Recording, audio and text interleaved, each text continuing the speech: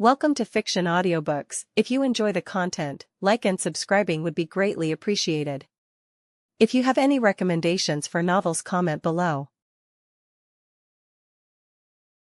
Please join my Patreon at https://www.patreon.com/fictionaudiobook. Chapter 733, A Blessing in Disguise. The Vanishing Cabinet found by Malfoy. Not bad, Harry.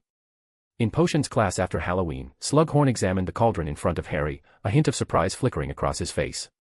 The color is perfect, and the smell is impeccable. I dare say even the grumpiest creature, like a dragon, would calm down after just 3 drops of your draught of peace.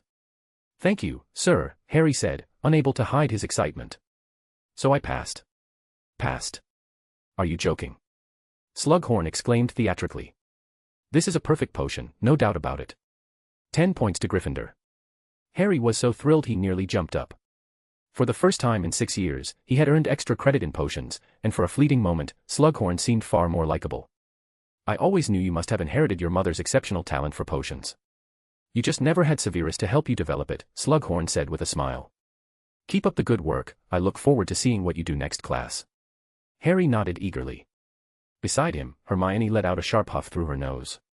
She had also finished her potion, and while hers was only a shade lighter than Harry's, the comparison made that minor flaw seem glaringly obvious. Slughorn glanced at her cauldron, gave a noncommittal remark about it being good, and moved on. That only made Hermione even angrier. You're cheating, she snapped after class. You shouldn't keep relying on those notes.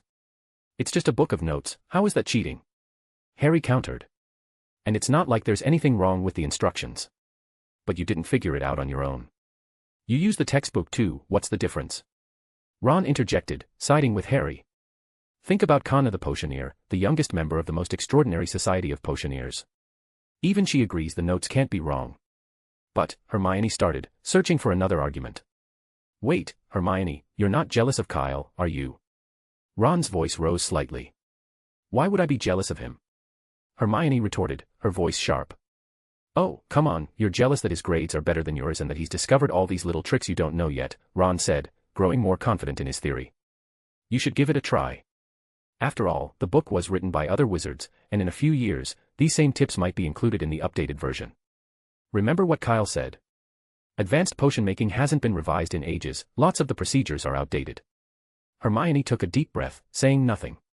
Ron took her silence as an admission that she realized she was wrong and, unconcerned, turned back to Harry, continuing their discussion about the notes. It's weird, I'm following the instructions exactly, but my results still aren't as good as yours. That's because you're not focusing enough, Harry pointed out.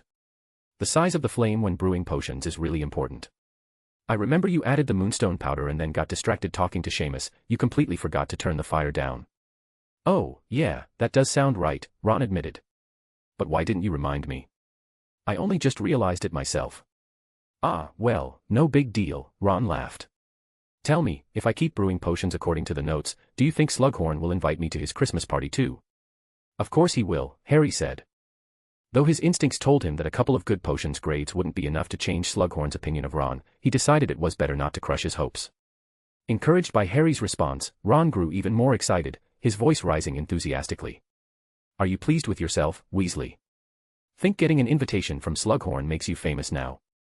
A cold voice came from behind them. Maybe you should get a nice, ugly scar on your forehead, then you might be as popular as Potter and his little Fen Club. Laughter erupted around them. We didn't seem to be talking to you, Malfoy, said Harry with a scowl. I noticed you weren't at the last ball. Why, weren't you invited? Maybe Professor Slughorn doesn't know any Malfoys, Ron added, smirking as he stoked the tension. Do you think you're funny?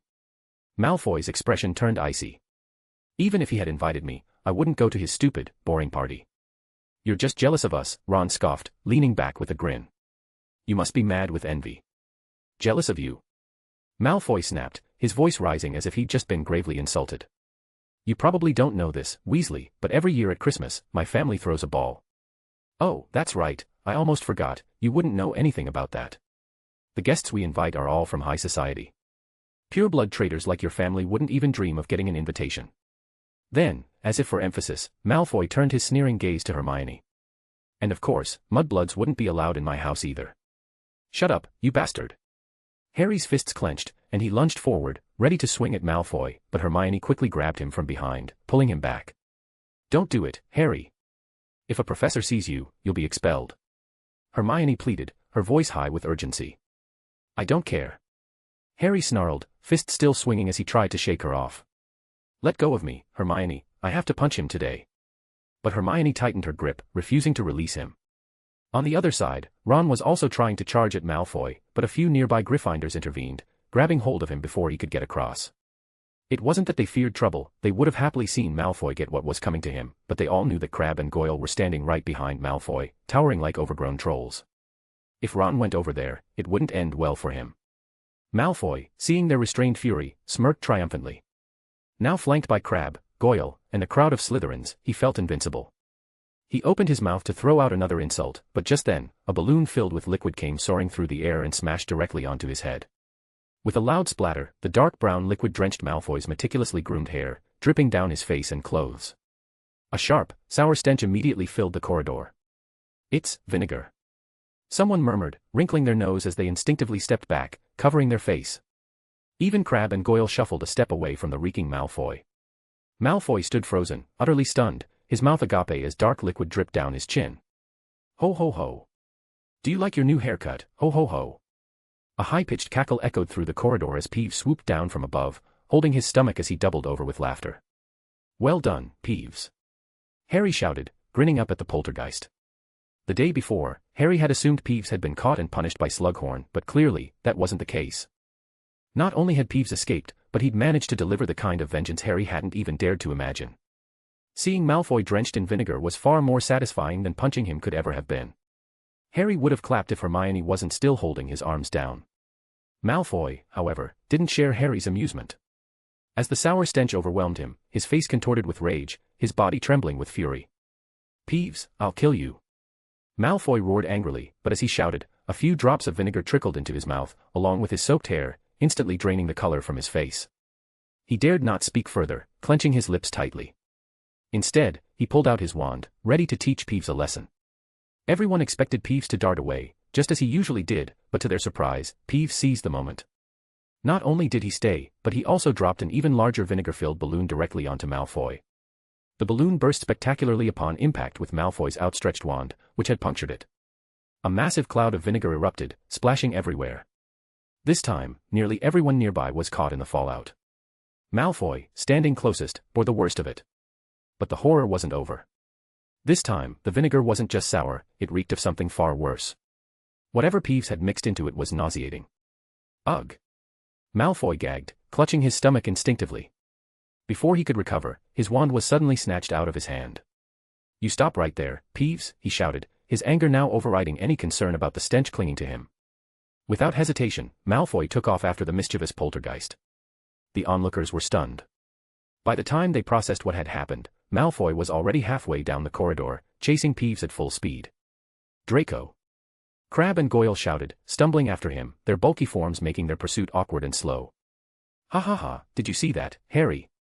"Malfoy was hilarious just now," Ron said, laughing so hard he had to clutch his sides. "Good job, Peeves," he added loudly, giving the nearby Slytherins a defiant smirk.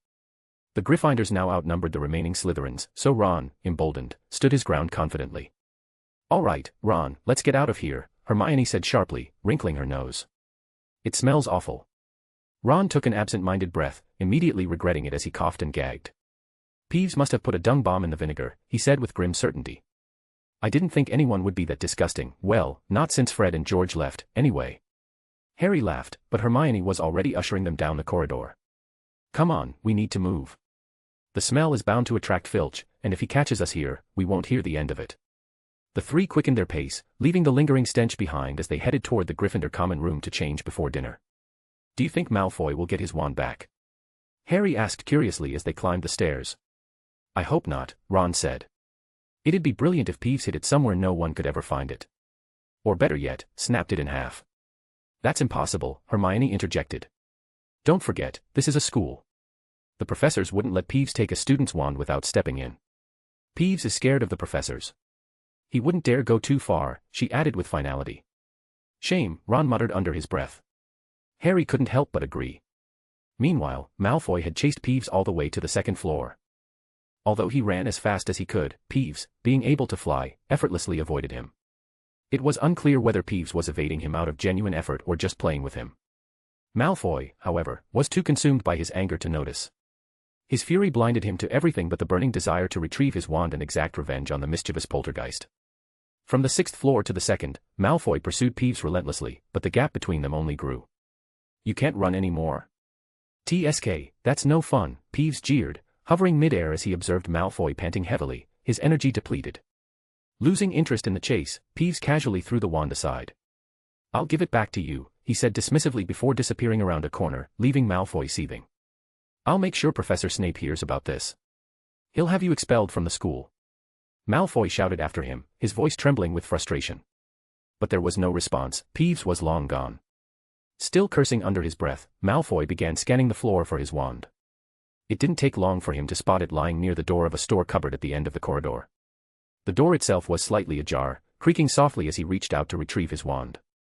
Malfoy barely paid attention to the cupboard at first, but as he straightened up, wiping his wand clean, something inside caught his eye. A cabinet stood just inside the door, its height nearly reaching Malfoy's own. The intricate golden patterns etched across its surface gleamed faintly, even in the dim light of the corridor. His heart skipped a beat, and a wave of excitement surged through him. He had been searching for something like this for days, and here it was, hidden in plain sight. "Draco!" Crabbe and Goyle's labored voices called out as they finally caught up, red-faced and gasping for breath. "Where's the damn poltergeist?" Crabbe huffed, clutching his side. "Forget about the poltergeist," Malfoy snapped, his attention fixed on the cabinet. "You two, carry this cabinet out of here." Crabbe and Goyle exchanged puzzled glances before turning their attention to the cabinet. Their confusion deepened as they stared at the worn, broken piece of furniture. "Draco, you're not serious, are you?" Goyle muttered hesitantly. "It's just a broken cabinet. If you want one, you could just buy a new." "What do you know?" Malfoy interrupted sharply, his voice brimming with authority. "This isn't just any cabinet. This is a treasure." "A treasure?" Crabbe repeated skeptically, frowning. To him, it was hard to see anything valuable in what looked like a worthless, broken piece of wood. Surely Malfoy was losing his grip on reality. "You idiots, just do as I say." Malfoy barked. He reached out and ran his fingers gently over the golden lines on the cabinet, a triumphant look spreading across his face. He recognized it immediately. This was the Vanishing Cabinet. There was no doubt in his mind. Memories from his first year at Hogwarts rushed back. Back then, he had been wandering the castle with a magic map on a weekend, intrigued by its ability to reveal hidden locations. He had stumbled upon a dark, dusty store cupboard and accidentally bumped into this very cabinet, hitting his head hard enough to make him worry he might end up with a scar like Potter's. He remembered it vividly because of the panic it had caused him at the time. At the time, he had thought it was just an ordinary cabinet. It wasn't until recently, during a visit to Borgin and Burke's, that he had seen another cabinet with identical golden patterns and realized what it truly was, a vanishing cabinet. And the two cabinets were almost certainly a pair. Excited by the discovery, Malfoy had returned to Hogwarts determined to find it. But to his dismay, it seemed to have disappeared. He had searched high and low, convinced someone had moved or taken it. He had almost given up hope, until now. He must have remembered the location incorrectly. After all, 5 years was a long time, and memories could fade. But here it was. And it was his. Careful with it, Malfoy commanded as Crabbe and Goyle hesitantly approached the cabinet. "This cabinet is extremely important. It concerns that person. If you damage it, you'll regret it." The mention of the Dark Lord was enough to silence their grumbling. Though resentful, the two of them dutifully began moving the cabinet out of the store cupboard, grunting under its weight. Malfoy turned to glance in the direction Peeves had disappeared, and a smirk spread across his face. He couldn't help but laugh. "Draco, what are you laughing at?" Crabbe asked, bewildered. "I'm laughing at Peeves," Malfoy replied, his voice laced with satisfaction. "He thinks he's tricked me. But he's actually done me a huge favor. If I'm right, this cabinet will allow him to enter Hogwarts with ease." His excitement was palpable now. "And I'll be the one to take the credit.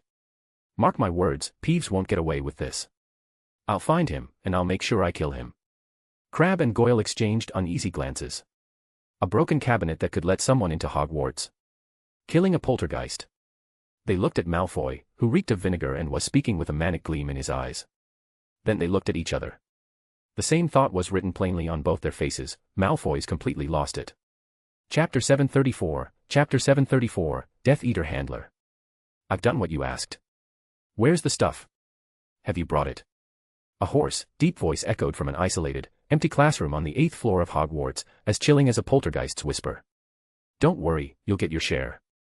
Kyle pulled a suitcase from his moleskin pouch, placed it on the table, flipped it open, and pushed it forward. 200 enhanced crackling and popping balloons, not one less. With Zonko's joke shop closed, Kyle had sourced them from Weasley's Wizard Wheezes. Fred and George had hidden them in a hollowed-out book to avoid detection by Filch. Kyle had suggested a more practical approach, just using a small box with an undetectable extension charm, but the Weasley twins had disagreed, calling it too boring, not nearly exciting enough. Peeves immediately swooped over to inspect the suitcase, tapping it lightly. Indeed, there were plenty, 30 more than promised, even. But instead of looking pleased, he frowned. That's not right. There were supposed to be 100 dung bombs, and I don't see a single one.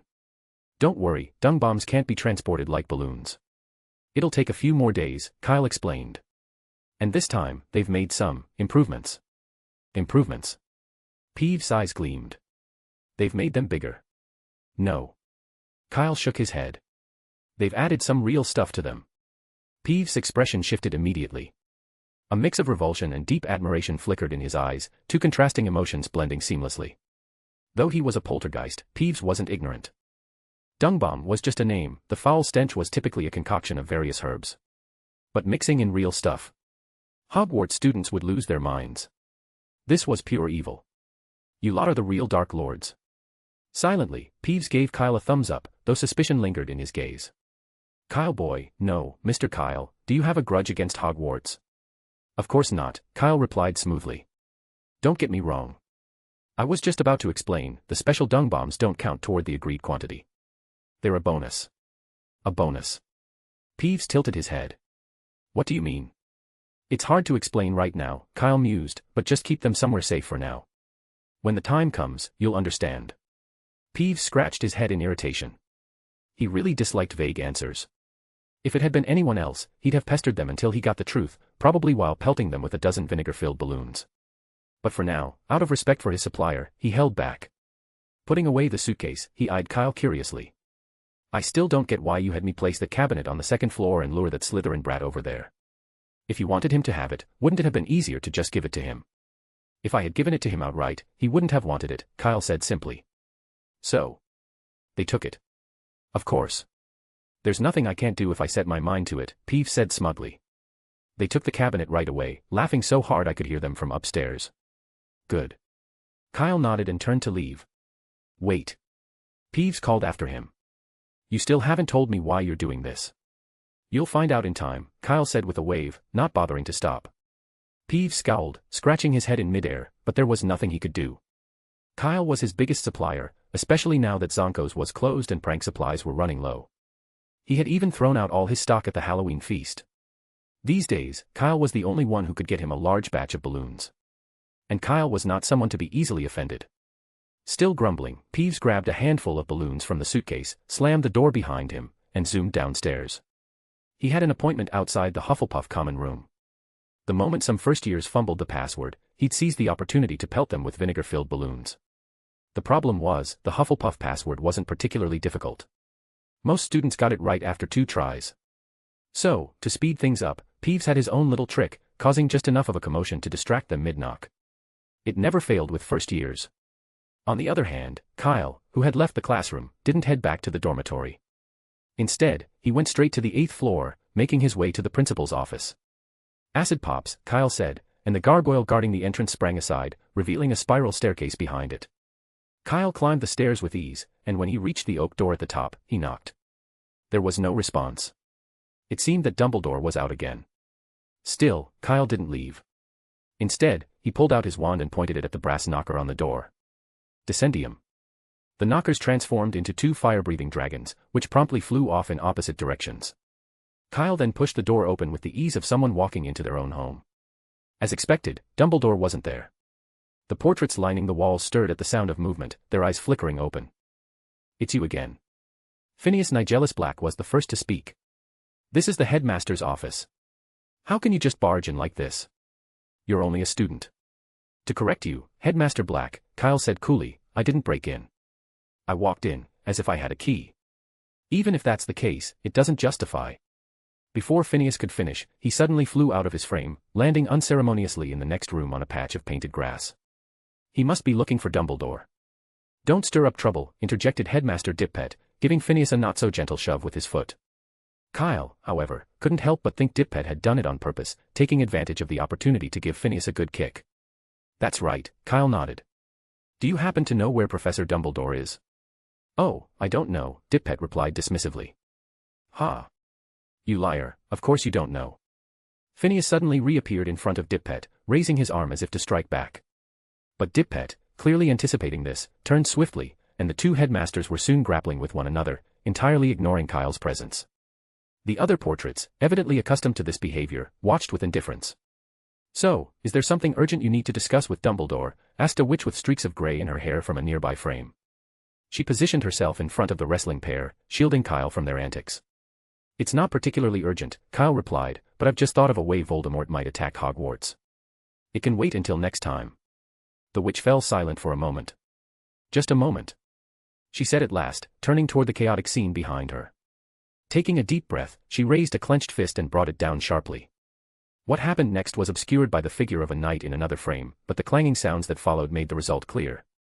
2 minutes later, Phineas reappeared in his original frame, now sporting a visible fist-shaped mark on his face. Well, he grumbled, Dumbledore is at 12 Grimmauld Place. I've already sent word to notify him, so he should be back shortly. As soon as he finished speaking, a faint sound echoed around him. Dumbledore had returned, crumbs still clinging to his beard, as if he hadn't had time to brush them away. Mrs. Weasley was very kind. She insisted I try some of her freshly baked bread.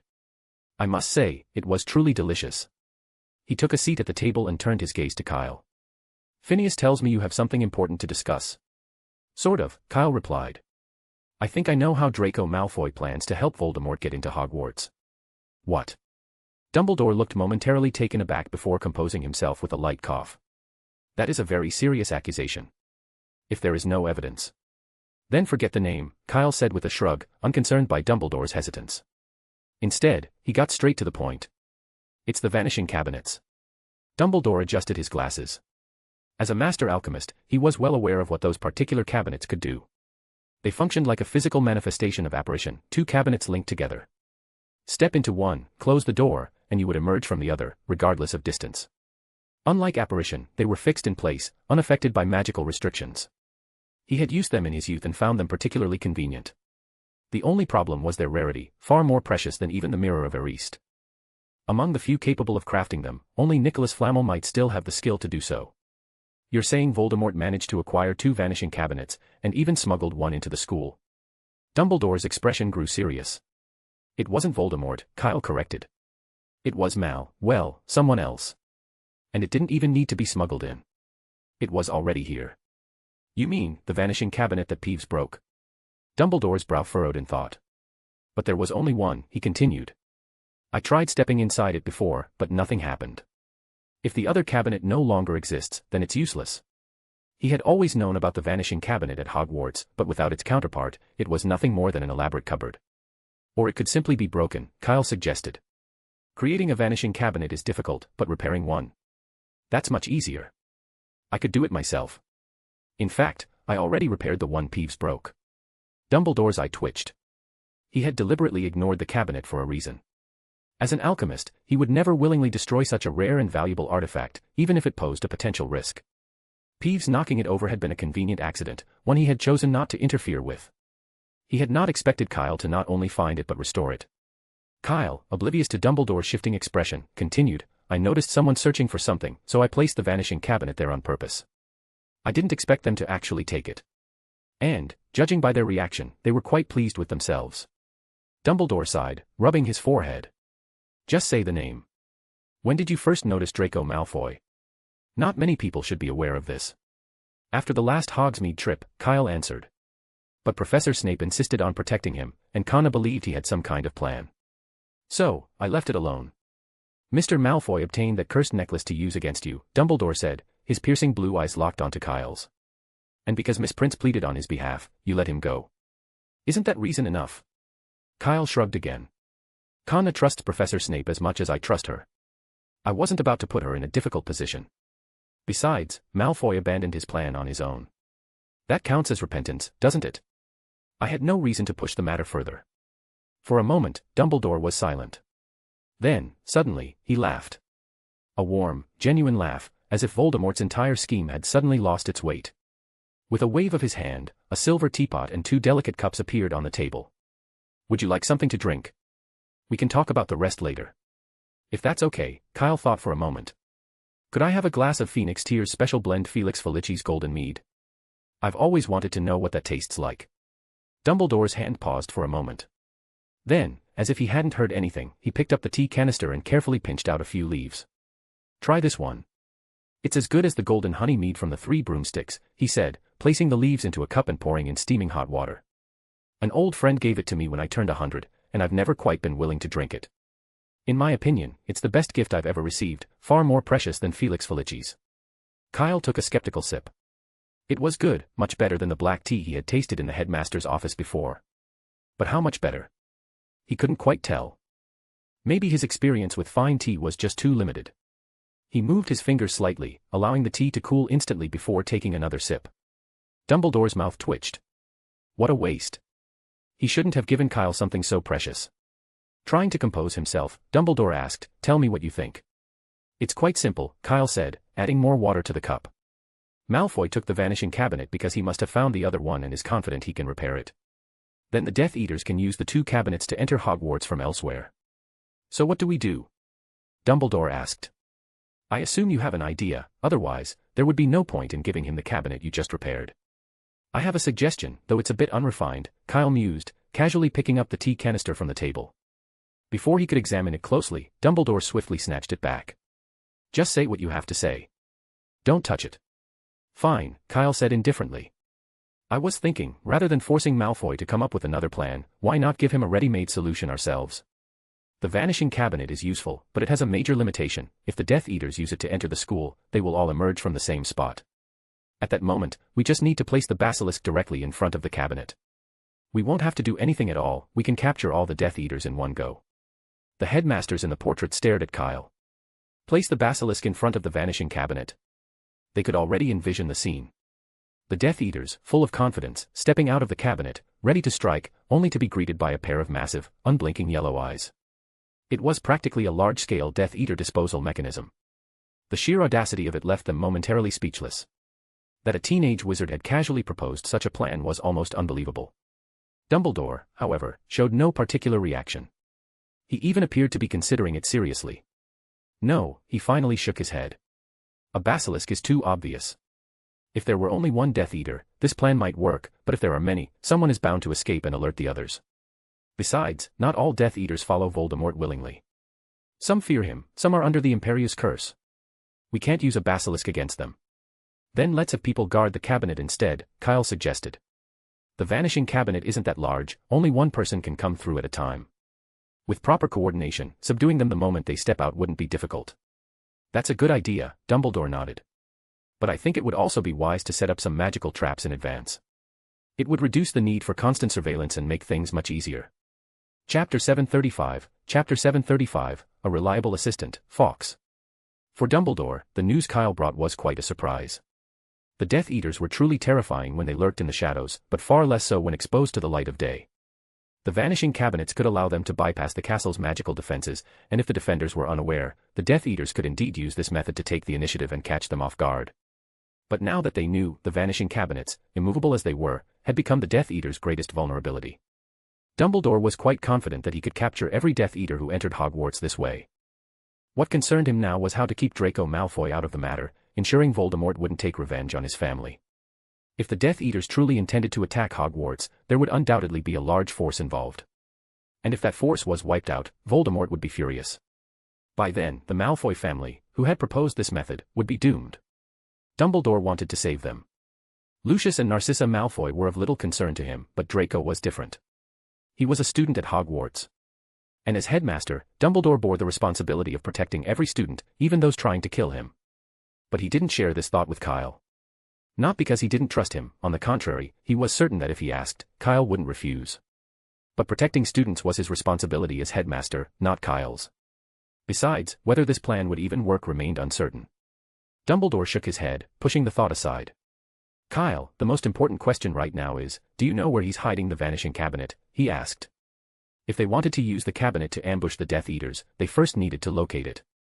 Hogwarts was vast, filled with countless hidden spaces, the Chamber of Secrets, the Room of Requirement, and others even Dumbledore, as Headmaster, might not know about. If Malfoy had found a similar room, it could be impossible to locate it first, and then no amount of planning would help. Of course, Kyle said. I've already prepared for that. He would never make such a simple mistake. When I returned the vanishing cabinet, I made a small modification, added a special set of runes. As he spoke, Kyle took out a map of Hogwarts and spread it across the table. After scanning it briefly, he pointed to the location of the Slytherin common room. Here, isn't it? Right here. On the map, an ink-made footprint stood out, labeled Vanishing Cabinet. If Fred and George had been present, they would have recognized the symbol instantly, one unique to the Marauders map. And indeed, Kyle had based this effect on that very enchantment. The only difference was that his map wasn't as densely populated with names, there was only one, making its movements easy to track at a glance. Oh. Dumbledore picked up the map and examined it, immediately understanding. This is name-tracking magic. That's right. Kyle nodded. A very simple technique, just a matter of switching the target from wizard to object in the runes. But it's incredibly useful. As he spoke, Kyle glanced at the map again. The vanishing cabinet was still in the Slytherin common room. Perhaps Malfoy wasn't ready yet, or perhaps the other cabinet hadn't been fully repaired.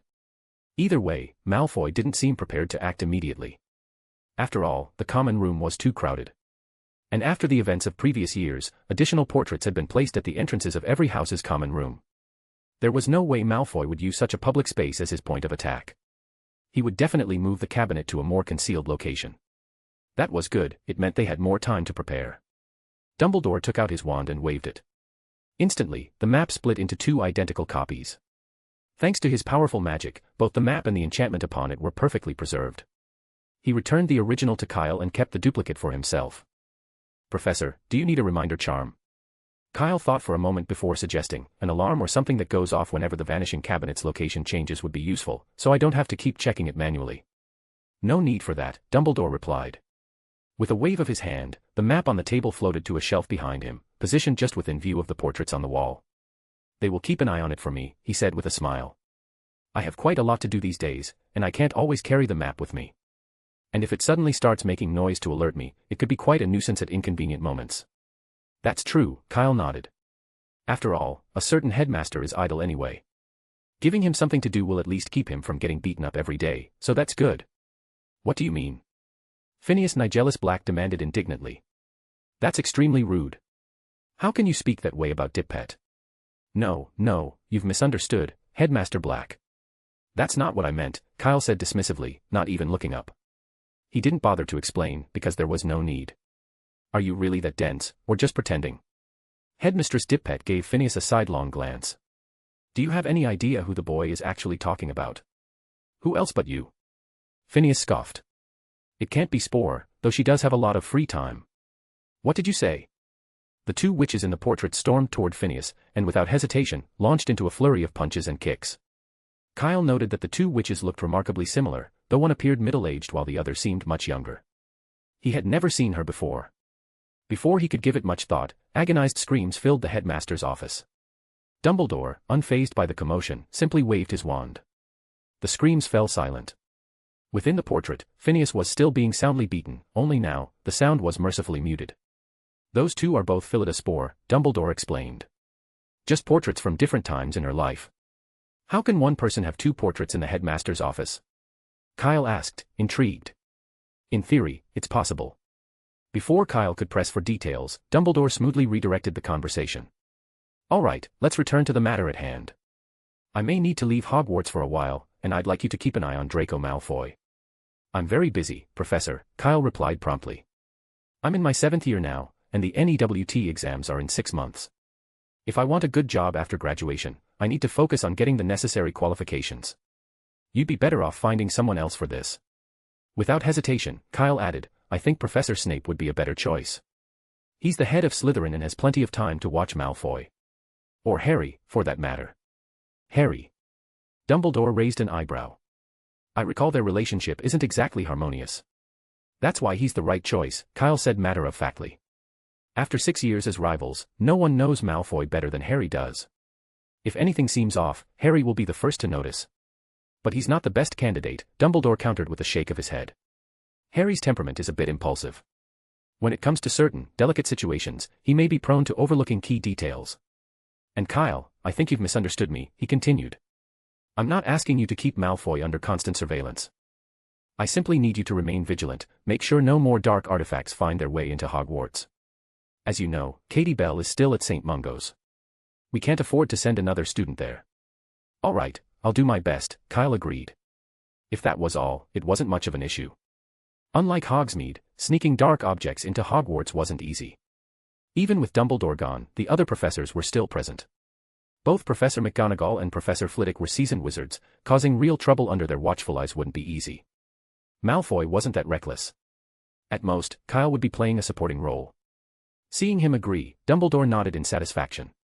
Oh, is it that late already? Dumbledore glanced out the window at the darkening sky. You must be hungry too. I heard the kitchen is making pork cutlets tonight. Or, if you prefer, you could come with me to 12 Grimmauld Place, Molly would be delighted to see you. Forget it, I'll just go to the Great Hall, Kyle said, standing up. I thought so. Dumbledore's expression turned teasing as he looked at Kyle, his face showing a knowing glint. 12 Grimmauld Place is just a bunch of us boring adults now, you'd definitely rather stay at school, wouldn't you? Kyle didn't respond, merely standing and casting a seemingly casual glance at the silver tea canister on the table. Dumbledore's sharp senses immediately picked up on the shift in Kyle's demeanor. He grew wary, reaching out to secure the canister. But at that moment, Kyle's eyes widened in apparent shock as he looked past Dumbledore, straight at the window. Professor McGonagall. What are you doing outside the window on a broom? Oh, be careful. Instinctively, Dumbledore turned his head to look. A split second later, he felt something, just the faintest breeze brushing past his face, stirring a few strands of his beard. Strange. The window was closed. How could there be a draft? The thought barely had time to form before realization struck. His heart clenched. Suppressing his instincts with practiced self-control, Dumbledore turned back swiftly. Only to find Kyle already holding the silver tea canister that had moments ago been on the table. He should have known. How could he have believed that McGonagall would be hovering outside the headmaster's office window in the middle of the night? It was a laughably transparent distraction. And yet, he had fallen for it. Dumbledore cursed his momentary lapse, but there was no time for regret, he had to act fast. His mind raced through possible solutions. But Kyle didn't give him the chance. As if he had rehearsed this maneuver 1,000 times, Kyle bolted for the door the instant the canister was in his hands. His movements were seamless, fluid, without hesitation. By the time Dumbledore stood up, Kyle was already there, just a step away from escape. Dumbledore's last hope was Fawkes. His gaze flicked toward the phoenix, silently willing it to intervene. Fawkes understood. The bird spread its wings and swooped down from its perch. And instead of stopping Kyle, it helped him open the door. Thanks, Fawkes. I'll buy you some mandrake later, your pick. Kyle's voice echoed cheerfully from the corridor.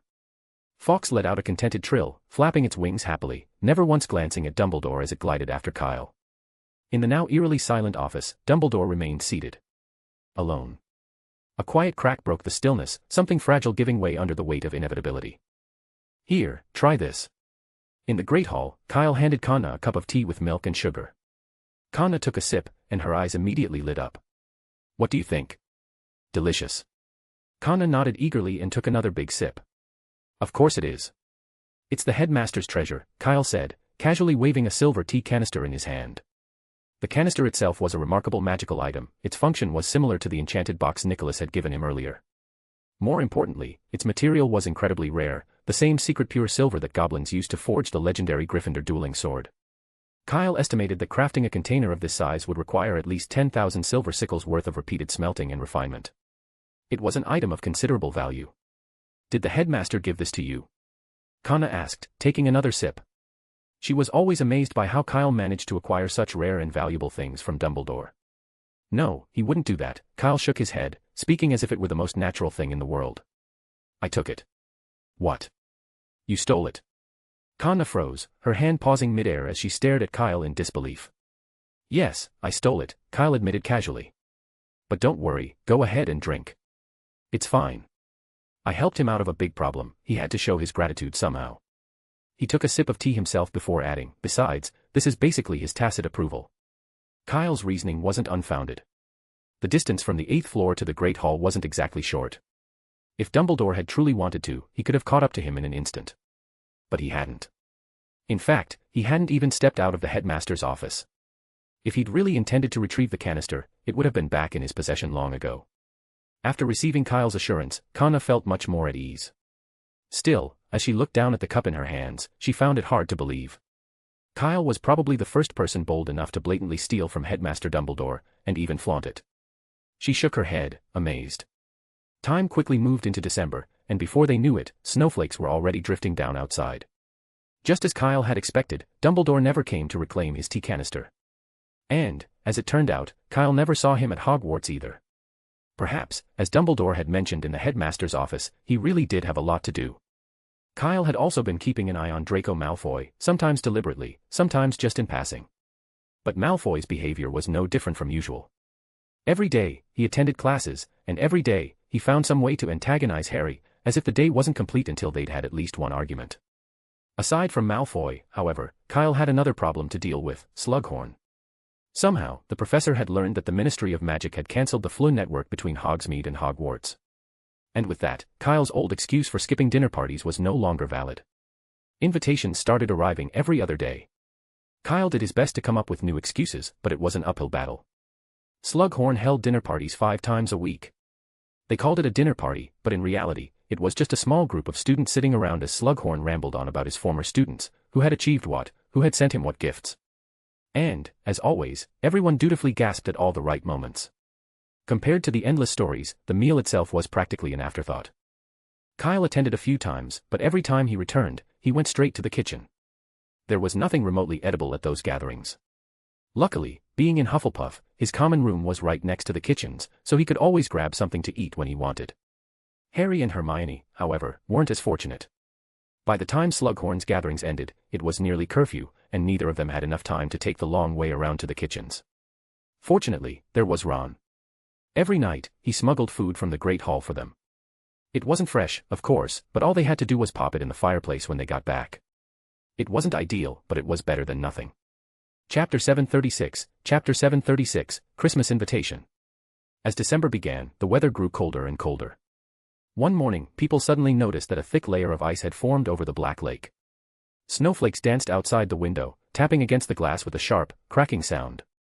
Christmas was approaching. As usual, Hagrid had single-handedly moved 12 towering Christmas trees into the Great Hall for decoration. The stair banisters and corridors were adorned with holly, filling the entire castle with a festive atmosphere. This can't go on. Kyle sighed in frustration, flicking his wand at a glove on the table during herbology class. I need to come up with a new excuse to get away from Slughorn.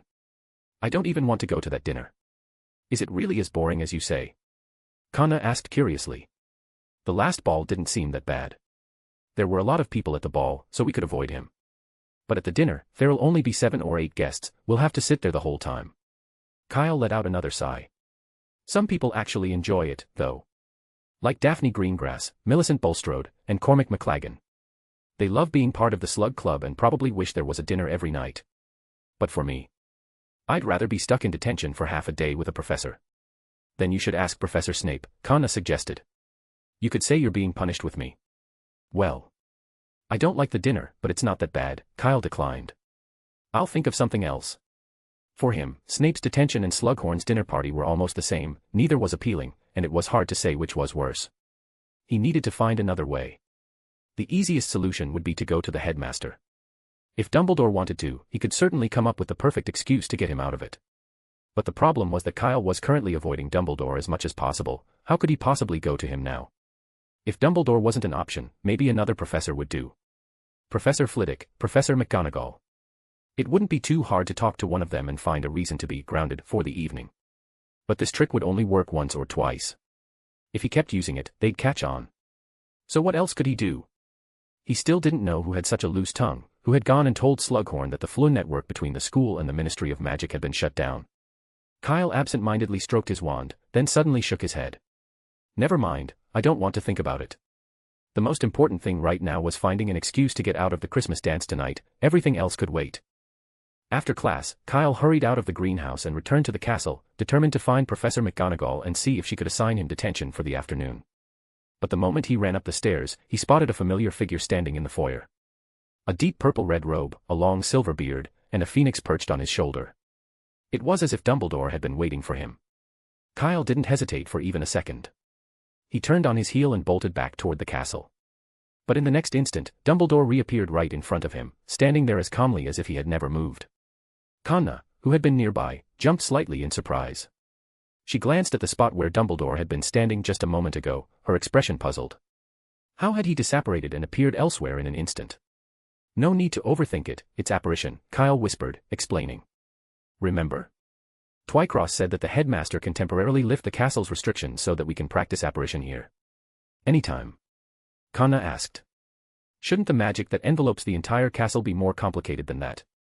It's not as complicated as you think, Miss Prince, Dumbledore interjected, having overheard their conversation. His voice was patient. These restrictions are not independent spells but come from the castle itself. The headmaster has certain special permissions, the only condition is that it must be done within the castle. Kanna nodded in understanding. Then Dumbledore turned his gaze to Kyle, and the small smile on his face faded completely. It seems you really don't want to see me, he said in an unreadable tone, flat, almost as if he had never met Kyle before. There was even the faintest grinding quality to his voice. How could that be, Headmaster Dumbledore? Kyle's eyes darted away, and his feet unconsciously shifted toward the entrance of the Great Hall. Well, what do you want with me? The Great Hall was full of people. He wasn't sure if that would help, but it at least made him feel somewhat safer. Dumbledore watched him for a moment, then shook his head. It's not me who's looking for you, it's Nicholas. Nicholas. Yes, Dumbledore said. He has invited you to spend Christmas at his manor again this year, if you'd like. The arrangement is the same as last time, you know the details, so I won't repeat them. He sounded as though he wanted to say as little as possible, and the moment he finished speaking, he turned to leave without the slightest hesitation. Wait, Professor. Kyle hesitated for a moment before stepping forward to stop him. Can I bring someone? Yes. Dumbledore continued walking without even glancing back. That was fast. Kyle was intrigued now. He quickened his pace to catch up, trotting after the headmaster. Professor, aren't you going to ask who I'm bringing? There's no need, Dumbledore replied as he strode into the Great Hall. No one with malicious intent can even see the gates of the manor, and even if someone is carried inside, they will not be able to enter. Oh, right. At this, Dumbledore paused briefly. Last time, you. I just remembered that I forgot something in the greenhouse. See you later, Professor. Kyle cut in swiftly. By the time Dumbledore turned to look, Kyle had already bolted out of the Great Hall and into the foyer, moving nearly as fast as if he had operated himself. In the foyer, Kanna watched as Kyle ran back with a satisfied smile. So, you've decided to go to Nicholas Flamel's manor for Christmas vacation, she asked. Yep, and it's a relief, I don't have to go to the ball, Kyle nodded, then added, let's head back to the common room first. It's not safe in the Great Hall right now. We can come back later. Of course, with Dumbledore present, the Great Hall was probably the safest place in the entire castle, at least for everyone else. But Kanna didn't point this out. Instead, she simply followed as Kyle led the way. When they reached the corridor near the kitchens, Kanna hesitated slightly. She looked as if she were waiting for Kyle to say something, but he didn't. After a long pause, she finally couldn't hold back. Who are you going with? What do you mean, who am I going with? To the Christmas party, Kanna whispered. Didn't you ask Headmaster Dumbledore if you could bring someone? Oh, that, Kyle said casually. Cedric. Kanna's face fell almost instantly. But then, just a second later, Kyle continued as if he hadn't noticed. Yesterday, I got a letter inviting me to his house for the Christmas holiday. Kanna's expression remained unchanged until Kyle added. And you'd better hurry and find Professor Snape to cancel your detention. We're leaving early tomorrow morning. Leaving, us. Kanna blinked, still processing. Of course us. I can't exactly take Cedric, Kyle laughed.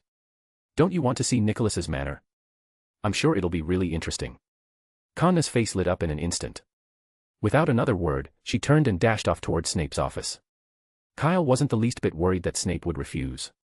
Unless he'd been eaten by a swooping evil, he would never say no to letting Kanna visit Nicholas Flamel. Meanwhile, instead of returning to the common room, Kyle turned a corner and made his way upstairs. He headed straight for Slughorn's office, using the excuse that he needed to prepare for his meeting with Nicholas Flamel the next day to get out of attending the ball. What? Whose house did you say you were visiting? At Kyle's words, Slughorn, who had been perfectly composed until now, suddenly stood up, his voice bursting with excitement.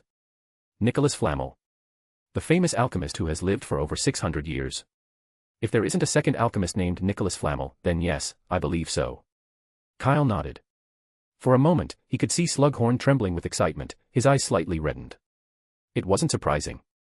This was Nicholas Flamel, someone Slughorn had dreamed of meeting, even if only from a distance, without exchanging a single word. That wish, however, had never come true.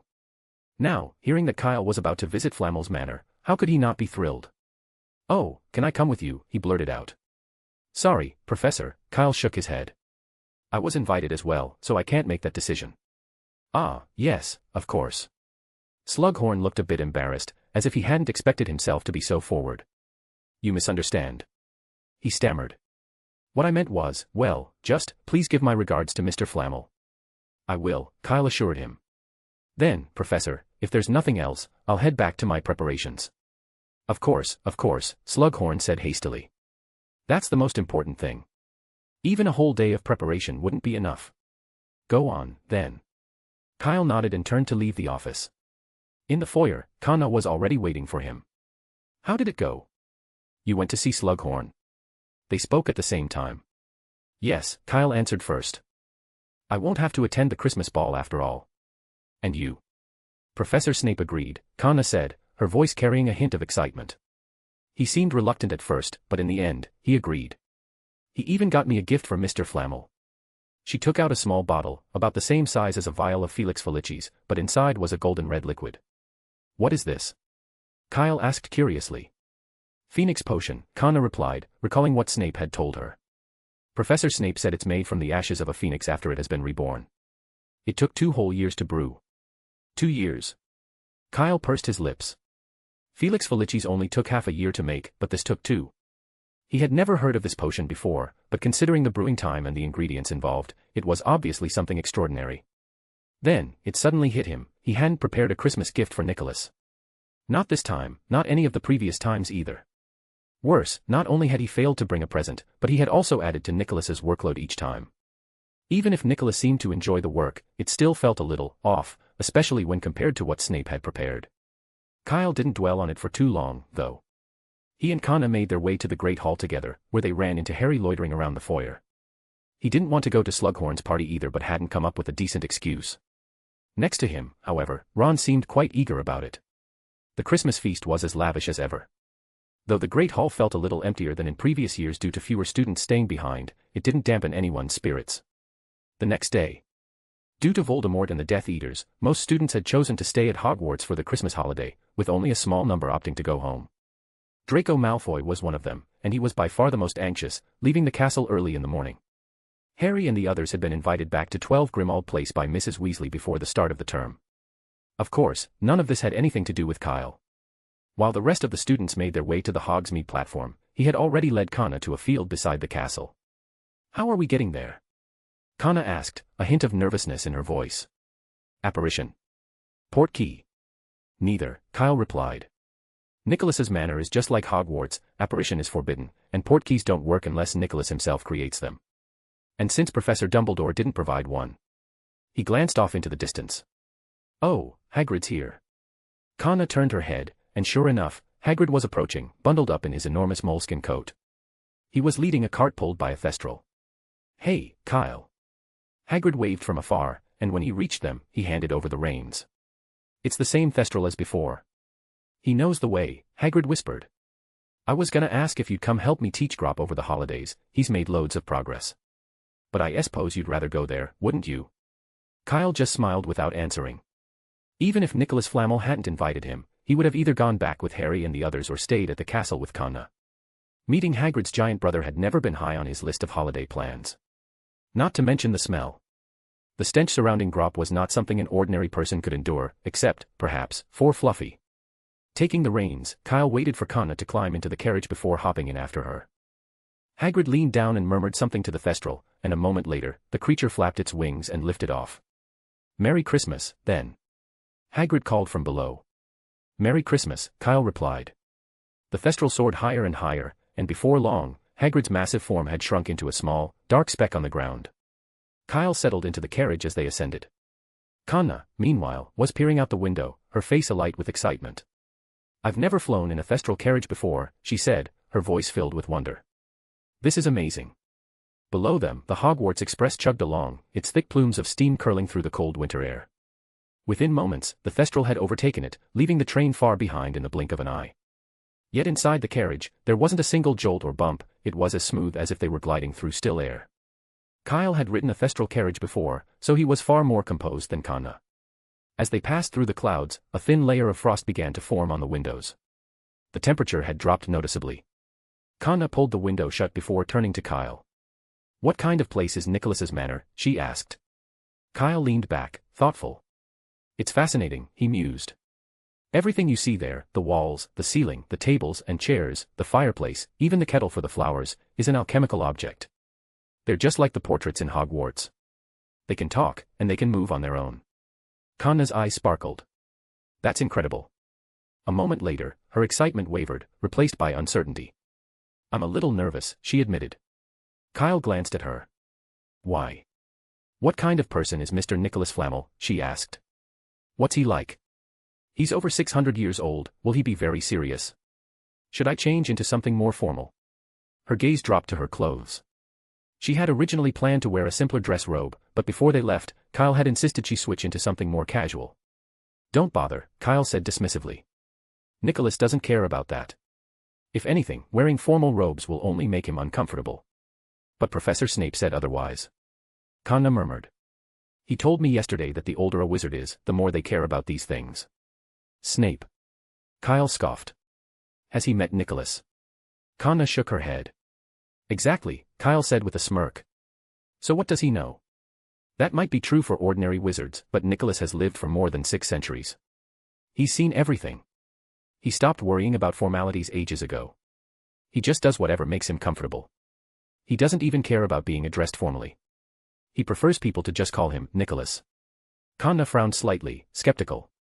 It wasn't that she didn't trust Kyle, it was just not what she had expected. "Just trust me," Kyle said. "Besides, you've already met him before. You just didn't realize it." "What?" Kanna's eyes widened. "I've met Mr. Nicholas Flamel." "When?" "I don't remember." "You'll find out when we get there," Kyle said with a knowing smile.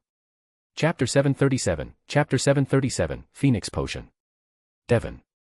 When the Thestral carriage finally came to a stop, Kanna was so stunned that she stared at the manor before her, momentarily wondering if she had arrived at another Hogwarts. After all, who else would have 2 towering dragons, each dozens of feet tall, standing at the gate? Even Hogwarts only had a winged boar. Kyle understood Kanna's reaction perfectly. He had felt the same way when he first arrived. But by now, he had gotten used to it. "Please stick close to Tata.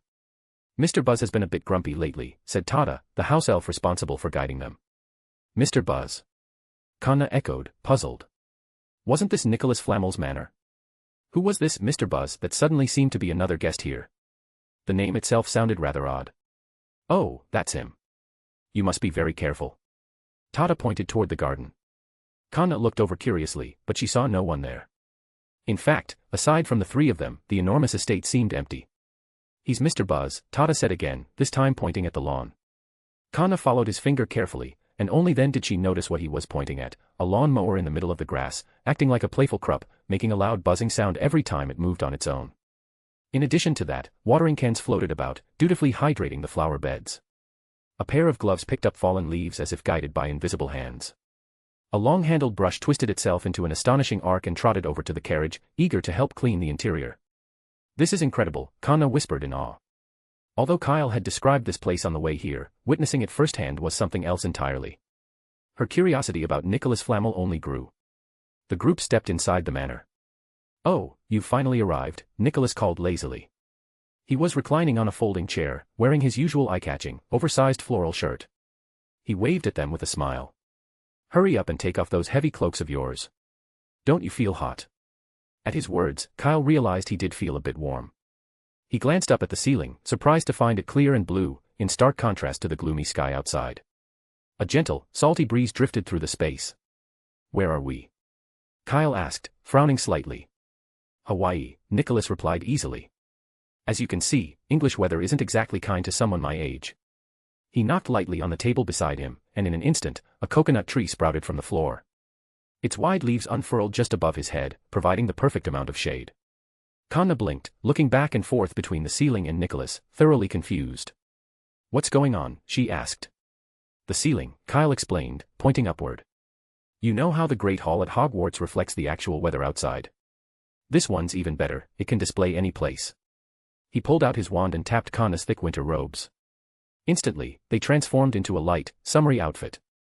Kanna was still slightly dazed, trying to process everything when they stepped closer to Nicholas. Suddenly, her gaze landed on him properly for the first time, and she froze in place. "You're the old wizard from Beau's Batons." "That's right, it's me," Nicholas said with a chuckle. "What a coincidence, we meet again." "Thank you, sir," Kanna said quickly, a note of excitement in her voice. "I've been meaning to thank you, but you disappeared so fast back then." She turned to Kyle and shook his arm. "He's the one who brought me back to Hogwarts before." "That wasn't hard to guess," Kyle said, smirking. "There are plenty of older wizards, but it's not common to find one who breaks a bone with the slightest touch." "Kyle, that's a bit hurtful," Nicholas said disapprovingly. "It's obvious you lot just don't know your own strength." Kyle shrugged. "If you say so, then fine." Kanna, however, suddenly realized something. "Wait." She turned sharply toward Kyle. "You knew the person who helped me was Nicholas Flamel this whole time, and you never told me." Kyle's gaze shifted slightly, avoiding hers. Just as he was thinking of a way to explain himself, Nicholas stepped in at just the right moment. "Just call me Nicholas," he said lightly. "No need to be so formal. I remember when we met, you mentioned that you had just taken the exam for the most extraordinary society of potioneers, right?" "Yes, sir." "I mean, Nicholas," Kanna corrected herself, though she still seemed a little uncomfortable addressing him so casually. "In that case." Nicholas turned his head slightly. "Tata." The house elf immediately scurried over. "Take Kanna to my library," Nicholas said, glancing at her. "I remember that Zygmunt Budge once gave me a copy of his own book on potions. You should be very interested." "Zygmunt Budge?" Kanna's voice rose in excitement. "You mean the master potion maker who invented Felix Felicis?" "He invented many different potions, but people only seem to remember liquid luck," Nicholas said with a chuckle. "I believe he left a manuscript with me as well, though it's been so long I've forgotten exactly where I put it. You can ask Tata to help you find it." The mention of a manuscript related to Felix Felicis made Kanna forget all about Kyle's earlier deception. Without hesitation, she followed Tata toward the manor's private library, eager to see it for herself. "Thanks," Kyle muttered with a relieved sigh. "It was nothing," Nicholas replied, smiling knowingly. Kyle walked over and took a seat beside him. "Nicholas, do you really have Zygmunt Budge's manuscript?" he asked curiously. "Of course. I even helped him with the research for liquid luck," Nicholas said. "I suggested adding the blood of a 3-month-old unicorn, which happened to solve the problem of the potion not cooling properly." Kyle clicked his tongue. It had just occurred to him that Nicholas was the one who had brewed the ancient potion used to soak the Horcrux. Of course, that meant he had to be an expert in potions as well. Thinking about it, for a wizard who had lived over 600 years, there was hardly anything he wouldn't know. It was just that Nicholas's achievements in alchemy were so monumental that people tended to overlook his other skills. Kyle leaned back in his chair, following Nicholas's example. To be fair, the old man did know how to enjoy life. The warmth surrounding them was undeniably comfortable. "Oh, yes, there's one more thing," Nicholas said, stretching leisurely in his chair. "The Horcruxes you sent me have all been dealt with. You can take them back whenever you like." "You've finished your research?" Kyle asked, unsurprised.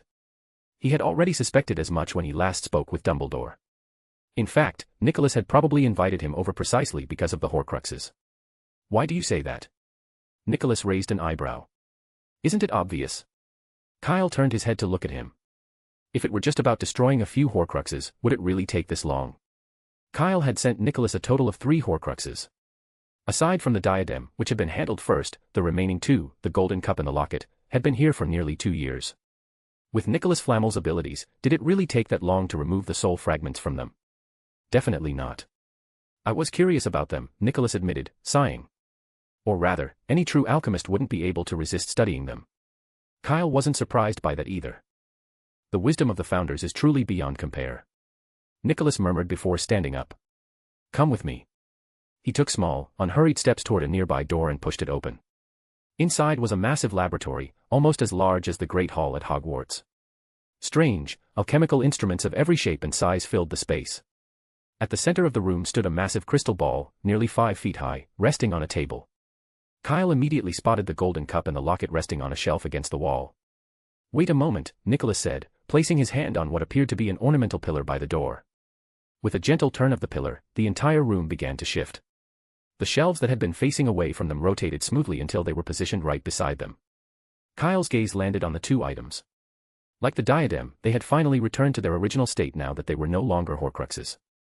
The golden cup, which had once looked dull and lifeless, as if covered in dust that could never be wiped away, now gleamed brilliantly, even in the dim lighting of the room.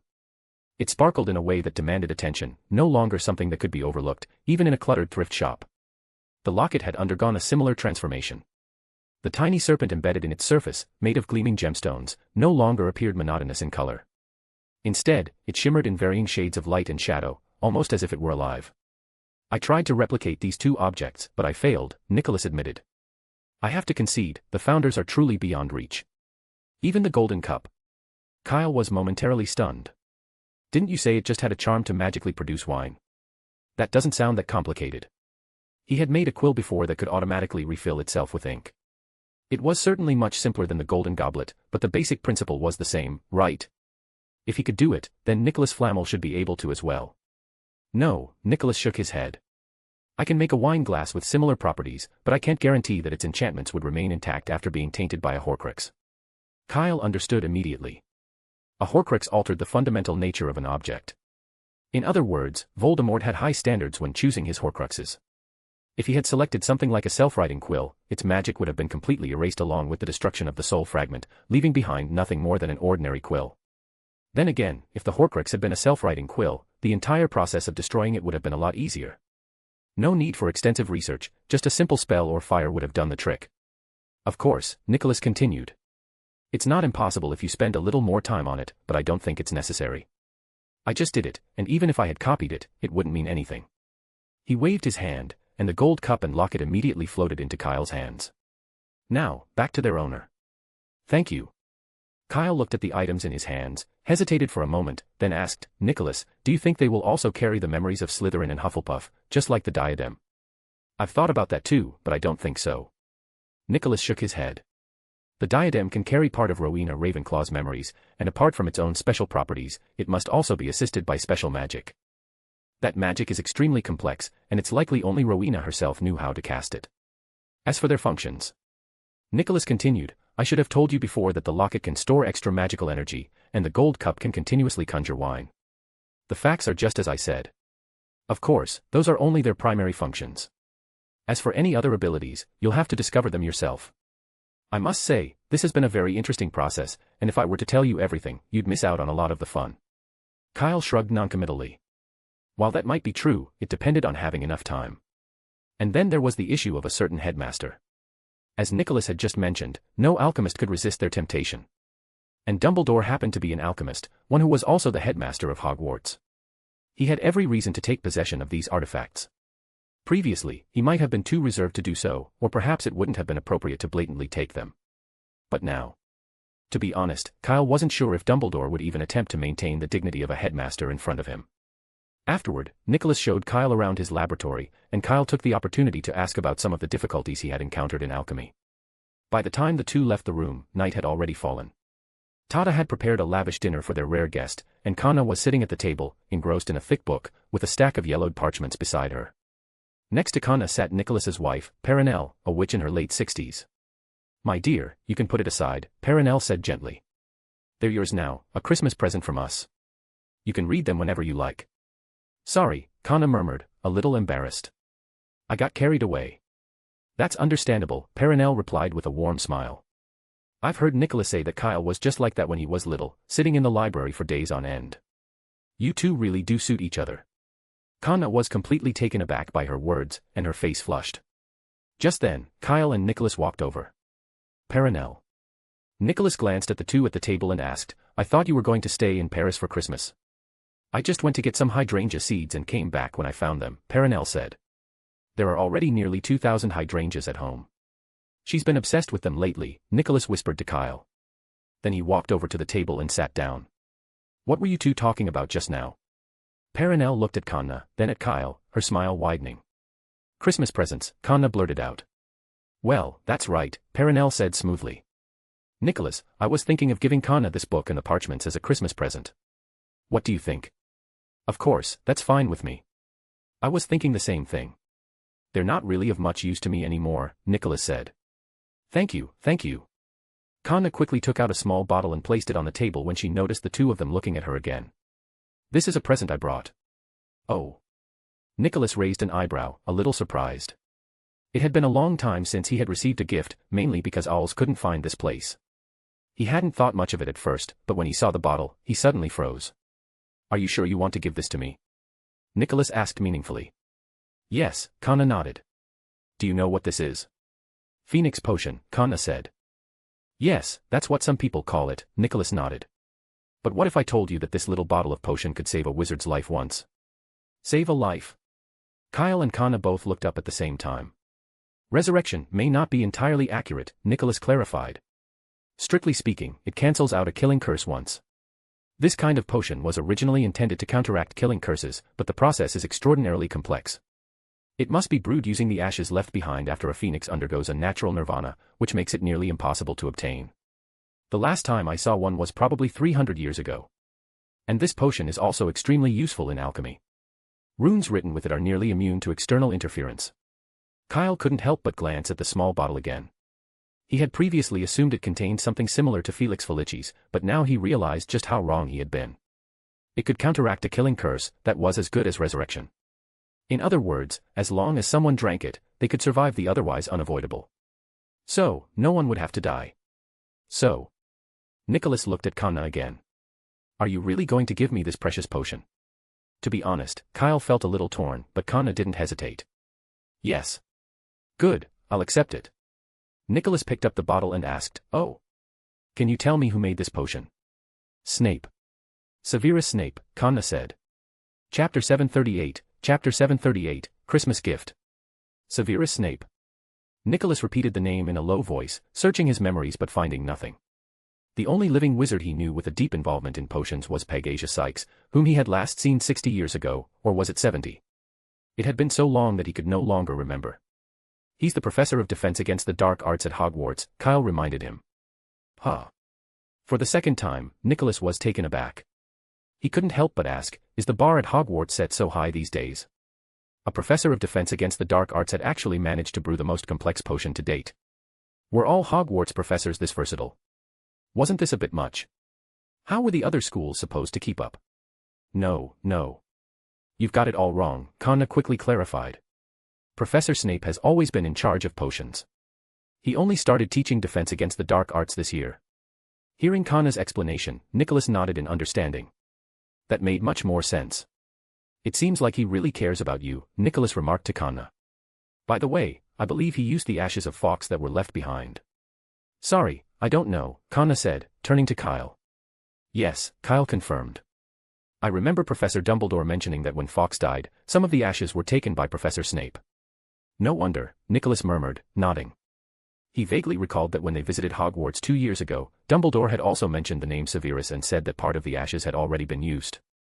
However, at the time, Dumbledore had not specified what Snape was teaching, and Nicholas's attention had been focused on the portion of ashes in Kyle's possession. He hadn't given it much thought.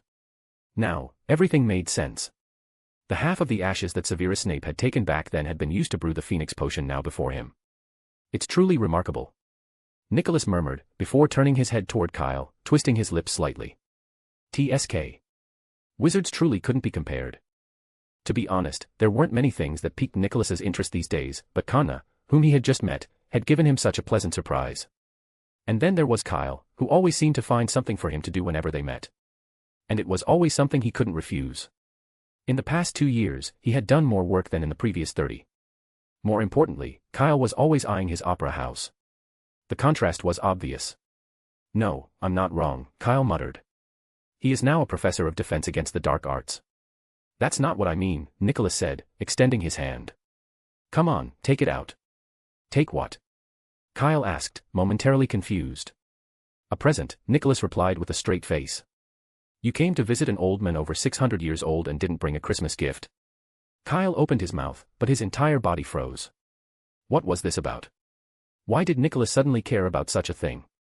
Though he had prepared a gift, compared to the Phoenix potion that had resurrected Kana, the opera poster that played music felt downright embarrassing. How about? Kyle thought for a moment before taking out the gold cup and placing it on the table. I give you this. No, Nicholas refused without hesitation. This is Hufflepuff's cup, Kyle pointed out, unable to hold back his disbelief. Didn't you say before that it was a temptation no alchemist could refuse? That was 10 minutes ago. Things are different now. Nicholas calmly took out the bottle of potion and gave it a slight shake. With this, I can recreate it anytime I want. To me, this is just a lump of gold. The thing I lack the least is gold. The greatest feature of the gold cup was its stability. It had remained intact despite being eroded by Voldemort's soul shard. And the Phoenix potion happened to be the most effective stabilizing material in alchemy. So, in a way, Nicholas was right. But it's Hufflepuff's cup. That means something, Kyle tried, emphasizing its historical and sentimental significance. Only to you, Nicholas remained indifferent. I graduated from Beau's batons. The founders mean nothing to me. Kyle fell silent. Throughout the exchange, Perenelle had been watching with a gentle smile. From time to time, she handed Kana small plates of food she thought the girl might like. But Kana had no appetite. She stared blankly at Kyle and the golden cup on the table. Hufflepuff's cup. Hogwarts Hufflepuff. As a Hogwarts student, she, of course, understood what this meant. Like Gryffindor's sword and Ravenclaw's diadem, Hufflepuff's cup was one of Hogwarts' greatest treasures. Every Hufflepuff valued it immensely. And yet, here it was, being dismissed. Even Kyle was a Hufflepuff like her. Kana looked again at the golden cup resting on the table. Yes, it was the exact same size and shape as the one depicted in the portrait of Helga Hufflepuff in the common room. Don't mind them, Perenelle said, patting Kana's hand. What they say and what they mean are two different things. Kana might not have understood everything, but she understood enough. Nicholas wasn't rejecting the cup because he didn't like it, he was teasing Kyle. The reason was simple. Some time ago, he had been so engrossed in his research on the cup and potion that he had completely lost track of time and missed an important opera. Nicholas had been annoyed about it for days. It had been his own forgetfulness, not Kyle's fault, but the timing had been unfortunate. Knowing this, Perenelle had no intention of stopping him. She simply watched Nicholas toy with Kyle, smiling as if she were enjoying a well-performed stage play. Kyle, of course, had no idea. Stared down by Nicholas, he scratched his head, looking slightly troubled. He hadn't expected Nicholas to refuse Hufflepuff's cup. Since when did people get to choose their Christmas presents? And this wasn't just any gift, it was the Hufflepuff's cup.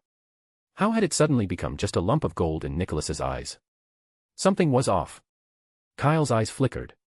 But that was fine. He hadn't wanted to part with the cup anyway. He had only brought it out as a polite gesture. If Nicholas was too embarrassed to accept it, that wasn't his problem. What he hadn't expected was that not only was Nicholas not embarrassed, he actually looked down on the cup. The result was the same, but the meaning was completely different. You're not just being polite, are you? Nicholas seemed to have read Kyle's thoughts, narrowing his eyes. Of course not, Kyle replied with a dry laugh. I was just joking to liven things up a bit. I've actually already got a present ready. Then show it to me, Nicholas said again, extending his hand and watching Kyle with interest. He had already made up his mind, whatever Kyle brought out next would likely be something similar to the golden cup. Nicholas didn't believe Kyle could produce another truly special Horcrux, something on the level of the sword of Gryffindor. But even if he did, Nicholas doubted he would be interested. Among the artifacts said to have been left behind by the founders, the sword of Gryffindor was the only one that wasn't an alchemical item in the traditional sense. It was a weapon forged by goblins. To Nicholas, that was worth less than a pile of gold. As it turned out, Kyle didn't have a Horcrux in his hands, but he did have something else. Under Nicholas's watchful gaze, Kyle quickly set the golden cup back on the table and pulled out an exquisite silver jar. I snatched this from Professor Dumbledore, Kyle said solemnly. You have no idea, he hasn't spoken to me for more than half a month because of this. Oh. Nicholas raised an eyebrow. He didn't doubt Kyle's words. The moment Kyle took out the jar, Nicholas recognized it as Dumbledore's. Each alchemist left their own distinctive imprint on the items they created. Even if two alchemists crafted the same object, subtle details would set them apart, like a signature on a piece of writing. And this silver jar was unmistakably signed by Dumbledore. There was another detail. The other day, when Nicholas had met Dumbledore, the men had seemed unusually sullen. At the time, Nicholas hadn't thought much of it, assuming it had something to do with Voldemort. But looking back, that expression was more like someone brooding over something that had been taken from them. As the realization dawned, Nicholas's expression shifted slightly. Even Dumbledore was upset about this. Now that was interesting. Oh, this jar is quite exquisite, he said with a smile, but there's one thing I don't understand. What? Kyle asked. You just said you took it from Albus to get me a Christmas present, right? Kyle nodded earnestly. I went through a lot of trouble for it. That's strange, Nicholas mused, turning the jar over in his hands as he examined it. According to you, this happened at least half a month ago, but I only decided to invite you yesterday. The timing doesn't quite add up. Ah, well. Kyle hesitated. I saw it in my divination class. I must have a talent for prophecy. That's even stranger, Nicholas remarked. Not that I want to doubt your abilities. But Kyle, I don't know if you noticed the crystal ball you saw in the room earlier. That, too, is an alchemical item, and its function is to alert me to anything regarding my own predictions. If I recall correctly, it hasn't lit up in 5 years. Nicholas's gaze burned into Kyle, as did Perenel's and Kanna's. Especially Kanna, she had never seen anyone put Kyle on the back foot like this before. This is kind of interesting. I was wrong just now. Faced with Nicholas's questioning look, Kyle hastily corrected himself. Actually, I saw that I would be going on a long trip at Christmas and guessed that I would come here. Really? That makes sense, Nicholas said, looking relieved. I thought the crystal ball was broken. It's not easy to fix that thing. Oh, and thanks for the present. I really like it, Nicholas added, picking up the jar from the table. Without even checking its contents, he handed it directly to the house elf, Tata, instructing him to take it back and store it carefully. He did this as if he were afraid Kyle might change his mind. Kyle could see it too, but what could he do? Facing an old wizard in his 600s who shamelessly played the rogue, he was at his wit's end. Tata was skilled at his craft, and the sumptuous dinner was in no way inferior to a feast at Hogwarts. The spread included dishes from many different countries, catering to all tastes. The other three enjoyed their meal, but Kyle, no matter what he ate, felt like he was chewing on dry bread. And he had no idea that this was just the beginning. What would truly leave him disheartened was yet to come. After dinner, Perenelle took Kanna on a tour of the manor, which was filled with magical wonders, a ceiling that could change the weather at any moment, an opera hall that made you feel like you were part of the performance, and countless alchemical artifacts scattered throughout. Nowhere else would you find such things. Even though Kanna was intent on finding a quiet place to finish reading her book, she couldn't help but be fascinated by the sights around her. Despite herself, she followed Perenelle away. Do you like opera? Or concerts? Not really, Kanna answered, sounding a little awkward. Does radio music count? I listen to the Weird Sisters a lot. Radio music is nice too, it's perfect for students. I remember attending Warbeck's Christmas song and dance party 10 years ago, and after that, radio sales tripled. Come with me, my dear. I'll take you to see it live. The two quickly disappeared down the stairs. Meanwhile, Nicholas, once again holding the bottle of Phoenix potion, couldn't wait to return to his laboratory. In what felt like the blink of an eye, Kyle was left alone in the room, except for Tata, the house elf. Mr. Kyle, if you're done eating, would you mind moving? Tata asked, holding a rag in one hand and looking up at him. Kyle subconsciously stood up and stepped aside. Thank you, sir, Tata said, tapping the table lightly.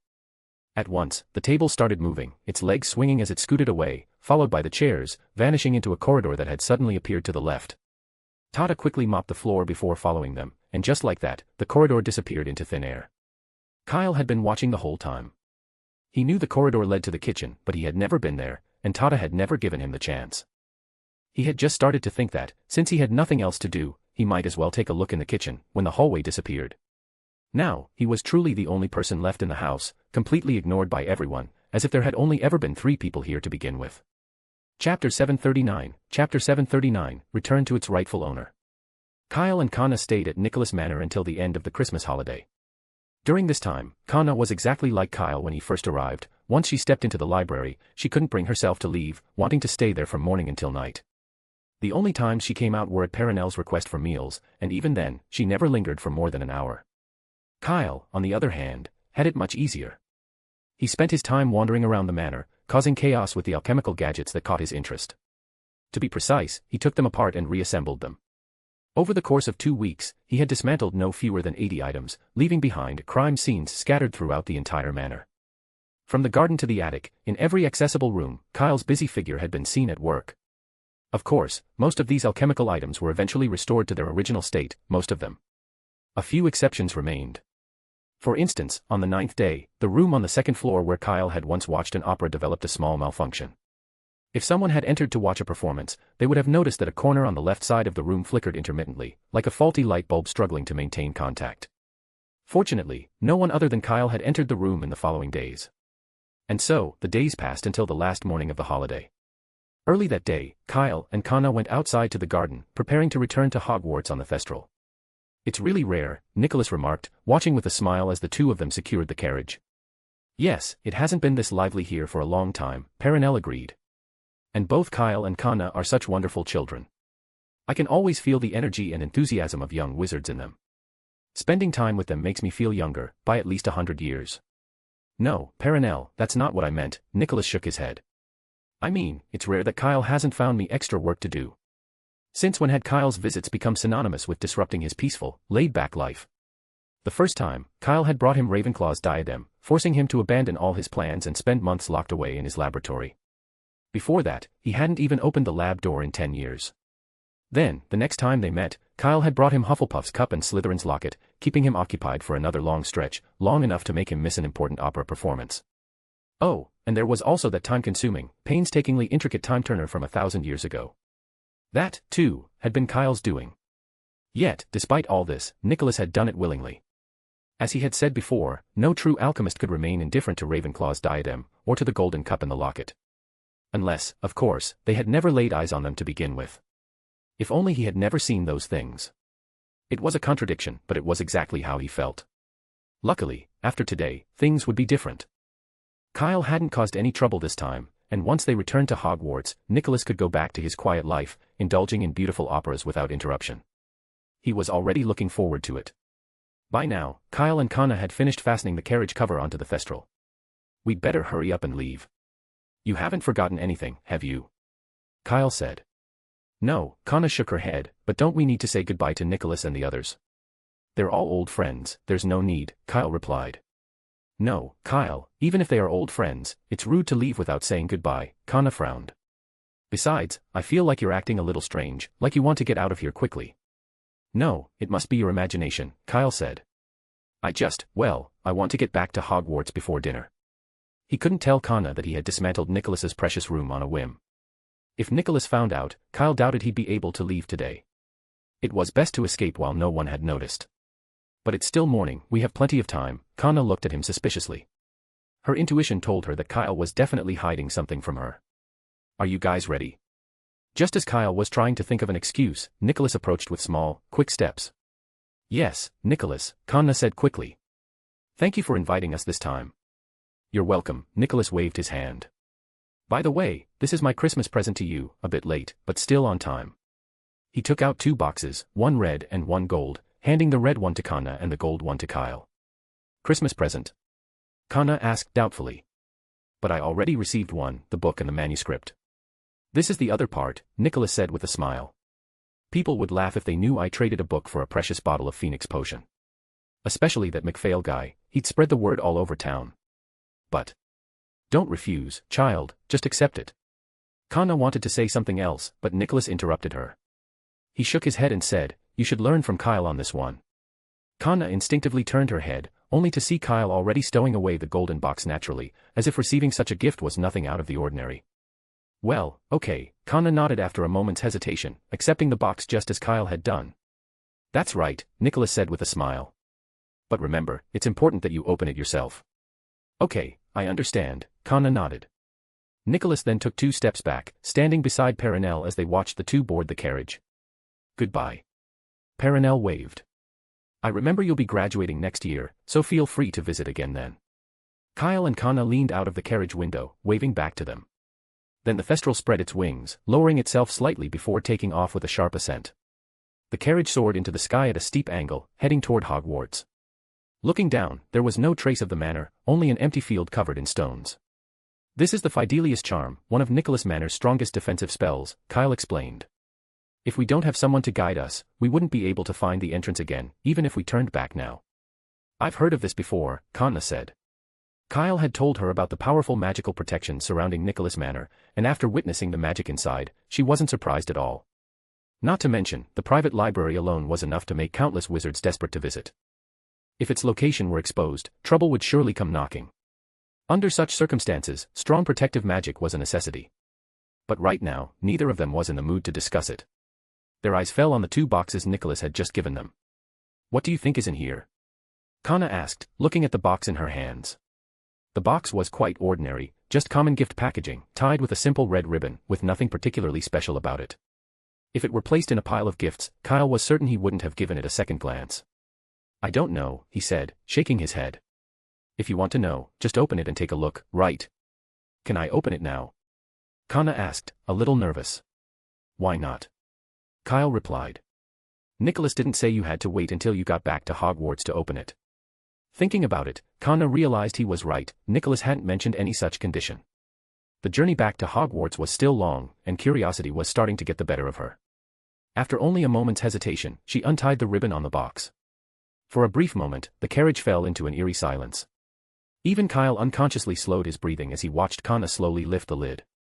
The box opened a crack, and just as Kyle was about to lean in for a closer look, a red light shot out from inside. The glowing streak zipped around the small carriage like a nimble snitch, darting unpredictably through the air before making a sharp turn and landing on Kana's wrist. By the time Kyle processed what had happened, the red light had already vanished. In its place, a delicate silver bracelet had appeared on Kana's right wrist. The bracelet was exquisitely crafted, shaped like a phoenix with its head connected to its tail. Its surface gleamed a bright silver, while its eyes shimmered a deep red. Kyle immediately recognized the red gemstone. It was a fragment of the Philosopher's Stone. What is it? Nicholas said this can help me withstand the killing curse twice, Kana whispered. Ah. When did he say that? Kyle asked, picking up the now empty box and looking inside. There was nothing inside, no note, no instructions. I heard his voice just now, Kana pointed to her ear. When the box was opened.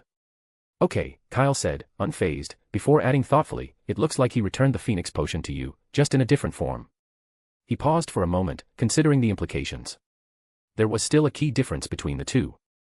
Phoenix potion could bring someone back from death, while the bracelet's function was purely defensive. It prevented death in the first place. Which was better was hard to say, but the bracelet had a clear advantage: it could be used twice. An alchemical item that can resist the killing curse, isn't that a bit too precious? Kana murmured, looking down at her wrist, where the phoenix engraving was spinning ever so slightly, as if alive. It's fine. Nicholas doesn't lack things like this, Kyle said. And even if you wanted to return it, you couldn't now. How come? Kana asked, reaching out to remove the bracelet. But the moment she tried, the phoenix sprang to life. It darted between her fingers with incredible speed, slipping out of her grasp before smoothly returning to its place on her wrist. She tried again. The result was the same. Ha! Kyle couldn't help but laugh as he watched. What are you laughing at? Kana turned to glare at him. No, nothing, Kyle said, shaking his head. Of course, he couldn't tell her that she looked like a clumsy seeker, repeatedly trying, and failing, to catch the golden snitch. Come on, just keep it, he said quickly, shifting the conversation. It was made from the materials you brought, anyway, so in a way, it's just returning to its owner. But that was a gift for Nicholas. It's fine. He probably kept some for himself, Kyle explained. If it's just for engraving runes, he wouldn't need much. With Kyle's explanation, Kana gradually came to accept the special gift.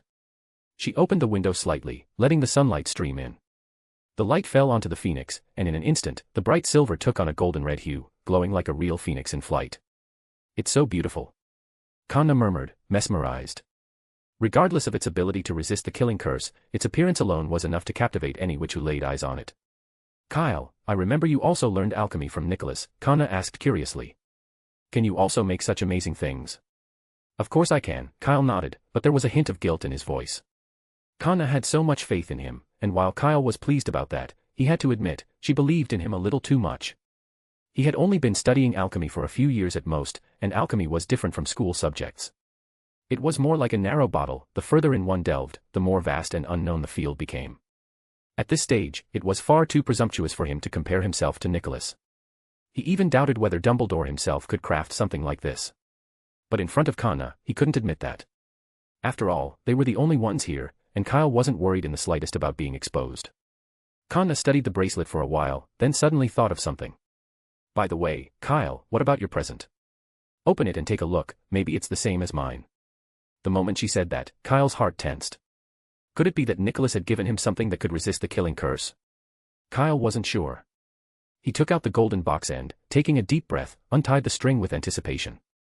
Nothing leaped out, and he didn't hear Nicholas's voice, so all signs suggested it was just an ordinary box. Inside, resting on a velvet cushion, was a golden object about the size of a small mirror. What is it, a pocket watch? Kana leaned forward, puzzled. Strange, it has 5 hands. No, it's not a pocket watch. Kyle's expression gradually grew serious.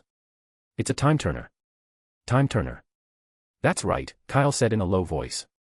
And it's a time turner from 1,000 years ago. He recognized it immediately. It was because of this very time turner that he had been able to meet the founders in the Chamber of Secrets. However, after that encounter, the device had completely broken down. Dumbledore had sent it to Nicholas for repairs. A few years ago, in order to provide the vast amount of magic required to restore the time turner, Nicholas had even traveled to Hogwarts specifically to borrow Kyle's vial of Ashes of Nirvana. Kyle turned the time turner over in his hands. Through the slits on the sides, he could see the faint red glow flickering inside. The Philosopher's Stone. Though much smaller than before, it was still complete, capable of turning stone into gold and producing the elixir of life. It was clear that after nearly 4 years, Nicholas had finally repaired it. But Kyle couldn't understand why he had given the time turner to him instead of returning it to Dumbledore. Had Dumbledore already used it? Kyle pondered the possibility, then shook his head. That was unlikely. If Dumbledore had used the time turner, there would have been some sign afterward. Whether it was sorrow, joy, or something else entirely, something about him would have changed. But in Kyle's memory, Dumbledore had always been the same, unchanged. And judging by the color of the Philosopher's Stone inside the device, there were no signs of it having been used. That was strange. If this was something Dumbledore cared about, why would Nicholas give it to him instead? It didn't make sense. Kyle subconsciously reached into his pouch and pulled out the enchanted parchment that allowed him to contact Nicholas. He was about to ask for an explanation. But just as he looked down, lines of text began appearing out of thin air across the parchment. Large passages of words, written hurriedly, and in between the lines, Kyle could distinctly feel just how furious the sender was at this moment. What is this? Kana asked, peering curiously at the parchment. Nothing, just some holiday homework for Charms class, Kyle said casually, shoving the parchment back to the bottom of his moleskin pouch. Grabbed the wrong one. Forget it. This wasn't the right time for this. He'd ask about it some other time. Chapter 740, heading to 12 Grimmauld Place. The Thestral-drawn carriage sped through the vast expanse of clouds, quickly leaving the village buildings far below. Perhaps because the creatures knew the way, the return journey was much faster than their trip there, and soon they were passing beyond the area where Devon was located. Are you going back to Hogwarts now? Kyle suddenly asked as they approached London. What do you mean? Kana asked, glancing at him. Aren't you going back? I have some business in Diagon Alley, Kyle said. Right now? Kana frowned. Yes, right now, Kyle replied, pausing for a moment as if considering something. If they returned to Hogwarts first, the detour would take too long, making it too late to visit Diagon Alley. But now that they were already near London, they could stop by without much trouble. Still, Kyle wasn't entirely comfortable with the idea of Kana traveling back to the wizarding school alone. The Thestral-drawn carriage was exceptionally rare, regarded as one of the finest magical means of transportation. With Death Eaters becoming increasingly brazen, he worried it might draw unwanted attention. If you don't have anything else to do. Kyle hesitated before suggesting, why don't you come with me? We can grab lunch in London. Sure, of course, Kana replied with a smile, agreeing without hesitation. Then it's settled. Kyle stepped outside the carriage and whispered a few words to the Thestral. The creature, which had been flying toward Hogwarts, abruptly changed direction and set course for London. Wait. Kana suddenly thought of something. There are a lot of people in London. What if a muggle sees the carriage? Don't worry, Kyle reassured her. That's another advantage of a Thestral-drawn carriage. Muggles can't see these magical creatures, just like they can't see Dementors. As for the carriage, that's even simpler. He took out his wand and tapped it against the carriage. Instantly, a shimmering veil spread over it, distorting its outline. A concealment charm. It's a bit basic, but in London, it's more than enough.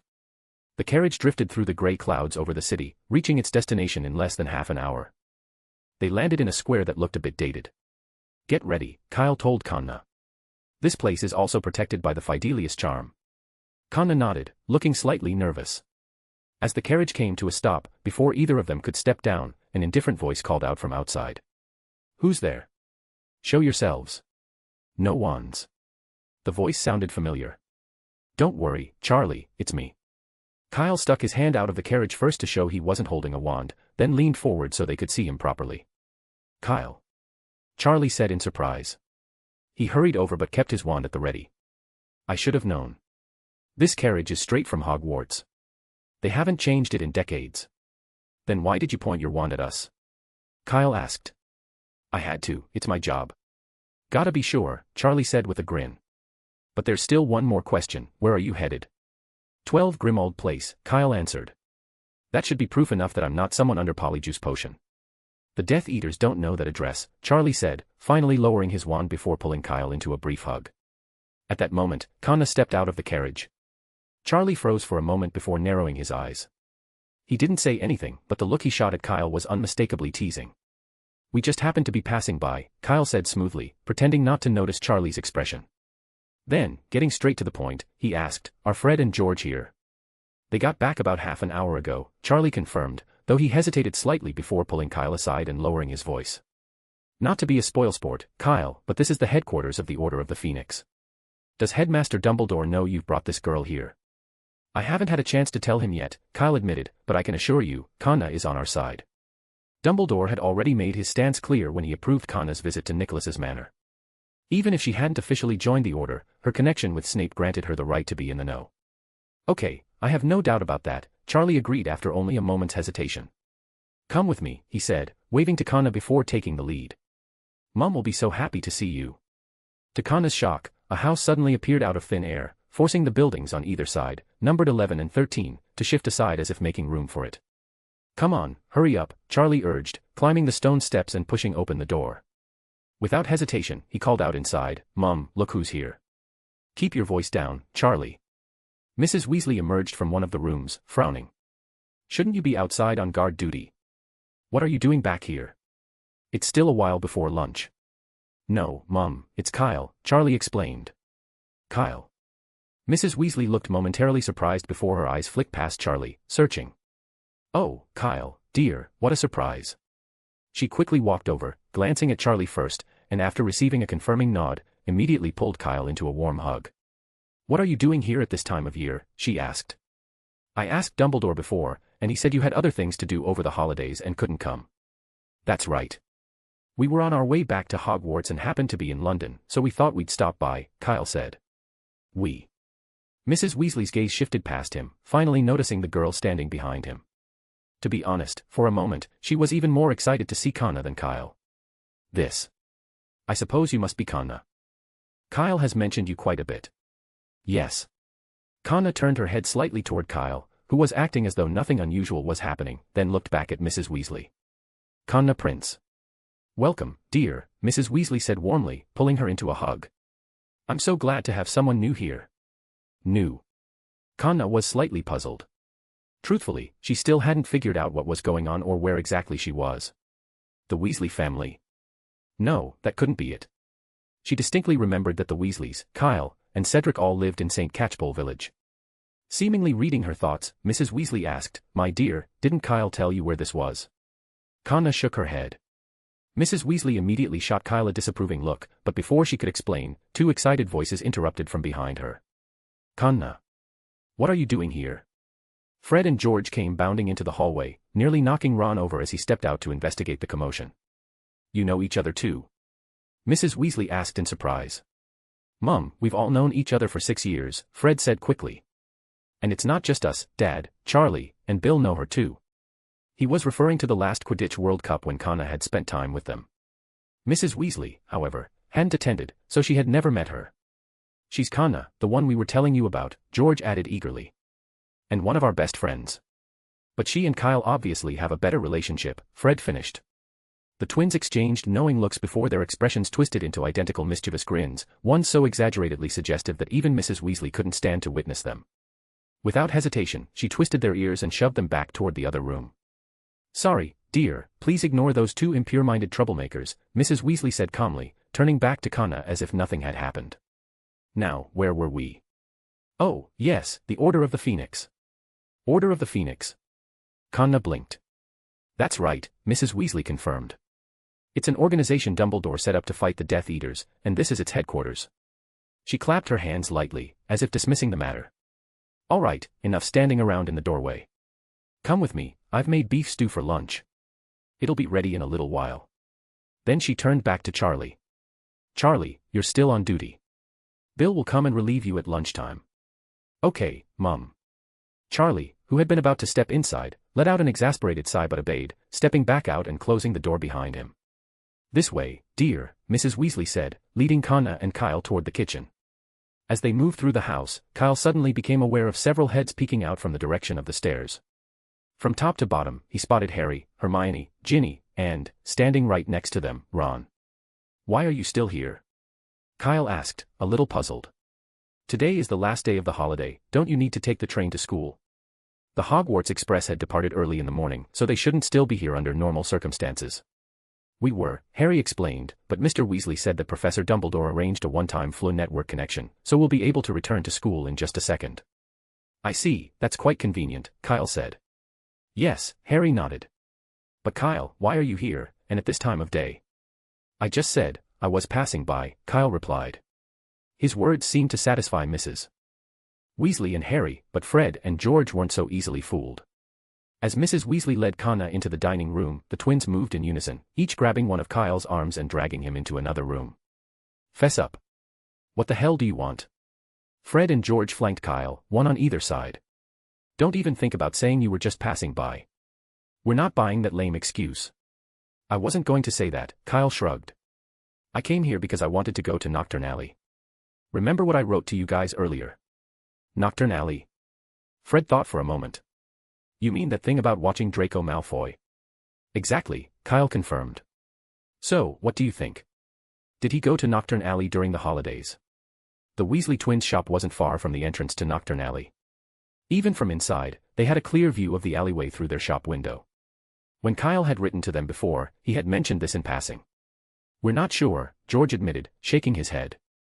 You know how things are these days, the ministry has a lot on its plate, and we haven't had time to keep an eye on the shop all the time.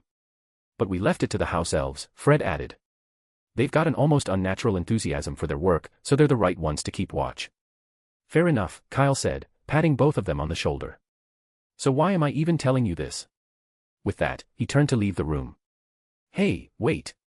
Fred quickly blocked the doorway. We were going to ask you about this afternoon and then write to you, he explained. We didn't think you'd come back so soon, George added. After all, we did help a little, so at least tell us what your plan is. The twins stared at Kyle, making it clear that they had no intention of letting him leave without an answer. They were more than curious as to why Kyle suddenly wanted to keep an eye on Draco Malfoy. Tell us quickly, are you going to do something to the Malfoys? Fred asked. If so, count us in. We've been waiting for this day for a long time, George said eagerly. The Weasley family's feud with the Malfoys was practically legendary in the wizarding world. Mr. Weasley and Lucius Malfoy had even come to blows in Flourish and Blots, an incident that had been splashed across the Daily Prophet for days. A few years ago, Ron had been forced to fly a car to school because the platform to the Hogwarts Express had been inexplicably sealed off. Lucius Malfoy had seized on the incident and lobbied against the Weasleys, nearly costing Mr. Weasley his job. And that was just one of many incidents. The rivalry between the two families had never ceased, it had continued to this day. Now, with an opportunity to kick the Malfoys while they were down, the twins weren't about to let it slip away. Kyle knew exactly what they were thinking. Sorry, you're overthinking it, Kyle said. This time, it's just about Draco Malfoy. That's fine, one person is enough, Fred said. Just tell us. Yeah, George nodded. You'll be heading back to school soon and preparing for the NEWT exams, so you won't have much time to deal with things outside of school. Maybe we can help you. Kyle hesitated for a moment. You really want to know? Yes. Both of their heads bobbed eagerly. All right, Kyle said. The truth is, I found out that Draco Malfoy is planning a way to get Death Eaters into Hogwarts. The room fell silent. A second later. You don't have to tell us if you don't want to, Fred scoffed. But why make up such a ridiculous story just to lie to us? Yeah, and if you are going to make something up, could you at least put a little effort into it? George added disdainfully. A Malfoy sneaking Death Eaters into Hogwarts. Even if you told this to Ron, he wouldn't believe it. The two of them looked at Kyle again, clearly disappointed in what they saw as his half-hearted attempt at deception. But Kyle remained perfectly calm. A Malfoy alone couldn't do it, he said. But what if I help him? What are you going to help him with? George froze for a moment before tentatively asking, you mean transporting Death Eaters into Hogwarts? Yes, Kyle replied. Is there a problem? The first thing that crossed Fred and George's minds was that Kyle had been replaced with Polyjuice Potion. But they quickly dismissed the thought, Charlie had been guarding the entrance, and he wouldn't make such a basic mistake. Besides, Kyle's expression and tone weren't those of someone joking. Which meant, he was serious. The realization hit them all at once. The two of them immediately lit up with excitement, closing in on Kyle and practically forcing him onto a stool. One began kneading his shoulders, while the other started pounding his legs, putting on their most eager expressions. Quick, tell us everything. We've resented Hogwarts for so long for banning our joke products. This is literally destroying our dreams. A complete and utter rejection of everything we stand for. We have been at war with this school rule. The twins were so fired up that it felt as though, if Kyle gave the word, they would personally escort the Death Eaters into the school just to overthrow Dumbledore and establish a new Hogwarts. You two are so brave, does Mrs. Weasley know? Kyle asked flatly. Of course not. Mum would kill us, Fred shrugged. All right then, come on, tell us your plan. It's not my plan, it's Malfoy's, Kyle said, no longer bothering to hide it. He's planning to use the Vanishing Cabinet to create a new secret passage into Hogwarts. Vanishing Cabinet? Fred rubbed his chin. You're talking about the kind that connects two different places, right? Other than that, is there anything else that can be used to artificially create a secret passage leading outside the school? Kyle asked. Impossible, George frowned. Aren't the Vanishing Cabinets long gone? I read about them in a book on alchemy once, he continued. It said that 60 years ago, someone used a Vanishing Cabinet to infiltrate the International Confederation of Wizards and assassinate a key witness. After that, they were all destroyed. Exactly, Fred nodded. And the alchemists who were capable of making them back then were forced to sign magical contracts, binding oaths to never create them again, let alone pass on the knowledge of how to make them. Even the Malfoy family wouldn't have the means to get their hands on something like that, George added. That's true, Kyle agreed. But coincidentally, one Vanishing Cabinet was left behind at Hogwarts. Fred's expression darkened. Malfoy found it. He straightened up immediately. No, I have to tell Dad. Relax, Kyle stopped him. Malfoy didn't find it. I did. Fred and George froze in place. Before they could even breathe a sigh of relief, Kyle continued, and I already gave it to Malfoy. Chapter 741, Borgin and Burkes. What did you just say? Fred was so excited he nearly jumped up. He was beginning to suspect that Kyle's head had been trampled by a mooncalf. How could you be so careless with something this important? Oh, wait a minute. He suddenly realized something. You're not planning to ambush the Death Eaters in the castle, are you? You really are my friend, and smart, Kyle grinned. Yes, that's exactly what I'm thinking. Just imagine, those ambitious Death Eaters take Malfoy's advice, climb through the Vanishing Cabinet to get into Hogwarts, only to look up and see 7 or 8 professors standing there, wands at the ready. That would be a sight to behold. Fred had turned bright red, practically beside himself with excitement. Brilliant. This plan is absolutely brilliant. George was panting too, as if he could already picture the Death Eaters lining up to send their regards. Caught up in their enthusiasm, they immediately huddled together, eagerly discussing how to set up traps around Hogwarts. Tie the Vanishing Cabinet to a broomstick and send it soaring into the sky. Shove the Vanishing Cabinet down a drainpipe. Dig a swamp the size of a Quidditch pitch right in front of the Vanishing Cabinet. The two of them had an endless supply of bad ideas. Kyle sat nearby, jotting everything down with his self-writing quill. It wasn't until 10 minutes later that Fred and George gradually calmed down. Something's not right, George said abruptly, pausing before turning to Kyle. Kyle, you said you found one Vanishing Cabinet, but you need 2 for it to work. Where's the other one? Is it also at Hogwarts? There's only one Hogwarts, Kyle replied. That comment was like a bucket of cold water, instantly extinguishing their excitement. But as they settled down, they quickly recalled something else Kyle had mentioned earlier. The other Vanishing Cabinet can be in Nocturne Alley. Kyle wouldn't have brought up Nocturne Alley and Malfoy without a reason. Putting the pieces together, the truth became obvious. The other Vanishing Cabinet was in Nocturne Alley. And Malfoy knew that if he wanted to complete his plan, he had to go there. I see. Now everything makes sense. Let's go to Diagon Alley right now. Fred shot up, ready to head out. No need to rush. Kyle waved a hand, signaling for them to calm down. It doesn't matter whether we go a little earlier or later. I just want to confirm something. Confirm what? Whether the cabinet is still there, of course, Kyle said. Malfoy isn't likely carrying it around with him, so if it's still there, all we have to do is keep an eye on Nocturne Alley and wait for them to make their move. And what if Malfoy has taken it away? Fred asked. It wouldn't be hard, he could just use a suitcase with an undetectable extension charm. Then we'll just have to warn everyone to stay on guard, Kyle said. You think Dad and the others already know about this? I'd say so, Kyle mused. I already discussed it with Professor Dumbledore, and there's no reason he wouldn't have told the other members of the Order of the Phoenix. They must know. George suddenly exclaimed. Remember last time, when they were discussing something? Alastor suddenly mentioned passages, and Tonks and Sirius are practically living in Hogsmeade. They know everything but won't tell us a single thing. George's frustration grew. They always do this, treat us like kids, just like Ginny. Yeah, we've graduated, but we still don't get any trust. Fred scowled. Bill and Charlie can join the meetings, but us. We're stuck eavesdropping from outside. Don't say that, Kyle quickly tried to soothe them. It's for your own safety. But we want to help. Fred took a deep breath. Kyle, do you know why we haven't quit yet? Because you find working at the ministry interesting. Kyle guessed. It was interesting at first, Fred admitted. But then it just got boring. Doing the same things every day, writing reports, wasting time chasing after petty traders. And the salary? The shop makes more in 2 days than we make in a month. The only reason we haven't quit is to help Dad out a bit. And to prove to Mom that we can actually do something. But she never seems to notice. Kyle wasn't sure how to comfort them as they slowly lost heart. He hesitated before murmuring, maybe you're overthinking it. What do you mean? I mean, do you want to take over Charlie's job and be in charge of security at 12 Grimmauld Place? No. Fred and George shook their heads in unison. They'd rather be hit with a killing curse than be stuck in one place all day. Or go to Hogsmeade. They shook their heads again. That wasn't much better, it was just a bigger cage. There you go, Kyle said.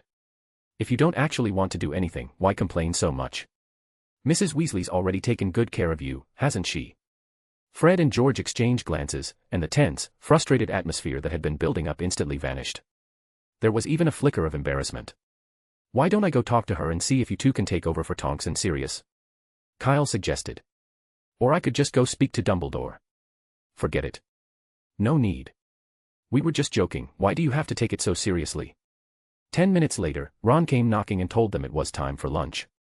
What were you talking about in there? He asked suspiciously. Nothing. It's none of your business, Fred said. So just butt out. You'd better think about how to take care of that girl. What's her name again? Lavender. It's a pity that at such a young age, your eyesight is already failing. Do you actually think you are good looking? You were reading my letter. Ron's face turned red.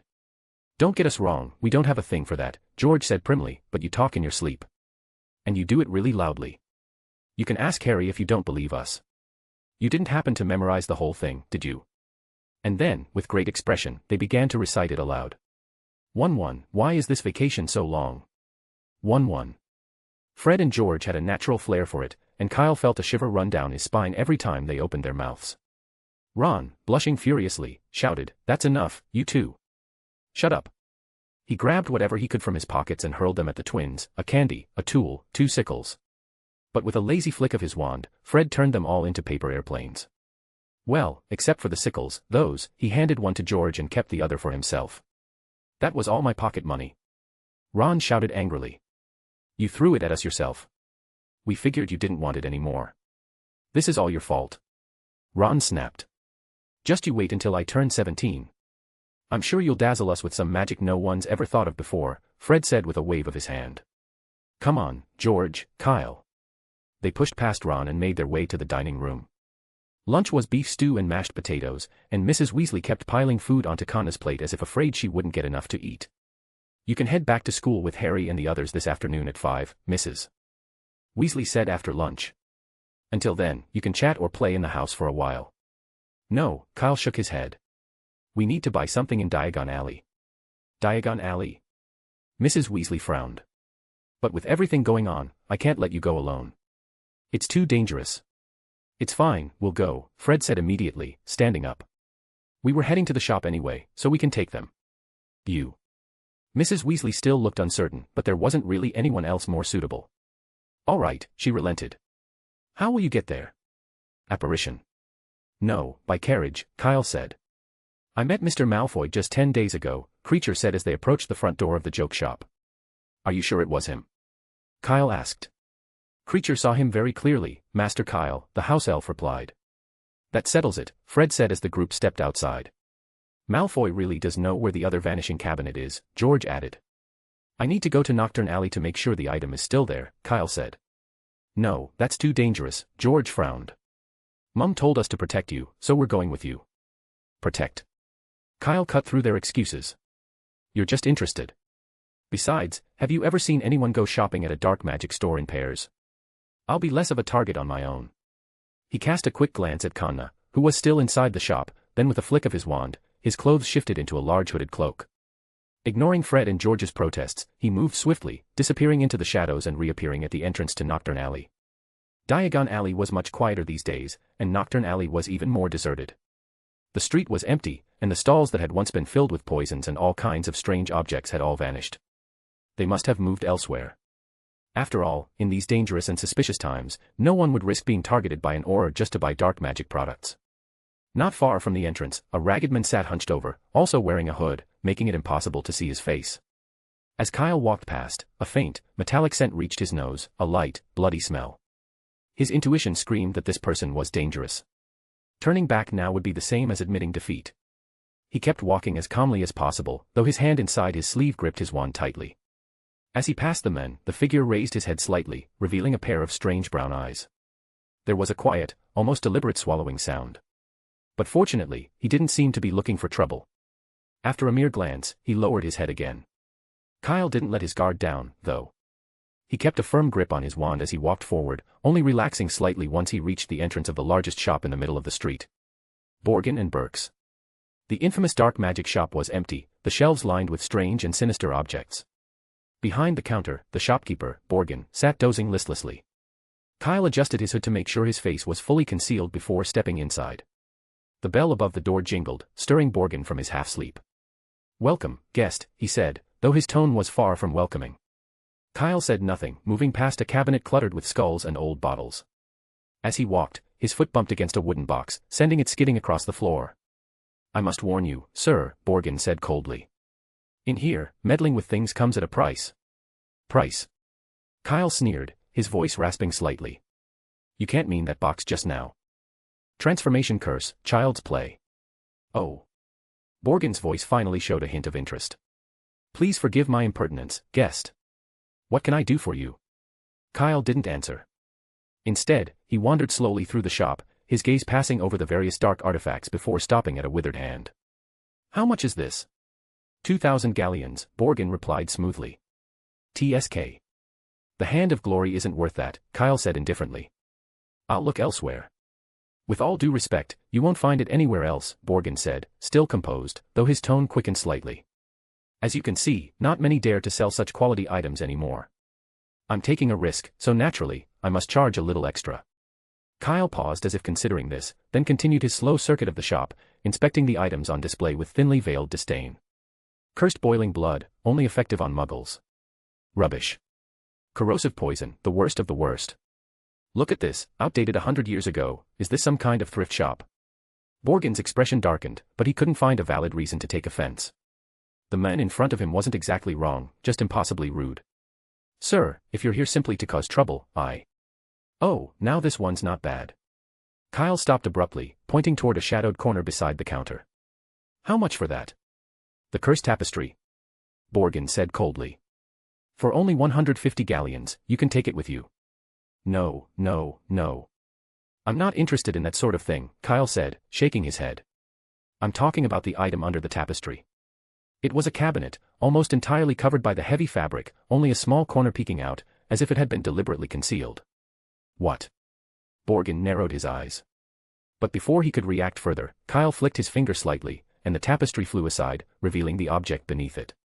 It was a vanishing cabinet. The shape, the patterns carved into its surface, everything about it was identical to the one at Hogwarts.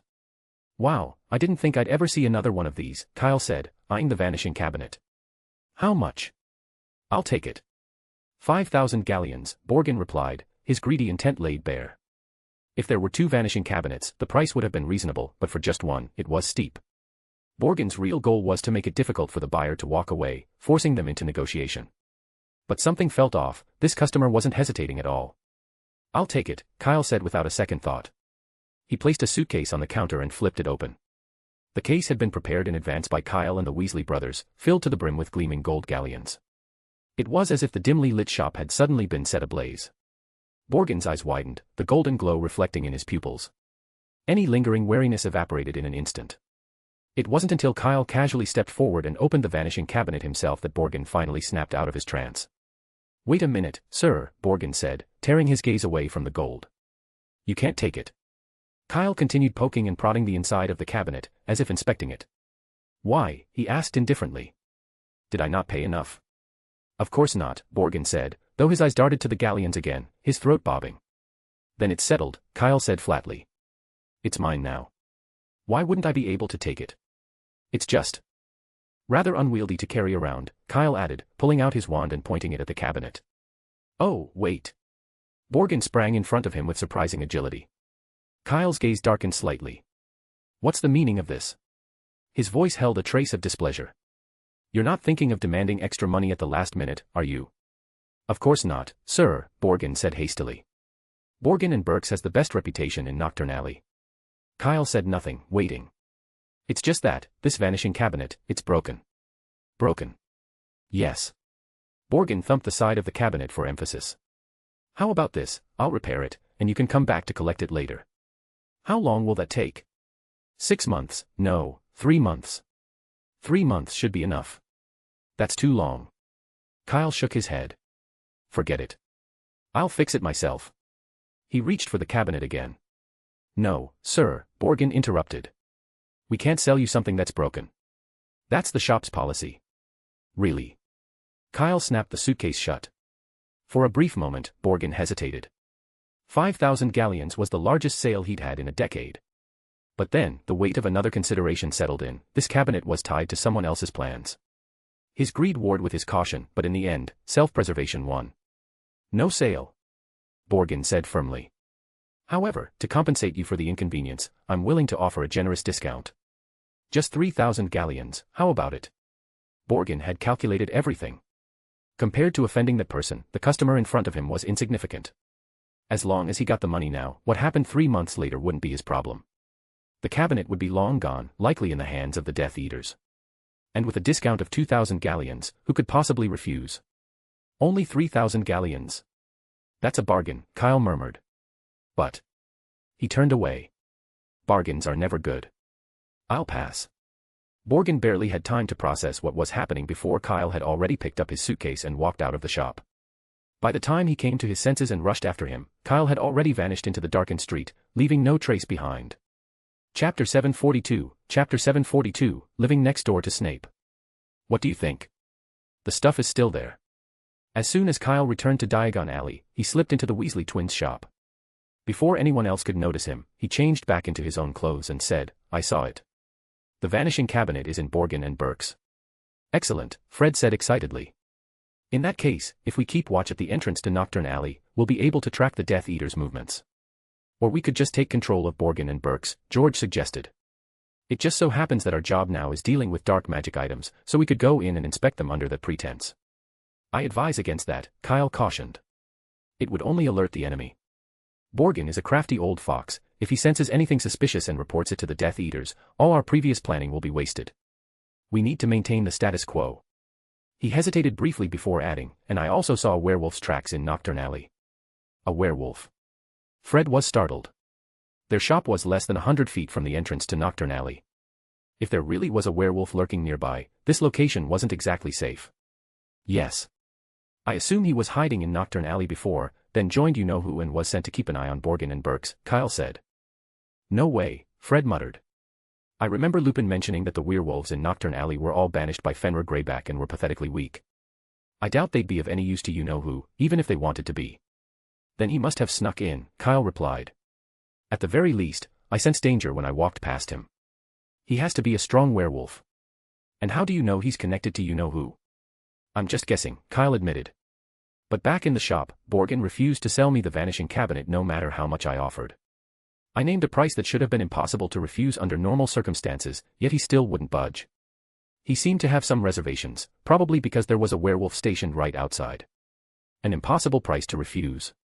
George raised an eyebrow. You didn't use our money, did you? Kyle said nothing, which was a silent admission. That was all our savings. Fred sighed. What if Borgin had actually agreed? There was no such possibility. I knew what I was doing, Kyle said firmly. Even if he had been willing to take the risk for a few thousand galleons, I would have just found another excuse. I have another question, George said, letting the galleons go for now. Even if the werewolf has joined you-know-who, Malfoy can't really be the one giving him orders, can he? He's only 16, still underage, not even a full-fledged Death Eater. Malfoy can't, Kyle agreed.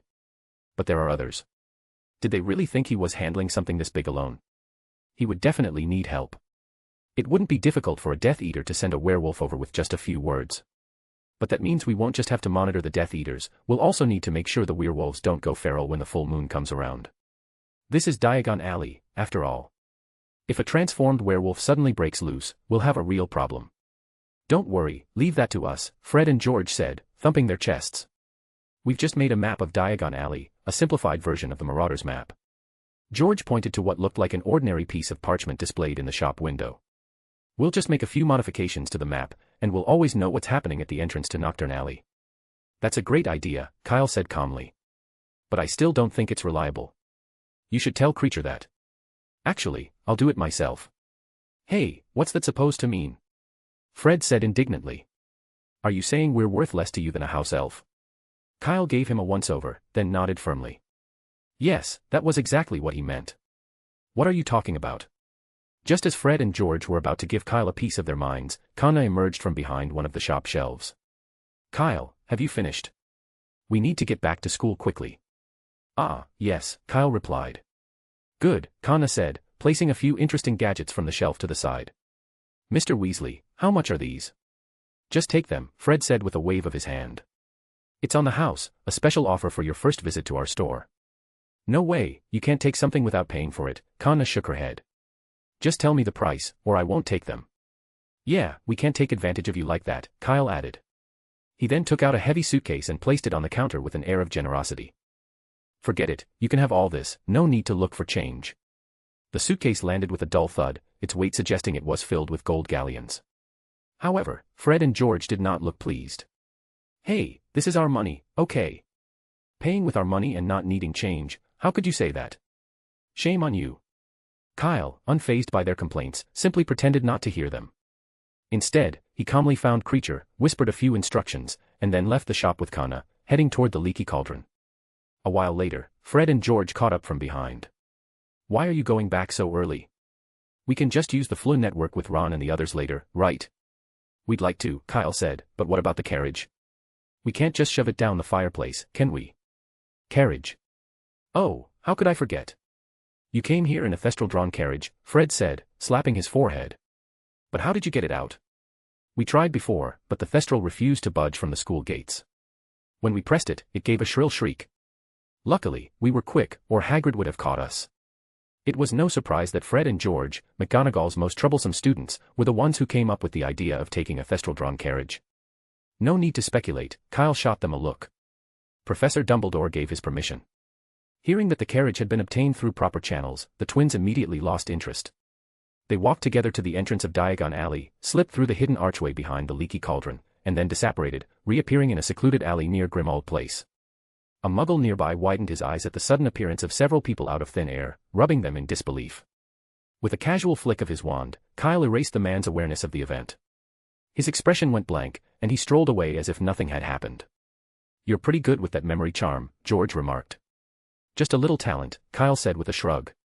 The thestral-drawn carriage stood nearby, and Kyle was the first to jump in, reaching out to pull Kana up after him. Aren't you going to say goodbye? Fred asked. Didn't we already do that before heading to Diagon Alley? We should get back as soon as possible, Kyle said. By the way, remember, if a werewolf ever does get loose, don't try to be a hero. Let Creature handle it. That old, worn-out house elf. George said doubtfully. Can he really do it? We won't be able to explain things to Sirius if the werewolf ends up having him for dessert. Of course he can, Kyle said. House elves aren't just good at cleaning and cooking. They have their own magic, and they're just as strong as werewolves. Remember Dobby? He was at school with us, knocked Lucius Malfoy out with just one finger. That's brilliant. Fred said, his eyes lighting up. Do you have a photo? I don't carry my camera around all the time. Shame, George sighed. We were going to put it in the most prominent spot in the shop. You'd better find something else, then. Kyle patted the back of the thestral. And don't be reckless. I'd rather not waste time brewing wolfsbane potion for you. Don't worry, the twin said, waving him off. See you after graduation. The next second, the carriage lifted into the air, carrying Kyle and Kana toward Hogwarts. Grimmauld Place grew smaller and smaller, vanishing into the gray clouds within moments. Kyle, are you a member of the Order of the Phoenix too? Kana asked curiously from the carriage. Sort of, Kyle said after a moment's thought. But I was never officially invited by Professor Dumbledore, so my status is the same as Harry's and the others, just an extra. That's still pretty great, Connor murmured. The atmosphere there is really nice. Mrs. Weasley is so kind, and everyone feels like family. Can I join? I don't have the final say, Kyle said. Professor Snape would have to approve, and considering he was all for sending you off to Beau's batons, I doubt he'd agree to you joining the Order of the Phoenix. That's true, Connor sighed. Guess there's nothing we can do. We'll just have to wait until after graduation and see if we can change his mind. It doesn't make much difference, Kyle said nonchalantly. The so-called Order of the Phoenix is just a name, like Aurors, Hit Wizards, D.A., and the rest.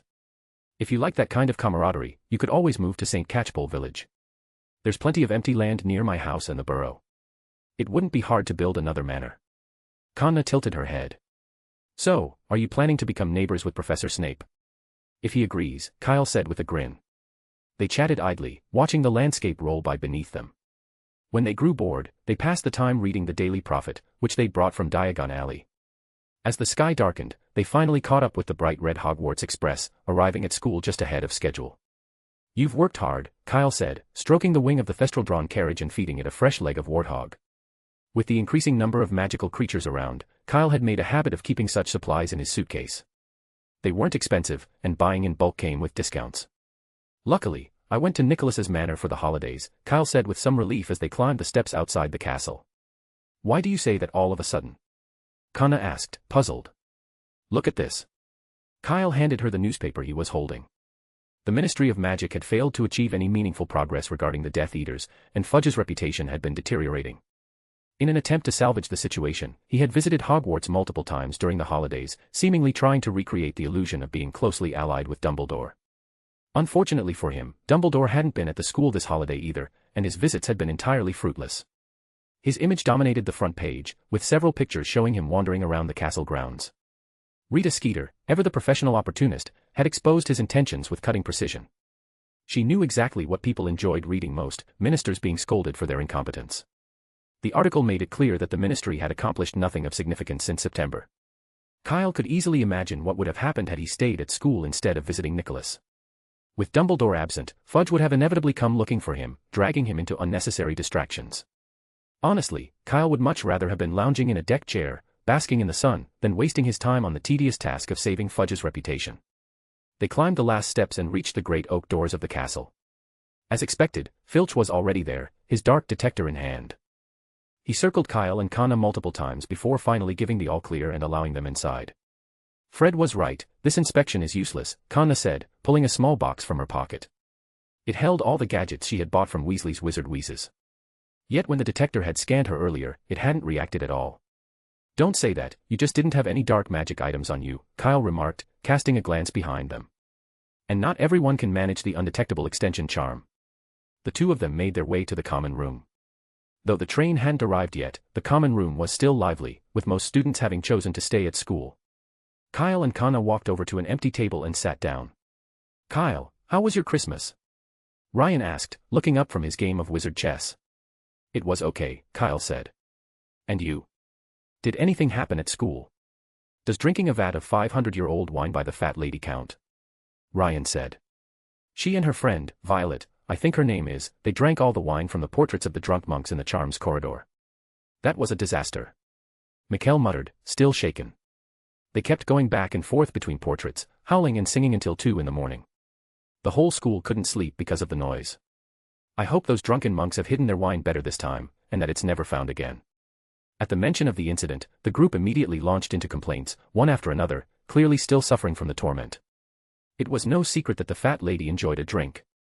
Gryffindor students had often complained that whenever she indulged, she would make them listen to her singing before allowing them into the common room. But no one had expected this habit to start affecting students from other houses. All they could say was that Gryffindors had it the worst, they had to endure it for 7 years.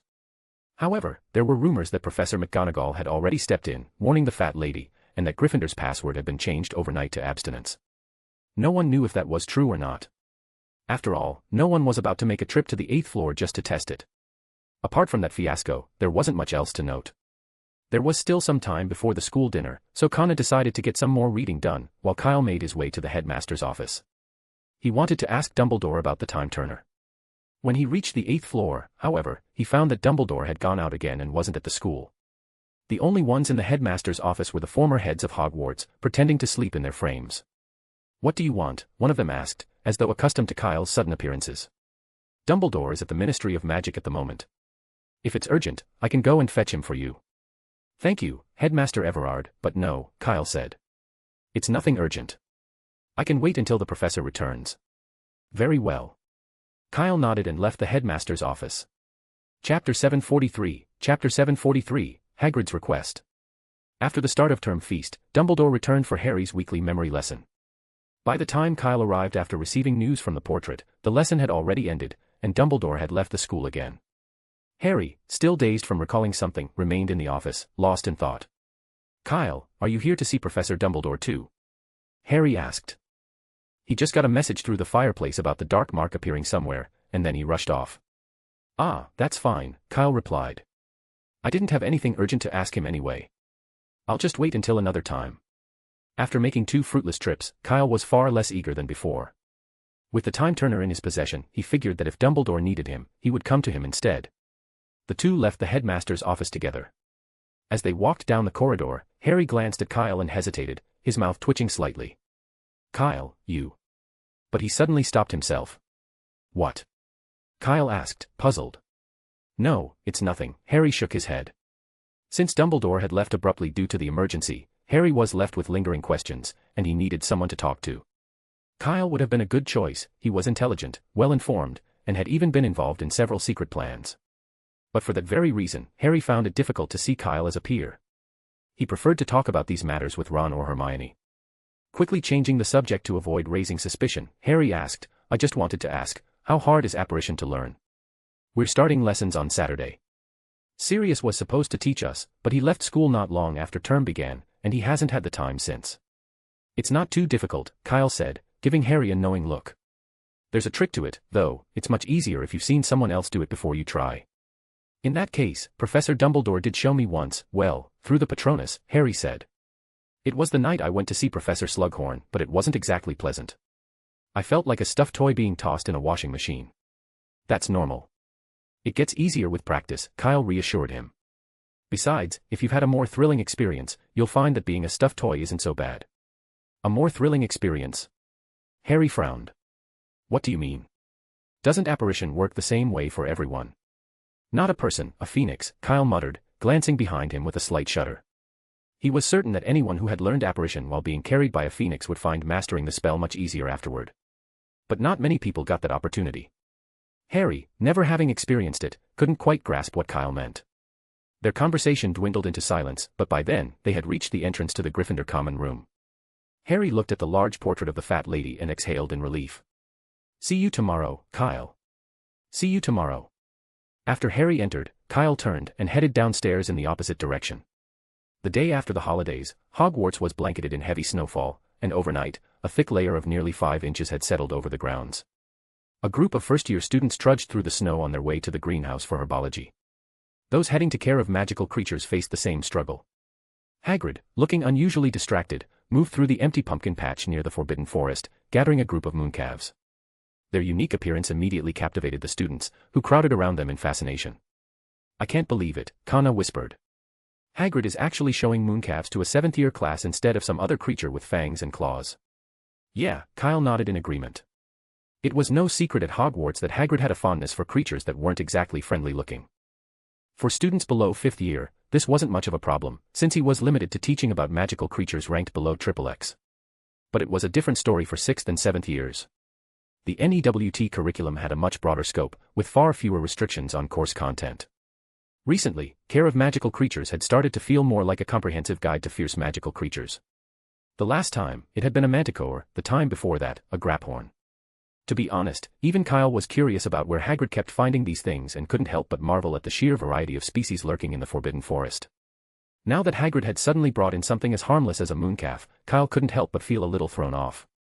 He can't be under the Imperius curse, can he? Ryan whispered, clearly thinking the same thing as the others. I was wondering that too, but I doubt it, Kyle replied. The only way to control Hagrid would be if you know who himself cast the Imperius curse. Then why is he acting so weird all of a sudden? I don't know, maybe the mooncalves were just easier to prepare, Kyle suggested. They trudged through the deep snow to the edge of the pumpkin patch. Only when they got closer did Kyle notice that Hagrid seemed distracted. He wasn't as animated as usual when teaching. Once all the students had arrived, he spoke only a few words before handing out cabbages, instructing them to feed the mooncalves themselves. No one complained. On the contrary, the students were thrilled, especially the girls, who had wanted to do exactly this since first laying eyes on the creatures. Hagrid's unusual behavior only seemed to make him more popular. Kyle, do you have a moment? Just as Kyle reached for a cabbage from the basket, Hagrid approached him, speaking in a low voice. You're the professor of this class, Hagrid, Kyle shrugged. If you think I have time, then I have time. It's like this. Hagrid led Kyle a little further away, lowering his voice. Do you still have any of that spider tonic you gave me before? What? Kyle didn't register what Hagrid was talking about at first. It took him a moment to recall after Hagrid repeated himself. He had brewed spider tonic before, and had even traded a large bottle of acromantula venom from Hagrid in exchange. I gave it all to you, Kyle said. But it's not difficult to make. If you need more, I can brew another batch. That'd be great, Hagrid exhaled in relief. It's just, can you do it quickly? Aragog's getting too old, and I should have come to you sooner. Hagrid didn't even realize he'd let the spider's name slip, he was too anxious. The last time he had asked Kyle for spider tonic, he had vaguely said it was for a friend. Now, he had outright named his acromantula, the same one that had been living in the Forbidden Forest for over 60 years. Kyle had dealt with Aragog before. It was an easygoing spider, all things considered, and the two got along quite well, at least, Kyle thought so. Forget about the reward, Kyle said, waving his hand. I didn't use all the spider venom last time, so I don't need any more. Times had changed. Thanks to Aragog's generosity, Kyle had long since achieved what he considered spider venom freedom. Several large pint-sized bottles still sat in his suitcase, untouched. He had originally planned to sell them for some galleons, but the opportunity never arose. Now, this seemed like the perfect time to put them to use. Besides, Kyle genuinely wanted to help Aragog. If he hoped to collect more venom before graduation, it was only fair to provide some restorative tonic in return. Never mind, Kyle said, glancing at the students gathered in the pumpkin patch. There's still some time before class ends. If I start now, I should be able to finish before then. I'll just need to find a place. No need to look, Hagrid interrupted. Go to my cabin. It's warm there, and no one will disturb you. Okay. Kyle nodded, then turned and walked into the nearby cabin. Inside, the fire roared fiercely, sending a wave of heat surging out as soon as he opened the door. But a fire that intense wouldn't work for potion making. Kyle had to switch to a smaller heating stove nearby, setting up a crucible on top of it. Hagrid stood watch by the door, occasionally peeking in through the window. This continued for about 30 minutes, until class ended, just as Kyle stepped out of the cabin, a large blue bottle of tonic in hand. This should last about 3 months. Thank you, Kyle. Hagrid beamed, taking the bottle before hurrying off toward the Forbidden Forest. Kanna approached, watching Hagrid disappear into the trees with curiosity. What's wrong with him? She asked. What did you give him, some kind of magic potion? It's spider tonic, Kyle replied. Hagrid keeps a colony of acromantulas in the Forbidden Forest. At the mention of acromantula, Kanna's expression immediately changed. Even Kyle had struggled to accept the idea of spiders the size of carriages when he first learned about them, let alone Kanna, who had never seen one in person. You brew spider tonic? She asked in disbelief. There's no choice. Their venom is extremely valuable, Kyle shrugged. Just don't tell Professor Snape, or I'll never get any more of it. But isn't Hagrid the one keeping them? Kanna asked. It doesn't matter, Kyle said, putting away the empty crucible before stepping out of the cabin. If the spiders willingly give me venom, I can't exactly refuse, can I? Kanna remained skeptical, watching him with a look of pure disbelief. Although she had no fondness for acromantulas, she had learned a fair bit about them through her potion studies. Those creatures were notoriously vicious and aggressively hostile toward wizards. Professor Snape had even given them a direct warning when it came to certain rare potion ingredients, just buy them. Trying to save money on something like acromantula venom was a risk no sane person should take. Kyle, however, simply smiled mysteriously and offered no further explanation. Of course, he had his own tricks for handling acromantulas, but they weren't exactly methods he could teach someone else. It was better to just handle it himself. Leaving the cabin behind, the two followed a long trail of footprints in the snow, making their way back to Hogwarts Castle. When they reached the entrance hall, they happened to run into Hermione, Harry, and Ron coming down the stairs together. The three of them seemed to be in the middle of an argument. No one is saying you have to stay and help, Hermione said, her tone edged with impatience as she looked at Ron. But could you at least stop coming up with bad ideas? Bad ideas? Ron shot back, his voice rising. Am I wrong? Harry is Slughorn's favorite student in potions. If he asks, Slughorn won't say no. Do you really think Professor Slughorn doesn't realize that isn't Harry's true skill level? Hermione's patience wore even thinner. And even Dumbledore couldn't get the information from him. He's obviously determined to keep it hidden, so why would he tell a student? Horcrux. Horcrux. I've never even heard of it before. It must be extremely advanced magic. I think getting this information will be difficult. We need to come up with a proper plan. Why make it so complicated? You're overthinking it. At least I'm thinking it all, unlike you, Hermione snapped, suddenly losing her temper. How am I not thinking? Ron, now equally irritated, shot back. While the two of them argued, Harry stood off to the side, watching helplessly. He was used to this sort of thing by now. Every time he tried to seek advice, Ron and Hermione would end up arguing because they had different opinions. But as the three of them noticed Kyle and Connor approaching, they abruptly changed the subject, whether for the sake of secrecy or simply out of habit. Ron, the potions assignment is due soon, Hermione said in an overly sharp tone. Make sure you finish it quickly. Professor Slughorn will be checking next class, and we can't afford to lose any more points for Gryffindor over this. Yes, of course, Ron replied, matching her tone. But if you could just lend me your assignment. Don't even think about it. Kyle, listening to their exchange, shook his head slightly. He had to admit, their attempt to shift the topic was terrible. Since when is the focus of the potions assignment a Horcrux? How had they even come up with that? At this point, it was no longer a potions class, it was starting to sound more like a remedial course taught by Voldemort himself. Still, Kyle chose not to point it out. He didn't want to embarrass them too much. Acting as if he hadn't heard anything, he simply greeted them before continuing into the Great Hall. As soon as Kyle was out of earshot, Harry whispered, Hermione, you really didn't have to do that. Kyle already knows about the Horcruxes. He was there when Dumbledore showed me that memory last time. What? Hermione spun to glare at Harry. She had thought she had changed the subject seamlessly, only for it to turn into a complete joke instead. You didn't give me the chance to say anything, Harry muttered. He had only spotted Kyle sitting across from them just as Hermione abruptly shifted the topic. He hadn't had time to warn her. However, his explanation didn't seem to satisfy Hermione. She glared at him again, her face turning slightly red in frustration. Wait, Harry, Ron said suddenly, as if realizing something. If Kyle knows about the Horcruxes, why don't you ask him? He must know something. I can't. Harry shook his head and lowered his voice.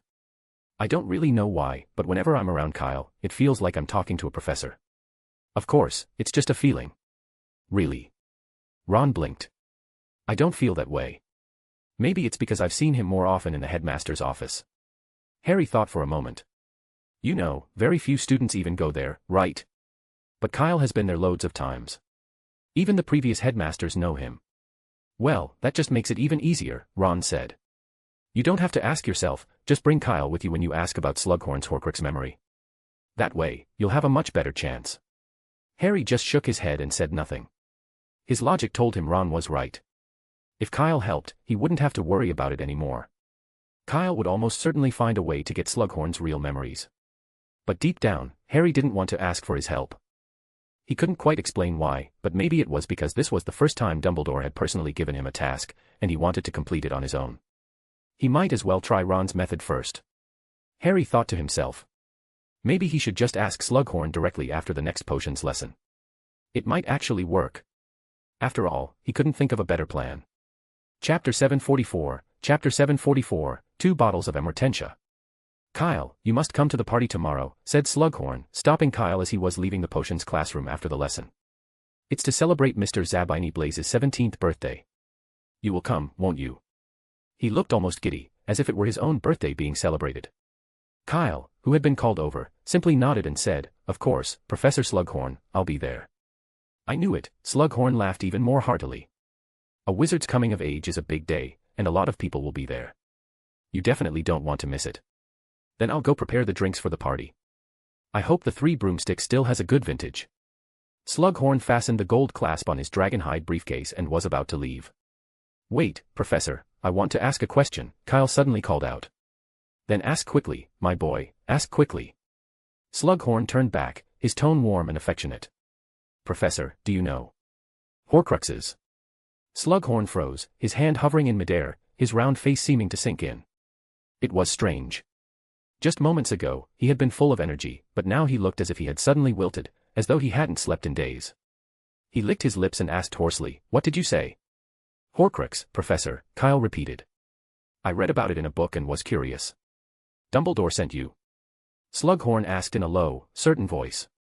"Dumbledore showed you that memory, didn't he? He sent you to ask me." His eyes were filled with shock and fear, and sweat was beginning to bead on his forehead. "What memory? Does Professor Dumbledore know about this?" Kyle asked, puzzled. "You don't know." Slughorn was taken aback and wiped his forehead with a handkerchief from his breast pocket. "Should I know something?" Kyle said. "Like I said, I read it in a book." "What book?" Slughorn demanded. "I'm sure there's nothing like that in the Hogwarts library." "You can't fool me, it must be Dumbledore."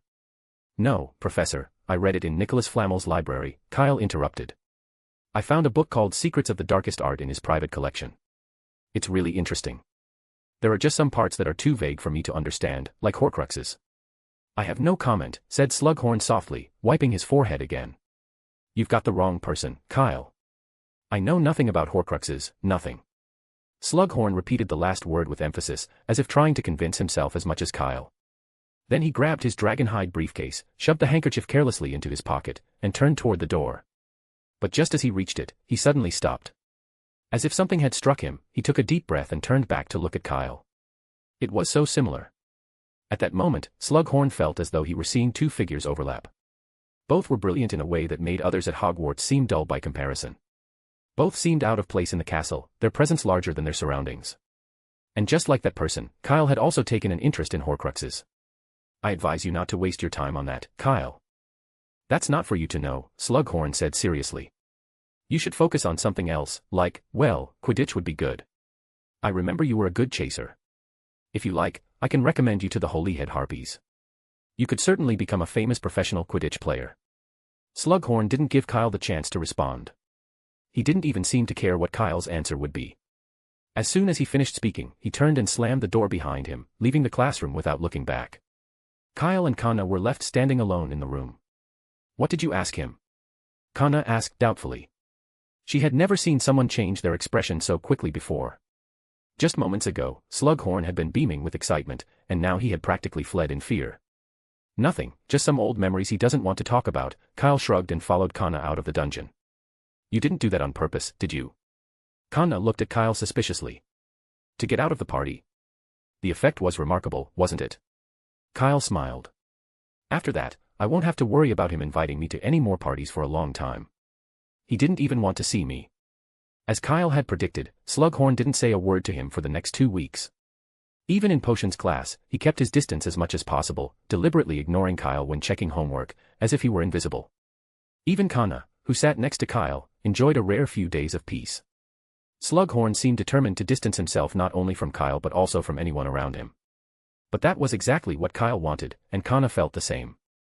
Having been free from detention for 2 weeks, Kana had told Kyle more than once that he should have done this sooner. Kyle simply replied that he should thank Harry for the inspiration. And it was true. If he hadn't overheard Harry, Ron, Hermione, and the others in the entrance hall discussing Horcruxes, the idea would never have occurred to him. Slughorn was deeply averse to anything related to Horcruxes or their study. Bringing them up made it easy to keep him at bay. Kyle was almost annoyed that he hadn't thought of it sooner. As February turned into March, the weather remained much the same, still cold, only wetter and windier. Fine snowflakes pattered against the classroom windows, carried by the gusts. It was the weekend, but the usual excitement was noticeably absent. Students had just been informed that the planned visit to Hogsmeade had been cancelled. This is the second time. Kyle overheard someone complaining over breakfast. "How could they? I've been looking forward to this since last week." "I've been thinking about it for a long time," Justin Finch-Fletchley said, patting the other student on the shoulder. "Don't forget, the last Gryffindor who went is still at St. Mungo's. But my sweets ran out at Christmas.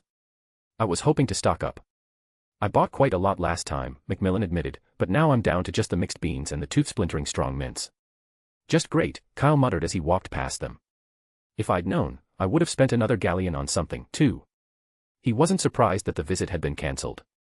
After the last attack, reports of disappearances in the Daily Prophet had only increased.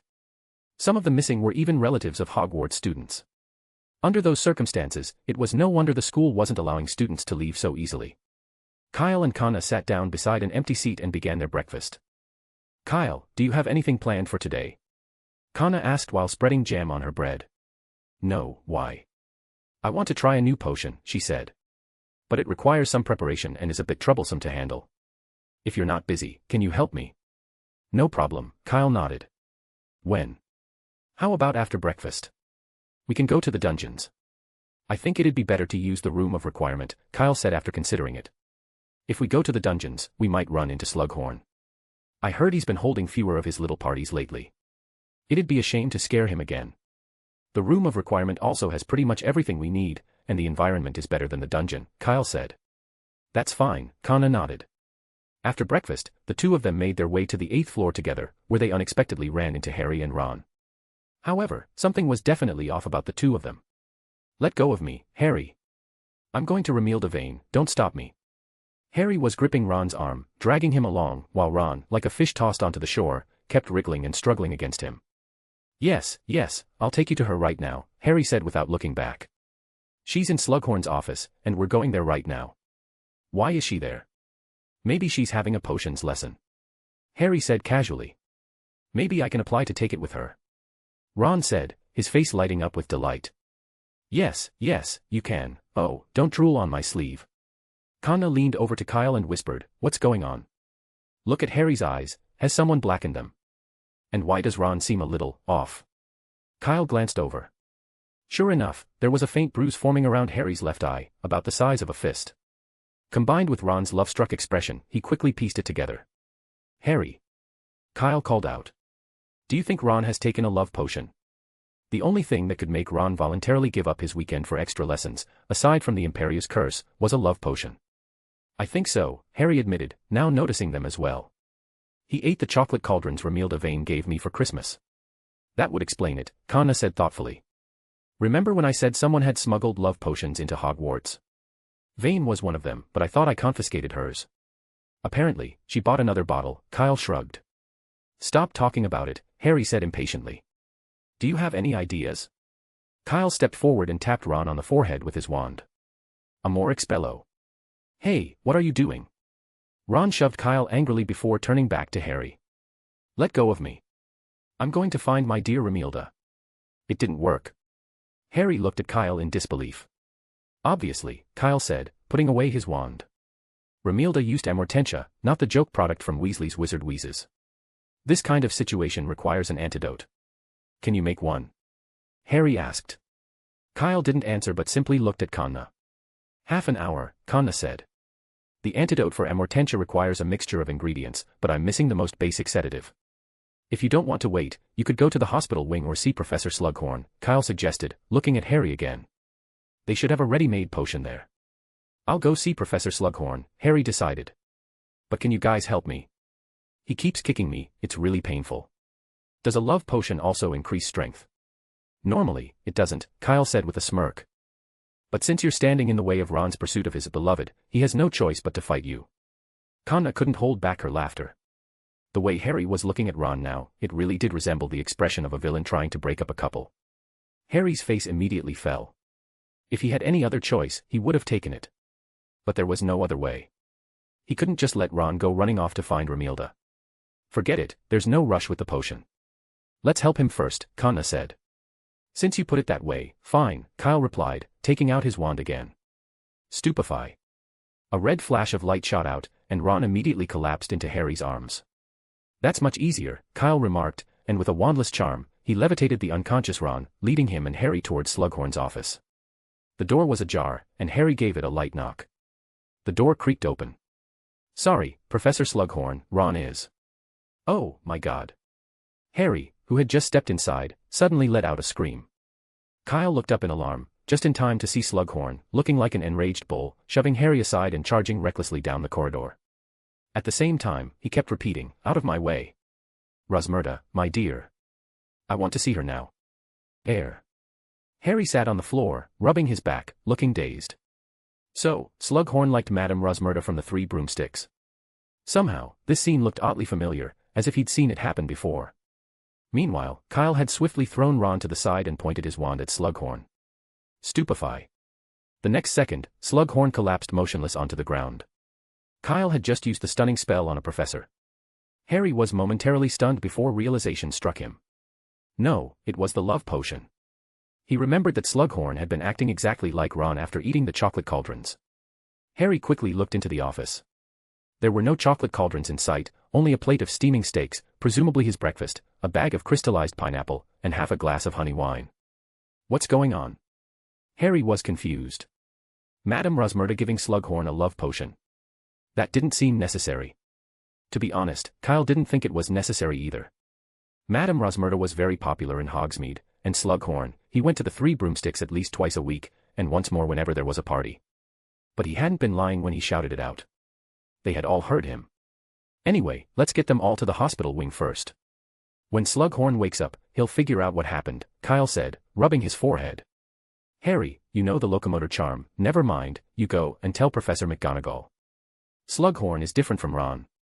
He's a professor, and someone using a love potion on him is no small matter. But Ron. Harry glanced back at Ron, who had been knocked aside a moment ago.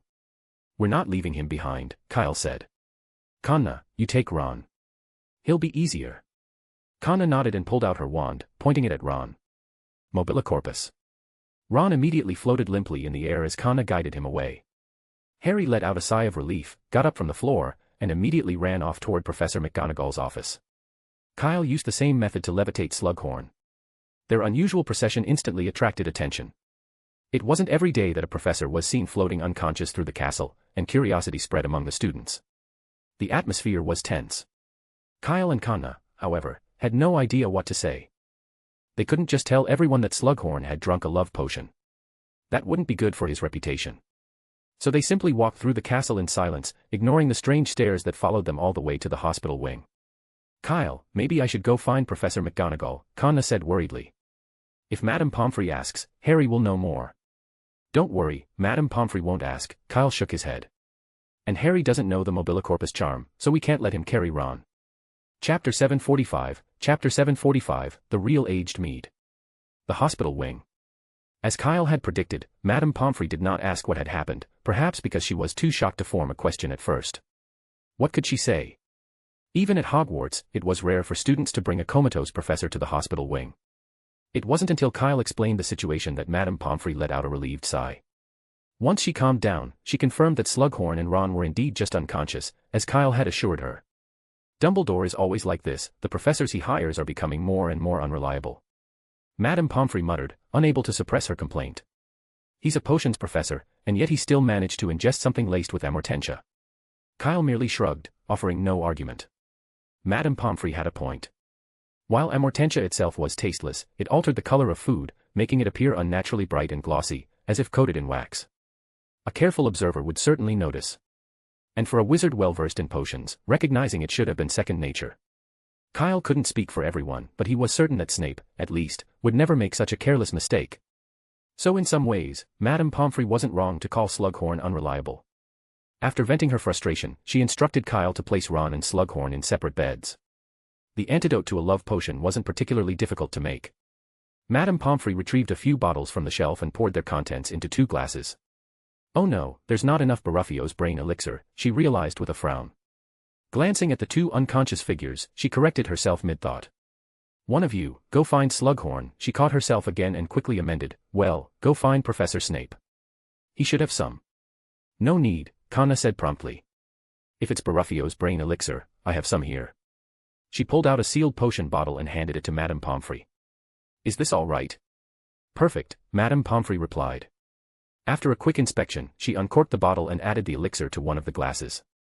She then plucked a few rue petals from a nearby flower pot, wrapped them in a bit of soil, crushed them, and stirred the mixture in. In less than 5 minutes, the 2 antidotes were ready.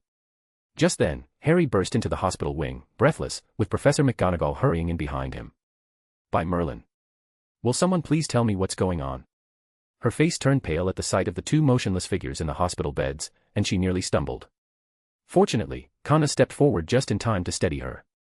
Thank you, Miss Prince, Professor McGonagall said, pressing a hand to her chest. What happened? What's going on at the school? What happened to them? It's all right, Professor. They just accidentally drank a love potion, Kyle explained. They were a little too lively afterward, so we had to use the stunning spell to get them here more easily. Well. Also for the sake of their dignity. Just the love potion. Professor McGonagall was momentarily stunned. It took her a few seconds to process before she turned toward Harry. He had burst into her office in a panic, barely saying anything beyond insisting that something terrible had happened before dragging her here. Given the chaos and the alarmed whispers spreading through the castle, she had nearly believed that Death Eaters had infiltrated Hogwarts. I appreciate your concern for your friends, Mr. Potter, but in the future, when something happens, you must get to the point immediately, Professor McGonagall said, exasperation evident in her tone. Harry nodded, looking a little embarrassed. He had to admit, he may have overreacted just a little. All right, Minerva, we'll talk about your business later, said Madame Pomfrey as she approached with the antidote. Please, wake one of them up first. Kyle waved his wand, and Ron's eyes snapped open. Where am I? Where's Romilda? There is no Romilda here, Madame Pomfrey said briskly. She walked over and, without any hesitation, pinched Ron's mouth shut and poured the antidote straight down his throat. You could have just made up some excuse to get him to drink it, Harry muttered, watching Madame Pomfrey's method with mild exasperation. In his current state, it wouldn't have been hard. Madame Pomfrey pretended not to hear. She wasn't in the mood to waste time thinking of excuses, it was simply more efficient this way. Soon, the entire glass of antidote was gone. Harry watched anxiously as Ron, who had been struggling just moments ago, suddenly shuddered. A look of sheer horror overtook his face. Where am I? Oh my, what have I done? He gasped, clutching his hair as if he wished he could vanish into the smallest gap at the head of the bed. There, that's better, Madame Pomfrey said matter-of-factly. Just don't eat anything strange in the future. She picked up the second glass of antidote from the table. Kyle pointed his wand again just in time. Like Ron, Slughorn started howling as soon as he woke up. Ah. Rosmerta, where are you? You're the lady's mantle in the potion of beauty, and your hair sparkles like Felix Felici's in the cauldron. Oh. Is Madame Rosmerta's hair blonde? Conna glanced at Kyle with curiosity. You're right. Kyle paused for a moment in thought. I don't think so, at least not the dazzling blonde of Felix Felici's. But Madame Pomfrey didn't concern herself with that. She moved to Slughorn and, just as she had done with Ron, poured the antidote down his throat. A few seconds later. Another scream rang out. Slughorn hunched over, his large frame desperately trying to hide beneath the thin hospital sheets. All right, Professor Slughorn, we don't have time for games. Professor McGonagall stepped forward and pulled back the sheet. Would you please tell me what is going on? It was Rosmerta. Slughorn groaned, covering his face as though he'd been run over by a carriage. She gave me a crystallized pineapple with love potion. And she knew I wouldn't be able to resist, I told her so. Madame Rosmerta, are you sure? Professor McGonagall asked, her expression sharp. Of course. Slughorn snapped indignantly, then, with surprising agility for someone of his size, leaped out of bed. No, I'm going to go and ask her myself. I'll go, Professor McGonagall said, giving him a firm look. Everyone's saying you were attacked by Death Eaters, and it would be best if you were seen walking around the castle instead. With that, she turned and left the hospital wing. Slughorn, however, made no move to follow her instructions. Instead, he slumped back onto the bed with a heavy sigh. Beside him, Ron looked just as miserable. It wasn't surprising. Most people who had been under the influence of a love potion, and had been witnessed behaving under its effects, woke up looking similarly humiliated. The atmosphere in the room grew undeniably awkward. Would you like something to drink to cheer you up? Kyle asked, breaking the silence. I have wine and mead here. Any preferences? Mead, if I may, Slughorn murmured, clearly in need of some liquid comfort. Kyle took out a golden cup and gave it a slight flick. The once empty cup immediately filled with golden mead. Nice refilling charm, Slughorn muttered absent-mindedly. He hadn't been particularly impressed at first, until Kyle poured the mead into the same cup that had just held the antidote. The moment it left the golden cup, the aroma of the mead seemed to expand, filling the entire room with a light, lingering fragrance. Oh, Merlin. Slughorn couldn't remain melancholic any longer as he took a deep sniff, his nose twitching eagerly. My boy, this must be the most authentic oak-aged mead. I don't know about the oak, but it's definitely aged, Kyle muttered, glancing at the gold cup in his hands. His voice was too quiet for anyone else to hear, except for Conna, who stood nearby. On the other side, Slughorn couldn't wait any longer. He brought the cup to his lips and took a sip. The moment the mead touched his tongue, a look of deep satisfaction spread across his face. Kyle observed him for a moment before asking in a low voice, Professor, what do you think? It's fantastic, Slughorn said, smacking his lips appreciatively. I was wrong before. This isn't just any oak, it's ironwood oak, isn't it? Ironwood oak. Harry repeated, frowning slightly. What is that? A magical tree, Slughorn explained enthusiastically. Legend has it that the doors of Hogwarts were built from it, which is why they've lasted for 1,000 years. His voice carried the same reverence one might use when speaking of a fine vintage. It's also recognized as the best wood for aging mead, but it's extremely rare, even rarer than the Whomping Willow. With that, he took another small sip, savoring it. Professor, Kyle asked again, watching him carefully, you don't think there's anything off about the taste, do you? What? Of course not, Slughorn said firmly. This is the best mead I've ever tasted. In fact, if you could pour me another glass. Kyle had already stopped listening. As long as he knew the wine was drinkable, nothing else mattered. Ever since he had retrieved the golden cup, he had been curious to try the wine that came from it. But he hadn't dared. After all, it had been over 1,000 years, who knew if it was still safe? But now he was sure. It was perfectly fine. Satisfied, he poured some for Ron as well. They had both been affected by the love potion, it wouldn't be fair to offer one and not the other. Ron, impatient, grabbed the glass the moment Kyle finished pouring. Ignoring whatever Harry had been saying, he tipped it back and drank it all in one go. Slughorn frowned at the display. A fine mead like this was meant to be savored slowly. Was pumpkin juice no longer good enough for quenching thirst? Who? That's really good, Ron smacked his lips, his expression one of deep appreciation. Way better than the 3 broomsticks. Then he turned to Harry. What did you say? Nothing, Harry replied, shaking his head. His attention, however, lingered on Slughorn with a thoughtful expression. Slughorn, for his part, had been drinking more and more slowly as his glass emptied. Yet rather than ask for more, he kept glancing at Kyle, as if he wanted another refill but was too shy to ask outright. Who brought alcohol in here? Madame Pomfrey's sharp voice cut through the air as she stormed into the room, her gaze sweeping over everyone before settling coldly on Slughorn. This is the hospital wing, Professor Slughorn, not your office, she snapped. Now, take your mead and get out. No, actually, Yes, Professor Slughorn, we'd better go back, Kyle interjected smoothly. A lot of people saw me bring you here, and they seem to have misunderstood something. You need to clear things up. You're right, Slughorn agreed, suddenly recalling what Professor McGonagall had said earlier. Perhaps it was because his mood had improved, or perhaps he feared that Madame Pomfrey would confiscate his mead if he lingered too long, but he made no further attempts to stay. Rising from the bed, he took his glass and exited the hospital wing. The others followed suit. When Kyle returned to the castle, he quickly realized that things were just as chaotic as Professor McGonagall had described. Almost all the students had gathered in the Great Hall, their faces filled with undisguised fear as they whispered and speculated about what had happened. But in a way, this was convenient. At least they wouldn't have to run all over the castle to find everyone. The moment Slughorn entered the Great Hall, all eyes turned toward him. Professor Slughorn. Are you okay? You're alive. The chatter in the Great Hall instantly grew louder, buzzing and humming as students whispered amongst themselves. Quiet, quiet. Slughorn called out as he strode to the center of the hall. I'm glad so many of you care, but please rest assured, I simply had a little mishap while brewing a potion. Why did you lose consciousness? Someone asked from the crowd. Good question, Slughorn said, nodding. Remember how I always tell you to pay full attention when brewing potions and not to get distracted? That's why. Some potions can be very dangerous if they aren't prepared properly. Many students still looked skeptical, but seeing how lively and energetic Slughorn appeared now, they had no choice but to accept his explanation. As the realization set in that the situation had been a misunderstanding, the tension in the room gradually eased. One by one, students began leaving the Great Hall. When only 5 people remained, Slughorn sat down heavily on a bench and let out a breath. I think I've fulfilled my part of the bargain, he said, glancing at the others. I have a favor to ask. Could you please forget about what happened today? Or at the very least, not tell anyone else. Of course, Kyle replied easily, then tilted his head. But, Professor, how could you not have noticed something like the love potion? Slughorn simply shrugged, clearly unwilling to dwell on something so embarrassing. Let's just let it go, shall we, he muttered. Let's both pretend this never happened, that you never saw me this morning. Yes, yes. Ron nodded quickly in agreement. And please don't tell anyone else, especially Lavender. I don't want her to get the wrong idea. I'm sorry, Ron. Harry's eyes seemed unfocused for a moment.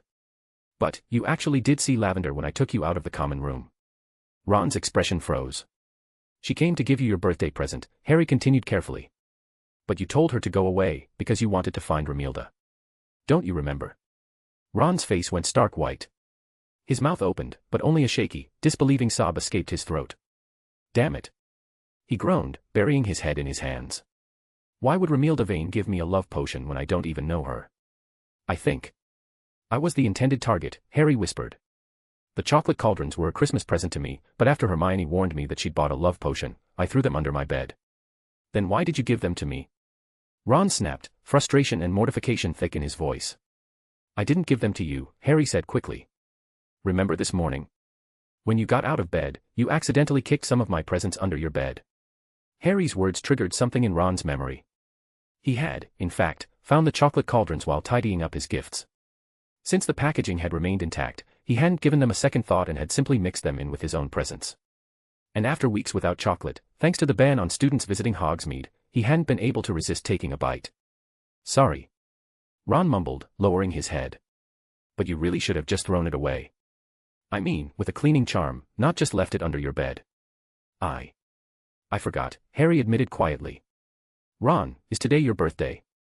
Kanna suddenly asked. Ah, yeah, Ron sighed, still looking a little miserable. Sorry, I didn't know, and I don't have a present, Kanna said, rummaging through her bag. A moment later, she pulled out a small bottle. This is the antidote to the love potion from the hospital wing. Consider it a gift from me, she said. Now you won't have to worry about anything like what happened today. Ron looked down at the bottle in surprise before quickly accepting it. Great, thanks, he said sincerely. The whole experience had shaken him enough that he was genuinely relieved to have an antidote on hand. This is mine, Slughorn added from beside him, reaching into his own pocket and pulling out another bottle. Unlike Kanna's gift, however, this bottle contained a shimmering, golden liquid. Ron's breath caught as he recognized it instantly, the way the potion winked in the light was unmistakable. Liquid luck. His voice shot up an octave in disbelief. This is really for me. Of course, Slughorn said, though there was a trace of reluctance in his voice. As long as you don't. I won't tell anyone about today. Ron interrupted, nodding so quickly he nearly gave himself whiplash. Okay, here's mine, Kyle said next, pulling out his own gift. Compared to Kanna and Slughorn's presents, Kyle's seemed far more ordinary, a large box full of Honeyduke's sweets and chocolates. But unlike the others, his gift was wrapped properly, complete with a gold and red ribbon. It had clearly been prepared in advance. Thanks, Ron said, his mood visibly lifting as he took the box. I haven't had any of these in 2 months. Mum won't let me go to Diagon Alley, and Fred and George won't bring me anything.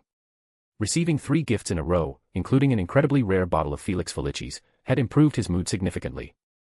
Without hesitation, he grabbed a piece of fudge and stuffed it into his mouth. Then, after a brief moment of thought, he shoved all the chocolates in the box toward Harry.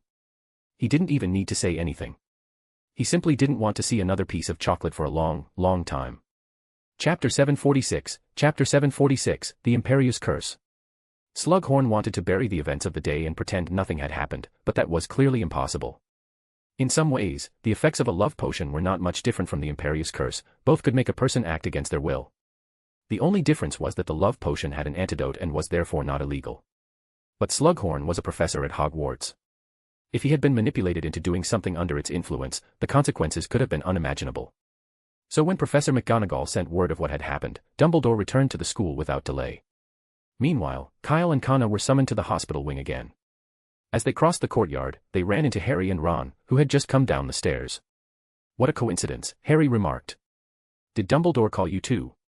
Obviously, Kyle replied. So the headmaster is finally going to punish Romilda Vane. Ron was practically vibrating with excitement, unable to stand still.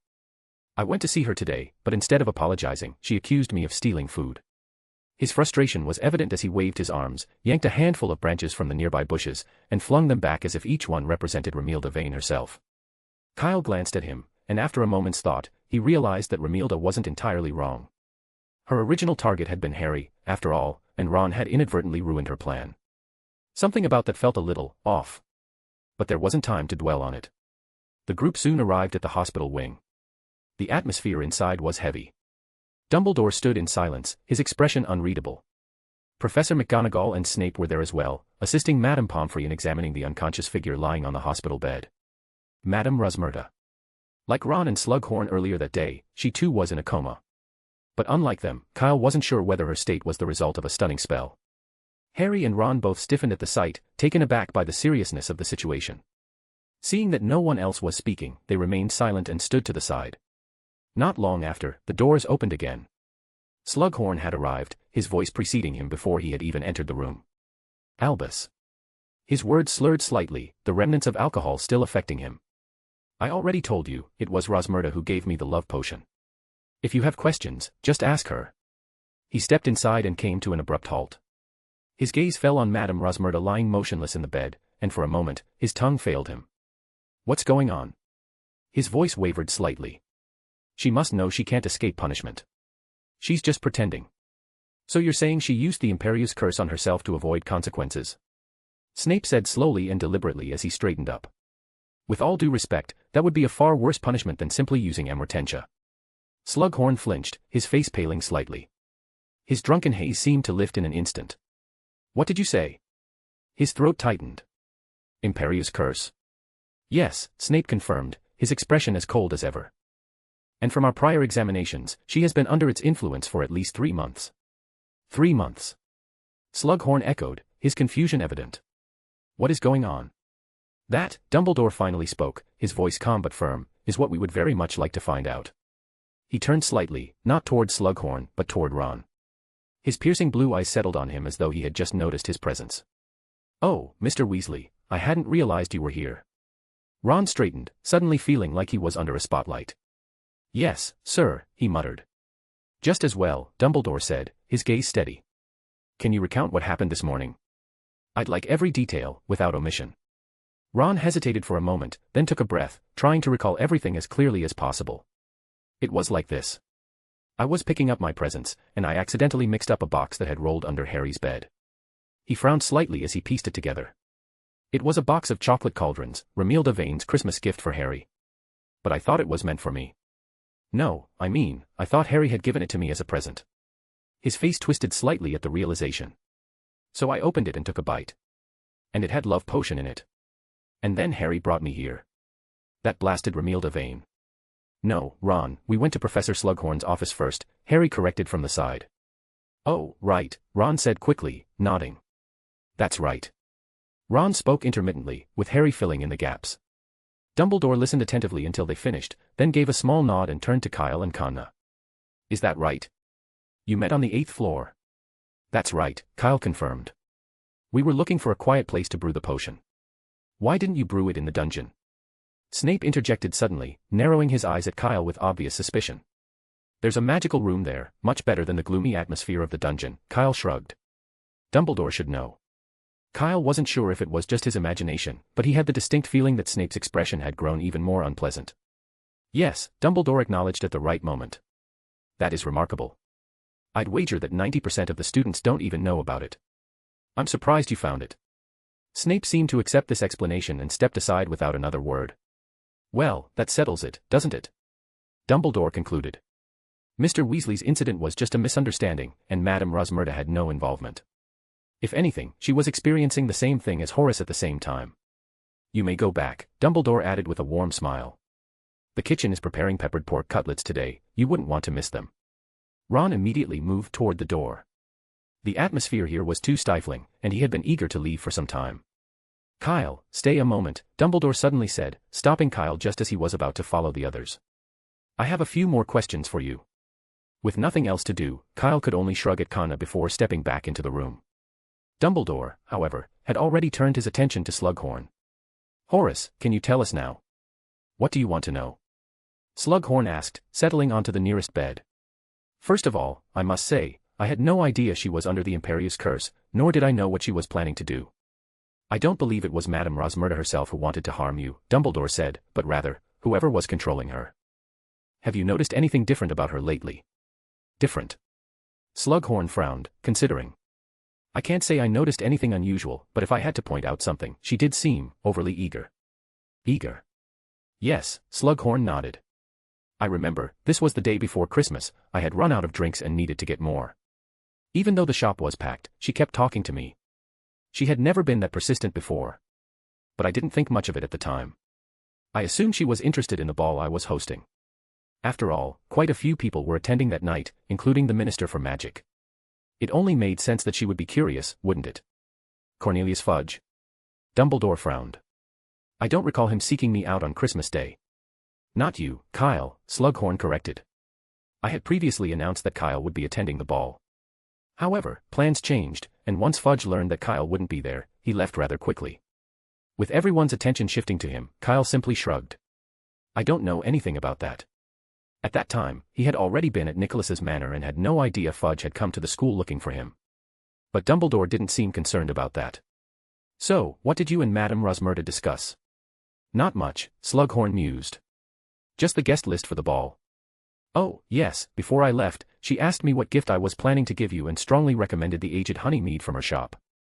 But I recall you gave me red currant rum as a gift, Dumbledore noted. Yes, the minister brought it, it was quite aged as well, Slughorn said. So I told her I already had a gift for you but that I would buy the mead for myself. The one in your office? Professor McGonagall inquired. She recalled Harry mentioning that Slughorn's office contained little more than steaks, preserves, and half a glass of mead. No, Minerva, the bottle of aged mead that Rosmerta mentioned was broken just as she was about to give it to me, Slughorn said with a sigh. I regretted it for a long time. That is a real pity, Dumbledore remarked, raising an eyebrow. But no one present was foolish enough to miss his meaning. It was clear that someone had intended for Slughorn to give the bottle of mead to Dumbledore as a Christmas present. There must have been something added to it, and when they realized that Slughorn had already prepared a gift in advance, they had to find a way to destroy the bottle to prevent their plan from being exposed too soon. Snape sneered from his spot nearby. Slughorn's face flushed an even deeper shade of red, though, fortunately for him, the alcohol he had consumed earlier masked his embarrassment. And then what happened? Dumbledore asked, his voice calm, as though the matter did not concern him in the slightest. And what about the love potion? It happened yesterday, Slughorn said, glancing at the nearby hospital bed. I went to ask her if she had any new aged mead, as I usually do. Of course, she didn't. And just as I was about to leave, she suddenly gave me a crystallized pineapple, said it was a new dessert she was working on. Since I had mentioned before that my favorite combination was mead and crystallized pineapple, I assumed she had taken my advice. A long silence settled over the room. Dumbledore lowered his head slightly, deep in thought. Snape's lips twitched, and finally, he could hold back no longer. Didn't you notice that the candied fruit was the wrong color? He asked, his voice tinged with disbelief. You don't understand, Severus, Slughorn stammered. Because everyone makes them differently, the color of the preserves varies. That's normal. Snape had no response to that. He merely sneered again and turned his gaze away.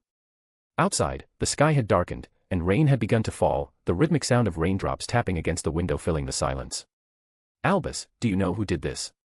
Professor McGonagall asked, stepping forward. I will find out, Dumbledore murmured, then turned his attention back to Kyle. When you were at the Three Broomsticks last time, did you notice anything different about Madame Rosmerta? She seemed normal, nothing strange, at least, not that I noticed, Kyle replied. Or you could ask someone else. Ron, for instance, he was much more interested in staring at Madame Rosmerta than at his own glass. Unless they had been given a specific task, like delivering the sweets to Slughorn this time, a person under the Imperius Curse showed no obvious signs of control. That was why, more than a decade ago, so many Death Eaters had managed to escape scrutiny by claiming they had been under the Imperius Curse. Even with enough skill, even an Auror wouldn't be able to tell the difference. Why not ask Rosmerta herself? Slughorn asked doubtfully. She should know who instructed her. We already did, Dumbledore replied. She knew nothing. The person never showed themselves, and when we were about to question her in more detail, she fainted from exhaustion. In that case, well. Silence fell once more. Outside, the rain grew heavier, drumming insistently against the windows. Fearing that students might witness something they shouldn't and cause unnecessary trouble, Madame Rosmerta had been sent to St. Mungo's. Snape left as well. Dumbledore called after him, but Snape ignored him entirely, disappearing into the corridor without a backward glance. He didn't hear that. Kyle asked tentatively, glancing in the direction Snape had disappeared. Snape going against the headmaster, that was rare. No, he heard, Dumbledore replied, his expression complicated. We just have our differences on certain matters.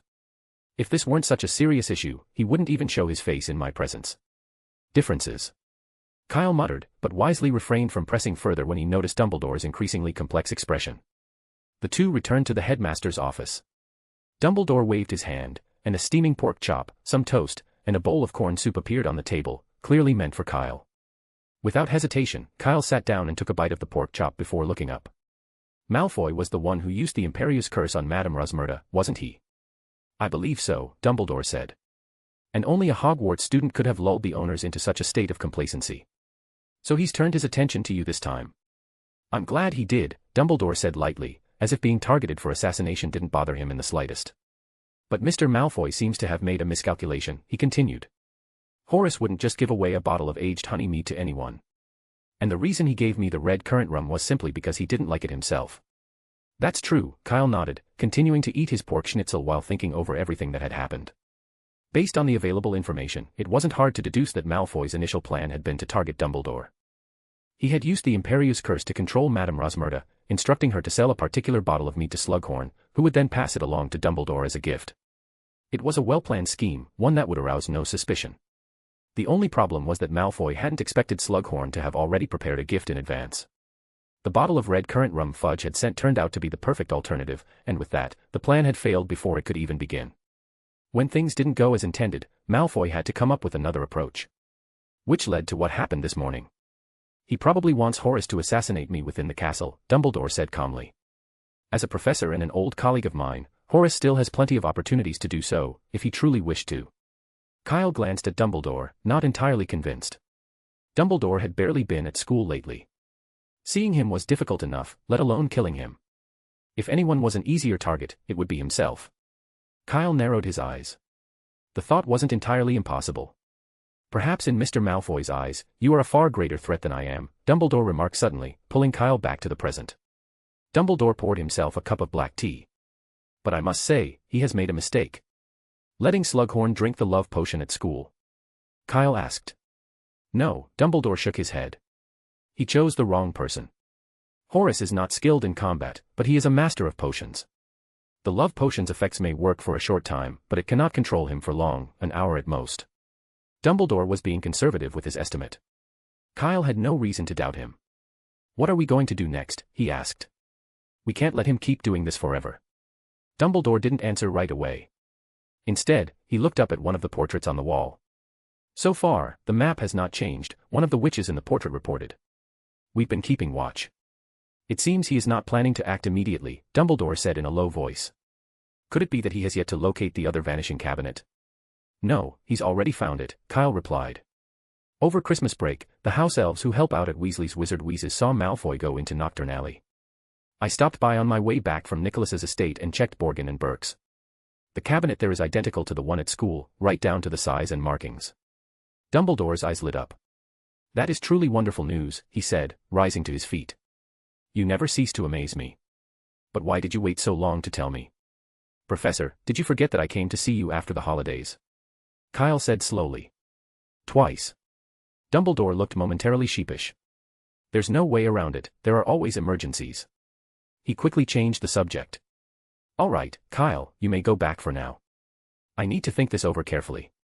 Chapter 747, The Lucky Gryffindor. By the time Kyle emerged from the headmaster's office, afternoon had already arrived. The sky remained overcast, and the relentless rain showed no sign of easing. He lingered in the 8th floor corridor for a while, gazing absent-mindedly at the rain, which fell like a sheer veil over the castle. His thoughts drifted to the heated argument between Dumbledore and Snape. What had caused their disagreement? Was it Malfoy's recent actions? Or did it have something to do with Kana? Or perhaps, was Snape growing weary of his double life as a Death Eater and yearning for a normal existence? Any of these seemed possible. But whatever the reason, one thing was clear, Snape did not have Dumbledore's support on this matter. If he had, their argument wouldn't have been so intense. Kyle suspected Malfoy was the most likely cause. After all, he was the one stirring the most trouble. As for Kana, unless Dumbledore had wanted her to join the Order of the Phoenix and Snape had opposed it, there wasn't much reason for a disagreement over her. Besides, Kyle doubted Dumbledore would push for a recently graduated witch to join the Order. There was simply no pressing need for it. And as for Snape longing to return to an ordinary wizard's life, until Voldemort was completely defeated, that could only remain a distant dream. Draco Malfoy. Kyle murmured. At that moment, a group of first-year students came racing up the stairs, laughing and chasing one another. Their noisy excitement snapped Kyle out of his thoughts. They hadn't expected to see a 7th year standing there, and upon spotting him, they skidded to a stop, startled. One boy, flustered, accidentally dropped the model Quidditch player he had been holding. Don't worry, I'm not Filch, Kyle said, amused. I won't deduct points just for being loud in the corridor. With a tap of his hand, he restored the broken model. As good as new. Thank you, the boy stammered, his face turning red with excitement, as if he had just witnessed an extraordinary feat of magic. To be fair, to a first year, especially a muggle-born, wandless magic, even something as simple as an untransfiguration spell, was impressive. Kyle didn't dwell on it. The brief commotion had pulled him from his thoughts, and he took it as a sign to move on. Without further hesitation, he left the 8th floor and made his way straight to the Hufflepuff common room. Still, a vague feeling nagged at him, as if there was something he had forgotten to tell Dumbledore. He hesitated briefly at the top of the stairs. Then he shook his head. Never mind. It probably didn't matter. Because few people knew about it, the news that Slughorn and Ron had been affected by the love potion never spread, and life at Hogwarts continued as usual. Dumbledore had left the school again, and with the Death Eaters becoming increasingly active, he had been busier than ever. But none of it seemed to affect Hogwarts. Thanks to the professor's efforts, the castle remained as safe as ever, and the students' attention was entirely on the upcoming Quidditch match the next day. This time, it was Gryffindor versus Slytherin, age-old rivals. Although Harry had the firebolt, Gryffindor's chances weren't as high as expected. A key player was missing, and the two beaters had performed poorly in the last match, making their odds uncertain. Most people still placed their hopes on Slytherin. Their newer players hadn't been particularly outstanding in the past 2 years, but the team had remained steady. All three chasers were experienced veterans, with over 3 years of playing together, giving them strong teamwork. And more importantly, they were all massive, built like wrestlers. Sometimes, sheer size was an advantage. On the morning of the match, Kyle and Connor made their way to the Great Hall for breakfast. As soon as they entered, they found themselves in the middle of a heated confrontation, not between Harry and Malfoy this time, but between Ron and Slytherin chaser Vasey. Kyle lowered his voice. "What's going on?" "Oh, it's the Slytherin Weasley song," Ryan, who had arrived early, explained. Harper was leading the chorus, but they got caught in the act. The Weasley song, a taunting chant aimed at Ron, had been Slytherin's go-to tactic for unsettling him. The lyrics changed every month, but they always mocked him in some way. Since last year, Slytherin had sung it before every Gryffindor match, and it had been remarkably effective. Ron, easily rattled, would inevitably fumble under pressure. This time, they were clearly trying to shake Gryffindor's confidence again. However, things didn't go quite as planned. Just as Ryan finished speaking, Kyle noticed Crabbe suddenly lurch to one side, as if he had stepped in something and slipped. He crashed into the person in front of him. Then, like a chain reaction, another Slytherin was knocked over. In an instant, the entire group collapsed in a tangled heap. Kyle blinked, unable to understand what he had just witnessed. Only one person had fallen at first, but the Slytherins, standing close together, had all been thrown off balance. Within seconds, they were sprawled across the floor, tangled up and groaning in pain. Vasey was at the bottom of the pile, his face turning purple as he flailed his arms, desperately trying to push the others off him. Ron, watching the scene unfold, burst into laughter. "You were singing so happily just now, why'd you stop?" Grinning, he strode over to the Gryffindor table, Lavender skipping beside him, gazing at him with admiration. "Oh, they made up already?" Neville said in surprise as he walked up behind them. "What do you mean?" Kyle asked. "You don't know."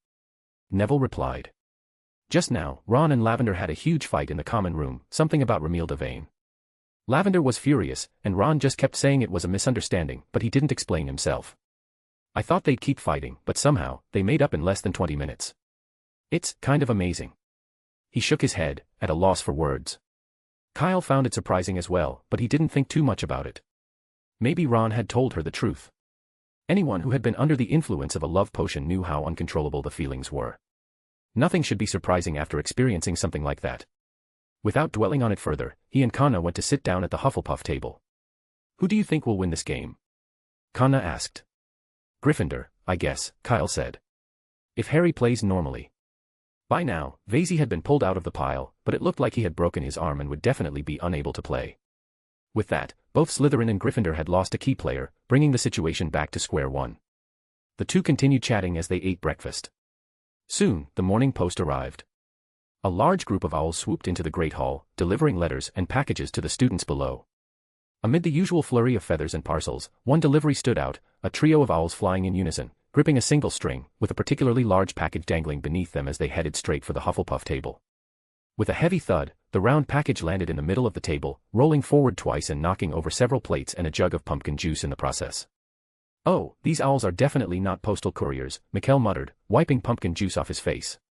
"So rude." He glanced at the package curiously. "Whose is it?"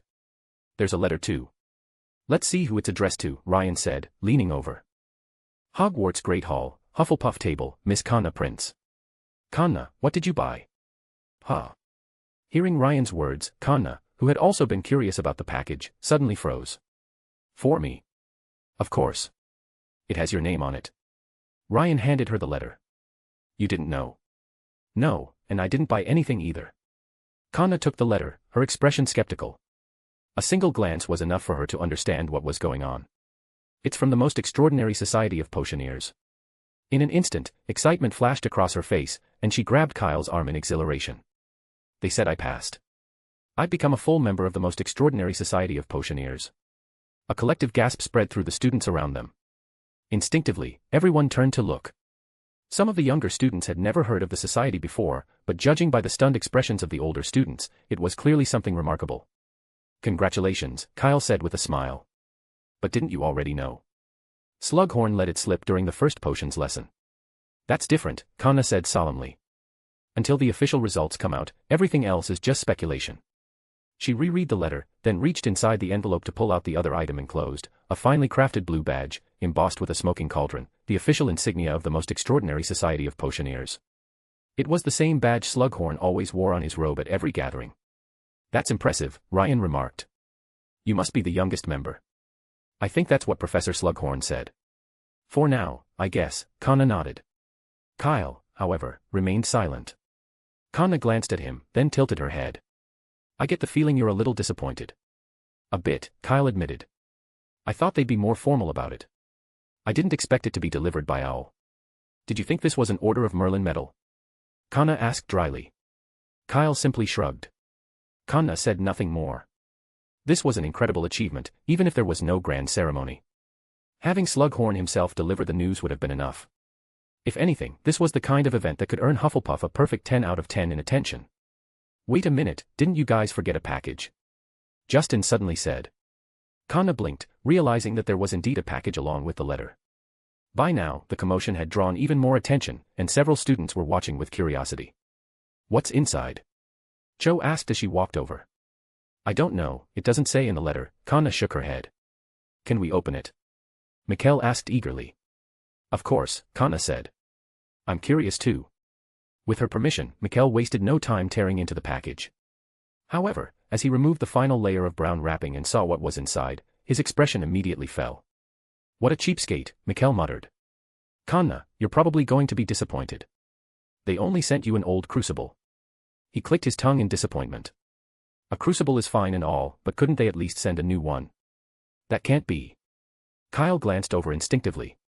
The package hadn't been fully unwrapped, revealing only half of its contents. It was indeed a crucible, deep red, covered in what looked like knife scratches, and at first glance, it appeared worn and old. But that was just its appearance. This is no old crucible.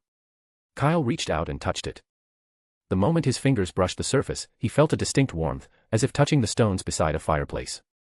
Mikkel placed his own hand on it. Strange, is this thing still hot? That's even weirder. No, Kyle explained, it's made from the shell of a fire crab. This material conducts heat exceptionally well, absorbing a flame's temperature in seconds and distributing it evenly. The best crucibles in the wizarding world are made from fire crab shells. As soon as Kyle finished speaking, understanding dawned on everyone. So, they're not stingy after all. On the contrary, Kyle raised an eyebrow, this kind of crucible isn't cheap. How much? Someone asked. I don't know, Kyle admitted. I've never bought one before, and most people don't need something this high-end, an ordinary crucible is more than enough. Hearing that, the students quickly lost interest. To them, it was just a cauldron.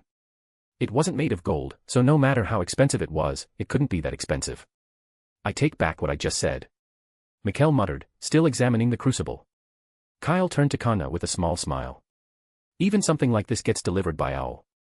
Looks like they really don't care about ceremonies or formalities. You can use this for brewing potions in the future, he added. It's far better than an ordinary cauldron.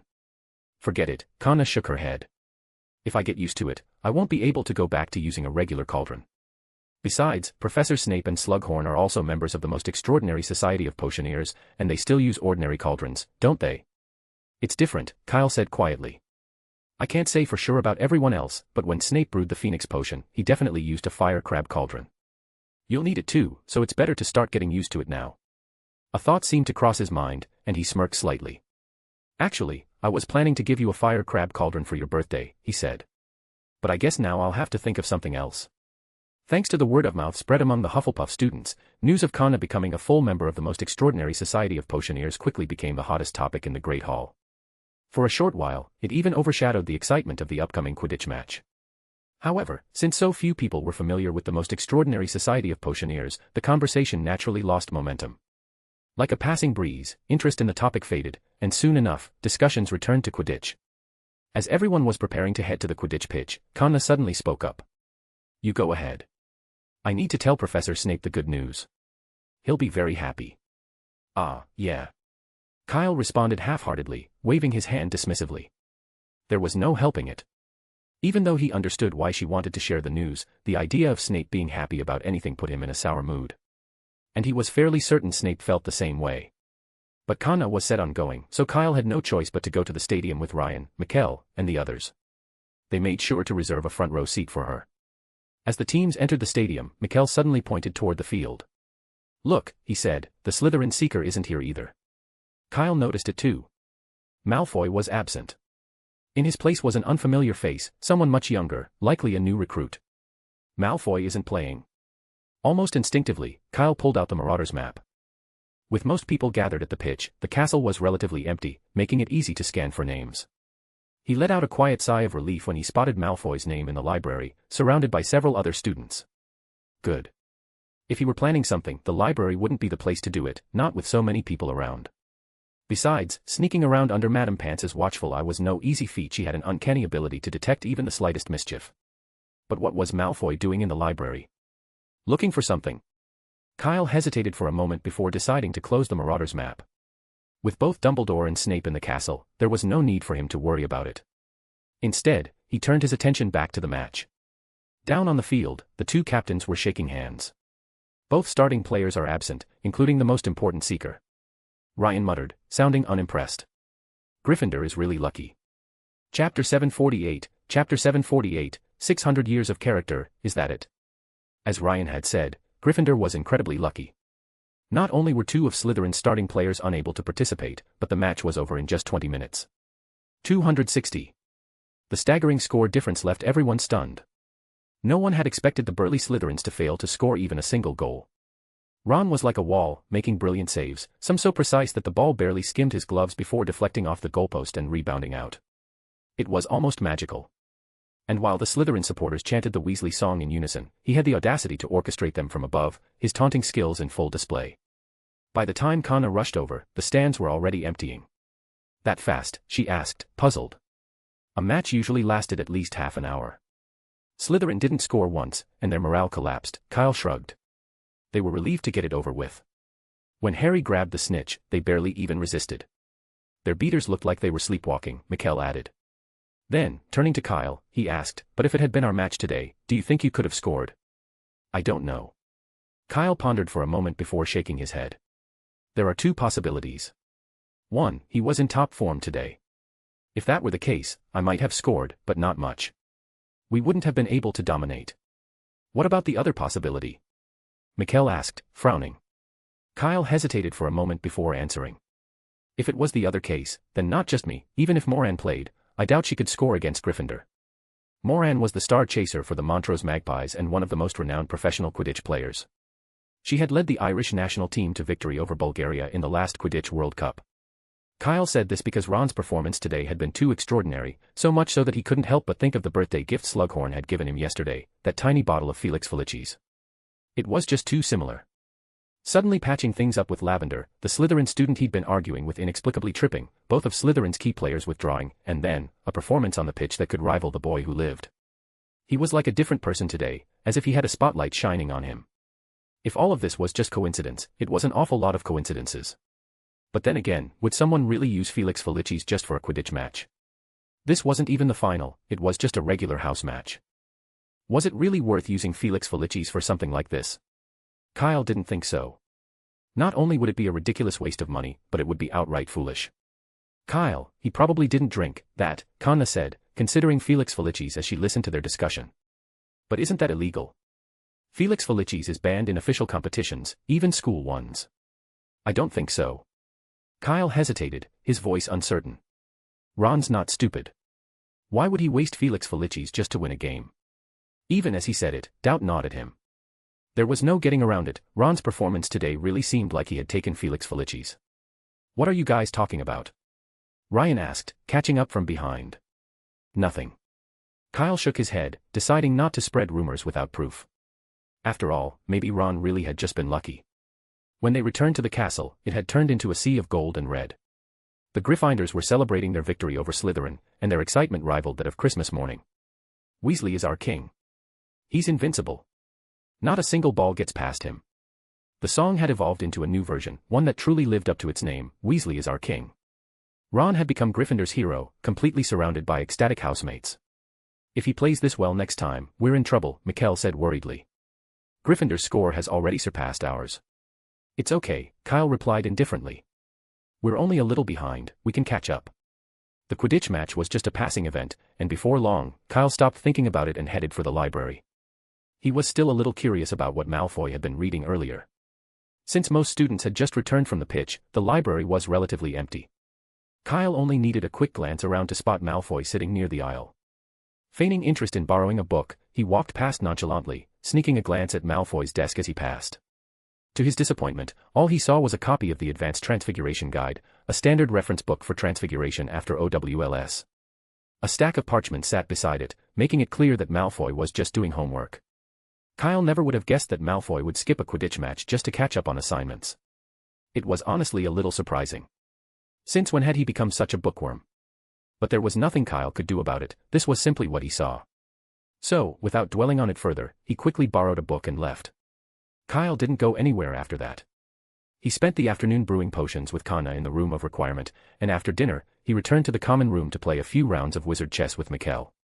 Until 9 o'clock in the evening. He and McGonagall were in the middle of a heated match when the Fat Friar, the Hufflepuff ghost, suddenly emerged from beneath the chessboard. McGonagall jumped in surprise, his hand twitching involuntarily. The chess piece he had been holding slipped from his fingers, and his crucial queen was promptly smashed by Kyle's knight.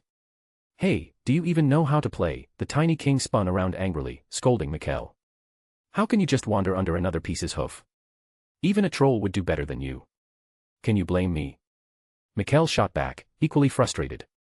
Do you think I wanted to go there? I was scared, okay. Sorry, kid, said the Fat Friar with a bow. Then he turned to Kyle. The headmaster is looking for you. Now. Kyle glanced toward the dark sky outside. That's what the headmaster said. They're waiting for you. All right. With some reluctance, Kyle got up. As he made his way to the door, he suddenly thought of something and turned back. Kana, you take over this game for me. Okay, Kana nodded. But before she could sit down, Michael's expression changed drastically.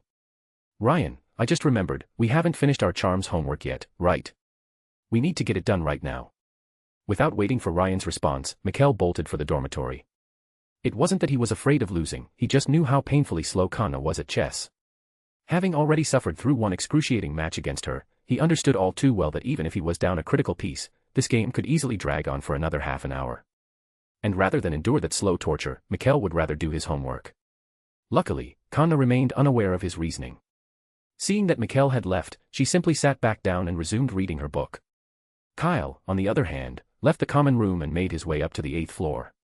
Inside the headmaster's office, in addition to Dumbledore, Harry was also present.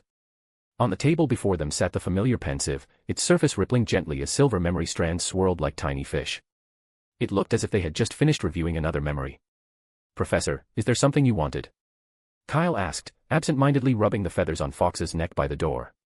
But strangely, neither Dumbledore nor Harry responded for a long time. Kyle instinctively looked up, only to find Dumbledore staring at him with an expression he had never seen before, 3 parts shock, 7 parts disbelief, and at least 990 points of utter bewilderment. What's wrong? Kyle asked again. I heard from Harry that you gave Slughorn a glass of aged mead. Dumbledore's voice trembled slightly, as though he was holding something back. Ah, that's right, Kyle nodded. Professor, do you like mead too? If it's all the same to you. I'd like to try some, Dumbledore said after a brief pause, attempting to sound nonchalant. I rarely drink spirits anymore now that I'm older, so mead is just right. Okay. Kyle retrieved the golden cup again and gave it a gentle shake. Almost immediately, the rich, sweet aroma of aged mead filled the office. But no one in the room was looking at the drink. Every single eye, Dumbledore's, Harry's, and even those of the figures in the surrounding portraits, was fixed squarely on the golden cup in Kyle's hands. "Armando, is that the one?" a witch in one of the portraits murmured. "To be honest, I've never seen the real thing myself," Armando Dippet admitted. "But judging from its appearance, it certainly seems to be." "Kyle." Dumbledore finally spoke again, his voice quieter this time. "What is this cup?" "This?" "Hufflepuff's cup," Kyle said calmly. "What's wrong with it?" "You're actually asking what's wrong with it?" Phineas Nigellus's voice rang out from above, and at some point, the former heads of house had gathered around the nearest portrait to the table, craning for a better look. "This is Hufflepuff's cup," Phineas practically shrieked. "Calm down, Phineas, calm down," Dumbledore said, waving a hand to quiet him. Then, turning back to Kyle, he asked, "May I see it?" "Certainly." Kyle pushed the cup across the table without hesitation. Dumbledore carefully poured the mead into a teapot nearby before lifting the cup for closer inspection. His crooked nose was nearly pressed against its surface as he scrutinized it, turning it in his hands. "Professor, is this really Hufflepuff's cup?" Harry asked in a low voice. "I believe so," Dumbledore answered, sounding slightly dazed. "But..." Harry hesitated, his brow furrowing. "In the memory we just watched, didn't Voldemort trick that woman, Hepzibah Smith, into giving it to him?" What they had just viewed was a memory related to the Golden Cup, or rather, an early chapter in Voldemort's rise to power. Voldemort had discovered the cup's existence while working at Borgin and Burke's, having learned that Hepzibah Smith kept it in her collection. Using his characteristic charm and manipulation, he had deceived her into parting with it. At the time, Harry had thought the Golden Cup looked oddly familiar, as if he had seen it somewhere before. Then, the realization struck, he had seen it, just yesterday, in the hospital wing. Kyle had used that exact same cup to pour mead. At first, he hadn't thought much of it, dismissing it as a coincidence. After all, golden goblets were fairly common. Maybe Kyle just happened to have one that looked exactly like the cup in the memory. But then, under Dumbledore's persistent questioning, he had recounted the entire scene from the hospital wing. And that was why Kyle had been called here. "What the hell is going on? Is that memory fake?" Harry asked. "No, I can assure you that the memory must not be fake," Dumbledore shook his head. "As for what happened in the middle, I'm afraid only one person knows." He looked up at Kyle. "Can you tell me what's going on? Didn't Nicholas tell you?" Kyle blinked. "Just like Ravenclaw's diadem, this was originally Voldemort's Horcrux. I found it and gave it to Nicholas, and he took care of it for me." Dumbledore's mouth twitched twice. Why Nicholas again? He still remembered that after learning about the diadem, he had made a special trip to Nicholas's manor to ask if there was anything else he was hiding. At the time, Nicholas had sworn on his 600 years of character that there was absolutely nothing more. Dumbledore had believed him. And now, barely any time later, another artifact had appeared. 600 years of character, and this was the result. In an instant, Nicholas's image in his mind collapsed. Liars, all liars. Dumbledore took a long moment to compose himself before deciding to set the topic aside for now. "So, how did you find this Horcrux?" Harry turned his attention to Kyle as well, clearly curious. "It was a coincidence," Kyle said. "Didn't Lucius Malfoy take a notebook before? I wondered if the other Death Eaters also had Horcruxes, so I took the time to go to the Lestrange family ancestral home. And that's where you found this gold cup?" Harry couldn't help but ask, his tone full of disbelief. "Well, sort of," Kyle nodded. This time, not only Harry but even Dumbledore was left speechless. Since when had finding Horcruxes become such an easy task?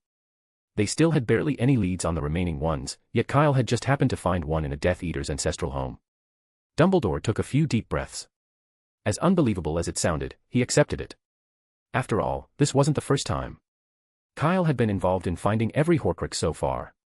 After experiencing it so many times, Dumbledore was slowly getting used to it.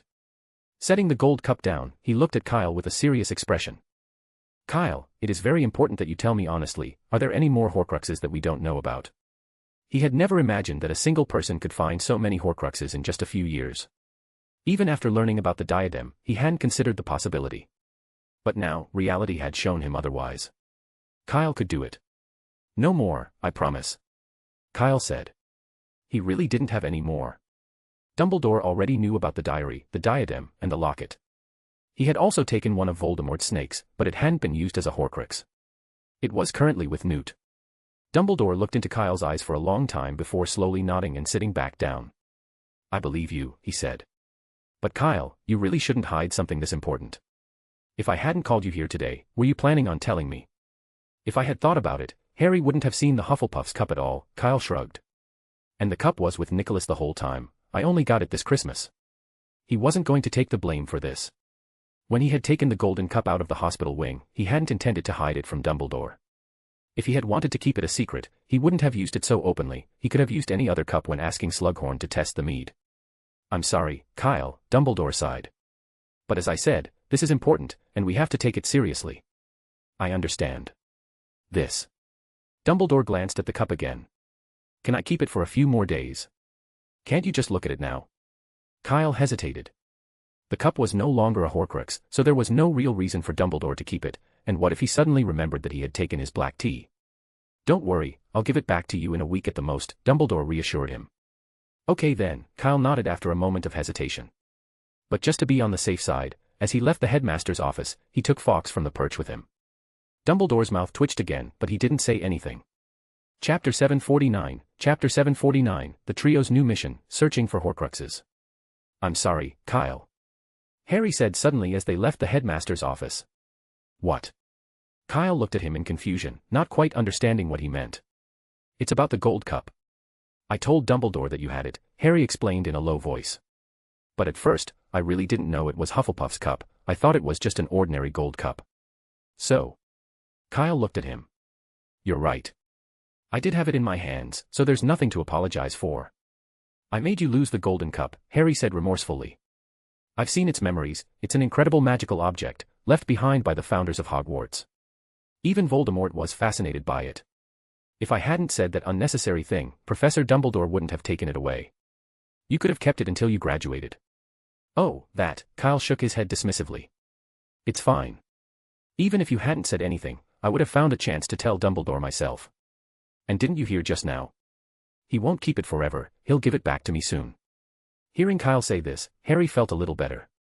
In truth, the moment Dumbledore mentioned keeping the golden cup, guilt had already begun creeping into his heart. He hadn't even paid attention to what was said afterward. To be honest, I kind of hope Professor Dumbledore doesn't give the golden cup back to me, Kyle muttered as he absently stroked Fawkes's red gold feathers. Only then did Harry notice that Kyle had actually brought the headmaster's phoenix with him. Strangely, Fawkes seemed completely at ease, showing no signs of resistance. Was the phoenix really that docile? Almost without thinking, Harry reached out to touch Fawkes, or rather, he had been longing to do so for a while. The next second, just as expected, he was pecked. Ouch! He yelped, quickly pulling his hand back. Phoenixes weren't owls, and a peck wasn't something to take lightly. When Harry looked down, he saw a large, rapidly swelling bump on his hand. It felt like he had been burned with a red-hot iron, sending sharp, stinging pain through his skin with every movement. Looks like he doesn't like me, Harry said with a grimace. No, Fawkes is just a little shy, Kyle said. If a stranger touched your hair without asking, wouldn't you punch them in the face? It's only natural. Is that so? Harry blinked, realizing that made a lot of sense. Phoenixes weren't ordinary magical creatures, they were highly intelligent, not much less than wizards. It wasn't strange at all that they would have a sense of personal space. But looking at the fresh, throbbing lump on his hand, Harry had no desire to test the theory again. Instead, he simply glanced at Kyle with envy. It really hurt, and he had no intention of taking a second hit. The two continued walking, with Harry deliberately falling a step behind, occasionally glancing up at Kyle. A strange sense of frustration settled in his chest. Something as important as a Horcrux had been found so easily by Kyle, like picking up a stone from the ground. And yet, Dumbledore had only asked him to retrieve a memory from Slughorn, a task far simpler than tracking down a Horcrux. Even so, he still had no clue where to start. He had even tried Ron's method before. After a potions class, he had bluntly asked Slughorn about it.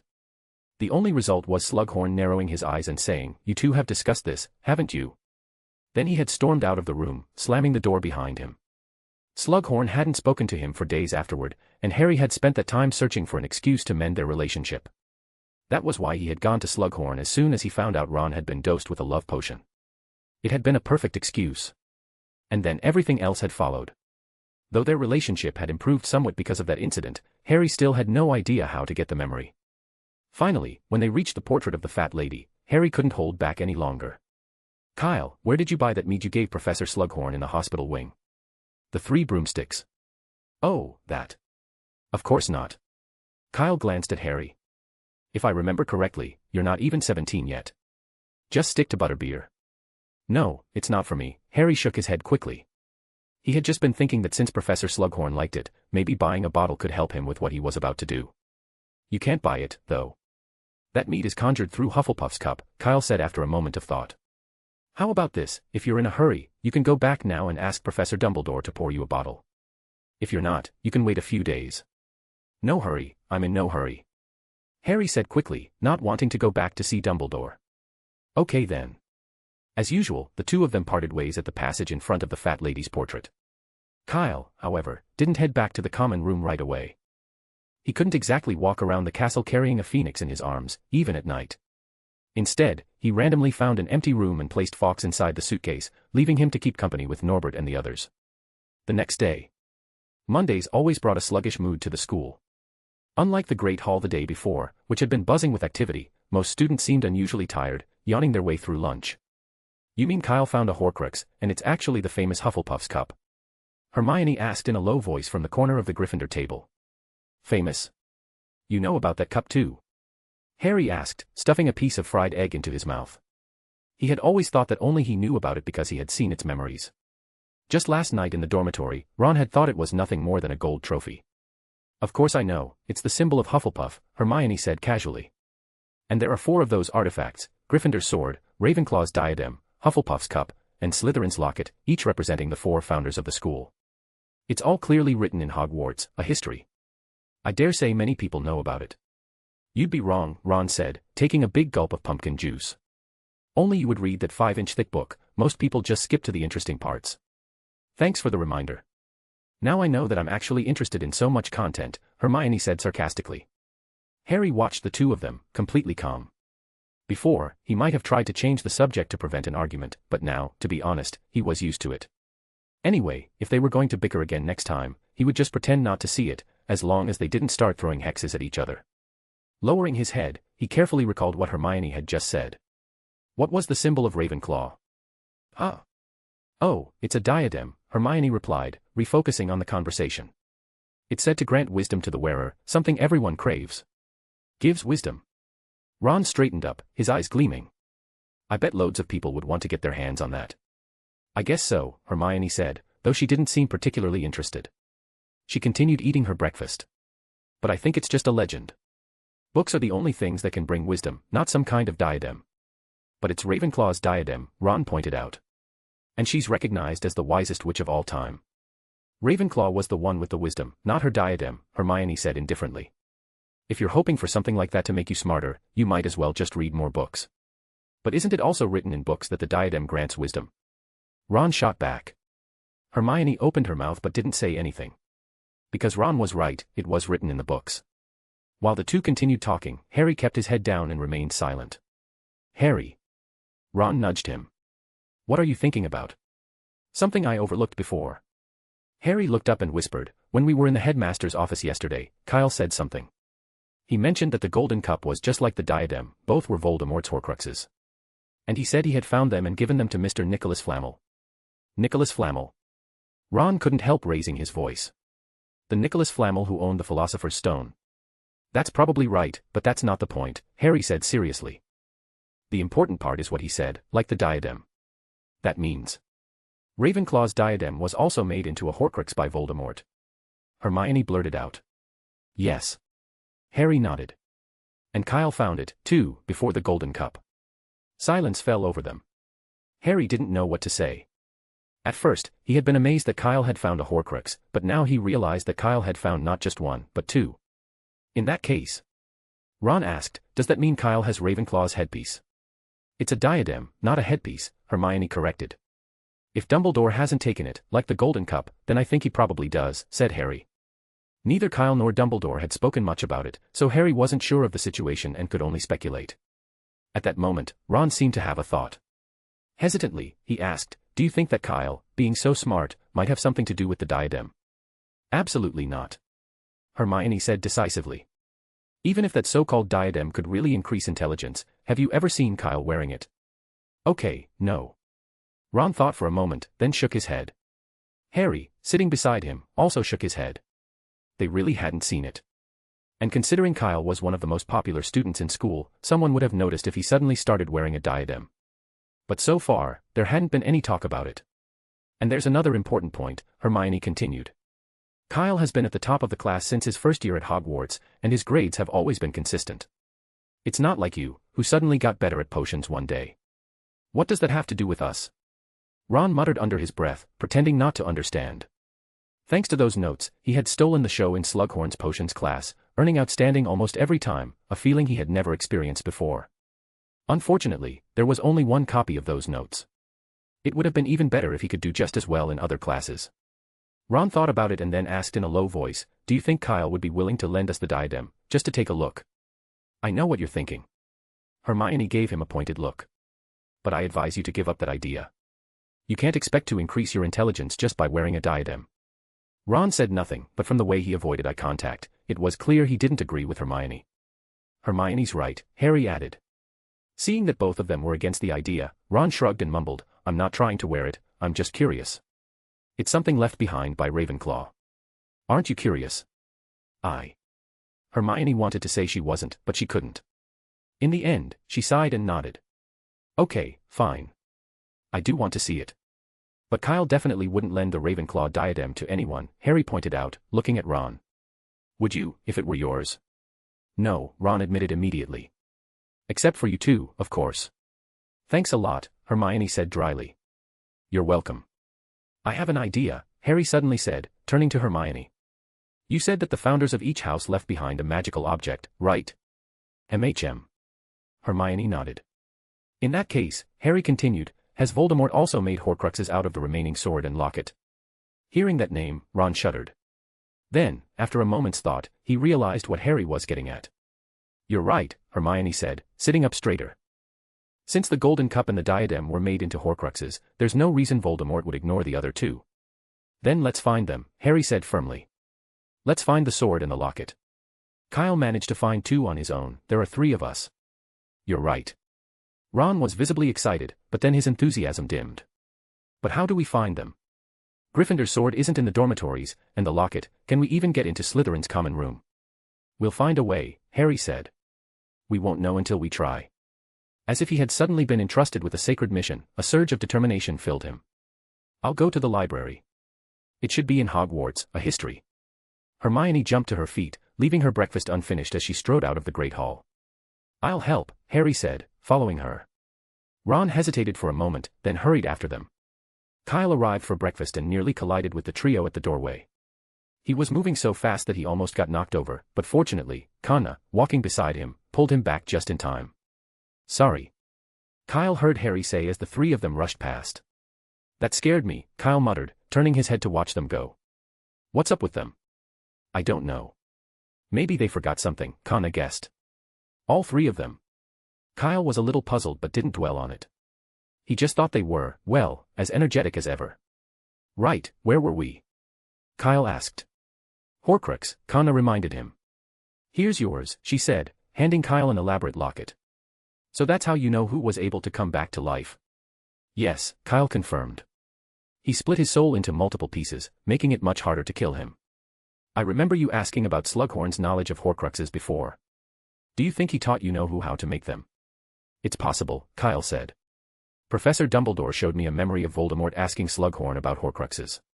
But the memory was altered, obviously, because Slughorn was afraid," Conna said thoughtfully. "It's incredible. I never imagined magic like this existed." She glanced at the locket in Kyle's hand. "So, the soul fragment inside." "It's already been dealt with," Kyle reassured her. "Nicholas used an ancient potion. It was quite effective, just took a while." "What kind of ancient potion?" "I don't know," Kyle admitted. "I didn't ask at the time. I just handed it over and left. Nicholas gave me a book with some ancient potion recipes in it, but I doubt I can brew them," Conna said. "Still, I could try. Maybe I can help you. If all else fails, I could always ask Professor Snape for help." "No need," Kyle shook his head. "The Horcruxes have already been destroyed. There's no point going to all that trouble now." "All of them?" Conna asked, skeptical. "The diadem, the golden cup, the locket, but isn't there still a sword? The sword of Gryffindor." "That," Kyle said with a small smile, "was never lost. It's always been at the school, so Voldemort never had the chance to turn it into a Horcrux." "The sword is at the school?" "Yes. It's in the headmaster's office, under Dumbledore's watch," Kyle explained. I can get it for you if you're interested, but honestly, there's not much to see. It's just a goblin-made weapon. Apart from being beautiful and sharp, its main feature is that it absorbs anything that can strengthen it. It sounds powerful, but for most people, a wand is far more practical. Just a goblin weapon. Kanna looked a little disappointed. I thought it might be a wand in the shape of a sword. Kyle laughed. If that were the case, no, even if it were just a wand that could be inserted into a sword, he'd trade everything, including the golden cup and the locket, just to have it. Chapter 750, Makeup Lessons. Despite Kyle not seeing the need for it, Dumbledore returned the golden cup as promised 3 days later. When Kyle went to find Harry, carrying a bottle of mead, he found him in the library, almost entirely buried under a mountain of books. Ron and Hermione were with him. All three were hidden behind thick walls of books piled high in front of them, making it difficult for Kyle to spot Harry at first. If it hadn't been for the Marauders map confirming Harry was there, he might have missed them entirely. It was hard to believe that he and Ron had suddenly become such bookworms. Here's what you asked for, Kyle said as he sat down across from them, slipping the bottle of mead into a gap between the bookshelves when Madame Pants wasn't looking. Thanks, Harry said, glancing up. Kyle immediately noticed the dark circles under his eyes. How long have you guys been here? He asked, almost without thinking. 3 days, Ron yawned, rubbing his face. We're practically living in the library, except for class. He picked up a book nearby, flipped through it for a moment, then set it aside and reached for another. You guys are looking for something? Kyle asked. Need any help? No, we're fine. We can find it ourselves. Harry and Ron spoke at the same time. Kyle wasn't sure if it was just his imagination, but he always felt like they were hiding something from him. Still, he wasn't particularly curious, so when the three of them didn't want to say anything, he didn't press the issue. He simply handed Harry the bottle of mead and left the library. A minute later, because Harry had unconsciously spoken a little too loudly, the three of them were chased out of the library by Madame Pants. It's all your fault, Hermione said crossly. We won't be able to go into the library for at least 2 days. It doesn't matter, Ron said, looking quite pleased. We've been looking for 3 days, and what have we found? Nothing. I've been saying it all along, there's no clue to the sword or the locket in the library. It's just a waste of time. Harry felt the same way. If Hermione hadn't insisted, he would have given up yesterday. And really, if the Founder's relics could be found in a book, Voldemort wouldn't have spent so long working at Borgin and Burke's just to track down Hufflepuff's cup. Do you have a better idea than looking for clues in the library? Seeing that both of them were against her, Hermione glared at them angrily. If you do, I don't mind listening to you. But don't tell me you want to search every room in the school, I'm not doing something that's stupid. With that, she stormed off. What's she so angry about? Ron asked, baffled. We didn't say that, did we? I think she's just mad that she can't go to the library for a couple of days, Harry whispered. Maybe, Ron said, shrugging. Then, noticing the bottle in Harry's hands, he asked, what's this? It's mead. Harry said, before suddenly realizing, oh no, I forgot to give Kyle his money. Mead. Ron frowned. I thought you liked butterbeer. When did you start drinking mead? And you're not even of age, are you? Yeah, poor me, a few months shy, Harry said. But it's not for me, it's for Slughorn. He likes mead. Maybe I can use it to get his memory back. You want to get him drunk? Ron stroked his chin. That's a good idea. When are you going to do it? Now. I don't know, Harry shook his head. I need the right opportunity. As the two continued their conversation, they made their way back to the common room. After 3 days of reading in the library, most of their initial enthusiasm for searching for Horcruxes had faded. Harry said he needed to find an opportunity, and then he waited for more than a week. The main reason was that he wanted to make sure no one else was around when he took action. However, he soon realized that there had been no more dinner invitations for him, ever since he had asked Slughorn about Horcruxes. Slughorn had now stopped inviting him by default. Kyle wasn't invited either, but that was exactly what he wanted. After all, he had no need to ask Slughorn for anything. As April arrived, the weather gradually became warmer. To prepare for the upcoming NEWT exams, 7th-year students were rarely seen around the castle. Most of them were either in the library or practicing magic in empty classrooms. Even Mikkel had missed 2 consecutive Quidditch training sessions. His weakest subjects were charms and transfiguration, and according to Professor McGonagall, if he didn't put in the effort, he was unlikely to pass those exams. Transfiguration and charms were among the most important subjects, necessary for many future careers. Although they weren't required for the profession Mikkel aspired to, a beater, he was well aware that his talent in Quidditch wasn't extraordinary. He couldn't afford to completely give up on earning those qualifications. If anyone in 7th year could be called the most idle, it would probably be Kyle. While everyone else was working hard to earn more certificates, he was the only one without any sense of urgency. Every day, he either lounged in the common room or wandered into the Forbidden Forest to find Hagrid. "Listen, Kyle, you can't just sit around doing nothing. This is the 6th time you've come to see me this week." Finally, even Hagrid couldn't help but comment. "Of course, I don't mind, but the exams are coming up soon. Don't you need to study? Even Harry has started reading." Reading. Kyle didn't even use his wand. With a simple wave of his hand, the teapot on the stove lifted into the air and smoothly poured 2 cups of boiling tea. The entire process was seamless, as if an invisible force was guiding the teapot. "Okay, forget I said anything." Hagrid decisively shut his mouth. He had to admit, with Kyle's abilities, he could probably pass the NEWT exams without studying at all. It really didn't seem necessary for him to crack open a book. But as a professor, there were some things Hagrid felt obligated to say. "Where's Kanna? Haven't seen her lately." Hagrid changed the subject. "You two aren't fighting, are you? I'm telling you, she's a good girl, you." "Fighting? No way." Kyle interrupted, shaking his head. "She's been obsessed with ancient potions lately, spending almost every day by the cauldron. She won't even let me help." That was the main reason Kyle had nothing to do. Even though Kyle had repeatedly told her that studying ancient potions was pointless, since they weren't suitable for modern wizards, Kanna had found a new fascination with them. So she had abandoned Kyle entirely and buried herself in the dungeon. At first, Kyle had tried to help, but potions weren't his strength. After only 2 attempts, Kanna had made it painfully clear that he was more of a hindrance than a help. Now, with Snape assisting her, Kyle was mocked every time he dropped by. So rather than endure that, he figured he might as well spend his time aimlessly wandering the castle. "How's your spider?" Kyle asked, casually directing the teapot back onto the stove. "Need me to make more tonic?" "Thanks, but no thanks." Hagrid waved a hand, looking downcast. "Aragog's too old for that. It's not about the tonic." "That's okay." Seeing Hagrid's expression, Kyle didn't press the issue. Instead, he changed the subject. "What about Grop? Is he adjusting to life in the Forbidden Forest?" "Grop is adapting very well," Hagrid said, his mood brightening at the mention of his giant brother. "The Forbidden Forest suits him perfectly. At least he doesn't have to worry about being driven out by the other giants. Although, the centaurs aren't happy. They've tried several times to drive Grop away, but they can't." "Ha! Those arrogant blokes." Because of Grop, the relationship between Hagrid and the centaurs had taken a sharp turn for the worse. While there hadn't been an outright fight yet, they were no longer on good terms. Kyle understood why. The centaurs had always considered the Forbidden Forest their territory. Hagrid had already upset them once by bringing the 3-headed dog, Fluffy, into the forest. Now, he had placed a giant right at their doorstep. It was only natural for them to object. After all, who would want 2 natural enemies as neighbors? Whether it was a 3-headed dog or a giant, both could easily flatten the centaur tribe if they got angry. Unfortunately for the centaurs, the Forbidden Forest didn't belong to them. No matter how much they protested, they couldn't do anything about it. Unless, of course, they could defeat Dumbledore and overthrow Hogwarts. But if they had that kind of power, they wouldn't need to worry about a 3-headed dog or a giant in the first place. After spending some time with Hagrid again, Kyle was sent back to the castle at his insistence.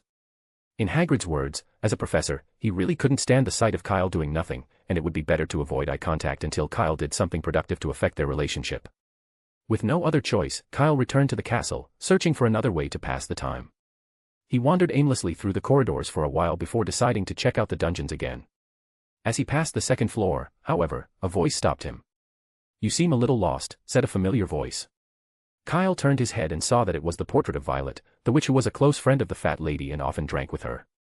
But something about her eyes felt off. How could he describe it?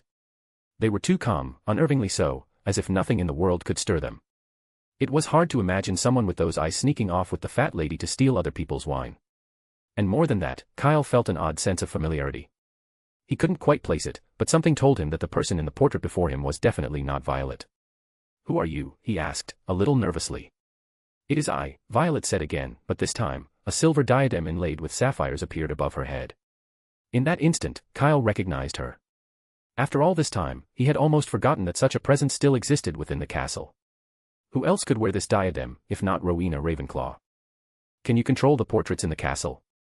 Kyle couldn't help but ask. "Not exactly," Ravenclaw replied calmly. "After all, I am merely a memory now. The only difference between myself and a portrait is that I lack a frame. Yes, yes, Violet's voice chimed in, her tone fluctuating unnaturally. And I did it willingly, Madam Ravenclaw. I would love to share a frame with you. But no one paid her any attention. So what are you doing here? Kyle asked hesitantly. Do you want to see Hogwarts today? That seemed like the only plausible explanation for why Rowena Ravenclaw had suddenly taken over a portrait in the castle. No, Rowena Ravenclaw said, her voice steady and detached. My time ended 1,000 years ago. What happens to the castle now is none of my concern. She paused, then added, I am observing you. Observing me? Kyle pointed at himself, confused. Yes, Rowena Ravenclaw said simply, offering no further explanation. Then, after a moment, she repeated, you seem a little lost. A bit, Kyle admitted. Though he had merely felt a little bored before, Rowena Ravenclaw's words left him feeling strangely unsettled. It seems you don't realize it, Rowena Ravenclaw said softly. Then, the silver diadem suddenly floated out of the portrait, and in the blink of an eye, it appeared above Kyle's head. Instinctively, Kyle wanted to take it off. The diadem's effects were overwhelming. He felt weightless, as if he could grasp everything in the world with ease, as if all knowledge and understanding lay within his reach. The sensation was intoxicating, and he feared losing control. It's okay, just relax, Ravenclaw's voice murmured near his ear. Kyle hesitated, but then he realized he hadn't changed. He was still the same as before. I'm sorry, he said after a moment, gathering his thoughts. What did you mean by confused just now? Put simply, the current body of knowledge no longer arouses your desire to continue exploring, Ravenclaw said. From a student's perspective, you have done perfectly. Even in my time, very few could surpass you at this grade. Kyle smacked his lips. Thank you. That was a compliment, right? I think. And I am glad that you have restrained your desires. Huh. Kyle frowned slightly. He didn't quite understand. Because you have not indulged in the pursuit of more powerful magic, Rowena Ravenclaw continued. I have seen many geniuses. They often spend their lives chasing after ever more dazzling spells and greater power, losing sight of the original reason they learned magic in the first place. They become slaves to power. A moment of silence passed before she suddenly asked, I assume you've been to the restricted section of the library and taken a look. Kyle nodded. Okay, I admit I broke school rules. There was no point in denying it. Not only had he been there, but he had also copied nearly half of the forbidden books. No, that's not the point, Ravenclaw said. Helena and I spoke about you during one of our conversations. Kyle raised an eyebrow. She told me about a boy, one who, like you, was intelligent, exceptionally talented, and far ahead of his peers, even surpassing most wizards. Kyle listened quietly. But unlike you, he never wasted time wandering around the castle doing nothing. Kyle's face flushed slightly. To address this laziness of yours, you can choose a place, Rowena Ravenclaw said. Choose a place? Kyle asked instinctively. For what? To make up for lost time, she said. Consider it my way of saying thank you. I've had a lot of fun, a truly good time. For the first time, Rowena Ravenclaw's voice carried a noticeable shift in tone, something lighter, almost warm. But the change was fleeting. In the next instant, her voice returned to its usual, cold, detached quality, as if she had suddenly assumed the role of a strict professor. Your foundation is so poor that you're not even at a third-year level. How can you afford to waste time? Kyle muttered under his breath, that's not what you said earlier. But then another thought struck him. Wait.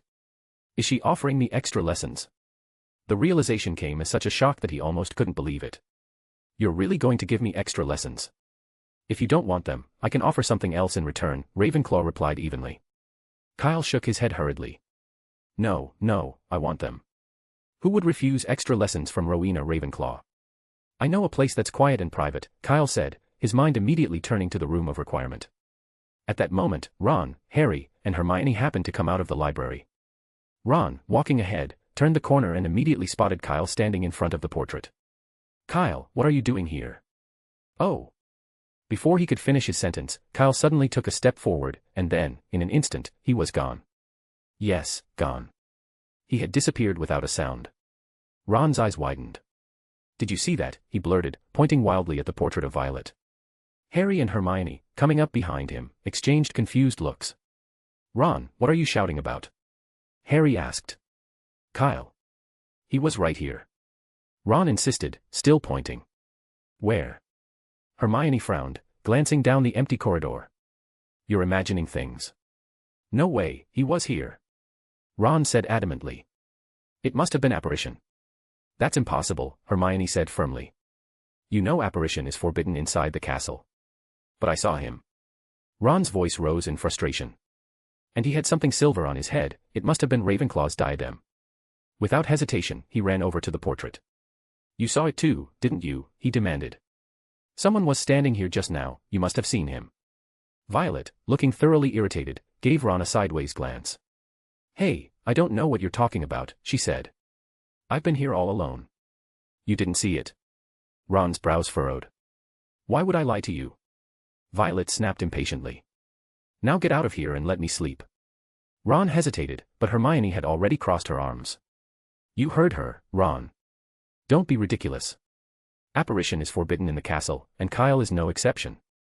Yeah, Harry added, you've probably just read too many books and gone crazy. Ron huffed. If you ask me, Hermione, we really don't need to waste so much time in the library. No, Hermione said with conviction, there's still one place we haven't checked. Where? Harry asked. The restricted section. That's against school rules, Harry reminded her. Unless we can get a professor's signature. The two continued down the corridor, their voices fading as they walked away, deep in discussion. Ron remained where he was, standing still in the empty hallway, confusion clouding his expression. He had seen Kyle just now, he knew he had. So why hadn't the person in the portrait seen him? Could he really have been seeing things? No way. Chapter 751, A Day Trip to Hogwarts. Where is this? Kyle looked up, slightly dazed, and took in the corridor before him. It resembled a castle, but it was completely different from what he remembered. At the very least, the castle in his memory didn't look so new. Everything around him appeared as if it had been scrubbed clean and polished to a shine, as if a fresh layer of wax had been applied. The brightness of it all wasn't just a little noticeable, it was striking. To put it another way, it was like comparing Sirius's flashy new car to Mr. Weasley's battered 9-year-old Ford. The difference was obvious at a glance. Even the picture frames on the walls had shifted position, and every portrait was new. The gold paint in the corners wasn't the least bit faded, gleaming brightly in the sunlight. Kyle was certain this was not the Hogwarts castle he remembered. But hadn't he just taken a single step? Follow me. A voice, calm and composed, distinctly Rowena Ravenclaw, sounded in his ear. It wasn't the kind of voice that resonated directly in his mind, but a real, audible voice. Kyle turned his head and found a tall witch standing beside him. Her face was cold and serene, exactly like the Rowena Ravenclaw he had seen in the Chamber of Secrets. Where is this? Kyle asked again. A sudden thought flashed through his mind. Could this be Hogwarts 1,000 years ago? No, this is the place you think it is, Ravenclaw replied. The room of requirement. Is that what you call it? She said indifferently. I left this behind. It is, in a sense, Ravenclaw's own Chamber of Secrets. She continued, its particularity lies in its ability to simulate an environment from my memory. So, technically, you are still in the school. This is incredible. Kyle reached out and touched the guardrail beside him. It felt exactly like the real thing. No, it was the real thing. A perfectly reconstructed Hogwarts within the room of requirement. But I was just on the second floor. It's just a small trick. Come with me. Ravenclaw strode forward, and Kyle hurried to follow. As they walked, he noticed he wasn't alone. The castle was bustling with students, moving about as if they were truly there, acknowledging Ravenclaw with respectful nods as they passed. It wasn't until Kyle watched his own hand pass through one of them that he was certain these weren't real people. It was as if he had stepped into a massive pensive, where real and false memories blended seamlessly. In one of the classrooms, he even saw Godric Gryffindor himself, clad in a red cloak, instructing students in swordplay. In his hand gleamed the silver goblin-made sword. This is where you will take your supplementary lessons, Ravenclaw said. You may attend any of the classes here. I have also made the necessary adjustments and translated the content to a level you can comprehend. The only restriction is that you cannot ask questions. You may only observe. How much you manage to understand is entirely up to you. Kyle's eyes lit up. Without hesitation, he headed straight for the nearest classroom, Gryffindor's. At that moment, Gryffindor had already bested 3 students in a row. With a triumphant flourish, he swung 3 cloth ropes, resembling belts, around the tip of his sword, his entire posture exuding the flair and bravado of a victor. The 3 defeated students, meanwhile, stood beside him, clutching their trousers in embarrassed silence. Hey, Rowena, Gryffindor shouted excitedly toward the door. Look at me. Rowena Ravenclaw, who had just returned, waved a hand expressionlessly, as if wiping away a stain on the table. Then, the people in the classroom disappeared, Godric Gryffindor included. You don't need to learn this. She paused briefly before continuing, swordplay is only supplementary for a wizard. Even Godric himself relies on his wand more often. He only draws his sword when he is confident of victory. Well, I don't think I need to learn that either. Kyle nodded in agreement and walked toward the next classroom without looking back. Inside, an unfamiliar professor stood hunched over, bald-headed, resembling an older version of Tom from the Leaky Cauldron. But they weren't alone. The professor was teaching charms, and after only a short while, Kyle found himself growing dizzy. The reason was clear, this charms class was entirely different from what he was familiar with. Instead of verbal incantations, spells here required the use of runes. And it wasn't just a matter of power, Kyle had never even heard of most of the charms being demonstrated. He listened for 20 minutes, frowning as he hesitated about whether to leave. Just as he was starting to feel lost, the old wizard's voice suddenly changed, and the strange charm from before transformed into the freezing spell he was familiar with. Kyle blinked. So this is what Ravenclaw meant by translated. To be honest, he was relieved. Ancient charms. While they sounded elegant, they were crafted to suit a completely different time and environment, one that didn't align with his era. Even the Firestorm charm Kyle had learned was an improved version by Dumbledore. The original spell may have had even more exaggerated effects. Take, for instance, the ice-making charm that had been demonstrated before it was translated. When cast using runes, it could freeze everything living within a mile in a single second, turning them into ice sculptures. It sounded immensely powerful, but the problem was that it made no distinction between friend and foe. This wasn't a game, this was real magic that could alter the environment completely. When the old professor demonstrated it, his entire body, just like the rabbit before him, became encased in a thick layer of hard white frost. It wasn't until a magical rune appeared on his skin that the frost melted away. Kyle had read about this before. Carving runes into one's body was once the most popular magical method in the wizarding world thousands of years ago. This practice enhanced the potency of spells and allowed a wizard to embody a spell itself, protecting them from its effects. However, every book he had read marked this method as highly dangerous. Magical runes carved into the body would inevitably fade, or was it the magic that faded? Either way, this kind of delicate magic was risky. Even the smallest imperfection, losing a corner of a symbol, gaining a little weight and stretching the runes, could completely alter the meaning of the spell. By that point, it was uncertain whether those runes would still be protective at all. With some luck, a magical conflict could leave a person bedridden for months. But with poor luck, they could explode on the spot. To put it bluntly, this was the equivalent of walking a tightrope over a pit of fire. This was also why magic runes had been quickly replaced by charms. Though charms lacked raw power, they were far safer. And if used skillfully, they weren't necessarily inferior to runic magic. Like a scene rewinding in a film, when the ice-making charm transformed into the freezing spell, everything in the classroom began to reverse. Within moments, it had returned to the state it was in when Kyle had first entered. Although this charm is of average effectiveness, it can still play a crucial role in the right moments when combined with the vigilance rune, the old professor rasped. Remember, runes are always faster than the eye, and, more importantly, there are no blind spots. He slowly lifted his gaze, as if he were deliberately directing those words at Kyle. Each class here lasted about an hour. After finishing one, Kyle immediately moved on to the next. He wasn't sure if it was due to the way the space was structured or if it was simply how things were designed here, but all the classrooms were grouped together. There was no need to go up or down the stairs, just step through the door, and you were there. It saved a lot of time. In the time that followed, Kyle attended Transfiguration class, which was taught by a witch. To be honest, he didn't think she was as skilled as Professor McGonagall. Her transfigurations always seemed to be performed on herself, turning her head into that of a tiger, changing her arms into those of a bear. But then, when he thought about it, that kind of self-transfiguration seemed to have been popular at the time. What interested Kyle the most, however, was the runes class. Unlike the ancient runes class he had taken before, which had only a dozen students in his year, here runes and symbols was a compulsory subject for everyone. It was also taught in the largest classroom. All the students sat together at once, almost 30 of them. When you use runes, you mustn't simply memorize them. You must think about what they mean in this context and why they cannot be replaced by other similar runes. A stern-looking wizard stood at the front of the classroom, speaking loudly. When you truly understand the intent of the one who wrote this rune formula, you will use it with ease, you won't even need to think about it. For some reason, Kyle had a strange sense of familiarity, but he couldn't quite place where it was coming from. Rather than dwell on it, he quickly gave up and focused on the lesson, listening intently along with the others. An hour passed, and suddenly, the classroom door swung open. Having been through this twice before, Kyle understood that this signaled the end of the lesson. Just as he was about to stand and head to the next classroom, everyone around him vanished. Rowena Ravenclaw walked in from the hallway. How was it? She asked. Very informative, Kyle replied. This completely different teaching system had been a refreshing experience. Good. It seems you were able to keep up, Ravenclaw said. But today's class is over. She gestured toward the window. Kyle followed her gaze and only then realized that, at some point, night had fallen. Can I stay a little longer?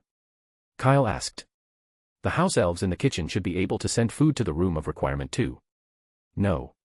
And no, Ravenclaw said flatly, already stepping out of the classroom. Kyle had assumed she was leading him out of the room of requirement, but instead, she was heading quickly upstairs. As they ascended, they passed by a middle-aged wizard with a grim expression. Kyle recognized him instantly, Salazar Slytherin. Behind Slytherin followed a group of students, all with their heads buried in books or parchments, paying no attention to anything around them. They are the purest wizards, Ravenclaw's voice came again. Shouldering the family mission and always exploring the mysteries of magic. But to Kyle, they seemed more like Ravenclaws. I mean, Ravenclaw House. Ravenclaws pursue the truth, came the same flat voice. Kyle couldn't tell if she was referring to herself or the philosophy of her house. They continued walking, ascending to the highest tower of the castle. Even the stairs were exactly the same height, making it feel as though he was inside Hogwarts within Hogwarts. For the first time, Kyle truly realized just how vast a space the room of requirement could create. A minute later, Ravenclaw stopped in front of a door. What is wisdom? The raven-shaped knocker asked, opening its beak. Kyle vaguely recalled that the knocker on the Ravenclaw common room door was an eagle's head. Had it been replaced? Before he could think too much about it, he saw Ravenclaw tilt her body slightly to the side, making way for him. Me? Kyle asked, pointing at himself. Just a little test, Ravenclaw said. I always thought you would be more suited for my house. Okay, Kyle said, stepping forward. After a moment of thought, he answered, Ravenclaw represents wisdom. There was no movement from the raven knocker, but Kyle suddenly felt an invisible gaze settle on him. Why is this thing so inconsiderate? He muttered inwardly. Rowena Ravenclaw herself was standing right here, what a great opportunity, and yet the knocker didn't even acknowledge it. No wonder it was replaced by the eagle later. Despite his thoughts, the knocker remained motionless. With no other choice, Kyle took a deep breath and, in a more serious tone, said, Wisdom is possessed by all living things and is a thinking ability based on physiology and psychology. It includes the capacity to perceive, understand, remember, analyze, and judge. Kyle spoke carefully, word by word. With each sentence he added, Ravenclaw's expression subtly shifted. So, to sum up, wisdom is the ability to correctly understand, judge, and create or innovate. Before he could even finish, the raven knocker rotated its head slightly and clicked open. Kyle turned around. That was a very detailed answer, Rowena Ravenclaw remarked. I believe Godric, Salazar, and Helga would all be pleased to admit you into their houses. Kyle shrugged. Forget the first one. I don't want to be forced onto the Quidditch team. For a brief moment, Ravenclaw's lips seemed to curve into the faintest smile. It was so fleeting that Kyle wondered if he had imagined it. She did not enter the common room but instead extended her hand, offering him the raven knocker. This is the key, she said. The memory of this place will last for a while, and during that time, there will be, and can only be, one room here. Only the person with the key may enter, so you can return whenever you wish. Kyle quickly reached out and took the knocker. But what about the common room if I take this? No answer came. Ravenclaw simply looked at him silently. Oh. Have you forgotten that this is the room of requirement, not the real Hogwarts? Kyle immediately shut his mouth and scratched his head in embarrassment. He really had forgotten. In the room of requirement, he could summon 100 raven door knockers if he wanted. Whether they could serve as keys was another matter entirely. And then, just like that, Kyle found himself back in the entrance hall. The great doors were closed. There was no need to say it, this was the exit of the room of requirement. I will be leaving for a while afterward. Do you have any questions? Ravenclaw asked. One thing. Kyle spoke quickly. Can I bring others here for lessons? Yes, but I do not recommend it, Ravenclaw said. Although I have already translated the content once, these lessons are still fundamentally based on runes. That foundation cannot be changed. People who lack sufficient knowledge of runes will struggle to understand, and conflicting interpretations may even lead to a certain degree of magical disorder, making it counterproductive. Okay, Kyle nodded. He recalled how, in the first charms class, the old professor couldn't stop talking about runes. If he hadn't already studied the Firestorm charm or read Merlin's letters, he probably wouldn't have understood much of it either. Then that's that. Perhaps another time, I will find you again, Ravenclaw said, waving her hand. And then, Kyle found himself standing in the 8th floor corridor of the Hogwarts he knew. The faded picture frames, the dull-colored railings, everything was familiar. And in front of him stood 3 equally familiar faces. Kyle instinctively touched his head. As expected, the diadem was gone. Ah! A sudden scream from behind snapped him back to reality. Kyle. When did you get here? Harry was staring at him in shock, looking as though he had been startled. Just now, Kyle answered calmly, glancing at Harry, Hermione, and Ron. I just came out of the anything-you-want machine. Didn't you see it? Huh. Harry and Hermione exchanged glances. Is that so? They really hadn't noticed anything. Harry and Hermione simply pretended to go along with it, while Ron was the first to lift his head and look at Kyle's hair. Then, his expression shifted into confusion. No diadem. How is that possible? Had he really seen it wrong before? So it was you in there. No wonder I couldn't open the Room of Requirements door, Harry said at that moment. What's that in your hand? Ah, this. Kyle lifted his hand, glancing at the Raven knocker. I found it inside and thought it was interesting, so I took it out. With that, he casually slipped it into the pocket of his robe and asked, Has dinner started yet? It should be starting soon, Harry said. Then I'll head to the Great Hall first, Kyle said. What about you guys? Are you coming? We'll wait, Harry replied. He wanted to check the Room of Requirement before dinner, hoping to find something. But what Harry didn't expect was that even after circling the hallway 3 times, the door to the Room of Requirement still didn't appear. No matter how many times he tried, the result remained the same. That's strange, Harry muttered, scratching his head in confusion. Kyle already came out, didn't he? Could there be someone else in there? Chapter 752, giving the professor a broader perspective. What? You're saying you want to take some time off? In her office, Professor McGonagall looked at Kyle, momentarily thinking she had misheard him. Yes, Kyle nodded. For a month or 2. I want to be able to use my time as I see fit during that period. Well. Professor McGonagall frowned, not answering immediately. Instead, she asked, Does Professor Sprout know you want to take some time off? Yes, Kyle said. I went to Professor Sprout first, and she agreed, but only for her biology class. And she told me that if I wanted to be absent for a longer period, I would need to get the headmaster's signature. That is correct, Professor McGonagall acknowledged. But Professor Dumbledore has been away from school recently, Kyle shrugged. So I had to come here. Since Dumbledore was frequently occupied, Professor McGonagall, as deputy headmistress, handled most administrative matters at the school. Naturally, she had no issue signing necessary documents. I can grant your request, Professor McGonagall said, glancing at the application Kyle had handed her. After only a moment's hesitation, she signed her name on the form and added. But I must warn you, even if you don't attend classes, you cannot leave the school. You need your parents' permission to do so. This is non-negotiable, no matter how outstanding your grades are. Of course, I understand, Kyle said. I'll just stay in the castle and not go anywhere. Seeing that Kyle had agreed, Professor McGonagall returned the application to him and asked casually. Can you tell me why? I may have to attend an important remedial class during this period, and I'm a bit short on time, so I'll have to give up my regular classes. What did you say? Professor McGonagall's head jerked up. She had assumed Kyle simply wanted to spend the rest of his time at Hogwarts in the library. After all, this was not uncommon. Many top students, especially in the latter half of their 7th year, found that attending classes became unnecessary. Studying independently in the library was often just as effective, if not better.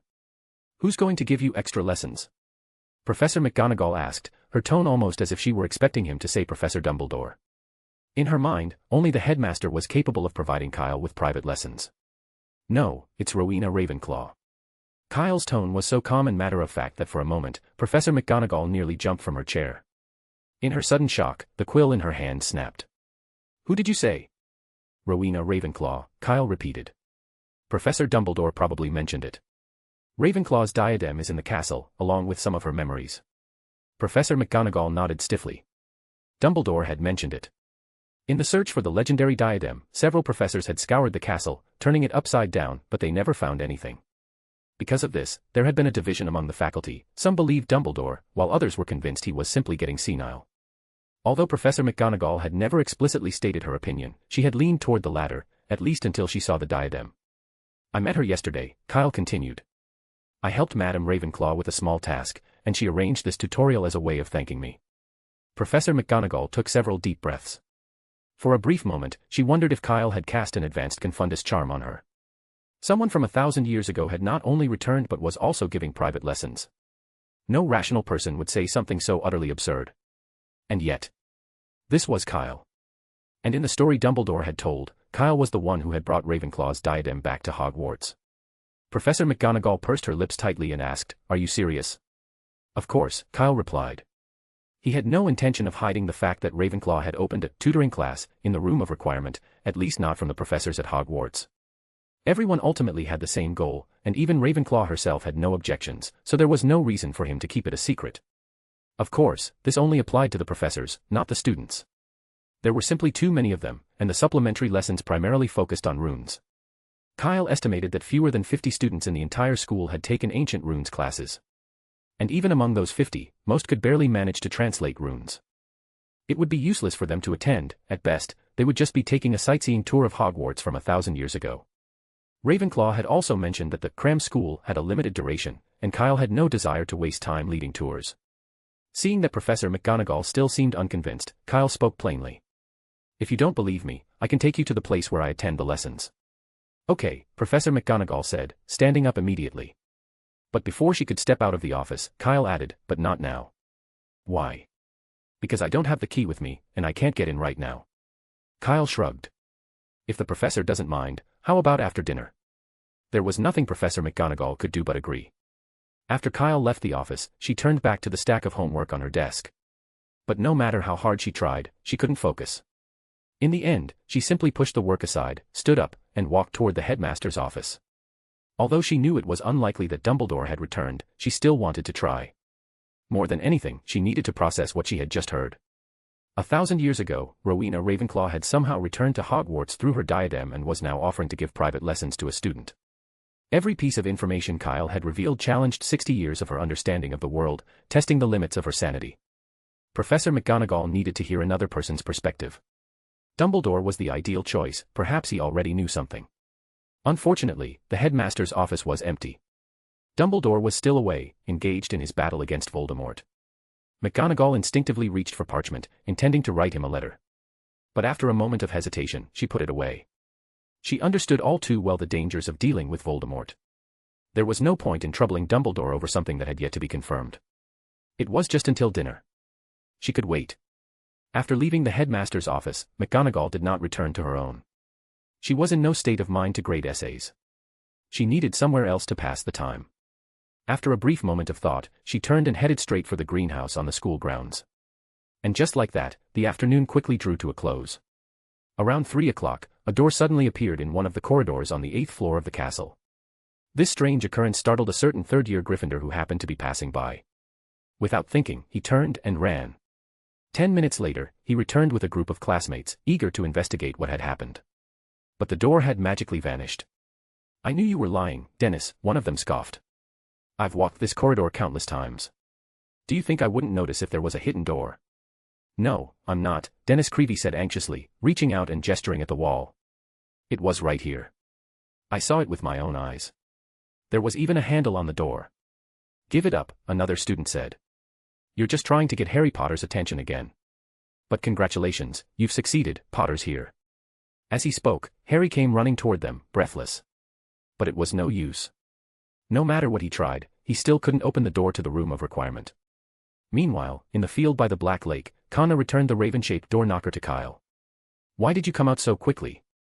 Kyle asked. "I don't understand," Connor sighed, speaking honestly. "It feels like I'm taking an advanced ancient runes class. I understand every word the professors say, but when they're put together, it just doesn't make sense. By the way, Cho didn't get it either." She said her head felt like it was about to burst and went back to the common room. "Okay," Kyle said, casually taking back the raven door knocker. That was why he had said he didn't have a key.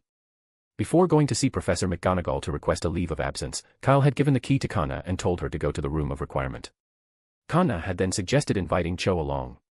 Kyle hadn't gone with them since he had to handle his leave request, but he had deliberately repeated Ravenclaw's previous words to Kana, warning her not to listen too intently in case it conflicted with what she had already learned.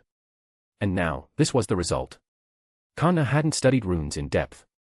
Though she could just about follow the lessons, she found them incredibly difficult.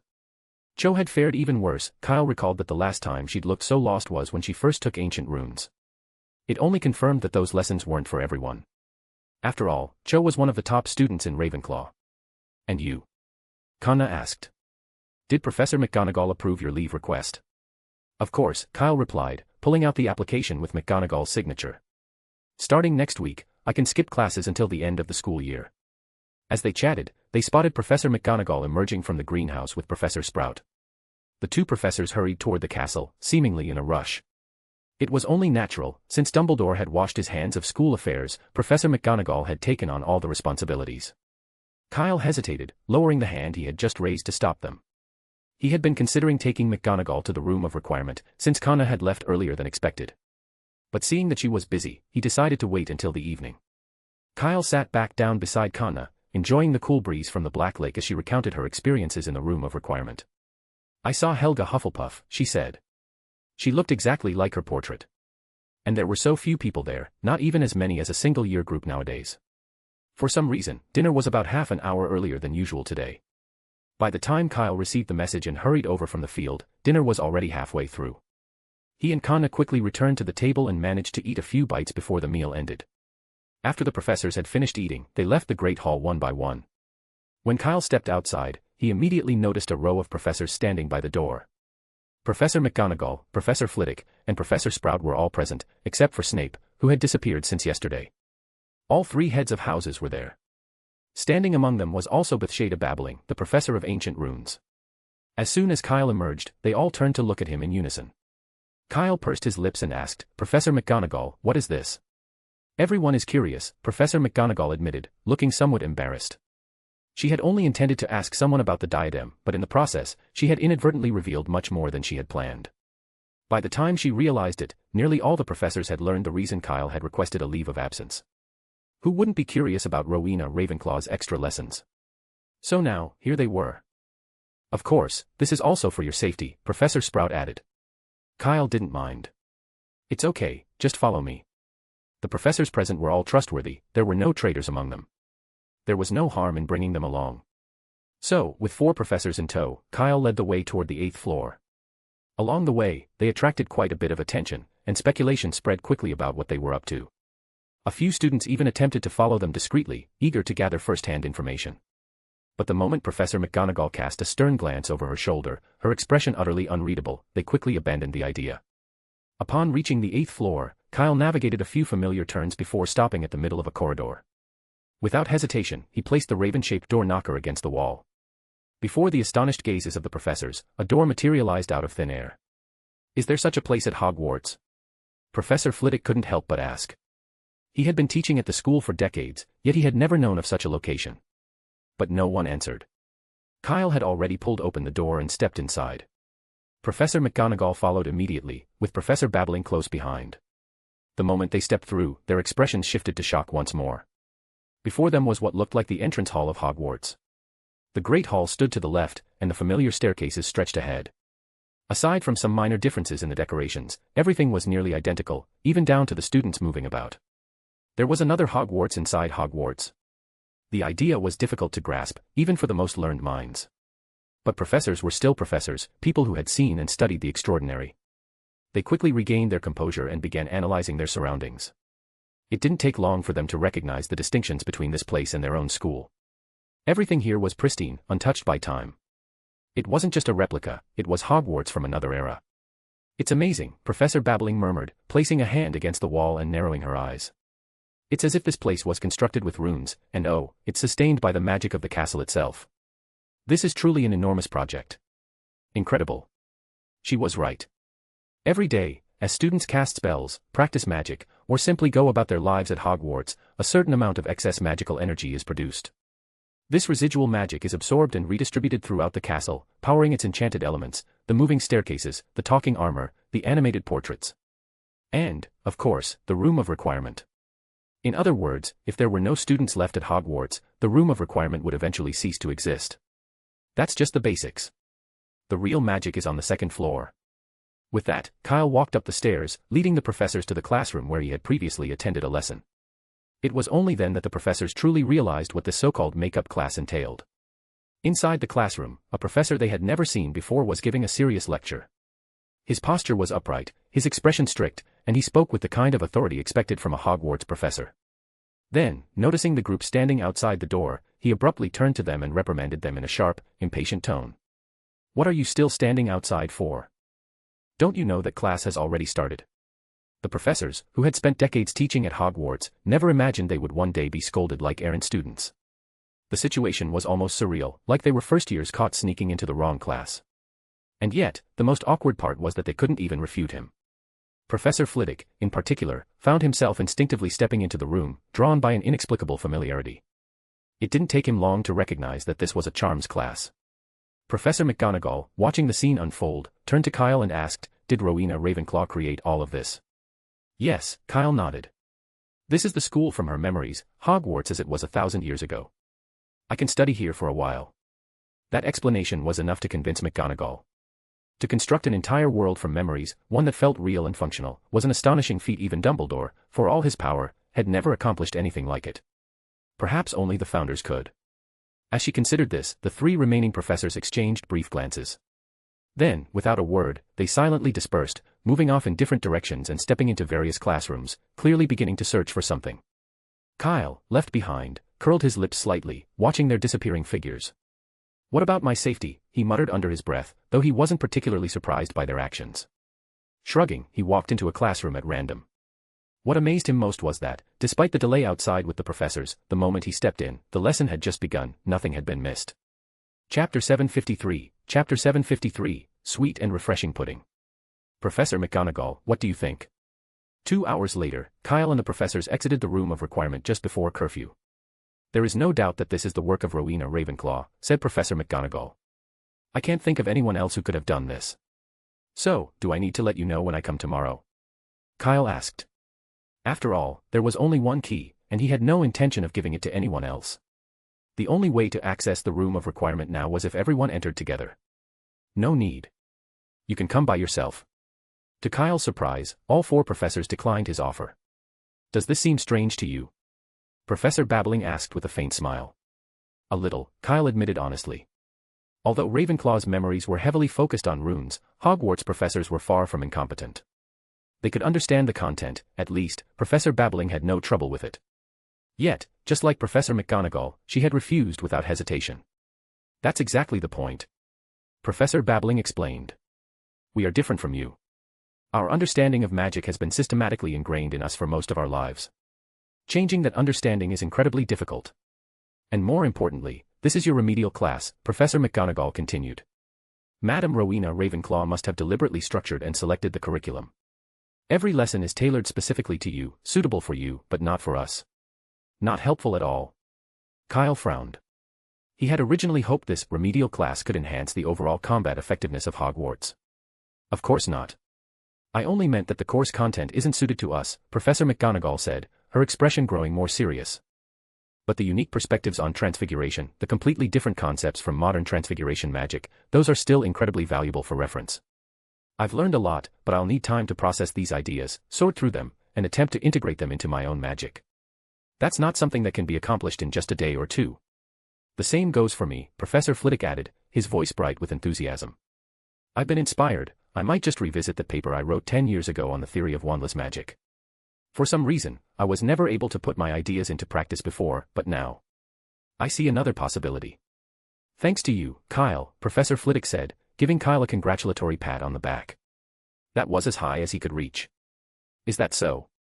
Seeing that the professors had all gained something from the experience, Kyle chose not to press further.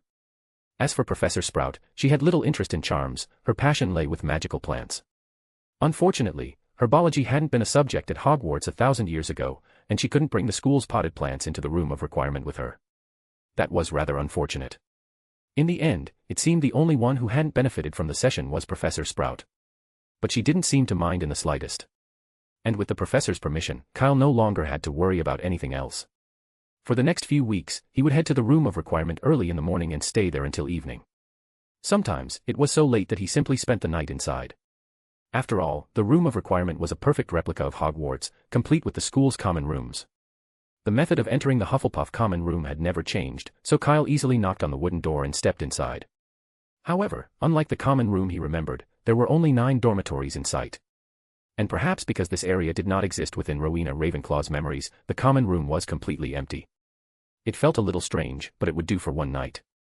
Meanwhile, Kyle could clearly sense his progress with runes, improving little by little each day. It wasn't a sudden breakthrough, but more like steadily climbing a set of stairs, slow but tangible, each step solid beneath his feet. The feeling was immensely satisfying, almost addictive, as if he could stay there forever and never step outside again. But that was impossible.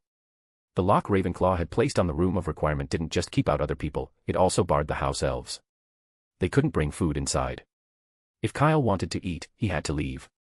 It was a minor inconvenience. He simply treated it like a normal class, with the only difference being that inside the room of requirement, it was always daytime.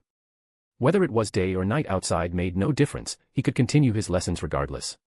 Still, to make sure he remained well rested, Kyle usually stayed until around 11 o'clock before heading back to the common room for a late-night snack. The next morning, he would return again.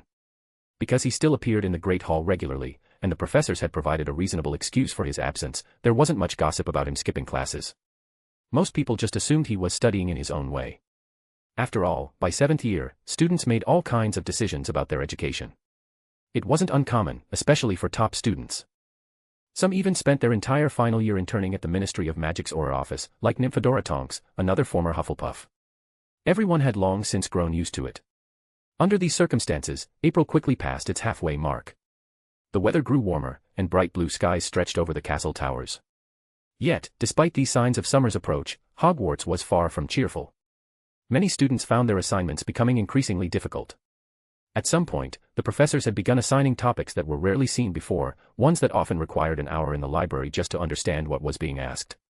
Professor McGonagall must have forgotten that we only took our OWLS last year and won't be preparing for NEWTS until next year. In the library, Ron couldn't help but complain, "Hermione, would you be so kind as to tell me what the GAMP definition is? All I know is the GAMP's law of elemental transfiguration. Has it been renamed?"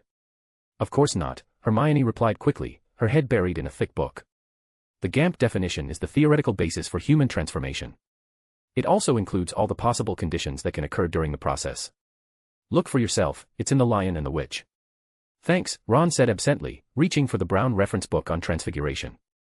Next to him, Harry was holding up a finger and swinging his arm vigorously. He was practicing wandless magic, one of the assignments for Charms class. He still had no idea what Professor Flitwick was thinking. Starting last week, Flitwick had suddenly required everyone to attempt wandless magic in class, and they weren't even allowed to chant the spells.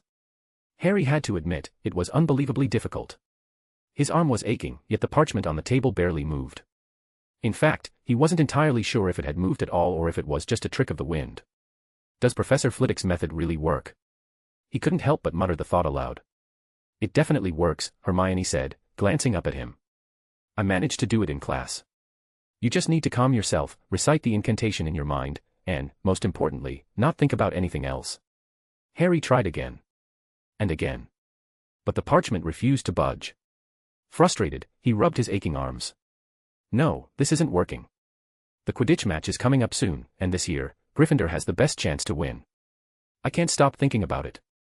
"Quidditch again," Hermione scoffed, exasperated. "Can't you think about anything else besides Quidditch? You could learn from Kyle. He didn't even play in Hufflepuff's last match, and they still won." "It was a close game," Harry corrected her. "If the match had gone on for 5 more minutes, the outcome could have been completely different." "Am I analyzing the match with you?" Hermione wanted to say more, but she caught herself and shut her mouth before her voice got any louder. She quickly glanced around. Fortunately, the library was packed with students, all struggling with their increasingly difficult assignments. Books were being flipped through with mounting frustration, and even when Madame Pants tried to silence them, some students only slammed their books open harder to vent their irritation. So, her outburst hadn't been too out of place. "Listen to me," she said, lowering her voice. "If you want to complete Professor Flitwick's assignment by next class, you have to concentrate and forget about the match. Maybe you should take a page from Kyle's book and think of yourself as a substitute."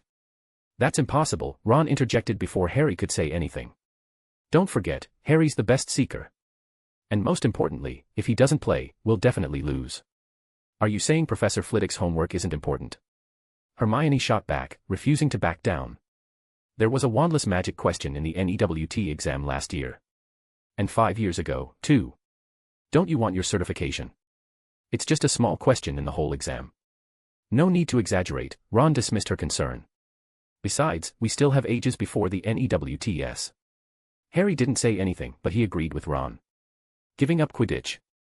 That was out of the question. He definitely wasn't going to do that. Hermione probably knew that would be the case. She glared at them, clearly displeased, before snatching up her homework from the table. Good luck to you, then. Both of you. Mr. Quidditch, she said sharply. Then, without another word, she grabbed her books and stormed out of the library. Why is she angry again? Ron muttered under his breath. You really shouldn't argue with her, Harry sighed, feeling a bit remorseful that he hadn't stopped Ron earlier. After all, Hermione had the homework in her hands. Arguing with her wasn't going to get them anywhere, which was precisely why he hadn't said a word. Why doesn't Ron learn from his mistakes? The assignments were already more difficult than ever. Without Hermione's help, could they really finish them on time? Harry sighed again at the thought. Ron looked like he regretted it too, but in his usual fashion, he straightened his shoulders and stubbornly muttered, "So what? We'll just write it ourselves." He quickly changed the subject. By the way, Harry, did you get Slughorn's real memory? Not yet. At the mention of it, Harry's mood soured even more. He's been keeping his guard up around me. Every time we're alone, he immediately makes up an excuse to leave. It's happened several times now. You're just lacking a bit of luck, a voice said beside them. Hermione had returned. She was rummaging through the books on the table, picking out 3 more to take to Madame Pants. Or you could try again, she continued after a pause. Tomorrow's the Easter holiday, it's a great opportunity. I think you should give it another shot. I've already tried so many times, Harry grumbled. He keeps avoiding me. What else can I do? Then try again. Eventually, it will work, Hermione said simply. She left to check out her books, not sparing Ron a single glance. It was as if, in her mind, he wasn't even there, only Harry.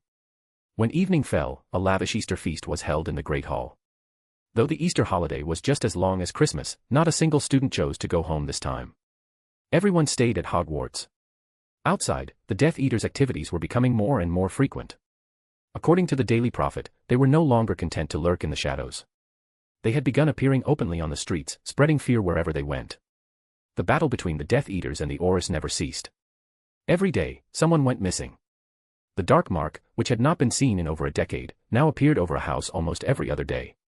Even those who might have wanted to return home were strictly forbidden by their families, who insisted they remain at Hogwarts. At the dinner table, Kyle took a bite of the chocolate egg the house elves had specially prepared for him, his gaze drifting toward the staff table. As expected, Dumbledore was still absent.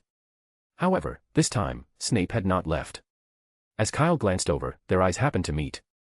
Their gazes locked briefly in midair before both turned away at the same time. It was worth mentioning that Snape was already aware of the room of requirement, Professor McGonagall had told him. In fact, she had visited the room twice more, and on the second occasion, she had brought Snape along. But since Kyle had the key, he remained silent, no matter how interested Snape seemed, as if waiting for him to speak first. Would Kyle indulge him? Of course not. He walked past Snape as if he didn't see him and, after leading Professor McGonagall into the room of requirement, shut the door firmly behind them. That had not sat well with Snape. Following that incident, Professor McGonagall had been reluctant to return, meaning that if Snape wanted access, he would have to find Kyle himself. More than once, he regretted leaving the school over such a trivial matter. Had he remained with the other professors, he wouldn't have needed to make excuses now. And Dumbledore, who had learned about what had happened at the school from Professor McGonagall's letter, hurried back that evening. But by coincidence, that night, Kyle had stayed up all night in the room of requirement, struggling to grasp a key point he didn't understand. When he finally emerged for lunch the next day, Dumbledore had already left, just 10 minutes earlier, called away by another matter. And this wasn't the first time. Every time Dumbledore returned, it just so happened that Kyle had spent the night in the room of requirement. This made Dumbledore feel deeply uneasy, and for a while, he even suspected that Kyle was doing it on purpose. But Dumbledore was wrong. Kyle had no idea that a century-old man had been waiting for him at the door for several nights. He was simply following his own learning pace, unaware of the near misses. "What are you going to do during the holiday?" Kana asked, picking up a piece of pudding. "Are you still going to the room of requirement?" "Absolutely," Kyle said. "You should come too. I have a feeling the runes class there would suit you perfectly. It's not exactly easy to understand, but it's not too difficult either, and it's very detailed. After a while, once you've been learning it, you should be able to grasp the other classes as well." "Okay." Kana nodded, agreeing after only a brief hesitation. She didn't have anything else planned, and it wouldn't hurt to learn a bit about runes. She suddenly thought of something and hesitated before speaking. Kyle, can we bring Professor Snape this time? Why? Kyle asked. He's asked me several times, and every time he does, he gets distracted. I feel like he's really curious about it. Then why doesn't he come and tell me himself? Kyle cleared his throat and imitated a pretentious tone. He is a professor. If he comes and asks me to take him in and let him have a look, I definitely won't refuse. But he hasn't said a word, so he must not be interested. Kanna rubbed her forehead, already exasperated by the ongoing silent competition between Snape and Kyle. How long had they been at this? And they still found it entertaining instead of tiresome. How about this? I'll ask for him, okay? Kanna glanced toward Snape, who was either deliberately or unintentionally sneaking glances in their direction, and sighed. You know, I can completely represent Professor Snape. Well, I'll think about it, Kyle said, rubbing his chin. But the next second, he felt a warm sensation on his cheek, accompanied by the sweet scent of pudding. How about this? Kanna asked. Okay. Kyle blurted out. No problem, I'll take care of it. Almost instinctively, his gaze flickered toward the staff table. Snape must have seen it. He had to have seen it. Sure enough, his expression darkened instantly, his entire body radiating a low-pressure fury, as if he were just a breath away from leaping over and cursing Kyle into oblivion. But was Kyle afraid? Not in the slightest.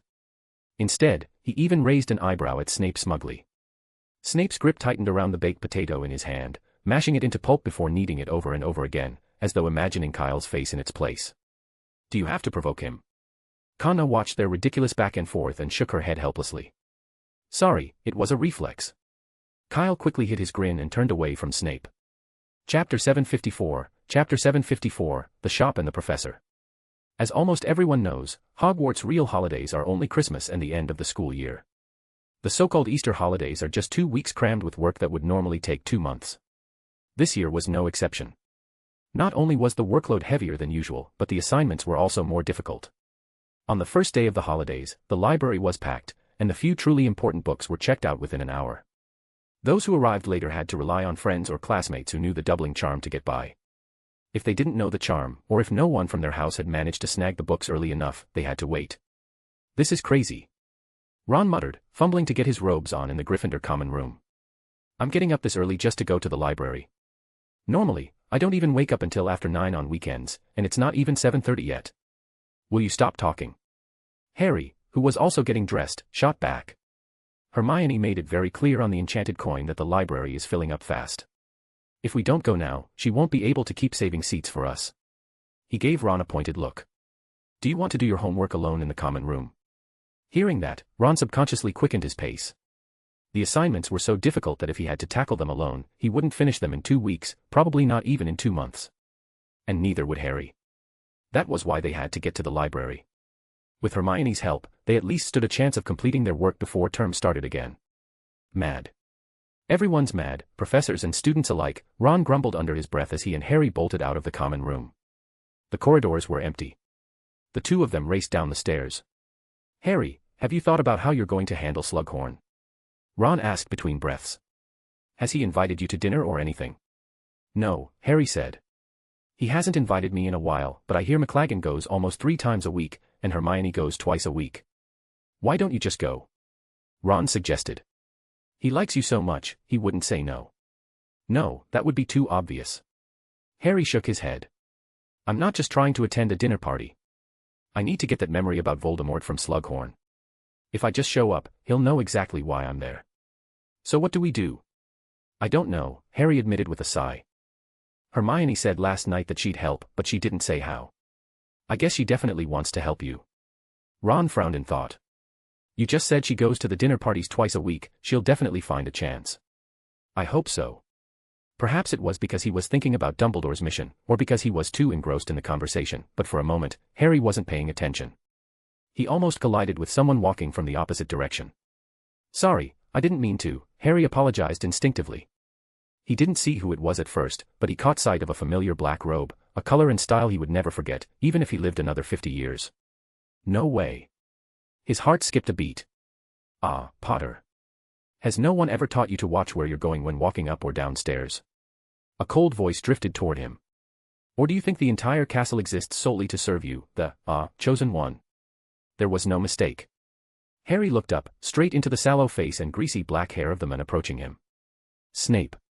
He blurted out. You will address me as Professor Snape, Potter, Snape said icily. 10 points from Gryffindor for your lack of respect. And 10 more for making such an intolerable amount of noise in the corridors. I wasn't.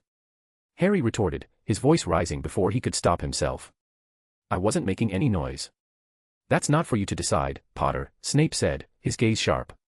Just because people call you the chosen one, do you think you're above the rules? I'm not above them, and I don't want people calling me that. Harry snapped, his pulse quickening as frustration burned through him. His breath came heavier, his eyes reddening, his fists clenched. He felt like an angry bull, ready to charge. We were just having a normal conversation, he continued hotly, his hand moving unconsciously to the wand in his pocket. He didn't even realize he'd done it. But if Snape made one more taunting remark, he wasn't sure he could hold back. Snape, of course, saw everything. And his intentions were clear. What, are you going to attack me? Snape sneered. 30 points from Gryffindor. To be honest, I'd almost hope you draw your wand. That way, you can pack your bags early. There's a return train today, in exactly 2 hours. If you're lucky, you'll have the whole carriage to yourself. Harry's face burned an even deeper red, his hands trembling with the force of his fury. He was ready to explode. Ron, still standing nearby and thankfully more level-headed, quickly stepped in before Harry could fully pull his wand from his pocket. Snape lingered for a moment, watching, waiting, but when Harry made no move, he clicked his tongue in disappointment and swept past them without another word. As soon as he disappeared around the corner, Harry gritted his teeth so hard it hurt. Bastard! I swear I'll get him for this, he seethed. I know. I was thinking the same thing, Ron said quickly. But it's not worth it, Harry. Snape's a professor. You can't risk getting expelled just to get back at him. I don't care. Harry yanked his wand free at last, his grip tight. Even if I get expelled, I'll make him pay. Yes, I know, but it's really not worth it, Ron said hurriedly, pulling on Harry's arm as they started down the stairs. Using a charm to attack a professor. If you actually did that, you'd definitely get expelled. Not even Dumbledore could protect you then. Think about the task he gave you. Maybe Snape did that on purpose, just to get you out of school. Harry stopped in his tracks. Come on, Harry, Ron urged, tugging him forward again. We know what Snape is like. You really don't need to risk expulsion over him. Ron, maybe you're right, Harry muttered after a moment. You've come to your senses. Ron said, relieved. Great. Then let's hurry to the library, Hermione's waiting for us. No. Harry shook his head and glanced up the stairs. You go to the library. I have something to do. What? Ron looked at him in surprise. Don't tell me you're going to see Snape again. You just said. Ron, Harry interrupted, lowering his voice. What I meant was, Snape might actually want to get rid of me. His expression darkened. Snape and Malfoy have always been close, but we know Lucius Malfoy is a Death Eater. And Snape, he has to be one too. He just somehow managed to gain Dumbledore's trust. Ron hesitated. What are you going to do about it? Harry's voice was steady. We've suspected it for a long time, but no professor ever listens to us, right? Because we have no proof, Ron admitted. Exactly. Harry's eyes gleamed with determination. As long as we find proof, we can expose Snape's lies. And now is the perfect opportunity, because Snape actually went to the 8th floor. What does that have to do with anything? Ron frowned. He's a professor, he can go wherever he wants. But we've never seen him on the 8th floor before, Harry said firmly. And Professor Dumbledore isn't at school today, so he can't be going to the headmaster's office. You mean, he has another purpose? Ron was catching on now. Exactly. Harry nodded. So I have to see what he's up to. If he's doing something shady, I can expose him in front of all the professors. Maybe it was the sting of losing 50 points, or maybe it was sheer conviction, but Harry's mind was made up. He turned and ran back up the stairs. Ron stood frozen for a moment, hesitating, then clenched his jaw, cursed under his breath, and sprinted after him. Wait for me, Harry. You're in danger alone. The two of them returned to the 8th floor, and for some reason, as soon as they stepped into the corridor, they both instinctively slowed down, moving as quietly as thieves. Do you know where Snape went? Ron asked. No, Harry said, but the 8th floor is small. We can take our time looking. How long do you think it'll take? Ron suddenly felt a twinge of regret. But since they were already here, he had no choice but to follow Harry and continue searching for Snape room by room. What they didn't expect was that after circling the entire 8th floor, they still hadn't found him. Undeterred, Harry decided to try again. This time, he not only quickened his pace but also abandoned any attempt to be discreet, pushing open the door of every suspicious-looking classroom without hesitation. Still, no sign of Snape. Strange. Why isn't he here? Harry scratched his head, his face full of confusion. Could he have gone to Professor McGonagall's office? Ron suggested hesitantly. Impossible, Harry said, shaking his head. He was already convinced that Snape was up to something. If that were the case, why would he willingly walk into Professor McGonagall's office? That would be like stepping into a trap. It could be the room of requirement, Ron said, his eyes landing on the tapestry of dancing trolls nearby. Don't forget, the room of requirement is broken, Harry reminded him. We've tried countless times over the past few days, there's no way to get inside. Yeah, so where the hell did Snape go? The two were so deep in conversation that they didn't notice someone storming up behind them until... Ouch! Ron yelped in pain and spun around, ready to yell.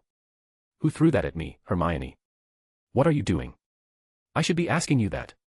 Hermione snapped, still fuming as she raised her hand and hurled a small mirror. This time, Ron, now on guard, managed to dodge it, only for the mirror to hit Harry squarely on the head. What on earth are you doing? Why haven't you gone to the library yet? We're looking for Snape, Ron said automatically, before suddenly realizing something. Wait, why are you back? He would have been better off keeping quiet because the more he spoke, the angrier Hermione became. Of course, she had been thrown out of the library. She had turned down at least 7 or 8 people in order to save seats for the two of them. But the library was only so big, and the rest of the space had already filled up. Eventually, Madame Pants lost patience and threw her out too, promptly freeing up 3 seats for others. The more she thought about it, the angrier she became. She had sent them a message an hour ago, yet they had wasted all this time dawdling. I'm sorry, Harry said hastily, quickly explaining everything that had happened. So you docked Gryffindor 50 points. Hermione was at a loss for words. Didn't I warn you earlier, Harry, not to go against Snape? It won't do you any good. I'm not going against him, Harry said, stubbornly sticking out his neck. He's always coming up with excuses to dock my points. Then you should talk to Professor McGonagall and see if she can get those points back. Hermione, too exhausted to argue any further, turned around and walked away. Harry silently cursed Snape in his heart. What he didn't know was that the very person occupying his thoughts was just a wall away. Half an hour earlier, Snape had been standing in that exact spot, his emotions tangled, as he pounded on the wall twice.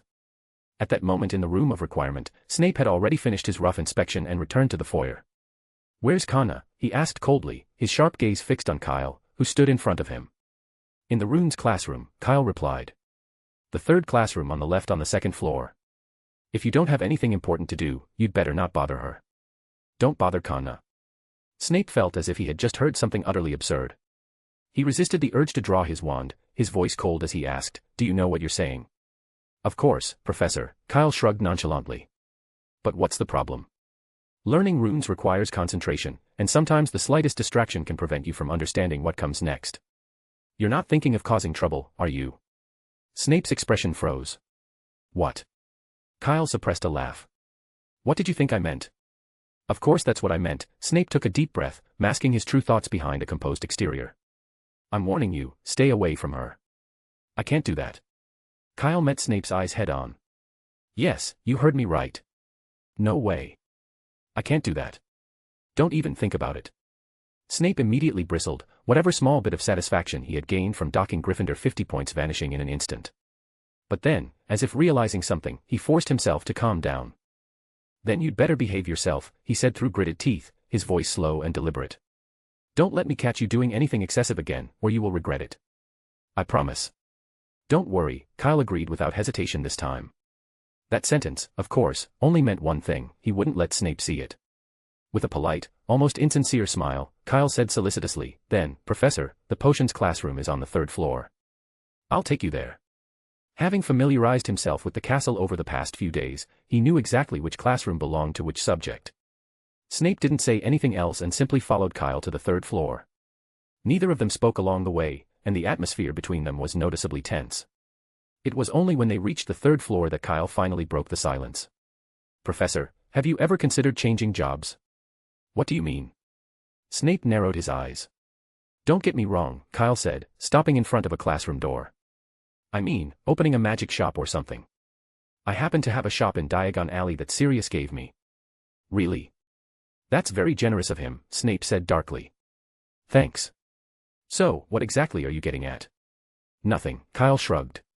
It's just that, well, if Professor Dumbledore ever makes an unreasonable request, like sending you on a dangerous mission or something, you can actually refuse. Even if that means losing your position as a professor, you could still sell magic potions in Diagon Alley. My friends, the Weasley twins, own a shop there, and to be honest, they make a pretty good living. Far better than a professor's salary, at least. Snape's expression stiffened. What do you mean? His voice was guarded, his posture tense, as if trying to decipher Kyle's intentions. His instincts immediately suggested a certain possibility, but he quickly dismissed it. No. Dumbledore would never have told anyone his identity. Even if he had lost his mind, he wouldn't have confided in a student. His sharp gaze bore into Kyle's, searching for answers. But unlike Potter, Kyle wasn't so easy to read. A clemency shielded his mind completely, revealing nothing. Snape's fingers twitched slightly before slipping into his robe pocket, where a small vial rested. Veritaserum. He had brought it with him deliberately today. Kyle, however, didn't seem to notice, or care. He simply smiled and pointed to the door beside them. This is the potions classroom, he said casually. But Professor, I must say, there's really nothing interesting to see here. You might be a little disappointed. Potions was probably the one subject that had remained largely unchanged. Apart from the specific potions assigned for practice, the overall teaching process was almost identical to what it had always been. Just as Kyle was about to leave, Snape stopped him. What do you know? His voice was low, almost a whisper. I don't know anything, Kyle replied smoothly, his expression unreadable. But the Death Eaters are becoming more active. If Dumbledore ever asks you to go up against them, just come up with a reason to refuse, even if it's just for Kana. Snape fell silent. Something in his expression shifted as he stared at the floor, lost in thought. A long pause followed before he finally spoke, his voice quieter than before. A professor's duty is to protect his students. I know, Kyle nodded. I was just saying. You don't have to worry about it. Chapter 755, stop. Don't fight anymore. I have to say, Snape is quite a man of principle. It seemed he was unwilling to accept Kyle's help a second time. This time, after entering the room of requirement, he stubbornly stayed inside for a full 5 days without taking a single step outside. The rest was easy to manage. After all, this was a real castle, and it had everything it was supposed to have. The only question was food. Kyle had no idea how Snape had managed to last so many days. He had probably asked Kana to bring him meals, or he had relied on magical potions. For instance, the invigoration draft could sustain someone for an entire day without food, but the downside was that it tasted absolutely vile. Kyle had tried it once. It was like taking all the worst flavors of Bertie Bott's every flavor beans, blending them into a thick sludge, then throwing in a handful of dirt for good measure. If given a choice, Kyle would rather have extra bread and baked potatoes in the morning than drink that awful concoction. But Snape could probably tolerate it. If he had a bag with an undetectable extension charm and brought along a dozen or 20 invigoration drafts, then lasting 5 days wouldn't be a problem at all. Still, Kyle had no idea what Snape actually did. The two of them hadn't exchanged a single word after their brief conversation on the first day. There hadn't been an opportunity, either. After all, the one place Kyle least wanted to go was the potions classroom. He saw Snape again on the 6th day. Snape looked noticeably thinner than before, but his eyes were sharp and bright. It was clear that, like the other professors, he had gained something from the experience. Kyle was curious, but he knew Snape would never tell him, so he wisely chose not to ask and continued on his way to the charms classroom. Don't try to control the runes, but treat them as part of the magic, the old professor instructed, drawing his wand and giving it 2 light flicks. His movements were so fluid and effortless that it looked as if he were conducting a grand orchestra, with the flickering runes forming the notes of his music. It was just a simple wand-lighting charm, yet the light it emitted was dazzling, as bright as the sun. Kyle mimicked the professor's movements, waving his wand in the same way, but nothing happened. The tip of his wand flashed, weakly, reluctantly, perfunctorily. It was far too brief, he simply hadn't had enough time to use his magic to draw the runes properly. What a fool. How could there be such a stupid student in my classroom? The old professor's roar echoed through the room. Magic is the ink, but the wand is not the only quill. The runes you study, they, too, are a form of magic. Kyle was scolded mercilessly, something that had never happened in his previous 6 years at Hogwarts. But in the past month or so, it had become a routine occurrence. He had long since grown used to it. After all, the professor couldn't exactly beat him with his wand, so he might as well endure the abuse. As Kyle listened, he slowly adjusted his approach to spellcasting. It was like this until the day before the start of the semester, when Kyle decided to give himself a holiday. After being scolded for so long, even though he didn't particularly mind, it was still a bit stressful. Plus, continuous high-intensity studying was exhausting, so it was necessary to take a break. It had been raining since early morning that day, and Kyle slept until 11 o'clock, yawning as he stepped out of the dormitory. The common room was packed, but everyone was busy with homework, so no one paid attention to anyone else, including Kana, who was also catching up on her assignments. She had stayed in the room of requirement a little too long before, and it wasn't until 2 days ago that she realized something very important. Kyle didn't need to worry about homework since he had taken time off, but Kana hadn't. She had frozen the moment she realized she had 2 weeks' worth of homework to complete in just 3 days, an impossible task. Kyle had wanted to help her, after all, it wasn't difficult. All he had to do was tweak an automatic answer quill a little. But Kana refused, insisting on writing everything herself. All Kyle could do was stay as far away from her as possible. There was nothing else he could do. After all, he had been the one who invited Kana to the room of requirement in the first place, and he had completely neglected to consider the assignments. Now that he thought about it, he felt a little guilty. Kyle didn't disturb anyone as he quietly left the common room and strolled leisurely around the castle. It felt like it had been a long time since he had done something like this, walking aimlessly, without any sense of urgency. As he wandered, he took in the dimly lit castle walls, the faded picture frames, and the polished railings lining the corridors. For a moment, he found himself a little dazed. He didn't know if it was just familiarity, but he still found Hogwarts pleasing to the eye. The version of Hogwarts inside the room of requirement was a bit too new for his taste. As he walked, Kyle suddenly bumped into a group of 7th-year students, presumably Gryffindors, who had just come down the stairs. They were gathered excitedly around someone, talking animatedly. Because there were so many people and due to the angle, Kyle didn't immediately see who it was. But soon, he noticed a familiar face. Hermione. Kyle waved and called out in greeting. Kyle.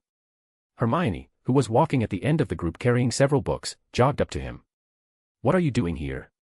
I'm just wandering the castle. Had nothing better to do, Kyle said. By the way, who was that person just now? They seemed really popular. Ah, that's Katie Bell, Hermione said. She just got back from St. Mungo's this morning. She recovered. Completely. She said so herself, Hermione nodded, but then quickly seemed to remember something and added, but Harry already asked, and she doesn't remember who cast the Imperius Curse on her, only that it happened at the 3 Broomsticks.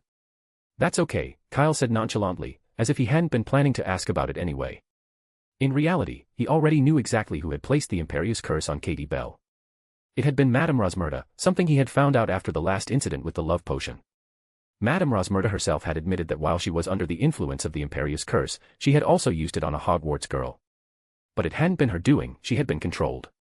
However, the professors had strictly kept this information under wraps, and very few people knew about it, including Harry. Where are you going? Kyle glanced at the books in her hands, noticing the top one was Wands and Magic. You haven't finished your homework, have you? No, I finished mine a long time ago. It's Harry and Ron, said Hermione.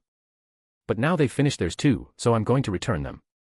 Oh, in that case, go ahead, Kyle said with a smile, waving his hand as he prepared to continue looking upstairs. Wait, Kyle, Hermione suddenly called out from behind him. I heard someone say that you've been absent. Is that true? Who said that? Cormac McLaggen, a Gryffindor 7th year, said Hermione. He mentioned at dinner that he hadn't seen you in class for a long time, and then Professor Slughorn said you had taken a leave of absence. Ah, that's true, Kyle admitted. Can you tell me why? Seeing Kyle acknowledge it so casually, Hermione was first stunned, then immediately asked. To her, skipping class was almost unthinkable, especially for someone like Kyle, who had excellent grades. Besides, wasn't the NEWT exam coming up in the 7th year? Missing classes at this point seemed completely irrational. It's nothing, I just have something else to do, Kyle said casually. Although it may sound a bit arrogant to say this, I really don't need to go to class anymore. And my leave of absence is temporary. I might continue going to class after I'm done with my busy schedule. He didn't mention anything about the makeup lessons. Even though he and Hermione were on good terms, her personality made him decide against telling her. For one, her proficiency in runes was actually about the same as Cho's. Even if she attended, there wouldn't be much she could learn. And, more importantly, Hermione was different from Cho. How should he put it? Hermione was a bit of a stickler in certain areas. She placed too much trust in books, so much so that, even if the truth was right in front of her, if it contradicted established authority, she would hesitate, question, and even resist it. The teaching methods from 1,000 years ago were vastly different from the theories she encountered daily. She would undoubtedly have a lot of questions, and Kyle simply didn't have the time to explain everything to her. Even if every one of her concerns was addressed, Hermione's nature might push her to forcefully try to master the material. If she managed to learn it, that would be fine. But, as Ravenclaw had mentioned before, the room of requirement wouldn't last forever. If Hermione failed to grasp everything before her memory faded, all the time and effort would have been wasted. Worse, the experience might negatively affect her ability to learn magic in the future. It would be a classic case of losing more than she gained. Taking all this into account, even though he considered her a friend, Kyle chose to keep the matter secret. Hermione was a little suspicious, but since Kyle wasn't offering any further explanation, she had no choice but to let it go. They chatted a bit longer before parting ways at the stairs. Hermione headed down to the library, while Kyle continued his tour of the castle. However, before he had gone far, he faintly heard an explosion. Strange, why would there be an explosion at Hogwarts? At first, Kyle thought he must have misheard. But the next second, a much louder noise erupted, followed by a scream. Stop it. Stop fighting, you guys, stop fighting. That's Myrtle's voice, it's coming from upstairs. Hermione had appeared behind Kyle at some point, clearly having heard the commotion as well. Myrtle. Kyle paused for a moment before immediately running down the stairs toward the source of the sound, with Hermione following close behind. As they got closer, the noises became clearer, he could even hear the distinct sound of spells being cast. It's Harry! Hermione screamed. The voice was so familiar to her that she could never mistake it. Harry was being attacked at Hogwarts. Hermione's mind instantly flashed back to 2 years ago, when Harry had been abducted from school during the Triwizard Tournament. A wave of anxiety hit her, and she threw the heavy book she was holding aside, letting it crash onto the corridor floor. Don't panic, this is Hogwarts, nothing will happen, Kyle reassured her, but he, too, quickened his pace. They soon arrived at the 7th floor, near a bathroom whose door had been blown apart. It wasn't hard to find, the sight of Myrtle floating anxiously outside the entrance made it obvious. Kyle rushed forward, and inside the bathroom, he saw Harry, wand in hand, chest rising and falling heavily. Opposite him stood Malfoy, mirroring Harry's stance, also gripping his wand tightly. It wasn't clear what had just transpired, but the scene before them was chaotic. The door had been blasted off its hinges, now hanging crookedly. The pipes inside had ruptured, gushing water into the air, creating a heavy downpour that drenched everything in sight. Myrtle screamed desperately, begging them to stop, but neither of them was listening. Their focus was locked solely on each other, ignoring everything else around them. Without hesitation, both raised their wands again. Reducto. Confringo. Stop, Harry. Hermione screamed, trying to intervene, but it was too late. The two powerful curses, one red, one blue, shot forward, colliding midair. Blasting curse and reductor curse. It was unmistakable. Both of them were aiming for the same thing, to end the other's life. Hermione instinctively squeezed her eyes shut, unable to bear witnessing what was about to unfold. She braced herself for the deafening explosion, the screams, the chaos. But none of it came. Instead, silence. A second passed. Maybe a minute. When Hermione hesitantly opened her eyes, an unbelievable sight met her. The curses were gone, vanished into thin air as if Evanesco had been cast. And in their place, hovering in the bathroom, were two ravens. One red. One blue. Their colors corresponded exactly to the reductor and blasting curses. They flapped their wings, circling midair for a moment before suddenly shaking, then, without warning, they burst into dazzling fireworks and disappeared. Everyone stood frozen in shock. Even Myrtle had fallen silent. Hermione hadn't seen what happened, but she had witnessed everything clearly. Just as Harry and Malfoy had cast their spells, Kyle had raised his wand at the same time. No one knew exactly what he had done, but somehow, the two deadly spells had stopped midair, twisting in an unnatural way before transforming into the shape of ravens. Perhaps the sight had been too incomprehensible, too surreal, but in an instant, the two duelists, who had been moments away from killing each other, snapped out of their battle-fueled rage. Both turned to Kyle, standing in the doorway. You're here just in time. Harry started to say something, but Kyle didn't give him the chance. With another flick of his wand, the water pipes on both sides suddenly extended, slithering like snakes before coiling tightly around the two boys, binding them in place. The metal pipes were perfect for the job, no matter how much Harry and Malfoy struggled, it was useless. Let me go. Malfoy yelled angrily. Damn it, you can't do this. Kyle didn't even bother listening to Harry, so why would he listen to Malfoy? He waved his wand again, and the pipe coiled around Malfoy's mouth, silencing him instantly. Harry received the same treatment, without bias, just to be fair. Now, finally, it was quiet. Myrtle, Kyle said, turning his head, could you go find a professor? Any professor. Tell them to come here as soon as possible. Ah, yes, yes. Myrtle, snapping out of her daze, cast a worried glance at the bathroom before flying off in a hurry. Beside Kyle, Hermione was still reeling from what she had just witnessed.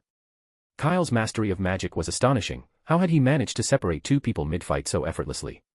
Even though Harry and Malfoy were a year below Kyle, there were two of them, and neither was particularly weak in magic. Yet, he had subdued them with such ease. Even if a professor had intervened, the outcome probably wouldn't have been much different. No, on second thought, an average professor likely wouldn't have done any better than Kyle. Hermione thought back to what Kyle had said earlier. Maybe he really didn't need to keep attending class after all. But now wasn't the time to dwell on that. Shaking her head, Hermione stormed into the bathroom, her expression furious. Harry, do you even realize what you've done? Using the reductor curse on another student. If the professor finds out, you'll be expelled. Kyle raised an eyebrow. If the professor finds out? So that's what she's concerned about. Well, she wasn't wrong. What happened? Hermione pressed, her sharp gaze fixed on Harry. You were just in the common room, weren't you? Why did you suddenly run all the way to the 7th floor to start a fight with Malfoy? Have you even thought about the consequences? You could get expelled. She crossed her arms. Say something. Don't think you can just stay silent and get away with it. Professor McGonagall will be here soon. You'd better start thinking of how you're going to explain this unless you want to be expelled. Harry let out a muffled "om-hom" in protest. He wanted to say something, desperately, but had Hermione not noticed that his mouth was still gagged. Twisting his head as much as he could, he blinked frantically at Kyle, silently pleading to be released. Kyle ignored him. If Harry wanted to be freed, then he shouldn't have given Kyle a reason to tie him up in the first place. This was perfect. At the very least, it would give them both time to cool off. With a casual wave of his hand, the two wands on the floor flew up into his grasp. Chapter 756, Kyle's Spell. I'm not sure how Myrtle would describe it, but the professors arrived quickly, looking particularly anxious. Even Snape, in his haste, drew his wand from a distance to avoid the delay of opening the door. The very door Kyle had just repaired exploded once again in the blink of an eye. This time, it was completely obliterated, leaving not even a fragment behind. Splinters of wood flew into the bathroom, clattering against the pipes with a sharp, metallic clang. The next second, Snape rushed in, his face pale as he took in the sight of Malfoy, wrapped tightly in the plumbing like a silkworm in a cocoon. Do you have any idea what you're doing? Snape roared at Kyle. Using magic to attack a fellow student at school. No matter the reason, this is utterly unacceptable. As he spoke, Professor McGonagall arrived as well. Though clearly angry, she remained far calmer than Snape. A single glance into the bathroom was enough for her to grasp the situation. Severus, Professor McGonagall attempted to caution him, but he ignored her. This behavior is a flagrant violation of school rules. I could expel you on the spot. Snape snapped, staring at Kyle as though he were the sole culprit behind the chaos. Professor, you're mistaken, came a voice. Hermione had finally processed the situation. Despite Snape's intimidating fury, she stepped forward, her lips pressed into a firm line. Harry and Malfoy were fighting. Kyle and I only arrived when we heard the commotion. In fact, Kyle was the one who separated them. Snape's expression stiffened. He clearly hadn't expected Hermione to say that. Not you. He turned to Kyle, his doubt evident. Of course not, Kyle replied with a shrug. Harry's my friend, why would I attack him? Only then did Snape register Harry's presence, similarly entangled in the plumbing. The scene had been so chaotic, with Malfoy incapacitated on the ground and Kyle standing there, wand in hand, that Snape had instinctively assumed the worst. He had feared this moment for a long time. Even though Dumbledore had assured him that Kyle wouldn't go after Malfoy, Snape had never fully believed it. He had always worried that one day, Kyle would lose patience and strike. And in that moment of panic, he had overreacted. Now that the truth was clear, a flicker of embarrassment crossed his face. But the second he saw the smirk tugging at Kyle's lips, Snape immediately hardened his expression again. Why didn't you explain earlier? Do you find it amusing to mock a professor? He demanded. I didn't think so, Kyle said, raising an eyebrow. But you didn't exactly give me a chance to explain, either. You blasted the door off its hinges the moment you arrived, made such a racket, I thought you were here to arrest a Death Eater. I was too scared to say anything. Snape's face cycled from green to red, then back to green again. He was certain Kyle was mocking him. Severus, he's right. You were a little hasty, Professor McGonagall interjected, stepping between them. From the moment she entered, she had known Kyle wasn't responsible. There were too many traces of magic, too many telltale signs of a duel. If Kyle had truly intended to harm Malfoy and Harry, he wouldn't have created such an obvious scene. Snape didn't argue further. Instead, he cast his gaze around the room, searching for something. Myrtle. If she hadn't been shrieking murder, murder in the bathroom, throughout the castle, he wouldn't have acted so rashly. But Myrtle had sensed the shift in atmosphere and had long since disappeared into the sewers. They need to go to the hospital wing, Professor McGonagall said. As for their punishment, Headmaster Dumbledore will be back tonight. He will decide how to handle it then. Snape did not object. Without another word, he raised his wand to release Malfoy from the pipes. Then came an awkward moment. The spell didn't work. Finite. The counterspell struck the pipes lightly, dispersing like a whisper in the air. Malfoy remained just as bound as before. Snape frowned and attempted 2 other charms. Both failed. Silence fell over the room. The situation had just become significantly more embarrassing. Professor, you can't undo it? Kyle asked, feigning confusion. Do you need help? Shut up. Snape snapped through clenched teeth, his voice seething with restrained fury. He would stake his decade-long career on the certainty that Kyle had done this on purpose. Yet, there was nothing he could do about it. No matter the reason, it was humiliating for a professor to be unable to undo a student's spell.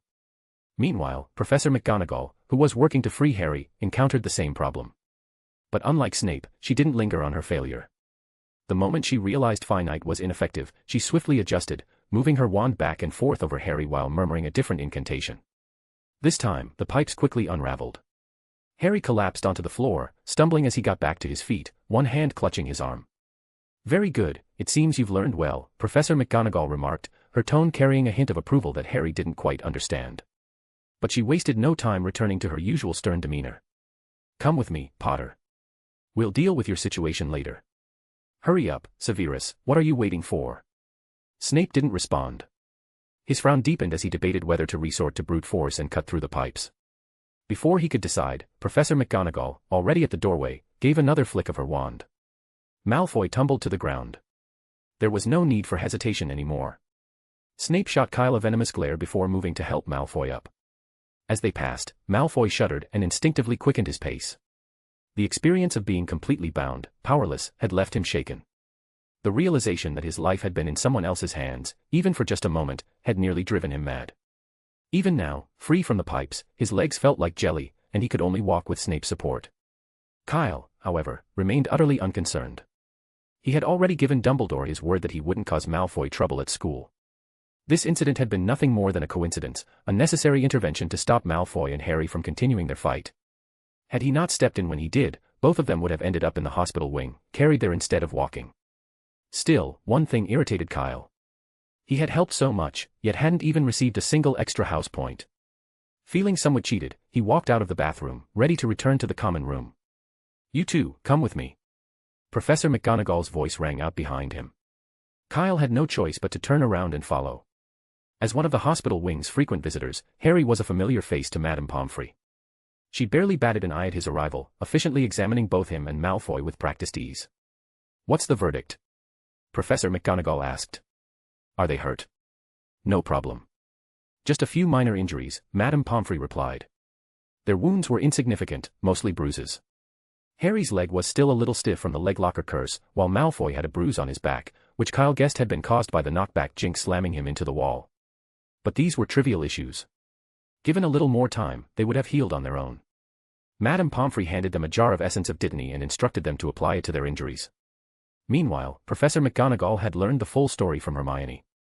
It was clear now that Harry and Malfoy had started the fight before Kyle even arrived. However, she had no intention of intervening further. As she had already stated, this matter was for Dumbledore to handle. Professor. Hermione hesitated, then glanced at McGonagall. Can I stay here and take care of Harry? Professor McGonagall considered for a moment before nodding. If Madame Pomfrey has no objection, yes. But you'd better keep an eye on Potter and make sure he doesn't wander off. I suspect the headmaster will have quite a few questions for him when he returns. With that, she turned and left the hospital wing. Snape cast a final look in their direction before following, but not before pulling a curtain around Malfoy's bed, separating the two sides. Then, his gaze landed on Kyle. You should go back to the castle. But Professor, I want to stay here and look after Harry, Kyle said, more curious than anything about what had led to the fight. He knew Harry would tell Hermione, and he wanted to hear it too. "There's no need," Snape said flatly. "The hospital wing needs to remain quiet, and Miss Granger is more than enough." It was clear he had no intention of letting Kyle stay. With no other choice, Kyle left the hospital wing. He and Snape walked side by side on their way back to the castle, the silence stretching between them. Then, Kyle suddenly spoke. "Professor, you really don't need to be so nervous." His tone was casual. "No matter what, I would never do anything to Malfoy in the hospital wing." Snape didn't respond. He simply quickened his pace, striding ahead before abruptly turning down the stairs toward the dungeon and vanishing from sight. Meanwhile, in the hospital wing, after the professors had returned to the castle, Malfoy took advantage of Madame Pomfrey's momentary distraction and walked straight out the door. "Where do you think you're going?" Hermione stopped him warily. "Professor McGonagall just said that you have to wait here for Headmaster Dumbledore to return." "Shut up, you filthy." Before he could finish, Harry, still next to him, reached for his wand again. Malfoy seemed to realize something mid-sentence and sulkily clamped his mouth shut. He didn't say the rest. Instead, with clear impatience, he pushed Hermione aside. "No one said I have to stay in this place, too. Get out of the way." Without another glance, he left. Not far away, Madame Pomfrey, who had heard the commotion, made no move to stop him. Professor McGonagall had only instructed them not to wander too far, she had never explicitly stated they had to remain in the hospital wing. Besides, his injuries were far from serious, hardly warranting an overnight stay. Seeing that Madame Pomfrey didn't object, Harry immediately jumped off the bed and strode toward the door. "Harry, you can't," Professor McGonagall said. "Come on, Hermione," Harry cut her off. "Who knows when Dumbledore will be back? I can't just sit here all afternoon." Hermione, clearly frustrated, had no choice but to follow. She stomped her foot in annoyance and hurried after him. "What's going on?" she asked. "Malfoy must be up to something," Harry muttered, looking around to make sure no one was listening before continuing in a whisper. "I saw him sneaking around the 7th floor." "So you followed him?" "Of course," Harry blurted out. "I had to find out what he was doing." "You still haven't given up?" Hermione was getting a little impatient. "I already told you, he can't do anything at school." "That's not true." "What if Snape is helping him?" Harry countered. "A professor always has more power than a student, doesn't he? And as you saw this time, Snape didn't even want to punish him." "That's because Professor McGonagall left the decision to Dumbledore," Hermione shot back, giving him a look before deciding not to argue further. Harry, however, wasn't done. "So you followed him, found something suspicious, got into a fight, and even used the reductor curse. Do you even realize how serious this is? You could have been expelled." Harry didn't waver. "Malfoy started it. I saw him crying in the bathroom, and then he attacked me without warning. I was just defending myself." Hermione frowned, taken aback. "Wait, what did you just say Malfoy was doing in the bathroom?" "Crying." Harry still found it hard to believe himself.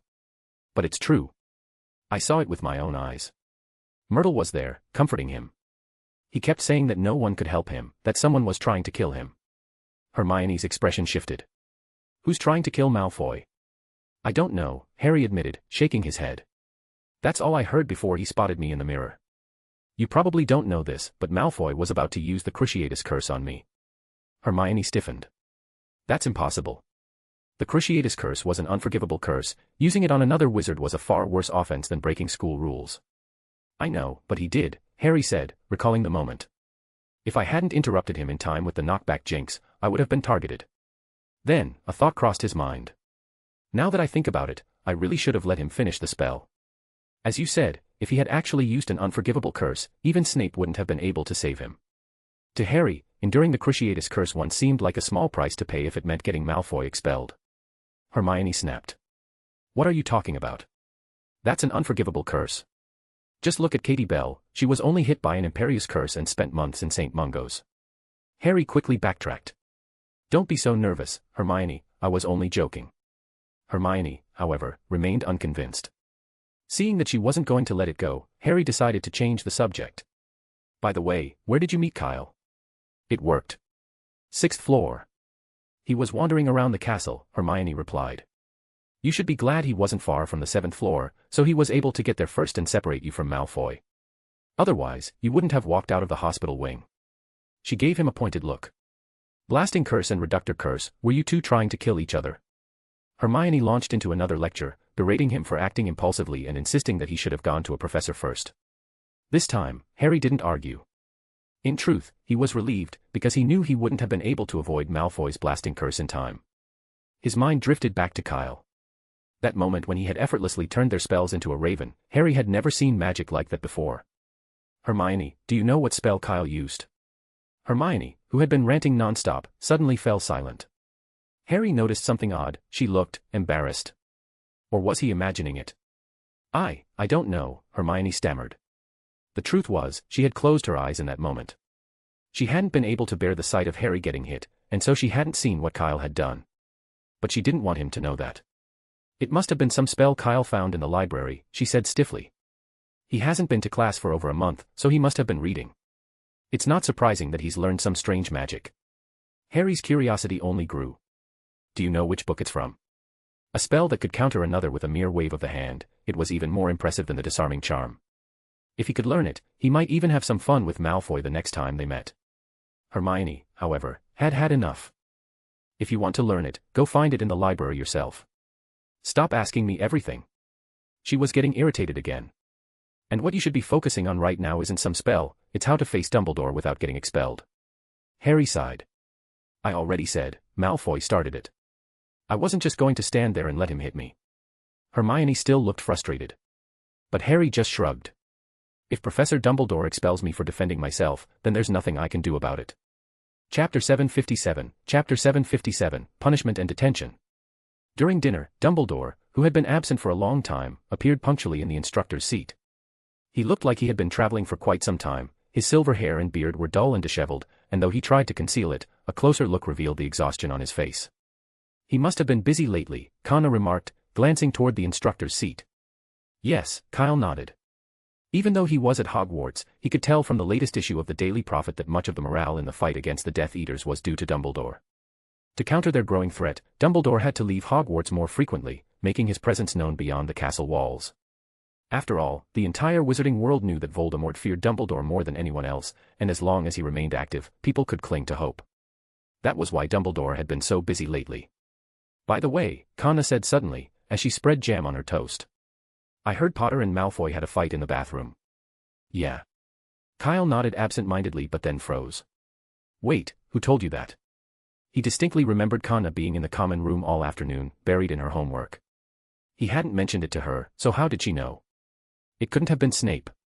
Oh, it was Mikkel, Conna replied casually. He went to the hospital wing this afternoon to get some pepper-up potion so he could stay up all night working on his homework. He overheard it there. Almost all of Hufflepuff knows about it now, and he said you were involved. Tisk, Kyle clicked his tongue, pursing his lips. Mikkel was practically born to be an Auror, he never failed when it came to gathering information. Well, it's true, Kyle admitted. And they were both dead serious, like they were determined to win at any cost. Then what about you? How did you get involved? Conna asked. That was what she didn't understand. Wasn't Kyle supposed to be in the room of requirement? How had he ended up on the 7th floor, caught up in a fight between Potter and Malfoy? It's kind of a funny story, Kyle said, rubbing the back of his head.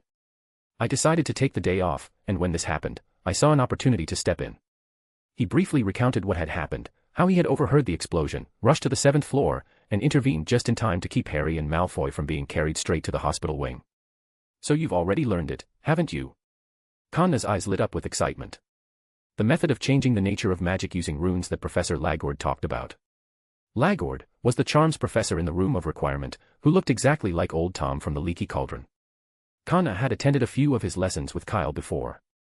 She hadn't understood much, but she had remembered some of the key points. And the one that stood out the most was changing magic with runes, which basically meant nullifying magic. She also distinctly remembered Kyle being scolded the most in that class. It was hard to forget, considering he had been reprimanded for 55 minutes of the 1-hour lesson. But Kyle had no idea what she was thinking. I've sort of learned it, he said after a moment's thought. Another reason it worked is that the spells Harry and Malfoy were using weren't particularly complicated. They were relatively easy to counter. If it had been 2 professors, it definitely wouldn't have worked. That's still pretty impressive, Conna said with a laugh. At least Professor Lagord won't scold you anymore, right? I wouldn't be so sure about that, Kyle sighed, rubbing his forehead. Just thinking about the grumpy old professor gave him a headache, and this was only one of the many things he still had to learn. After dinner, students began getting up from the long tables, preparing to return to their common rooms. Kyle, however, didn't move. He remained seated, waiting for a bit. He had a feeling he'd be summoned to the headmaster's office soon, and staying put would save him the trouble of walking back only to be called out again. But after 10 minutes, when the great hall had nearly emptied, no one came for him. During that time, nearly headless Nick drifted by, but he wasn't looking for Kyle, he was searching for Harry and Malfoy instead. Kyle stood up awkwardly. "Looks like you were wrong," Connor said with a small smile. "Professor Dumbledore wasn't looking for you as the one who stopped the fight." "So I was wrong," Kyle shrugged, unconcerned. "What a pity. I thought I'd at least get 50 points for it." "Never mind, Hufflepuff doesn't need those 50 points right now," Connor replied. This year, Hufflepuff had been leading the house points ranking ever since Christmas, holding an 80-point lead over second-place Slytherin. Gryffindor, on the other hand, was still dead last, and rightly so. Ravenclaw had been in last place initially, but just a few days ago, Harry had lost 50 points in one go, dropping Gryffindor even further down the ranks. With that, the two made their way back to the common room. Meanwhile, in the headmaster's office on the 8th floor, Dumbledore forced himself to appear cheerful as he addressed the two standing before him. "Don't worry, I won't expel you, Mr. Malfoy, but you must recognize your mistake." His tone was light, but there was no mistaking the gravity of his words. "So, I'll deduct 100 points from Slytherin, and detention is necessary as well.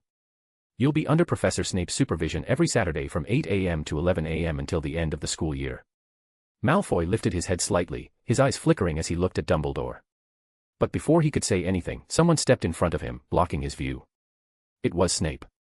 "No problem, Headmaster Dumbledore," Snape said smoothly.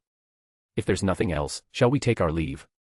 "Of course," Dumbledore nodded, then added in a hushed tone, "Professor Snape, I hope you will ensure that Malfoy understands the weight of his actions today. Otherwise, I will have no choice but to turn him over to Professor McGonagall."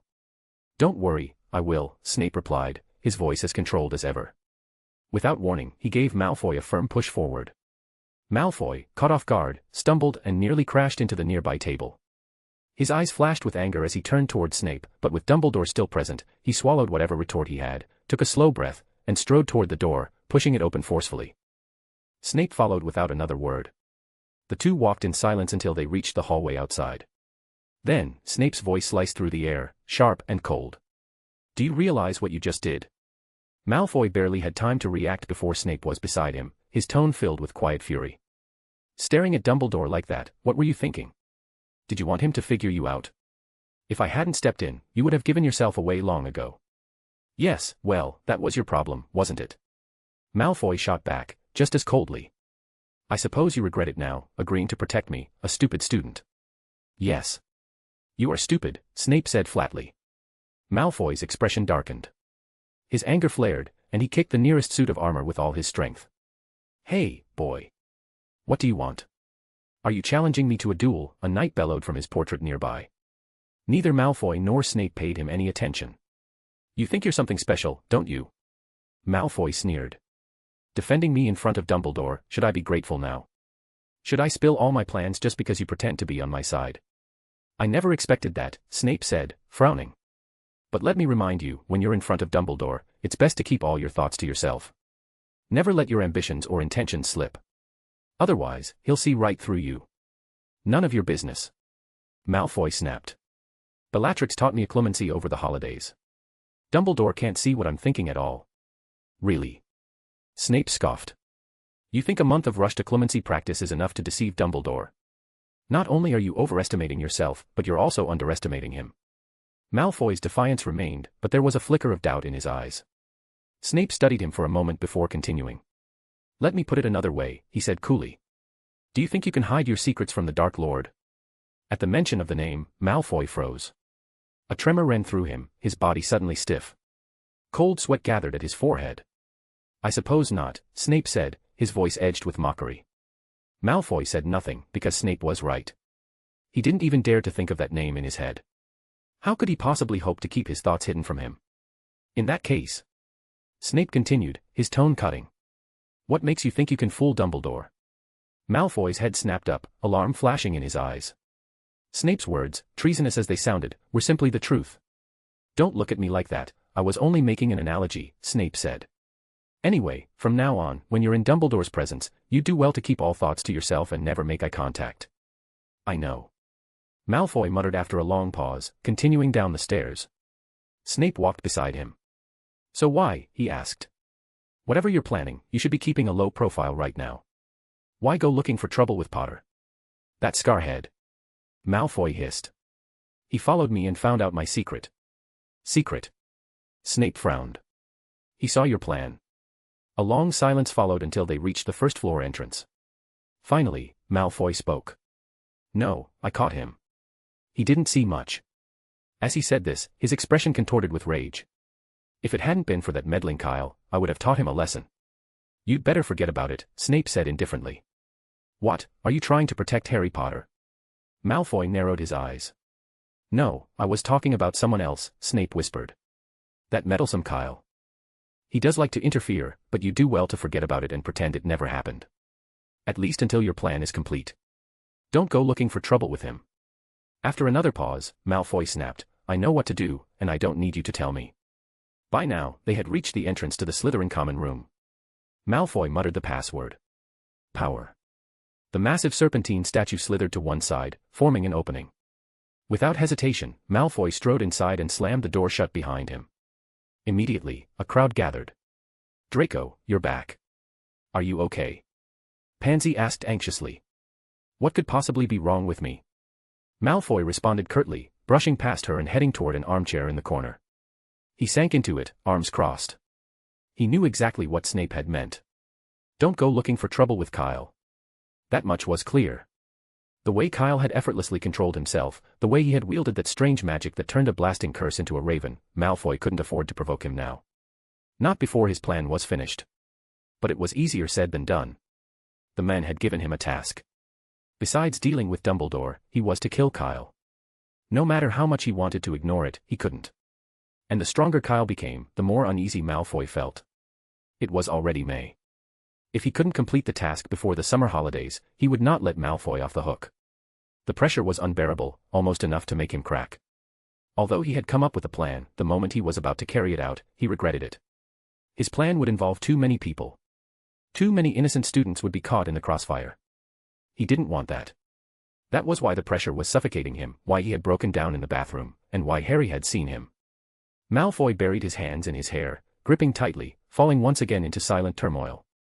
Crabbe and Goyle hesitated, watching him.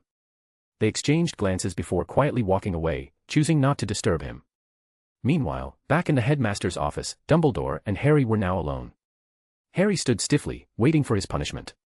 But his heart felt lighter than before. If even Malfoy hadn't been expelled, then surely he had nothing to worry about. As expected, his punishment was the same, points deducted and detention.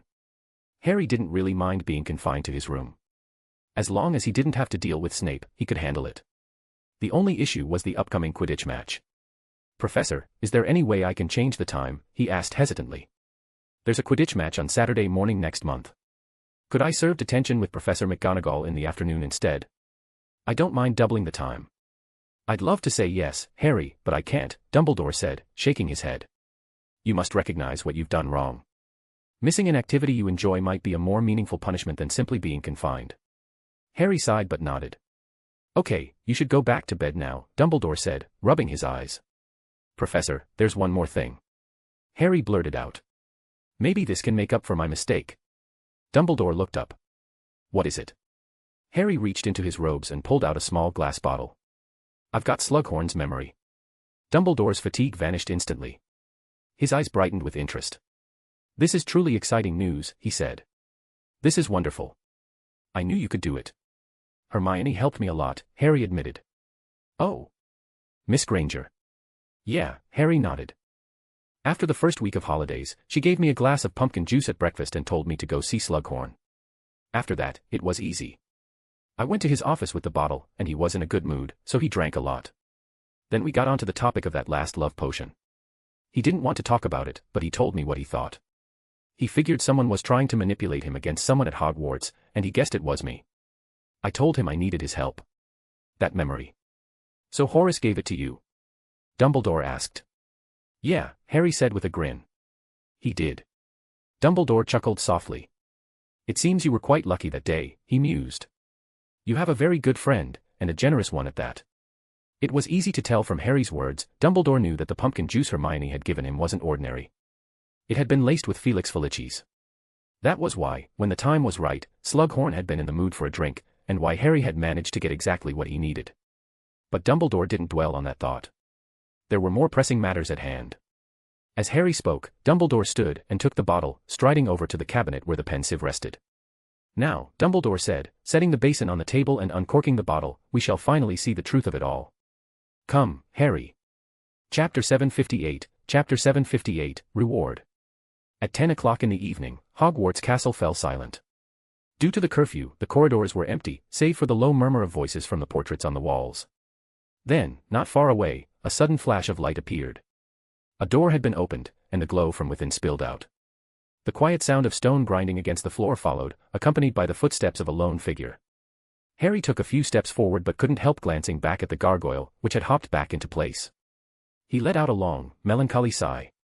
He had tried to bargain with Dumbledore, offering Slughorn's memory in exchange for being spared detention, something he had been certain would work, but it had completely backfired. "I'm glad you got the memory, Harry. If you like, I'll give you an extra reward, but it won't help you avoid punishment. Those are two separate matters that cannot be easily offset," Dumbledore had told him. That meant he still had to report to Professor McGonagall's office every Saturday for detention, which also meant missing the final and most crucial Quidditch match. The only small consolation was that Kyle seemed to have other commitments and wouldn't be playing in the match either. With only one game left in the season, Hufflepuff and Gryffindor were neck and neck, separated by a mere 10 points. In other words, whoever scored higher in the final match would likely take the championship. Now that both teams had lost a key player, the playing field was, in a way, evened out.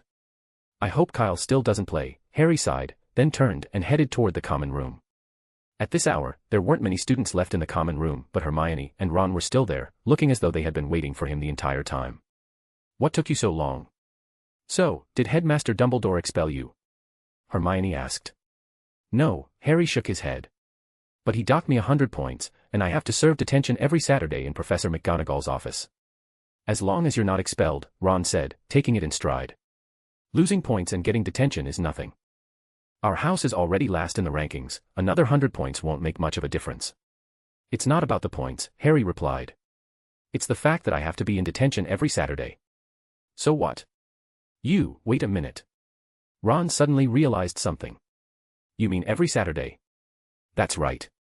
"What about the final Quidditch match?" Ron asked urgently. "I can't help it," Harry said with a shrug. "How can the Headmaster do that?" Ron said, growing anxious. "That match will decide whether we win the Quidditch Cup. Can you go back and talk to him again? Maybe he'll agree to let you play." "Don't be ridiculous, Ron," Hermione said, pushing him away. "Do you think the Headmaster's decisions are like homework? Something you can just redo until you get a better result?" "But Gryffindor hasn't won the Quidditch Cup in over 10 years, Ron said helplessly, staring up at the ceiling. "This was our best chance." "I can't do anything about it," Harry said, lowering his head. "Never mind that for now," Hermione interrupted as both boys let out long sighs. "How did it go with the memory? Did you give it to Dumbledore?" "Of course. Thanks to you, Hermione. Without you, I don't think I could have gotten it," Harry said. "That's because you were the one who convinced him," Hermione pointed out. "The Felix Felicis only helped set the mood. If it had been me or Ron, we wouldn't have gotten Professor Slughorn's memory, even if we drunk a whole pint of it. But setting the mood was exactly what I lacked," Harry admitted. "Anyway, thank you. As for the Felix Felicis, I'll find a way to repay you." "What are you talking about?" "You don't need to repay me," Hermione said. "But what exactly was in the memory?" "I was about to tell you," Harry said, suddenly lowering his voice. "Follow me." He led them to a secluded row of armchairs in the far corner of the common room and sat down, speaking in hushed tones. "Slughorn told Voldemort how to make a Horcrux." "So it really was him?" Hermione gasped, covering her mouth in shock. "Yeah. He's the one who explained to Voldemort that creating a Horcrux requires committing murder to split one's soul." Harry then recounted everything he had seen in the memory. Truthfully, the memory itself wasn't long, just a 10-minute conversation between Slughorn and a young Tom Riddle. But after viewing it, Dumbledore had spent over half an hour deep in thought before finally showing an expression that was both relieved and excited. After hearing Harry's description, Ron couldn't help but ask, "You mean, Dumbledore looked happy?" "I think so," Harry nodded. "He even muttered a few words to himself." "What did he say?" Hermione asked. "Let me see." Harry frowned, trying to recall Dumbledore's expression after he had come back to his senses. He said, "This memory confirms my suspicions. I was right. I'm so close. Tom, you never expected this, did you?" "Something like that." Who is this Tom? Ron asked, puzzled. It's Voldemort's name when he was young, Harry said. I remember telling you that before. Voldemort's real name is Tom Riddle. If you could call him something else, maybe I'd remember, Ron muttered.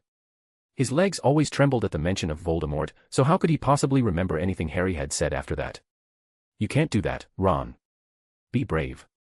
It's just a name, Harry said seriously. You need to learn to live with it. Ah, yeah, I'll try, Ron said, though his tone carried a hint of resignation. Adapting to calling Voldemort by his name. Easier said than done. He was certain that at least 80% of the wizarding world couldn't do it. I'm so close. Hermione, who had been quiet until now, sat in the armchair, looking at Harry with doubt. What does that mean? I don't know. Professor Dumbledore didn't say. Harry shook his head. After that, he let me go and told me to meet him in the Great Hall at 7 o'clock tomorrow morning. He said he'd show me something different then, as a reward for getting the memory. Hermione, Harry suddenly said, turning to her. Why don't you come tomorrow morning? Without your Felix Felicis potion, I wouldn't have gotten the memory back, so the reward should go to you. No, Harry, Hermione shook her head. As I said earlier, you were the main factor in convincing Professor Slughorn, and the Felix Felicis only played a supporting role. The reward should go to you. The two of them were passing the honor back and forth. But Harry was about to say more, but Hermione cut him off. It's settled, then, she said, standing up. And you'll probably be in the headmaster's office for an hour or two each time. Who knows if it'll be the same tomorrow? The first lesson tomorrow morning is Transfiguration, and I don't want to be late. Okay, Harry said, seeing that Hermione was firm in her decision. If you change your mind, just let me know. I won't, Hermione said decisively, waving her hand. With that, the three of them headed back to their dormitories. The next morning, Harry groggily got out of bed and yawned as he made his way toward the Great Hall. Since his second year, he had rarely woken up this early, and he wasn't used to it. From a distance, he saw Dumbledore standing there, accompanied by Kyle. Apparently, after many missed opportunities, Dumbledore had finally managed to catch Kyle on the first morning after the holidays. He had timed it perfectly, arriving just as Kyle finished breakfast and was about to head to the 8th floor. Professor Dumbledore, Harry said, trotting over. Kyle, you're here too. Hello, Harry, Kyle said, then glanced at Dumbledore. So, he's the one we've been waiting for. That's right, Dumbledore nodded. I hope you can forgive me for taking the liberty. That's fine, Kyle said, then hesitated before changing the subject. But, never mind. Would you like some breakfast first? He had initially wanted to say that Harry hadn't taken ancient runes and wouldn't understand anything, but since he was already here, there was no point in mentioning it. Breakfast. Harry touched his stomach. He was a bit hungry, but he didn't want Kyle and Dumbledore to wait for him. After thinking about it for a moment, he grabbed 2 sandwiches, deciding to eat while walking so he wouldn't waste time. The three of them made their way back to the 8th floor together. Kyle led the way, taking a few turns before stopping in a corridor. Harry knew exactly where they were. He was about to remind Kyle that the room of requirement was broken and no one could get in when he saw Kyle take out a strange doorknob and press it against the wall. The next second, a door suddenly appeared. The room of requirement. Harry stood there, dumbfounded, staring at the scene in disbelief. What's going on? Does the room of requirement need a key to open now? He had never heard of such a thing. And where was this key made? He wanted one too. It wasn't until the others had stepped through the door that Harry snapped out of his daze and hurriedly followed. Then, he was shocked again. He felt as if he had entered another Hogwarts. Everything was eerily familiar. Is this where Rowena Ravenclaw's memories are? Dumbledore asked, watching the students passing by. His expression held genuine surprise. Harry caught something important in those words. Whose memories? Rowena Ravenclaw's. Could this place be similar to the pensieve in Dumbledore's office? He reached out and touched the wall beside him. It was cold to the touch, solid, real. Tentatively, he approached someone who appeared to be a student. However, as soon as he got close, the person passed straight through him, as if he were a ghost. But they didn't look like a ghost at all. Ghosts didn't walk, they floated. And they weren't anything but pearly white. New boy, watch where you're going, the man said, turning his head with a look of displeasure. Sorry, Harry apologized instinctively. So this really was a memory. He could hardly believe it. In all the times he had used the pensieve before, no one had ever been able to see or interact with him, let alone talk to him. But when he saw Dumbledore's equally surprised expression, he felt reassured. At least he wasn't the only one who had never seen something like this before. Kyle, on the other hand, remained completely calm, as if this was nothing new to him. You can look around as much as you like, Kyle said, walking over to Harry. There are classrooms upstairs with professors teaching lessons that have existed for centuries. You can sit in and listen if you want. Harry nodded and set off. But instead of heading to a classroom, he wandered the castle, much like he had when he first arrived at Hogwarts. He made his way to the Gryffindor common room, but instead of the familiar fat lady, a different painting greeted him, a tall knight wielding a two-handed sword. The knight refused to let him in because he didn't know the password. So Harry turned and left, continuing his exploration. At some point, he found himself in the corridor where the room of requirement was located. He stared at the empty wall for a moment. Then, on a whim, he closed his eyes and began pacing back and forth. I need a broom closet. I need a broom closet. I need a broom closet. He walked 3 times along the wall, but when he opened his eyes, there was no door. Right. This is the room of requirement. How could there be another room of requirement? Shaking his head, he walked away. Meanwhile, Dumbledore had also reached the place he was most interested in.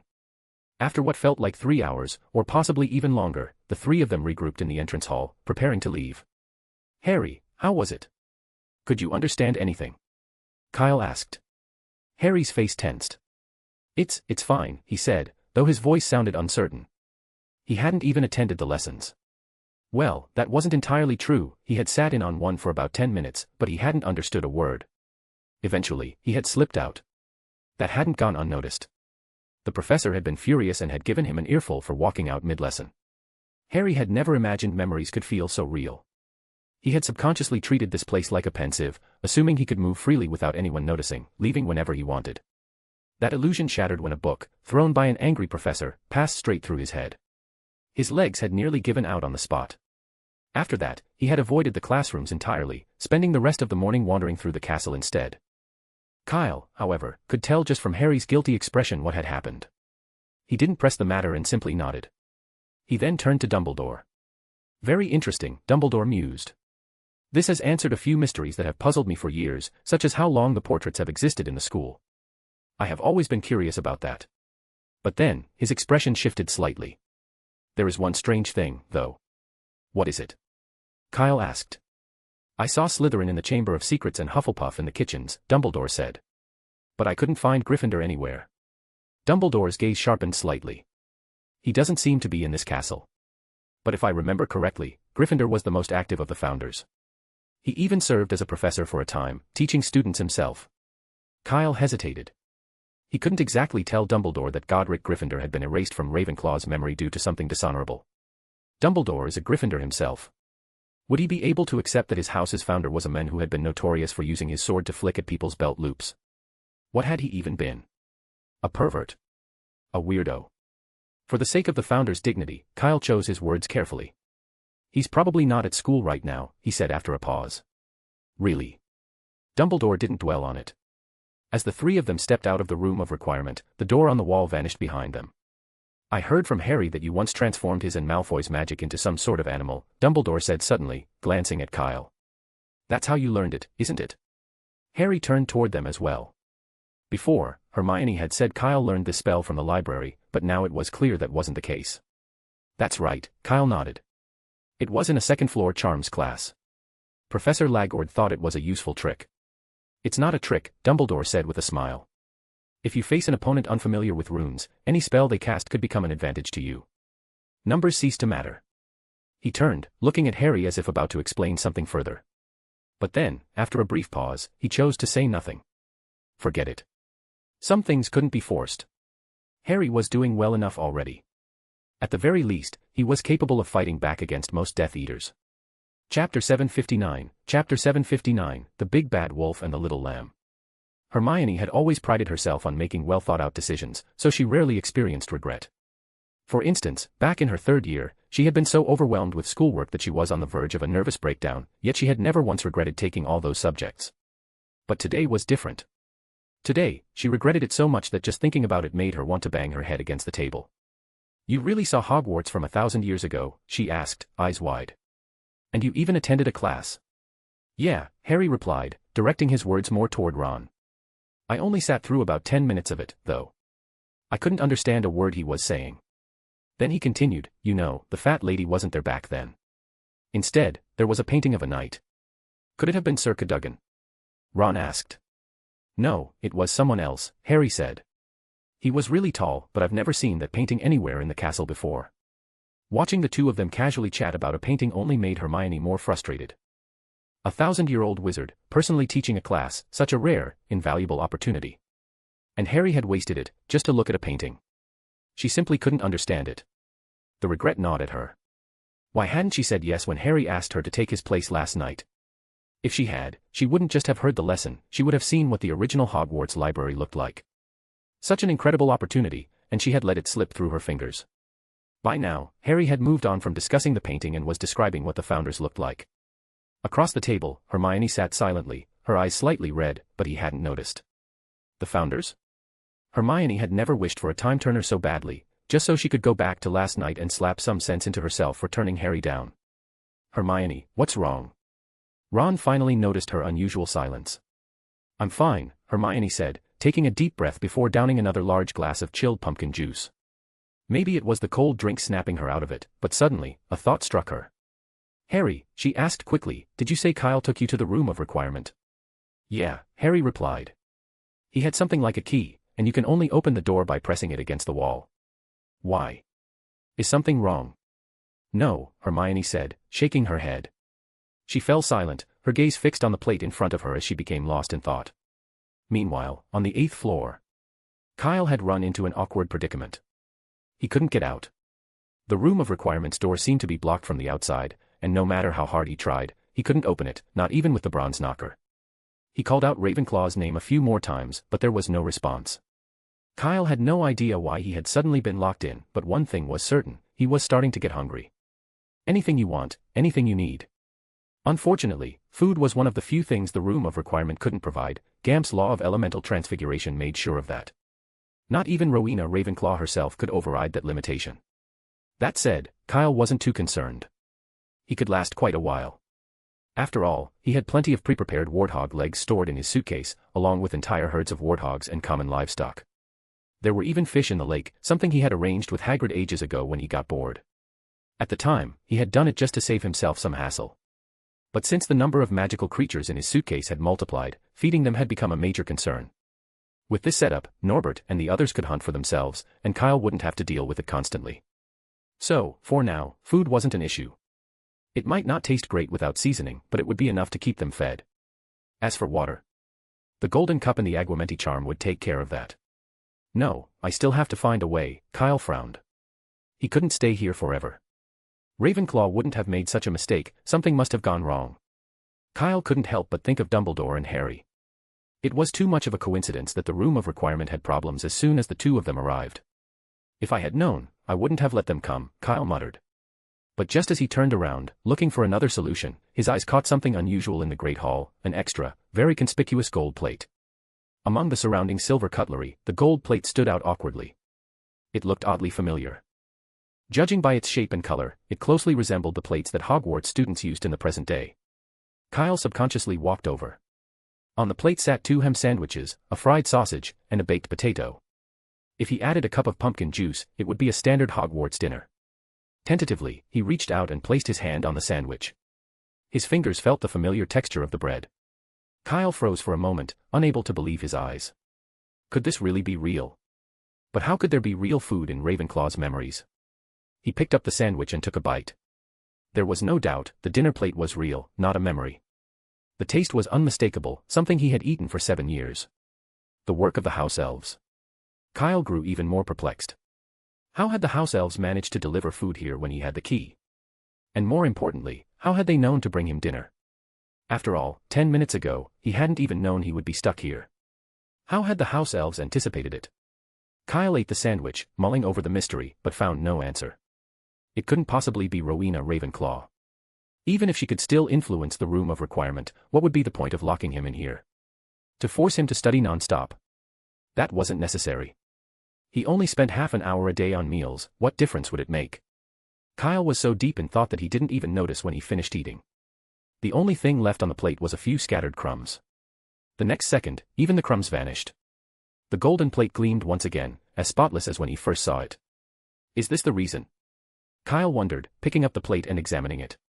He had deliberately tried to prevent the house elves from delivering food here, yet now they could. The only thing that had changed was the plate. Hogwarts plates were enchanted to allow house elves to transport food from the kitchens to the corresponding Great Hall tables. Now, this plate was in another Hogwarts, a Hogwarts that shouldn't have access to house elves. Kyle had no recollection of bringing it here himself. So who had done it? He had held onto the key to the room of requirement the entire time. Could it have been Ravenclaw? Kyle tapped his fingers against the table, deep in thought. Had she done it to save him the trouble of walking to dinner? Or was there another reason? At that moment, a realization struck him, and he abruptly looked up at the people in the Great Hall. They were still eating and chatting as usual. But their bodies. They were paler than before, as if they were fading. Kyle had first noticed this a few days ago, in the Charms classroom. Professor Laggard's bald head had seemed less reflective than before. At the time, he had been so focused on the strange changes in magic that he had pushed the thought aside. But now? Could it be that the room of requirement was returning to normal? That was the only explanation. If that were the case, he needed to act fast. With that in mind, Kyle didn't linger in the Great Hall. Instead, he returned to the common room, preparing for a good night's rest. Before turning in, he pulled out the two-way mirror, intending to update Kanna. This gift he had prepared was proving unexpectedly useful. You're trapped in the room of requirement and can't get out. Kanna's voice was filled with surprise. I'll go ask Professor McGonagall for you. No need, Kyle quickly stopped her. Professor McGonagall didn't even know this place existed before. She wouldn't be able to help much. And I don't need help for the time being. What do you mean? Kanna asked. How will you eat in there? Someone brought this, Kyle said, holding up the golden plate and waving it in front of the mirror. Someone must have modified it.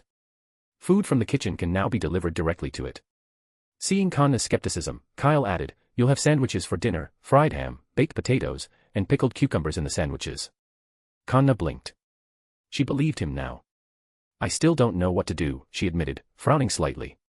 If Professor McGonagall can't help, no one else can get you out of there. What about Dumbledore? Kyle asked. He left the school an hour ago, Kanna blurted out. Kyle narrowed his eyes.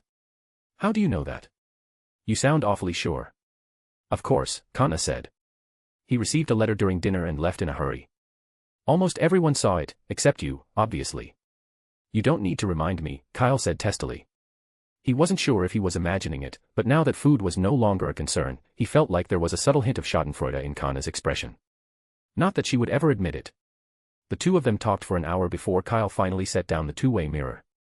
After that, he remained in the room of requirement. During this time, the colors of the people around him grew increasingly pale, fading little by little. Kyle no longer adhered to a balanced schedule of work and rest. Instead, he seized every possible moment to move between different classrooms, absorbing as much as he could before it was too late. He attended classes for nearly 16 hours a day, spending half of the remaining time in the library. When exhaustion became unbearable, he relied on a pepper-up potion or the recovery potion Kanna had given him to keep going. The golden plate remained ever-present, providing him with 3 meals a day without fail. It wasn't bound to the Great Hall either, Kyle could carry it anywhere, which saved him a significant amount of time. Until one day. Kyle had just finished taking notes when he looked up again, and the entire classroom had vanished. Stunned, he stepped outside, but the library was empty. So was the Great Hall. The castle had gone eerily silent. Then, before he could react, the disappearance began. Bit by bit, the castle started vanishing, as though someone was methodically erasing it with an invisible hand. The second-floor classroom, where a lesson had taken place mere minutes ago, had been wiped clean, now a blank, white void. Then the library disappeared. Then the stairs. Then the Great Hall. In the blink of an eye, everything around him was gone. Kyle found himself standing in an impossibly empty space. Just as he hesitated about whether to hide inside the trunk, a sudden pulling sensation overtook him, and the scene before his eyes changed once again. The world shifted. When the sensation faded, he was no longer in the void but in a familiar corridor. Blank stone walls stretched before him, and behind him hung the tapestry of trolls dancing ballet. He had made it out. Kyle instinctively reached into his pocket, searching for the key Ravenclaw had given him, but his hand met only emptiness. The key was gone. Just as he was trying to piece together what had happened, a piercing noise shattered the stillness around him. It wasn't the chatter of students in the hallways. It was screaming. It was the sound of spells exploding. No way. Kyle's mind reeled. He had no idea how much time had passed since he had been trapped in the room of requirement. A week. 2 weeks. Maybe longer. Had the Death Eaters broken in through the vanishing cabinet while he was gone? But Dumbledore knew about the vanishing cabinets. Why would he allow the Death Eaters into the school when he had the portraits of the headmasters keeping watch? A flood of unanswered questions rushed through his mind.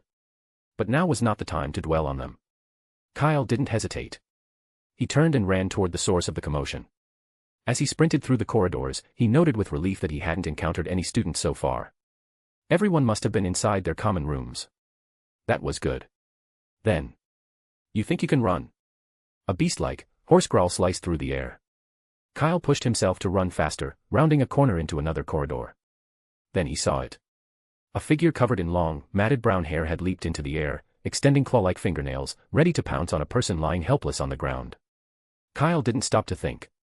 His wand was already in his hand, moving before his mind could even process it. With a swift motion, an invisible rope shot forward, pulling the fallen person toward him just in time to avoid the attack. The creature's claws scraped violently against the floor, producing an ear-splitting sound. "Thanks," said the person, turning his head, only to freeze for a second. "Kyle. Why are you here?" "Cedric." Kyle blinked, momentarily thrown off. He had only thought the person looked familiar, but he hadn't expected it to be Cedric. "Why are you here?" "I came with Mr. Weasley," Cedric answered quickly. "He told me the Death Eaters might attack Hogwarts tonight." "You guys." Before Kyle could finish his thought, a low, guttural howl interrupted him. Well, look who's here." A little lamb. The man, who looked more beast than human, wasn't angry that his prey had been saved. If anything, there was a hint of excitement in his voice. "Be careful," Cedric said hurriedly. "That's Fenrir Greyback. He's a werewolf. Incredibly strong, and spells have very little effect on him." Greyback stepped closer, his voice dripping with amusement. "Not running away. Or do you know you can't run away?" His pupils were small and sharp, and when he spoke, he revealed fangs, like a wolf's. "That's right. He was a werewolf. I thought I wouldn't come across any tasty little lambs tonight," he mused. "But you've delivered yourself to me. What a pity it isn't a full moon." Kyle raised a hand, pointing at himself in mild confusion. "Wait. You said little lambs. Are you talking about me?" "That's right," Greyback said, licking his lips. His eyes locked onto Kyle's school uniform. "Only young wizards who haven't graduated yet are considered fresh young lambs. I miss it, the feeling of my teeth sinking into their flesh." He inched closer, step by step, his gaze never wavering. Kyle's expression grew increasingly strange. "This guy's got a screw loose," he muttered, glancing at Cedric. "Greyback likes to bite underage wizards," Cedric said nervously. "Turns them into werewolves. Be careful, Kyle. Don't underestimate him. The Ministry has been after him for years, but he always manages to escape. Those losers could never catch me." Greyback snarled before suddenly lunging at them. But in the next second, he was sent flying backward, hitting the stone wall with a force that rattled the corridor. Kyle lightly twirled his wand, watching Greyback struggle. "Tisk, tsk, the big bad wolf got his teeth stuck by the little lamb," he mused with a smirk. A single, forgotten Bertie Bott's every flavor bean floated into the air, its transformation seamless as it morphed into a 5-foot-long spear. Kyle flicked his wand again, and the spear shot toward Greyback. The werewolf dodged as best he could, but it still pierced his shoulder. Greyback let out an enraged growl. The pain was excruciating, unlike anything he had felt before. Worse, it wasn't just pain, his entire body felt like his bones were cracking. It was only then that he realized something. This student was not someone to be trifled with. Or perhaps, he was the true lamb. A beast's instincts are rarely wrong. And Greyback, who had escaped death countless times, had always trusted his. Now, his instinct screamed at him to run. But Kyle didn't give him the chance. Even before the spear struck, Kyle had already begun casting his next spell. A tremendous force slammed into the end of the spear, driving it deeper. Greyback barely had time to react before the spear shortened, embedding itself further, pinning him against the stone wall. No matter how hard he struggled, he couldn't move. "I do have a little experience dealing with werewolves," Kyle said with a knowing smile. He opened his suitcase. A dark figure sprang out with such speed that Cedric didn't even catch what it was. Before Kyle could make another move, the sound of hurried footsteps filled the corridor. Professor McGonagall appeared, her wand raised, her lips pressed into a thin line as she strode toward them. Kyle merely lifted a hand in a casual wave. Behind Cedric, there was a faint rustling. And then, silence. Chapter 760, Battle in the Castle, the Overconfident Death Eater. "Oh my, Fenrir Greyback. Professor McGonagall, who had just arrived, immediately took in the sight of the werewolf struggling against the wall. "Did you do this?" "No, it was Kyle," Cedric said quickly. "And he even saved me." "Well done. You've solved a major problem for the wizarding world." Professor McGonagall's usually stern expression softened into a rare smile. She had hurried here upon hearing that Greyback was present. Fenrir Greyback was one of the most feared and reviled werewolves, infamous for deliberately targeting children, ensuring they grew up isolated, resenting the wizarding world that shunned them. For most witches and wizards, encountering a werewolf as a child was an incredibly dangerous ordeal. Even if a bitten child's family was accepting, society at large rarely was. As a result, many of Greyback's victims eventually turned to him, joining his cause against the world that had rejected them. Greyback firmly believed that if enough werewolves were created, they would one day overthrow wizarding society. And he had spent years working toward that goal. Remus Lupin, for example, had been one of his victims. Had things gone as expected, Lupin would have spent his childhood locked away in an attic or basement, unable to make friends, unable to attend school, growing up in loneliness and isolation. But fortunately, he had met Dumbledore, a headmaster confident enough to take in a werewolf child. Later, he had even met James Potter and Sirius Black. Regardless of their personalities, they had done their best for Lupin, pulling him back from the brink and giving him the life Greyback had sought to deny him. Unfortunately, not every child Greyback had bitten had been as lucky. "Professor McGonagall, what should we do with him?" Kyle asked. "Hand him over to the Ministry of Magic," she began, but after a moment of hesitation, her expression changed. "There's a hidden village in Cornwall," she said, "where the children bitten by Greyback and other werewolves live, along with their families. As it happens, some of them were once my students. I'll find time to write to them." Kyle blinked, momentarily feeling as though he was seeing Professor McGonagall for the first time. Was this really the head of Gryffindor? Honestly, he couldn't have come up with a better solution himself. "Okay, Kyle, you go back to the common room. We'll handle things from here." Professor McGonagall flicked her wand, jabbing it at Greyback, who instantly slumped into unconsciousness. Another quick motion, and he transformed into a ferret. She then turned, transfiguring the spear into a cage to contain him before heading off. "Wait, Professor," Kyle called after her. "What's going on with Professor Dumbledore?" "I don't know either," McGonagall admitted. "Now hurry back." "I can help," Kyle cut in, glancing at the cage. Whether it was because he hadn't graduated yet, or simply because of who they were, Professor McGonagall and the rest of the Order of the Phoenix always treated him as someone to be protected. But now, reminded of what he had just done, defeating Fenrir Greyback single-handedly, McGonagall hesitated. From Cedric's account, the battle had even seemed easy. All right. After a brief moment of thought, she let go of her initial reluctance. "The Death Eaters have entered the castle," she said briskly. "At first, when Sirius told me, I thought he was joking, but then I received a message from Headmaster Armando." "How dare those Death Eaters?" McGonagall's voice trembled with fury. Then again, she thought bitterly, for Death Eaters, this wasn't exactly surprising. But Kyle wasn't focused on that. "Professor, they just walked in," he asked. "Phineas Black didn't tell you about the Vanishing Cabinet?" McGonagall frowned. "How do you know about the Vanishing Cabinet?" "Because I gave it to Draco Malfoy," Kyle said matter-of-factly. That single sentence sent a shockwave through McGonagall's mind. She stumbled, nearly collapsing to the ground, only for Kyle to catch her just in time. "Are you saying that Draco Malfoy was the one who helped the Death Eaters get into the school?" Professor McGonagall's voice rose sharply. "And what do you mean by the Vanishing Cabinet you gave him?" "It's hard to explain in a few words," Kyle said. "Anyway, Dumbledore knew about it too. We had planned to use the Vanishing Cabinet to catch the Death Eaters who infiltrated Hogwarts. But now..." Kyle paused for a moment, listening to the explosions echoing through the corridors, then shrugged. "It seems that things have taken a turn for the unexpected." He hadn't anticipated that not only had the Death Eaters not been wiped out, but they had managed to launch an outright attack on the school. How exactly had Dumbledore arranged things? This wasn't what he had expected. Professor McGonagall didn't entirely understand what Kyle was talking about, but if Dumbledore had been involved, then at least she could trust that there was some greater plan in motion. "Headmaster Black did mention the Vanishing Cabinets," she said, "but he was a little late in doing so. By the time we'd returned the students to their respective common rooms, the Death Eaters were already inside the school, and there was simply no time left to stop them." Kyle frowned. This was the plan he had thought about for so long. Even if his efforts had bought the students enough time to return to safety, there was still an indescribable feeling gnawing at him. From the start, his goal had been to take down the Death Eaters entirely. With the Vanishing Cabinet and the Basilisk, no Death Eater should have escaped. But now... Never mind. Kyle sighed. The changes to the Room of Requirement had come at the most inopportune time. If only he had managed to get out a day earlier, or even an hour. The Death Eaters would never have set foot inside the castle. Where is Professor Dumbledore? Kyle asked again. I don't know, Professor McGonagall said, shaking her head. He may not have returned yet, or he may be somewhere else. I haven't seen him. As they spoke, a figure in a black hood suddenly appeared around the corner of the corridor ahead. The attire left no doubt, it was a Death Eater. Professor McGonagall raised her wand. But Kyle was faster. A bright red light shot past McGonagall's ear and struck the Death Eater squarely in the chest.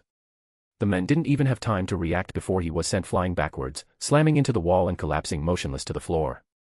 Looks like leaving you behind was the right choice, McGonagall said, slightly relaxing her grip on her wand. She had to admit, Kyle's reaction speed alone was far beyond that of an ordinary student. Kyle simply smiled, saying nothing. They reached the corner and parted ways, Professor McGonagall heading down the right corridor while Kyle went left. As for Cedric, he had to stay put. This was the only accessible entry into the castle from the tower, and someone needed to guard it. Along the way, Kyle encountered 2 more Death Eaters. He dispatched both with ease, though their lack of skill only confirmed that they were merely rank and file, not the core fighters. How many of them got in here? Kyle frowned, growing tired of running into them. Instead of continuing to search blindly, he pulled out the Marauder's map. I solemnly swear that I am up to no good. Tapping his wand against the parchment, he watched as the blank surface filled with intricate ink lines, revealing the map of Hogwarts. Just as he focused on the movements across the castle, a Death Eater crept up behind him. Kyle seemed oblivious, still looking intently at the map in his hands. The Death Eater's masked face twisted with a trace of manic excitement as he slowly raised his wand. He had seen this boy's portrait before. He knew that the Dark Lord had specifically named him, marked him to be killed. If he succeeded, he would earn great favor, perhaps even become one of the Dark Lord's most trusted. His heartbeat quickened in anticipation. But just then, a scent drifted through the air, a peculiar, almost cloyingly sweet smell. It was complex, layered, as if someone had waved a honeyduck's blood pop under his nose. Strange, why would there be a blood-flavored lollipop here? Had some gluttonous student dropped it carelessly? What bad manners. The Death Eater felt his head growing heavier, his vision swimming as his grip on his wand weakened. Within seconds, his body collapsed to the ground with a dull thud, unmoving. Kyle still didn't turn around. His voice was indifferent. Remember to clean it up. Don't let the poisonous fog drift elsewhere. From the shadows behind him, a sleek, black creature resembling a leopard emerged silently. The Nunda snorted, clearly displeased by the command, but still obeyed. It raised its head, its powerful throat inflating rapidly like an agitated pufferfish. Within moments, the thick, sweet scent that had lingered in the air dissipated. Kyle remained focused on the Marauder's map in his hands, momentarily reminded of just how useful it truly was. The ink had now spread across the parchment, revealing every Death Eater's location. Their names stood out clearly, scattered throughout the castle. No need to search aimlessly now. His eyes locked onto the closest name, Garter, but his attention soon shifted elsewhere. The North Tower. Apart from the 4 common rooms, it was the most crowded place on the map. And within it, names stood out sharply. Dumbledore. Harry. Malfoy. Snape. Alecto Carrow. Antonin Dolohov. Thorfinn Gibbon. And Morris Oren. Kyle's gaze lingered on the last name. For a moment, he froze. It's been a long time, Professor Oren, he murmured under his breath. It had been so long that he had almost forgotten his first-year defense against the dark arts professor, the one who had taught him so much. So, he had finally joined the Death Eaters too. Kyle folded the map, took a steady breath, and strode quickly toward the tower. No Death Eaters stood in his way this time. The path was eerily clear, and before long, he reached the base of the North Tower. A thick wall of hardened earth blocked the spiral staircase leading up, an obvious magical barrier. Just ahead, Mr. Weasley, Bill, and Charlie stood at the obstruction, their wands raised. Reducto. Reducto. Each curse struck the wall, but the effect was meager. The barrier was strong, and the most their combined efforts could achieve was a small dent, far from enough to break through. Mr. Weasley noticed movement behind him and turned. Kyle, what are you? We'll talk later. Kyle didn't slow down. With a flick of his wand, a surge of red-gold fire erupted forward. The flame struck the wall, hissing as though a burning ember had been cast into fresh snow. Unlike before, the barrier did not crack or explode, it simply melted. Without waiting, Kyle walked straight through the opening. The 3 Weasleys stood motionless for a second, watching in stunned silence. Was that the Fiendfire curse? Nonverbal Fiendfire curse? Bill and Charlie both turned to look at their father. Mr. Weasley smacked his lips, swallowing as he nodded stiffly. It certainly looked like it. Despite his disbelief, the flames twisting and writhing with an almost sentient motion were unmistakable. It was fiend fire. And not just any fiend fire, this was an advanced, highly controlled version, powerful enough to reduce the Death Eater's barrier in an instant. Charlie hesitated. Should we go in and help? The earthen wall was gone, but now a new obstacle remained. Whether intentionally or not, Kyle had left a portion of the fiend fire burning around the perimeter, forming a massive, living ring of fire. To enter the tower now, one would have to step directly through it. Mr. Weasley took a moment, then shook his head. Forget it, he said. Dumbledore wanted us to make as much noise as possible, but things have completely spiraled out of control. We should focus on dealing with the other Death Eaters in the castle. But there are a lot of Death Eaters in the tower, Kyle. Charlie, Bill interrupted with a raised brow, you do realize Kyle isn't Ron, right? He doesn't need us looking after him. Charlie let out a dry laugh. All right, not the kindest comparison to Ron, but fair enough. As they spoke, a dark blur suddenly shot past them. In an instant, the figure crossed through the ring of fire and vanished up the spiral staircase beyond. Bill blinked. What was that? Charlie rubbed his eyes. It looked like a leopard. His voice was uncertain, it had moved too fast for him to be sure. A leopard. At Hogwarts. Bill frowned. Charlie shrugged. How should I know? Maybe it came from the Forbidden Forest. Why don't you go find out? Bill considered it for a second. Well, I think Kyle and Dumbledore can handle a leopard. Even if it is black. On the other side, Kyle ascended to the top of the tower. As he arrived, the voices above became clear. Dumbledore is cornered, and his wand is broken. Well done, Draco, you're even better than we thought, a coarse voice remarked. Now's our chance. Dumbledore is isolated, he's surrounded, hurry and kill him, Draco, urged another. Surrounded. Kyle nearly laughed out loud. Quickening his pace once more, he was eager to see what kind of fool could make such a cold-blooded joke. If numbers alone could compensate for weakness, Voldemort would have been surrounded and defeated long ago. Good evening, Gibbon, Dumbledore's voice rang out, calm as if he were inviting the men to tea. If you're in such a hurry, why don't you do it yourself? I'm right here. No need to make things difficult for a child. No, we have our orders. Draco must do it, a dull voice replied.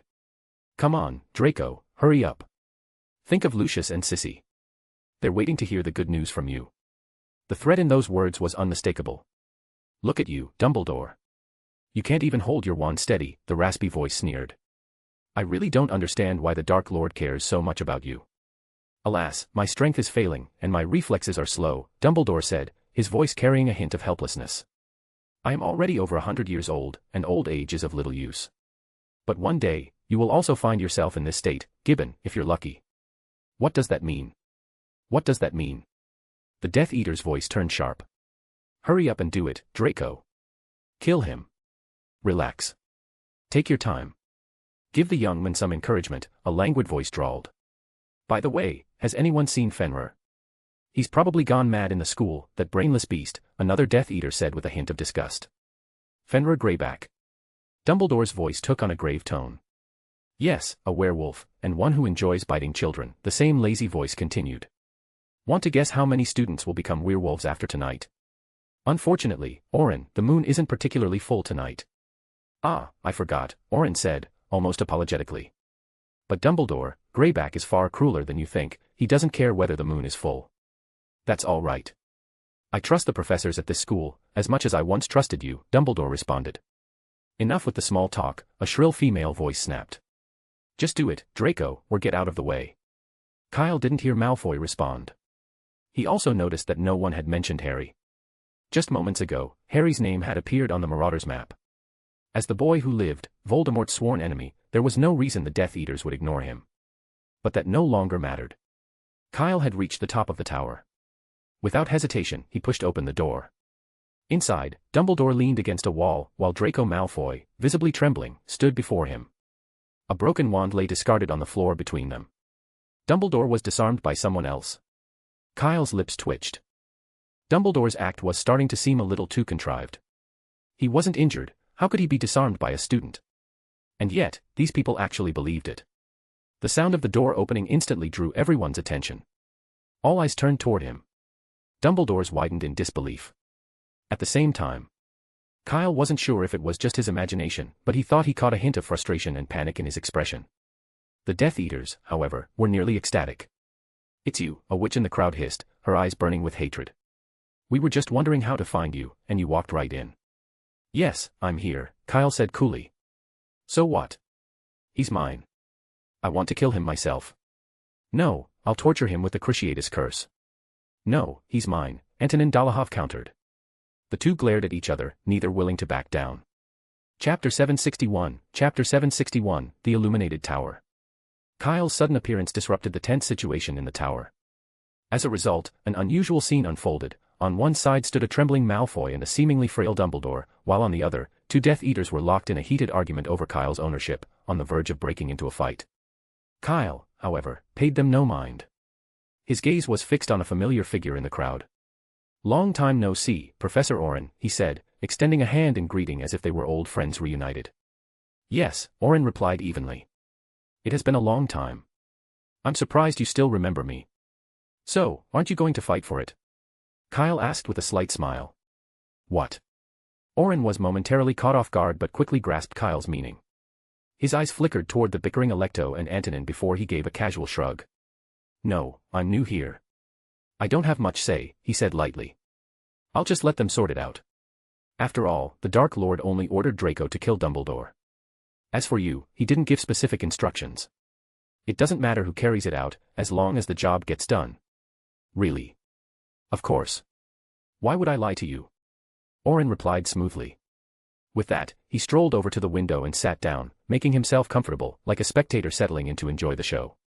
"TSK," Kyle shrugged, feeling a tinge of disappointment. His indifference didn't sit well with the surrounding Death Eaters, their dissatisfaction palpable. Alecto and Antonin, rather than continuing their quarrel, reached an agreement, attacked together, and whoever managed to kill Kyle would take the prize. Just as the two of them raised their wands, the door behind Kyle exploded. A massive, flaming arm smashed through the oak, sending shards of wood flying. Then came the head, the body. In mere seconds, a towering giant of fire materialized behind him. Due to the confined space, only its head and arms could fully form, while below the neck, waves of fiend fire churned violently. The temperature in the tower soared, heat pressing down on everyone like an invisible force. The air crackled with energy, filling the space with the eerie sound of roaring flames. "Kyle, you..." Dumbledore's voice trailed off, momentarily stunned. In such a limited space, unleashing fiend fire was reckless, it spared no one, attacking indiscriminately. But there was no time to dwell on it. In a blur, he moved to the corner, his hand reaching out to grasp Harry, who had been hidden beneath the invisibility cloak. At the same time, his other hand caught a flying wand midair, flicking it toward Malfoy. An invisible force yanked Malfoy from danger, pulling him to Dumbledore's side just as the fiend fire closed in. The flames halted a mere 5 inches from the three of them, held at bay by magic. Malfoy, having escaped a fiery fate, stared at the roiling flames in front of him. His body trembled violently, his breath coming in ragged gasps, until finally, he collapsed. Tears and snot streaked his pale face as his eyes rolled back, and he passed out. The others weren't as fortunate. The Death Eater nearest to the door was the first to fall, Fiendfire's blazing fist struck him squarely in the chest. He barely had time to scream before a dark shadow flashed past, slashing his throat. His body crumbled into ash. The surrounding Fiendfire, seemingly sentient, shifted aside, making way for the sleek, spotted figure that had just delivered the final blow. The Nundu. Gibbon. Damn it. Protego tot alum. Protego. Panic erupted among the Death Eaters, their horrified screams echoing through the tower. The windows shattered under the intense heat, and Fiendfire surged outward, spilling through the openings like molten lava. From the ground below, it must have looked as though a colossal torch had been planted atop Hogwarts, its searing light piercing the night sky. Seconds passed. Or perhaps minutes. Then, abruptly, the flames vanished. Hogwarts, protected by its ancient magic, had withstood the inferno. The tower remained structurally intact, though its stone had darkened from the heat. Inside, Harry and Malfoy, safeguarded by Dumbledore, remained unscathed. As for the Death Eaters, Snape and Oren had been the quickest to react. The moment the Fiendfire surged inward, they smashed through a window and escaped. Kyle wasn't sure if Oren had deliberately positioned himself near the window, but he had been the fastest to flee, disappearing so swiftly that even Kyle barely had time to register it. Gone in the blink of an eye. Antonin, the one who had been so eager to kill Kyle moments ago, also managed to escape. At the last second, he turned his wand on Alecto, using her body as a shield against the first wave of flames. Then, without hesitation, he severed his own right leg, which had already been engulfed in fire, and forced his way through the window. Alecto, betrayed and left behind, lay motionless on the scorched floor. She was barely clinging to life, but unlike Gibbon, she had managed to survive, saved at the last moment by the shield charm. The Nunda prowled forward, moving with lethal grace. It had unfinished business. Kyle had once instructed it carefully, to avoid a blood debt, the final strike should always be left to magical creatures. This was why the Nunda had killed Gibbon, even though the fiend fire had already done most of the work. It approached Alecto, muscles tensed, ready to finish the job. But before it could strike, Alecto vanished. The Nunda froze for a moment, its ears twitching. Then, its nose wrinkled slightly, catching a scent. Slowly, its gaze shifted. It fixed its piercing eyes on Dumbledore. Lowering its body, its poison sacs bulged once more. Kyle reacted instantly. Without hesitation, he pulled out his suitcase and shoved the Nundu inside. Good boy, baring your teeth at Dumbledore like that, are you looking for death? He only had one Nundu. It was far too precious to lose here. I never knew you would bring such a dangerous creature, Dumbledore said, his gaze resting on Kyle. The Nundu. In some ways, it is more dangerous than 10 Death Eaters combined. I know, but this is a special situation, Kyle replied sheepishly. He was about to graduate, and the last thing he wanted was trouble. What if he got expelled like Newt and ended up as an incomplete student? That would sound awful. So embarrassing if word got out. Dumbledore said nothing, simply watching Kyle in silence. But the quiet didn't last long. Professor, the room of requirement is locked, isn't it? Kyle asked, though his tone made it clear he was certain of the answer. The shift in conversation was unexpected, and this time, it was Dumbledore who hesitated. How did you know? I guessed, Kyle said. After all, Rowena Ravenclaw wouldn't have done something so unnecessary. Dumbledore fell silent again. Professor, it looks like she's running out of breath. At this, Harry suddenly spoke up, his expression uncertain. Are you sure this is okay? I'll explain later, Dumbledore said, his eyes still on Kyle. But for now, we should finish what we started. Kyle thought the same. His gaze flickered toward Alecto, lying behind Dumbledore. There should have been 5 elite Death Eaters this time, but 2 had escaped. The rest remained at Hogwarts. He wasn't entirely satisfied with the outcome, but only slightly. He hadn't expected a single fiend fire curse to wipe them all out. After all, these were elite Death Eaters. If they had been so easy to eliminate, then Voldemort's standards for recruitment would have been laughable.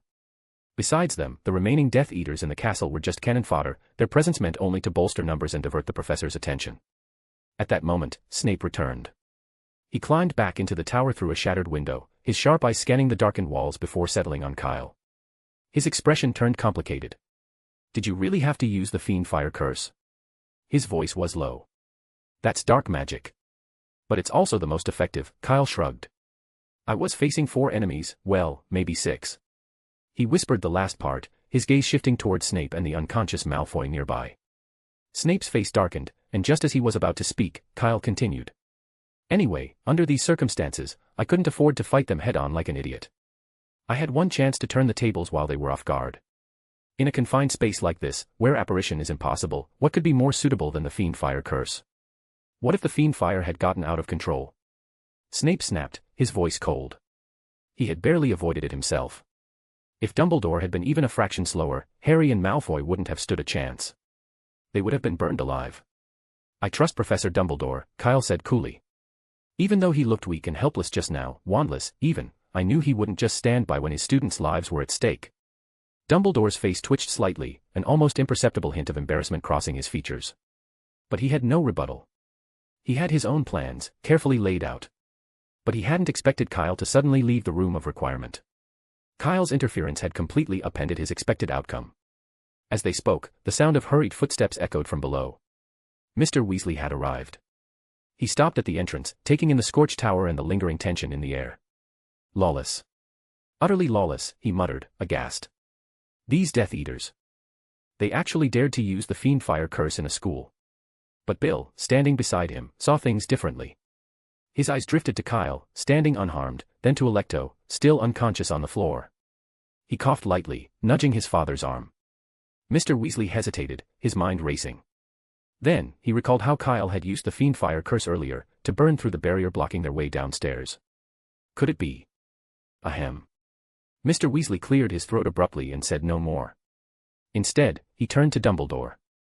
What about you, Professor? Are you all right? Yes, Dumbledore replied softly. Then he turned to Snape. Severus, would you be so kind as to escort Alecto and Mr. Malfoy to the hospital wing? And keep a close watch on them. If any Death Eaters attempt a rescue, we must be ready. There is still much we need to ask them. I know, Snape said shortly. Without sparing Kyle another glance, he grabbed Malfoy and Alecto from the ground and strode toward the stairs. Kyle didn't stop him. He simply watched as they disappeared down the spiral staircase. Let's go back, too, Dumbledore said. Arthur, would you mind fetching the Ministry? I believe their people will be arriving soon. Yes, Professor Dumbledore, Mr. Weasley replied. One by one, the others left the tower. Harry walked at the back of the group, his gaze flickering toward Kyle in the crowd. There was fear in his eyes.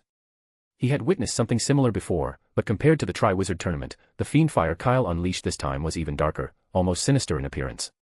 He suddenly felt disoriented.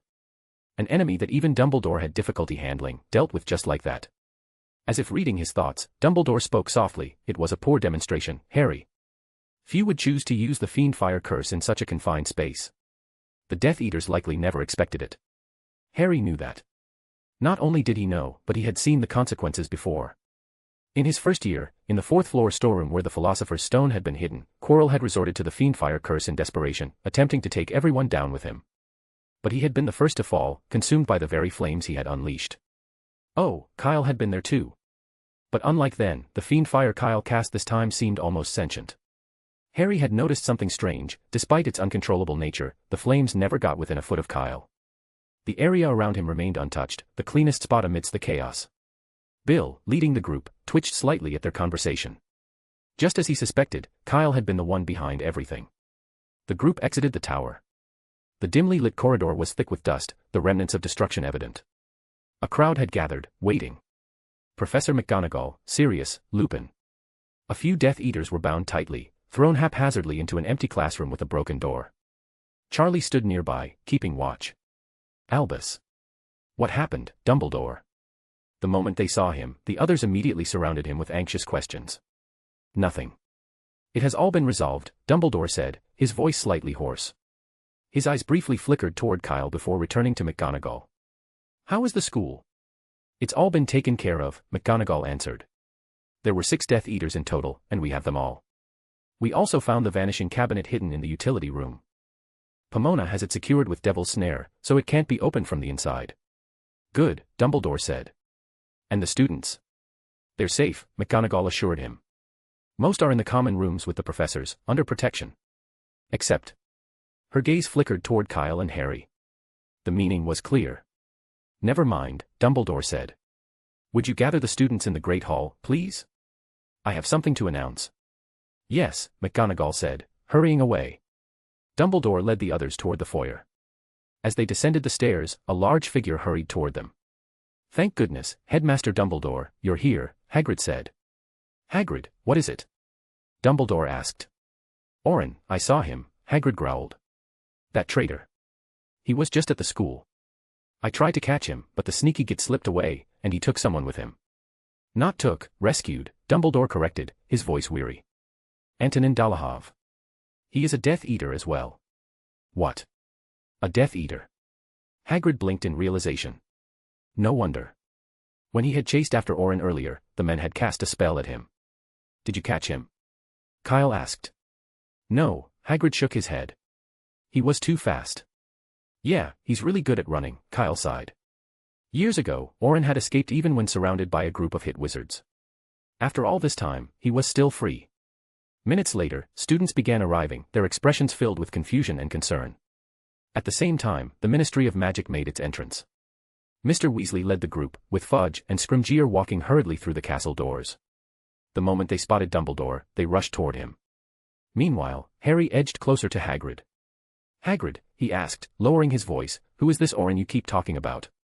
A treacherous betrayer and a dark wizard, Hagrid spat. He was also the Defense Against the Dark Arts professor at Hogwarts the year before you arrived. What? Harry's eyes widened. He had never expected the elusive Death Eater to have such a history. The year before he had enrolled had been Kyle's first year. No wonder they knew each other. What did he do?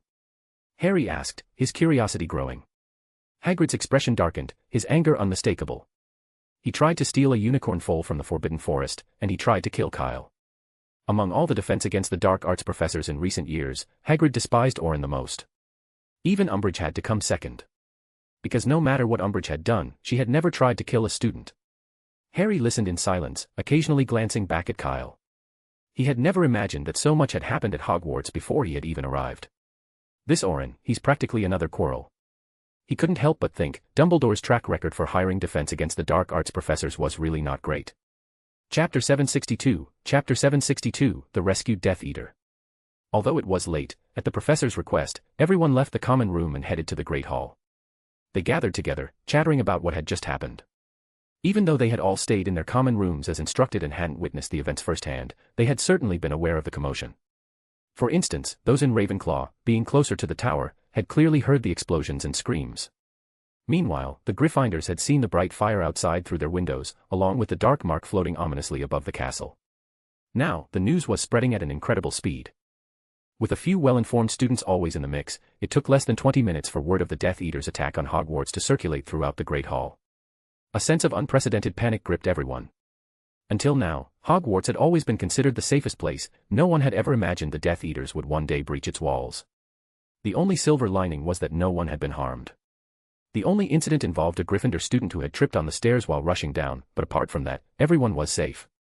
5 minutes later, Neville limped into the Great Hall and sat down at the Gryffindor table. Now, everyone was accounted for. Dumbledore, who had been speaking with Fudge, broke off the conversation and strode to the front of the professor's table, his expression grave as he addressed the room. I'm sure some of you already know what I'm about to say. Yes, just an hour ago, Death Eaters infiltrated this castle. A wave of murmurs and hushed discussions spread through the hall. Please, quiet down, Dumbledore called, his voice barely able to rise above the noise. But I want to assure you that all the Death Eaters have been driven away. And as long as I remain at this school, I promise that nothing like this will happen again. With his firm reassurance, the Great Hall gradually fell into a tense, almost suffocating silence. However, I must emphasize that the situation remains critical. For your safety, curfew will now be moved up by 2 hours. No one is to be out after dinner. Beside him, Professor McGonagall unconsciously straightened up. She had expected the decision to be met with resistance, but to her surprise, no one voiced a single complaint. The Great Hall remained silent, everyone simply accepted it. Well then, Dumbledore continued, warm and comfortable beds are waiting for you. I know your top priority is to get some rest and prepare for tomorrow's classes, so, apologies, you'll have to wait just a moment longer. Several students had already begun to rise, but Dumbledore's next words made them pause. I would like to award Hufflepuff 100 points for Kyle's bravery during the Death Eater attack. By the way, he saved my life. In an instant, every pair of eyes in the room turned toward Kyle. You saved Headmaster Dumbledore? Kana asked in surprise. Why didn't you tell me before? Do you really think that's possible? Kyle replied indifferently. If a handful of Death Eaters could take down Dumbledore, then what does that make Voldemort, who's been in hiding all this time? He might as well rename himself Puffskein or Bowtruckle. His reasoning was convincing enough that Kana immediately nodded. Right, this is Dumbledore we're talking about. But in that case, why did the headmaster say that just now? Who knows? Kyle said, unconcerned. Maybe it's just the old wizard's sense of humor. Regardless, an extra 100 points for Hufflepuff was nothing to complain about. It all but guaranteed their victory in the House Cup this year. Not wanting to deal with any more attention, Kyle took advantage of the distraction, pulling Kana through the crowd and out of the Great Hall, making their way back to the Hufflepuff common room. By the time they arrived, the Hufflepuffs had already begun celebrating their early House Cup victory. It was almost comical how quickly their worry had been replaced by excitement over a trophy. But considering they'd all been woken up in the middle of the night, it wasn't surprising that hunger had also kicked in. Some students had already run to the nearby kitchens, and in no time, the tables were laden with an assortment of cakes, biscuits, meatloaf, roast chicken, pudding, and various drinks. Kyle wasn't particularly fond of their casual champagne toasts, but since everyone was in high spirits, he decided to let it slide. The only real issue was that he had to repeatedly explain that he hadn't actually saved Dumbledore, that it had all been a joke by the headmaster. Yet, no matter how many times he insisted, most people simply didn't believe him. The odd celebration lasted late into the night. Eventually, some of the younger students, mindful of their morning classes, began retiring to their dorms, and one by one, the others followed. Kyle had half expected to be summoned to the headmaster's office before the night was over. But even as the party came to an end, no message arrived. Deciding there was no point in waiting, he simply washed up quickly and went straight to bed. The next day, the common room, which had been in complete disarray the night before, had already been cleaned up by the house elves. Since the lessons in the room of requirement had ended, Kyle's note was no longer valid. He waited in the common room for a while before heading to the Great Hall for breakfast with Kana. All along the way, he could hear people whispering about the previous night's events, the chatter persisting until he stepped into the Great Hall. "Did you hear? The Death Eaters came back last night," a senior student said mysteriously. "Really? How is that possible?" The witch sitting across from him looked skeptical. "Last night, Headmaster Dumbledore and Aurors from the Ministry of Magic were here. Why would the Death Eaters dare to return?"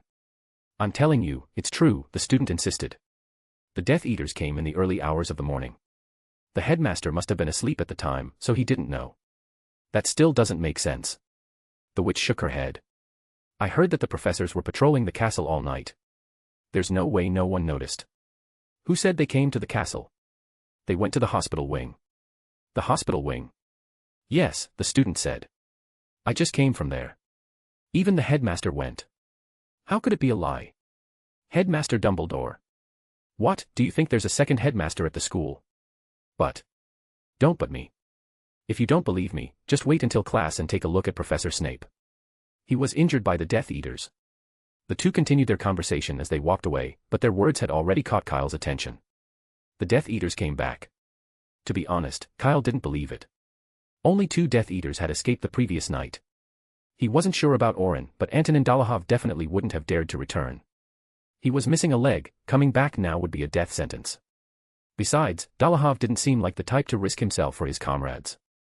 If he had been, he wouldn't have used Electo as a shield against the fiend fire last night. So, after breakfast, Kyle didn't head straight to class. Instead, he took a detour to the hospital wing to find out what had really happened. He wasn't the only one with that idea. The corridor leading to the hospital wing was packed with students, but none of them could see anything. Kyle didn't see Dumbledore either. Maybe the headmaster had already left, or maybe the student from earlier had been mistaken about him being there at all. There were 2 beds in the corner of the hospital wing, completely hidden behind thick curtains.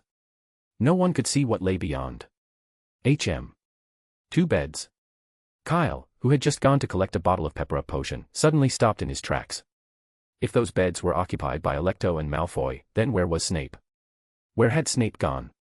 Was he behind the curtain too? Electo was a Death Eater and a violent one at that. Even if she was injured, Dumbledore would never have allowed her to remain in the hospital wing unguarded. But what about Snape? Kyle's gaze drifted back toward the curtains. The fabric was thick, but from the small gap at the bottom, it was obvious that no one was standing behind them. Interesting. There were only 2 beds, which meant they must have been occupied by Electo and Malfoy. So where was Snape, who was supposed to be watching over them? He couldn't possibly be lying in bed with Electo, huh? Actually, that wasn't entirely impossible. Don't look around. Just as the thought crossed his mind, Madame Pomfrey's voice snapped him out of his speculation. She impatiently shoved a bottle of pepper-up potion into his hands. "Everyone's here for the pepper-up potion today," she muttered, glancing at the long queue forming behind him. "Don't think I don't know what you're all up to.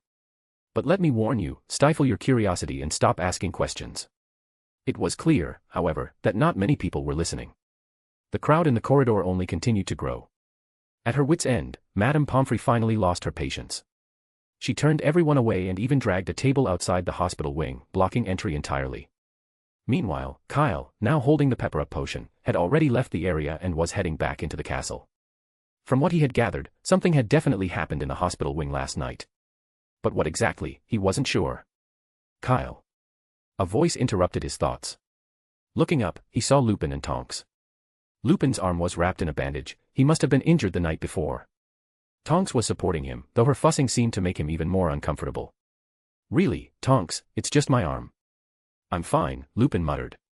Tonks, however, ignored him completely, unfazed by Kyle's curious gaze. "Where are you going?" Kyle asked, pretending not to notice Lupin's reluctance. "The hospital wing," Tonks replied.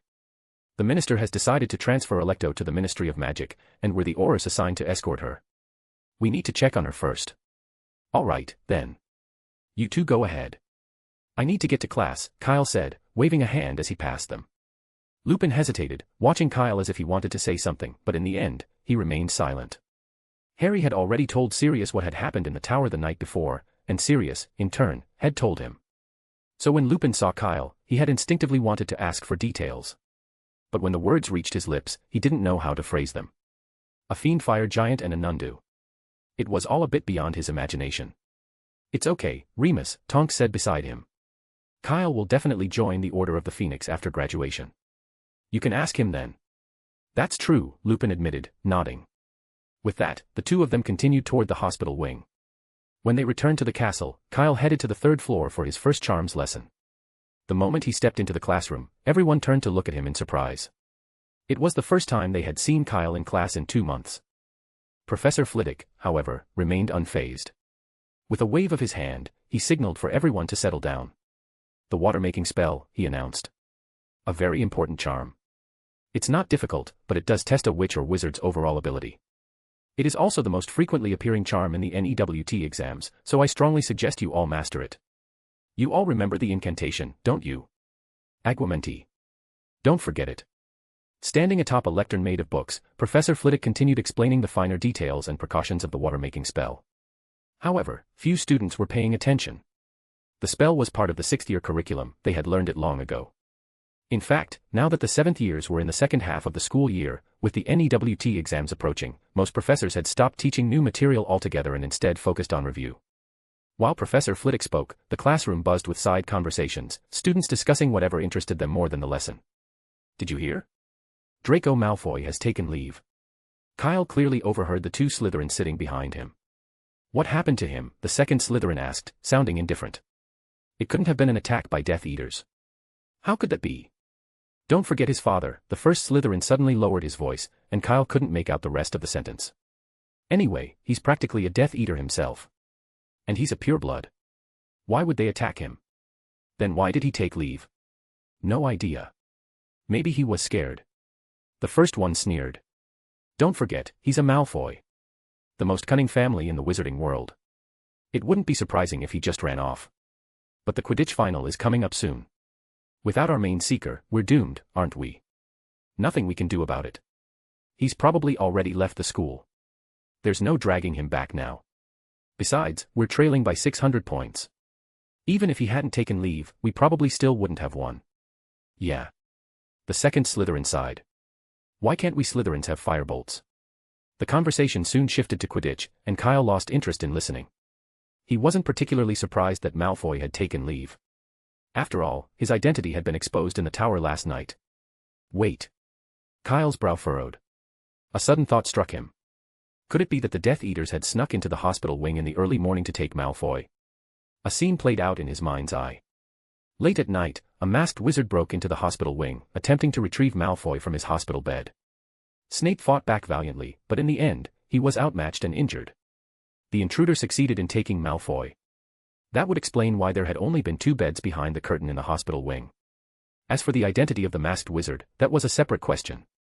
It could have been a Death Eater. It could have been the real Snape. It could have even been Dumbledore.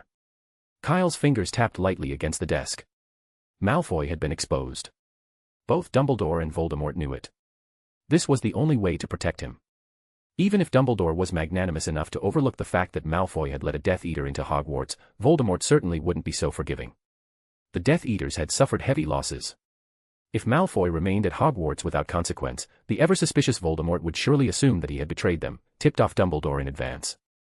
For Voldemort, proof wasn't necessary. A mere suspicion was enough to mean death. And Malfoy was in his 6th year. He couldn't hide in Hogwarts forever. Being rescued from Hogwarts was undoubtedly the best outcome.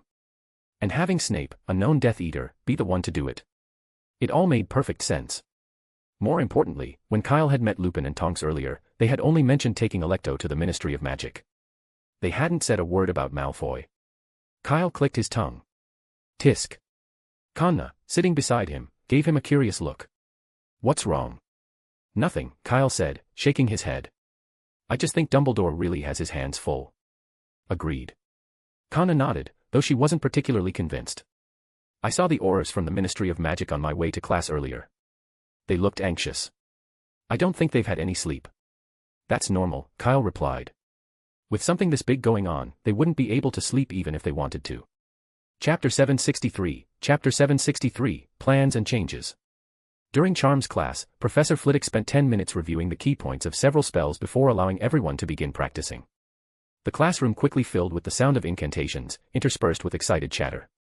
Most students were talking while absent-mindedly waving their wands, but Professor Flitwick didn't seem to mind, only stepping in to correct them when they made mistakes. Halfway through the lesson, however, a milky white head suddenly poked through the wall from outside. "Sorry to interrupt your lesson, Phileas," said the fat friar, the Hufflepuff ghost, "but the headmaster needs Kyle. Can he go to the headmaster's office now?" The classroom fell silent at once, and everyone turned to look curiously at Kyle. "Of course, no problem," Professor Flitwick said immediately, pausing in his task of correcting Ryan's handwriting. "Go ahead. These simple charms shouldn't be a challenge for you, should they?" Kyle nodded, got up, and left the classroom, stepping out into the corridor. "Brother Friar, do you know why the headmaster wants to see me?" he asked the ghost beside him. "I don't," the fat friar replied, shaking his head. "I ran into Albus in the foyer just as he was seeing the ministry people off. He didn't say what it was about, only that I should fetch you." "Thanks," Kyle said. "You're welcome," the fat friar replied before vanishing with a dive through the floor.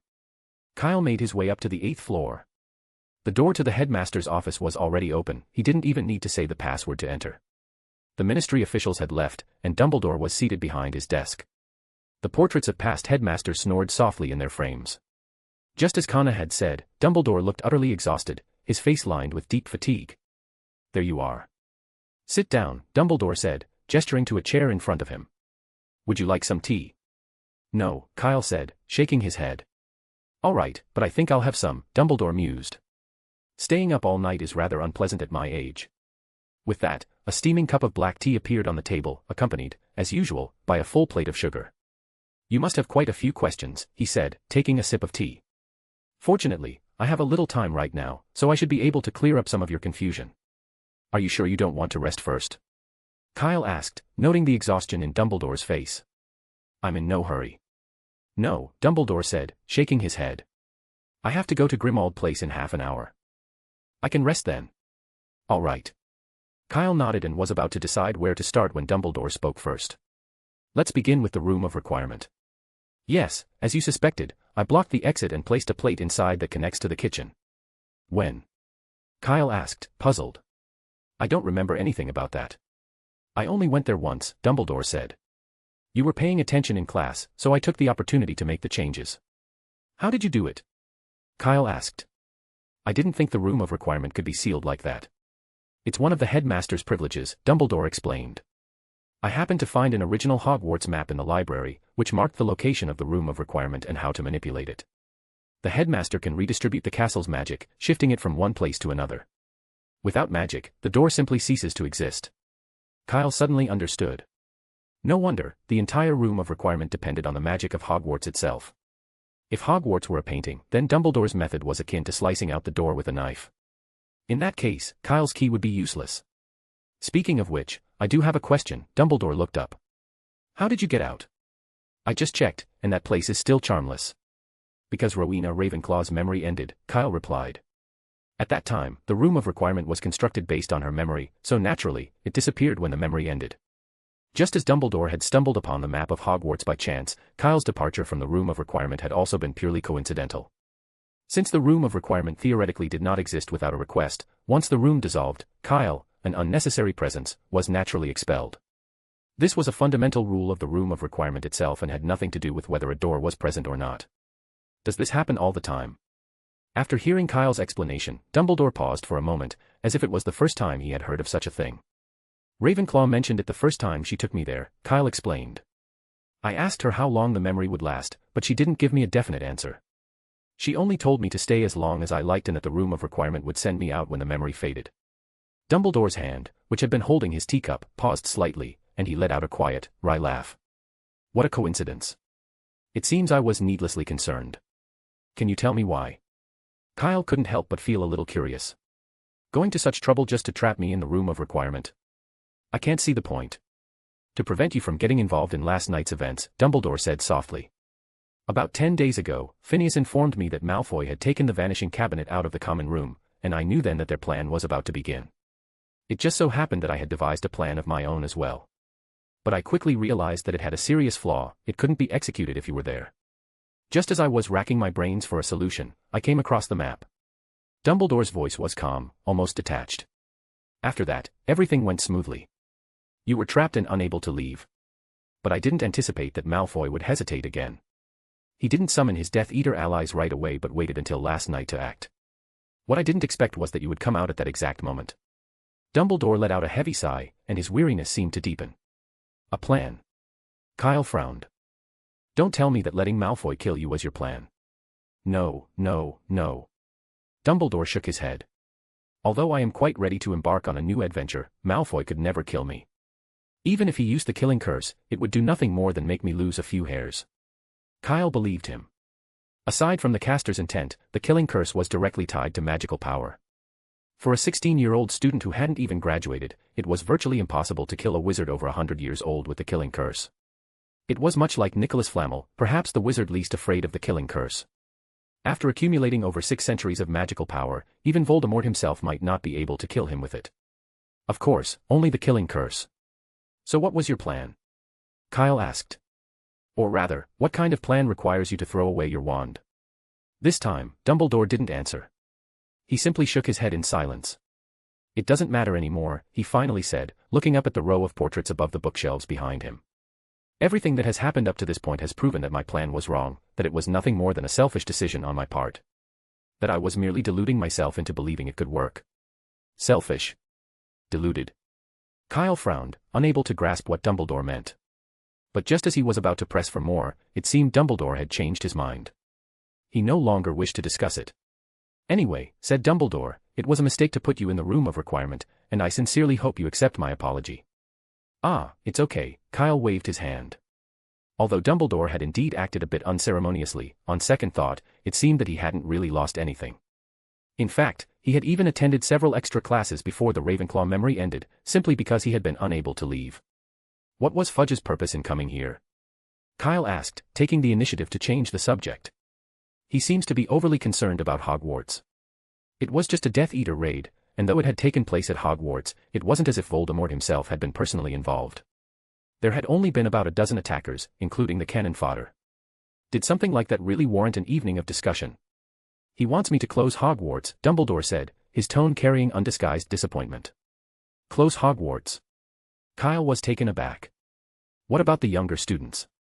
Let them go out there and face the Death Eaters alone. Fudge hasn't even considered that, Dumbledore replied. He insists that the school is no longer safe, that it's a mistake to have so many people gathered in one place. But we all know he's really just trying to save himself. I assume you've read the latest issue of the Daily Prophet. Kyle nodded. He had indeed read it, and he was well aware that the Death Eaters had recently begun targeting the Ministry of Magic more frequently, seemingly as a way to establish their dominance and spread fear. So far, more than a dozen Ministry employees had been killed, including 2 deputy directors. Amelia Bones, head of the Department of Magical Law Enforcement, had also been attacked. Though she had managed to defeat her assailant, she had paid a heavy price, barely making it out alive. It had taken 2 months before she was discharged from St. Mungo's. As the head of the Ministry of Magic, Fudge had naturally become a prime target. There had been 3 reported attacks on him alone, though fortunately, Oris had managed to intervene each time before any real harm was done. Fudge doesn't want you to protect him, does he? Kyle asked. Cornelius did imply as much. He invited me to become the Ministry of Magic Special Advisor against the Death Eaters, Dumbledore said. But when he spoke to me, he made it sound as though he was the hope of the wizarding world, as if defeating Voldemort had become more about securing political support than anything else. He's scared, Kyle said. Understandable, Dumbledore responded calmly. Until now, Fudge seemed to believe that Voldemort wouldn't dare attack Ministry officials. How could that be?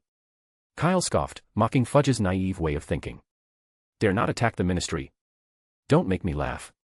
If there was ever going to be a full-scale battle, Voldemort's first target would be the Ministry, along with Cornelius Fudge himself.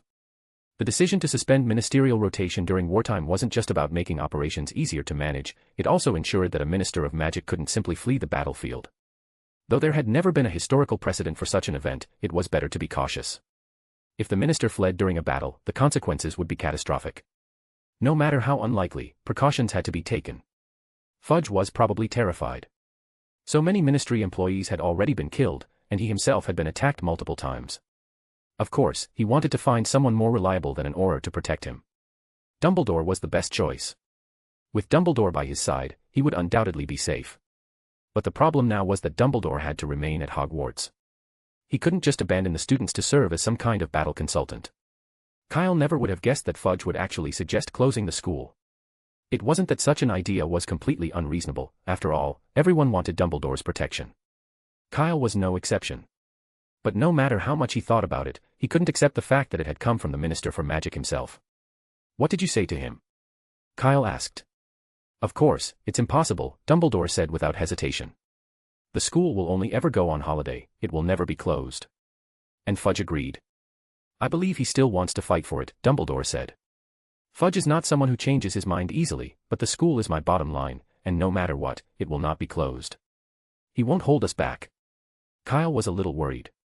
To be honest, Fudge's greatest contribution had been getting the wizarding world to accept the truth about Voldemort's return in the beginning. The eloquent Fudge had always been good at such things. But after Voldemort had come out of the shadows and made his presence known, Fudge's usefulness had quickly diminished. In contrast, Amelia Bones, who had publicly declared in the newspapers that she would fight the Death Eaters to the very end, even after being seriously injured in an attack, had proven far more suited for the position of minister. She had even announced her war against them from her hospital bed at St. Mungo's. "Don't worry about that," Dumbledore said, waving his hand dismissively. "The ministry is no longer his one-man show, and even for his own safety, he wouldn't make any irrational decisions." "I hope so," Kyle said. Dumbledore glanced at the clock. "Do you have any more questions? If not, I'm afraid I must be getting to Grimmauld Place. We have an important meeting at 11 o'clock, as we agreed yesterday." Kyle glanced up as well. It was already 10 minutes past 10. "Just one more, Professor." "Ask away, then," Dumbledore said. "But I'm not sure I can answer in as much detail as you'd like. You know how important this meeting is, and I can't be late." "Was Malfoy rescued in the early hours of the morning?" Kyle asked directly.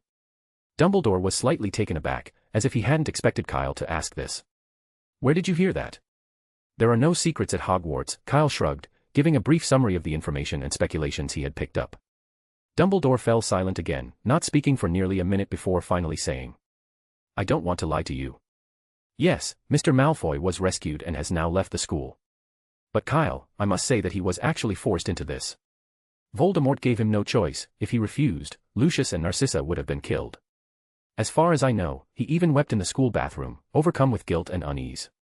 He had no way out." Kyle listened carefully, but the more he heard, the more puzzled he became.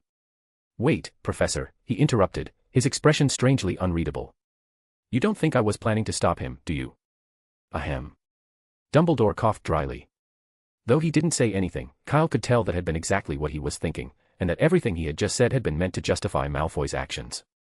"I was really just curious," Kyle explained. "I never intended to do anything to him, nor was there any need." "Really?" "Of course. Malfoy never pointed his wand at me, so why would I have any reason to go after him?" Kyle said. Hearing this, Dumbledore seemed to let out a small sigh of relief. "Ah, yes, he was rescued," Dumbledore said. "It was entirely my fault. I was so engrossed in my conversation with Fudge that I failed to consider the possibility that the Death Eaters might return to Hogwarts." "Are you sure it was the Death Eaters?" Kyle asked, watching his calm expression. "Not Professor Snape." Dumbledore seemed to have been burned by his black tea, his hand trembling slightly and spilling some onto the desk. "Of course not. Severus was assigned to guard Malfoy, and he was even injured in the process." "Really? Then I must have been imagining things," Kyle said. "But he certainly does have a remarkable reputation. It's incredible that a Death Eater would be willing to return to Hogwarts, a place full of danger for them, just to rescue him. He was lucky, too. If he had remained at the school, he would have been taken straight to the Ministry of Magic. And if it was confirmed that he had participated in the attack on Hogwarts, he likely wouldn't have returned. But it's even more dangerous for him to return to Voldemort, isn't it?" "That depends. Antonin Dolohov was probably in charge this time. Even he fled in a panic, so Voldemort would have no reason to punish Malfoy, who is still just a minor. He'll only blame me instead." As he said this, Kyle stared at Dumbledore without blinking. "Yes, who's to say?" Dumbledore muttered, seeming a little guilty as he turned his head slightly, avoiding Kyle's gaze. Then, as if suddenly recalling his schedule, he quickly set down his teacup, stood up, and said, "All right, that's enough for today. I really must be going now, and you should hurry back to class as well." Without waiting for Kyle to say anything else, he disappeared directly from his office. Kyle glanced at the time. There were still 3 whole minutes until 11 o'clock. Dumbledore's apparition to 12 Grimmauld Place probably wouldn't even take 3 seconds. Chapter 764, Voldemort's Favor. Idiots, all idiots. It was the same resplendent hall. The long table was lined with wizards in black hoods on either side, but none of them dared to lift their heads, fearing that if they did, they would meet those cold, terrifying red eyes. "Why aren't you speaking?" Voldemort asked condescendingly as he stepped closer to one of them. "Antonin, is this how you assure me of your loyalty? You lost a leg and came back like a stinking rat, and you expect me to forgive you?" "Master, I swear I did my best, Master." Antonin Dolohov fell to his knees, desperately reaching out to kiss Voldemort's trailing robes, but Voldemort disdainfully stepped away. The gesture only deepened Dolohov's fear. As an old Death Eater who had followed Voldemort for more than 10 years, he knew exactly what it meant when the Dark Lord no longer accepted a servant's submission. It meant that, in Voldemort's eyes, that servant was completely useless, something not even worth a passing glance, like a broken shoe. "It's Malfoy, it's Draco Malfoy," Dolohov squeaked. "If he had killed Dumbledore earlier, we would have finished the task." At the far end of the long table, Draco Malfoy felt a gaze fall upon him. A chill ran through his entire body, his face turning ghostly pale, devoid of the slightest trace of blood. "Nonsense, you despicable coward." Lucius Malfoy suddenly looked up, his bloodshot eyes locked onto Dolohov. There had been a time when they had been on good terms, colleagues, of a sort. "Draco has done what none of you could do." At that moment, Lucius no longer cared about fear and shouted, "Draco found a secret passage into Hogwarts for his master. His merit is obvious to all. Can any of you say the same?" No one. All heads turned toward Lucius Malfoy. To be fair, his words had just insulted every Death Eater present, and in front of Voldemort, no less. For a fleeting moment, some of them wanted nothing more than to kill him, but none dared to act. None even dared to refute him. Because Lucius was right.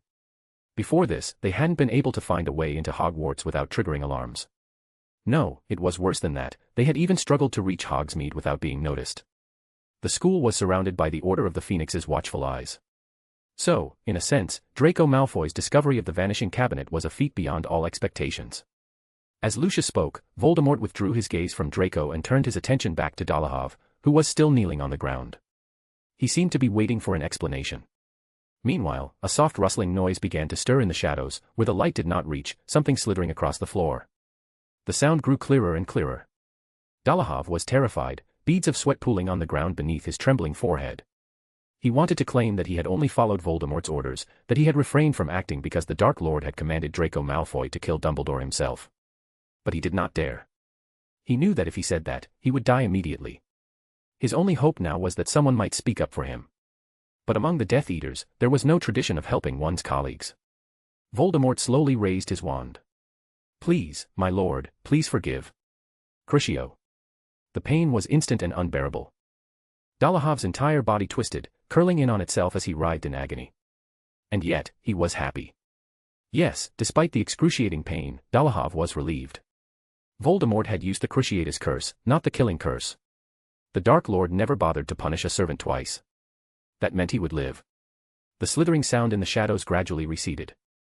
5 minutes later, Voldemort finally lowered his wand. Dolohov lay trembling on the floor, his mouth gasping for breath. Thank you, for your leniency, my lord." Voldemort did not reply. If not for the fact that he had fewer and fewer useful followers, he would not have spared Antonin Dolohov so easily. The other Death Eaters kept their heads down, their faces unreadable, some relieved, others disappointed. Lucius, however, barely had time to process his own relief before he saw Voldemort turn his wand on Draco, seated at the far end of the long table. Crucio. Once again, the Cruciatus curse filled the hall. Draco Malfoy crumpled to the floor, his body convulsing violently under the unbearable pain. "This is to teach you a lesson," Voldemort said coolly. "I ordered you to kill Dumbledore, and you failed." Draco tried to speak, to explain himself, but the agony left him unable to make a sound. "Master."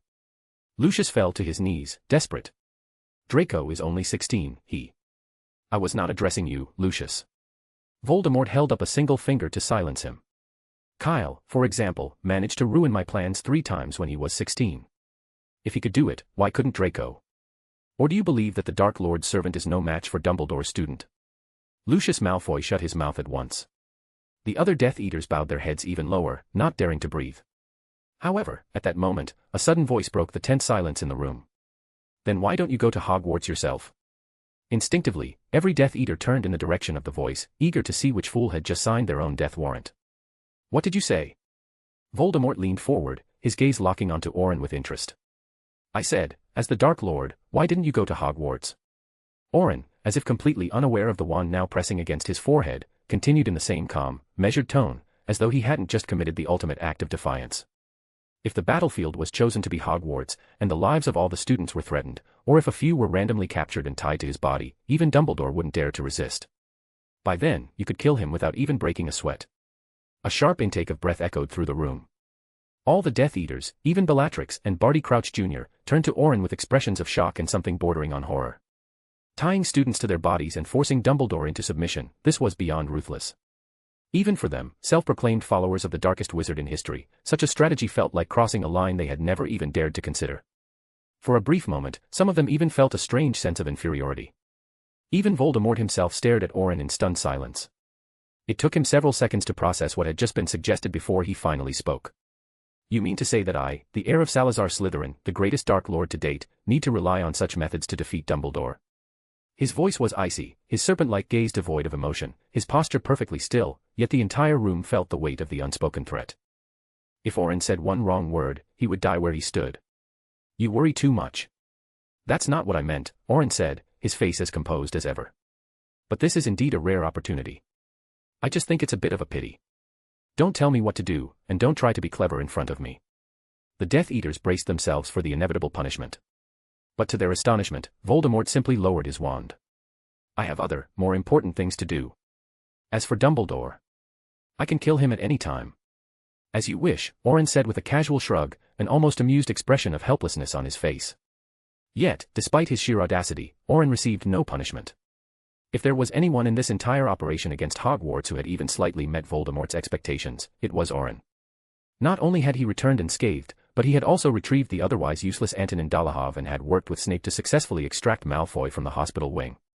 He was meticulous, quick-witted, and, more importantly, utterly ruthless, willing to do anything necessary to achieve his goals. All of these qualities made Oren more valuable to Voldemort than 90% of the Death Eaters present. And for a servant who had managed to deliver even a sliver of satisfaction, Voldemort was willing to be magnanimous. This special treatment did not go unnoticed. Bellatrix, standing nearby, clenched her fists as she watched, her eyes burning with jealousy. Once upon a time, she had been the favored one. She had stood above the other Death Eaters, basking in the Dark Lord's trust and attention. But somewhere along the way, perhaps after her release from Azkaban, or after failing too many key missions, she had felt that trust begin to slip away, until it had all but vanished. A feral beast inside her stirred, growling, whispering, urging her to strike, to eliminate the one who had usurped her place. But the last remnants of her reason warned her against it. Not here. Not in front of the Dark Lord. Bellatrix closed her eyes, forcing down the boiling rage within her. When she opened them again, Voldemort had already vanished. The oppressive weight that had filled the room lifted, and all those gathered let out an almost simultaneous sigh of relief. Bellatrix cast one last look at Oren, her fingers tightening around her wand, before swiftly turning and leaving the room. Lucius, meanwhile, scrambled to his feet, rushing to Draco's side. He bent down, pulling his son up and holding him tightly. Strange glances were thrown their way. Some were mocking, false sympathy barely masking their schadenfreude. Others carried genuine amusement at his plight. But Lucius didn't care. "How are you, Draco?" Lucius asked anxiously. But whether it was the lingering pain from the Cruciatus curse or the sheer shock of everything that had happened, Draco did not respond. It wasn't until the rest of the house had left that he managed to stand shakily on his feet. "It's fine, Dad," Draco said, trying to sound calm. He had always believed that being a Death Eater was something powerful, something to take pride in.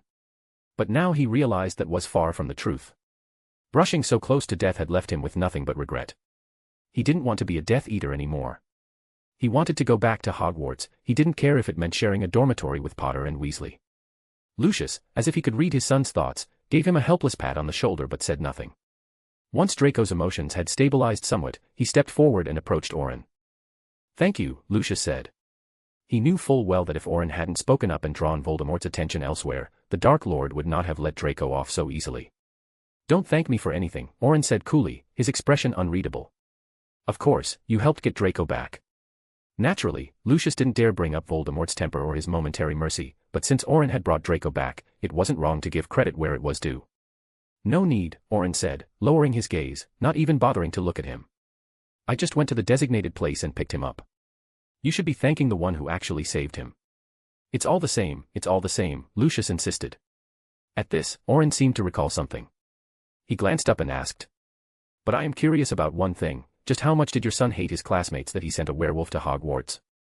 I didn't. Draco snapped back. I didn't know he was coming. I only told Alecto and Dolohov. Really? Orin said nonchalantly. Draco didn't say anything, and I can testify to that, Lucius quickly added. Greyback wasn't even part of the original plan. He only insisted on going after he heard about the attack.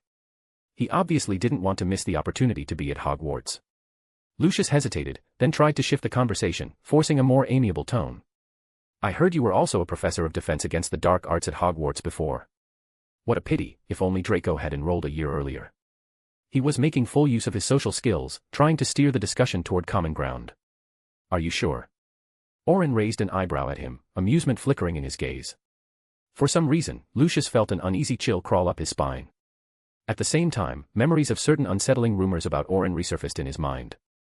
The only professor at Hogwarts in the past century who had actually attempted to kill a student, and followed through with the attempt. It had been Orin who had singled out Kyle. If it had been anyone else, no matter who, they would have surely died in the Forbidden Forest. If it had been Draco. Lucius shuddered involuntarily and dared not follow the thought any further. This Orin was not normal. There was something deeply wrong with him. He simply couldn't predict what Orin was thinking, or rather, he doubted that any sane person could. Seeing Lucius fall silent, Orin curled his lip in a disdainful smirk, then leaned back lazily, yawning. Strange. I didn't see Greyback earlier. Is he still at Hogwarts and hasn't returned yet? I don't know. He won't be returning, Draco Malfoy interjected. I heard some news on the way to the hospital wing. What news? Fenrir Greyback was arrested, like the other Death Eaters who caused trouble at the castle. In that case, he's also being held at the Ministry of Magic by now. Orin asked, narrowing his eyes. Do we need to rescue him? Storming the ministry sounds rather exciting. If you're going, count me in. Lucius turned to him in surprise. It was unexpected, to say the least, to see someone in the Death Eater ranks, cold and ruthless as Orin, suddenly express such eagerness to rescue a comrade from the ministry. It didn't match the persona Orin had displayed thus far. But it likely wouldn't be necessary. Since Voldemort hadn't mentioned Greyback earlier, it meant the Dark Lord had already written off the werewolf. The Death Eaters had just launched an attack on Hogwarts, and tensions with both the Ministry of Magic and the Order of the Phoenix were at their peak. More importantly, their own numbers had suffered heavy losses. It simply wasn't worth it to launch an assault on the Ministry for a single werewolf. Even if Greyback was the leader of the werewolves, it wouldn't change that fact. I don't think it's necessary. Before Lucius could respond, Draco spoke up again. Professor Snape told me that Hogwarts doesn't plan to hand Greyback over to the Ministry of Magic, but to the families of the children he's bitten. At the mention of Snape, Draco's expression darkened once more. He couldn't help but wonder, if he had accepted Snape's help when he was still at Hogwarts, would things have turned out differently? I guess he should have been taken away by now, and no one knows where he is, Draco muttered, lost in thought. He didn't notice the way Orin's expression shifted slightly. You mean we won't see Greyback again? Orin asked softly. I think so, Lucius replied. He's bitten so many people. He's only survived this long because he was never caught. Before he could finish, Orin suddenly stood up. Without a word, without even a glance back, he turned and strode out of the room. Now, only the Malfoys remained. Father and son exchanged confused glances, neither of them understanding what had just happened. What's wrong with him? Did I say something wrong? Draco asked nervously. Lucius considered it for a moment, then shook his head. No. At least, not that I can tell. But one thing was certain. Orin was not normal. Chapter 765, Chapter 765, Six-Time Champion. Have you heard? Malfoy's been picked up. Harry burst through the door of the Gryffindor common room as if he'd just discovered treasure. Hermione and Ron, who were doing their homework, looked up in surprise as he practically radiated excitement. What are you talking about? They asked in unison. Malfoy's been pulled from school, he's dropped out, Harry repeated. I just saw the Slytherin Quidditch team, they're picking a new seeker. That's impossible, Hermione said, barely glancing up from Advanced Transfiguration Guide. She added matter-of-factly, there's no reason for Malfoy to drop out. Isn't it obvious? He must have been caught doing something, Ron said, looking just as thrilled as Harry. I've always wondered how the Death Eaters managed to get into the school without being noticed. Someone had to have helped them, and who else but Malfoy? Harry silently applauded Ron. He had promised Dumbledore he wouldn't tell anyone what had happened in the tower, but he hadn't expected Ron to figure it out on his own. Yeah, that's what I think too, Harry said firmly. Now that the school's investigating, he had no choice but to run. I really should have told the professors earlier and had them keep an eye on him. It doesn't matter. At least we won't have to see him anymore, Ron said cheerfully. I can't even imagine how great Hogwarts will be without Malfoy. Is that so? Hermione still looked doubtful, but seeing the expressions on Harry and Ron's faces, like they had just gotten an early Christmas gift, she chose not to argue further. Whether Malfoy had helped the Death Eaters infiltrate the school or not wasn't their concern anymore. His departure, however, barely made waves at Hogwarts. He wasn't the only student to leave. Ever since news of the Death Eater intrusion had spread, many parents had rushed to collect their children and take them home. Even Hufflepuff had its own example, Quidditch commentator Zachariah Smith, who had left the castle early one morning with his pompous father during breakfast. The professors didn't stop them. They had enough on their hands, fortifying the castle's defenses, patrolling Hogsmeade, and preparing for the upcoming exams. If parents no longer trusted the school's safety, the staff could only respect their decisions. Of course, some students had insisted on staying, convincing their parents that there was Northwest safer place than Hogwarts. Only fools would leave school at a time like this. The words rang out in the Great Hall as Macmillan, mid-bite, suddenly burst out, "Those self-righteous idiots, do they really think there's anywhere safer than Hogwarts?" Zachariah Smith and his father happened to be walking through the foyer at that very moment. Macmillan's frustration was understandable. Just half an hour earlier, he had been confidently telling Seamus that no Hufflepuff would ever leave. And now, with Zacharias gone, it felt like a very public slap in his face. But Smith and his father didn't even glance back. They strode right out of the castle without acknowledging the comment. Macmillan fumed, clenching his teeth, but Harry and Ron could barely contain their joy. First Malfoy, now Zacharias, two of the people they disliked most were gone. It felt like a double victory. Harry even found himself, however briefly, thanking the Death Eaters. Their attack had, in a strange way, rid the school of its worst elements all at once. The only downside was that the semester was coming to an end.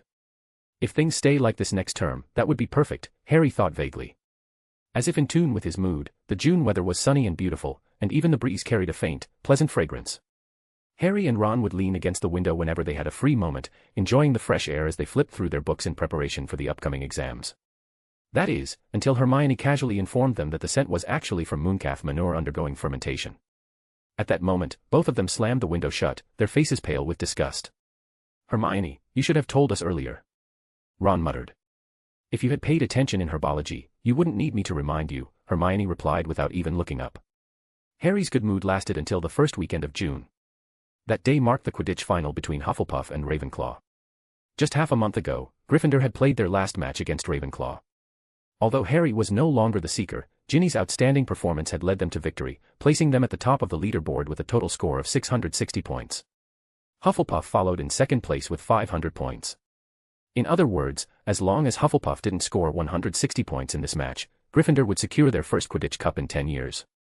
That morning, nearly all of Gryffindor turned up at the pitch, eagerly waiting for the match to begin. Even Professor McGonagall was in the stands. Her presence surprised many. After all, she hadn't attended Gryffindor's last game against Ravenclaw. Then again, it was possible she had simply been too busy at the time. Harry and the others found their seats in the stands and waited for the match to start. "Hermione, can't you put the book down?" Ron groaned. "How can you even read at a time like this?" "Why not?" Hermione responded calmly, turning a page. "This match determines whether we win the Quidditch Cup." Ron pressed. "We haven't won it in over 10 years. Compared to the Quidditch Cup, I think you should be more concerned about the final exams next week," Hermione said without looking up. "I know, but that's completely different. We." Before Ron could finish, a deafening roar erupted from the stands. He turned his head instinctively and saw the entire Hufflepuff section on their feet, cheering wildly. Then he realized why. Kyle was in the starting lineup, playing as a chaser. "Oh, no." Ron groaned, burying his face in his hands. "Kyle took time off, didn't he? Why is he playing?" "You still don't know." Hermione finally looked up. Kyle returned to school after the last Death Eater attack. At that moment, Madame Hooch blew her whistle, and the game began. "It's fine," Harry said, though whether he was reassuring Ron or himself was unclear. Quidditch isn't a one-man game. Even Kyle can't guarantee a win for Hufflepuff. Goal. The commentator's excited scream drowned out the rest of Harry's sentence. Kyle scores the first goal of the match. The Ravenclaw keeper didn't even have time to react. 10-0, Hufflepuff takes the lead. The stands erupted in cheers once more, with several Hufflepuff supporters breaking into celebratory dances. They hadn't seen such an aggressive play in over a year. "It's fine." Harry's voice was dry. It's just one goal. We're still ahead by 150 points. 5 minutes later. It's fine. It's only 3 goals. We're still leading by 100 points. It's okay, Gryffindor still has a 50-point advantage. 20 minutes later. It's okay, it's just a tie now. Maybe Cho will catch the golden snitch soon. Harry's voice grew quieter, his expression more and more dazed. When Kyle launched yet another long shot and sent the quaffle soaring through the goalpost, something inside Harry finally gave out. The entire Gryffindor stand fell silent. It's okay. Harry forced the words out.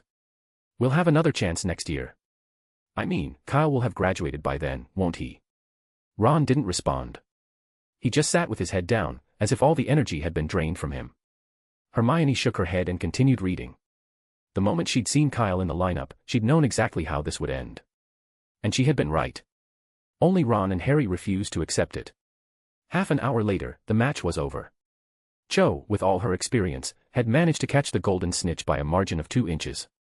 But it hardly mattered, Kyle had scored so many goals, 28 in a single game, nearly 1 per minute, that he had shattered the school's record.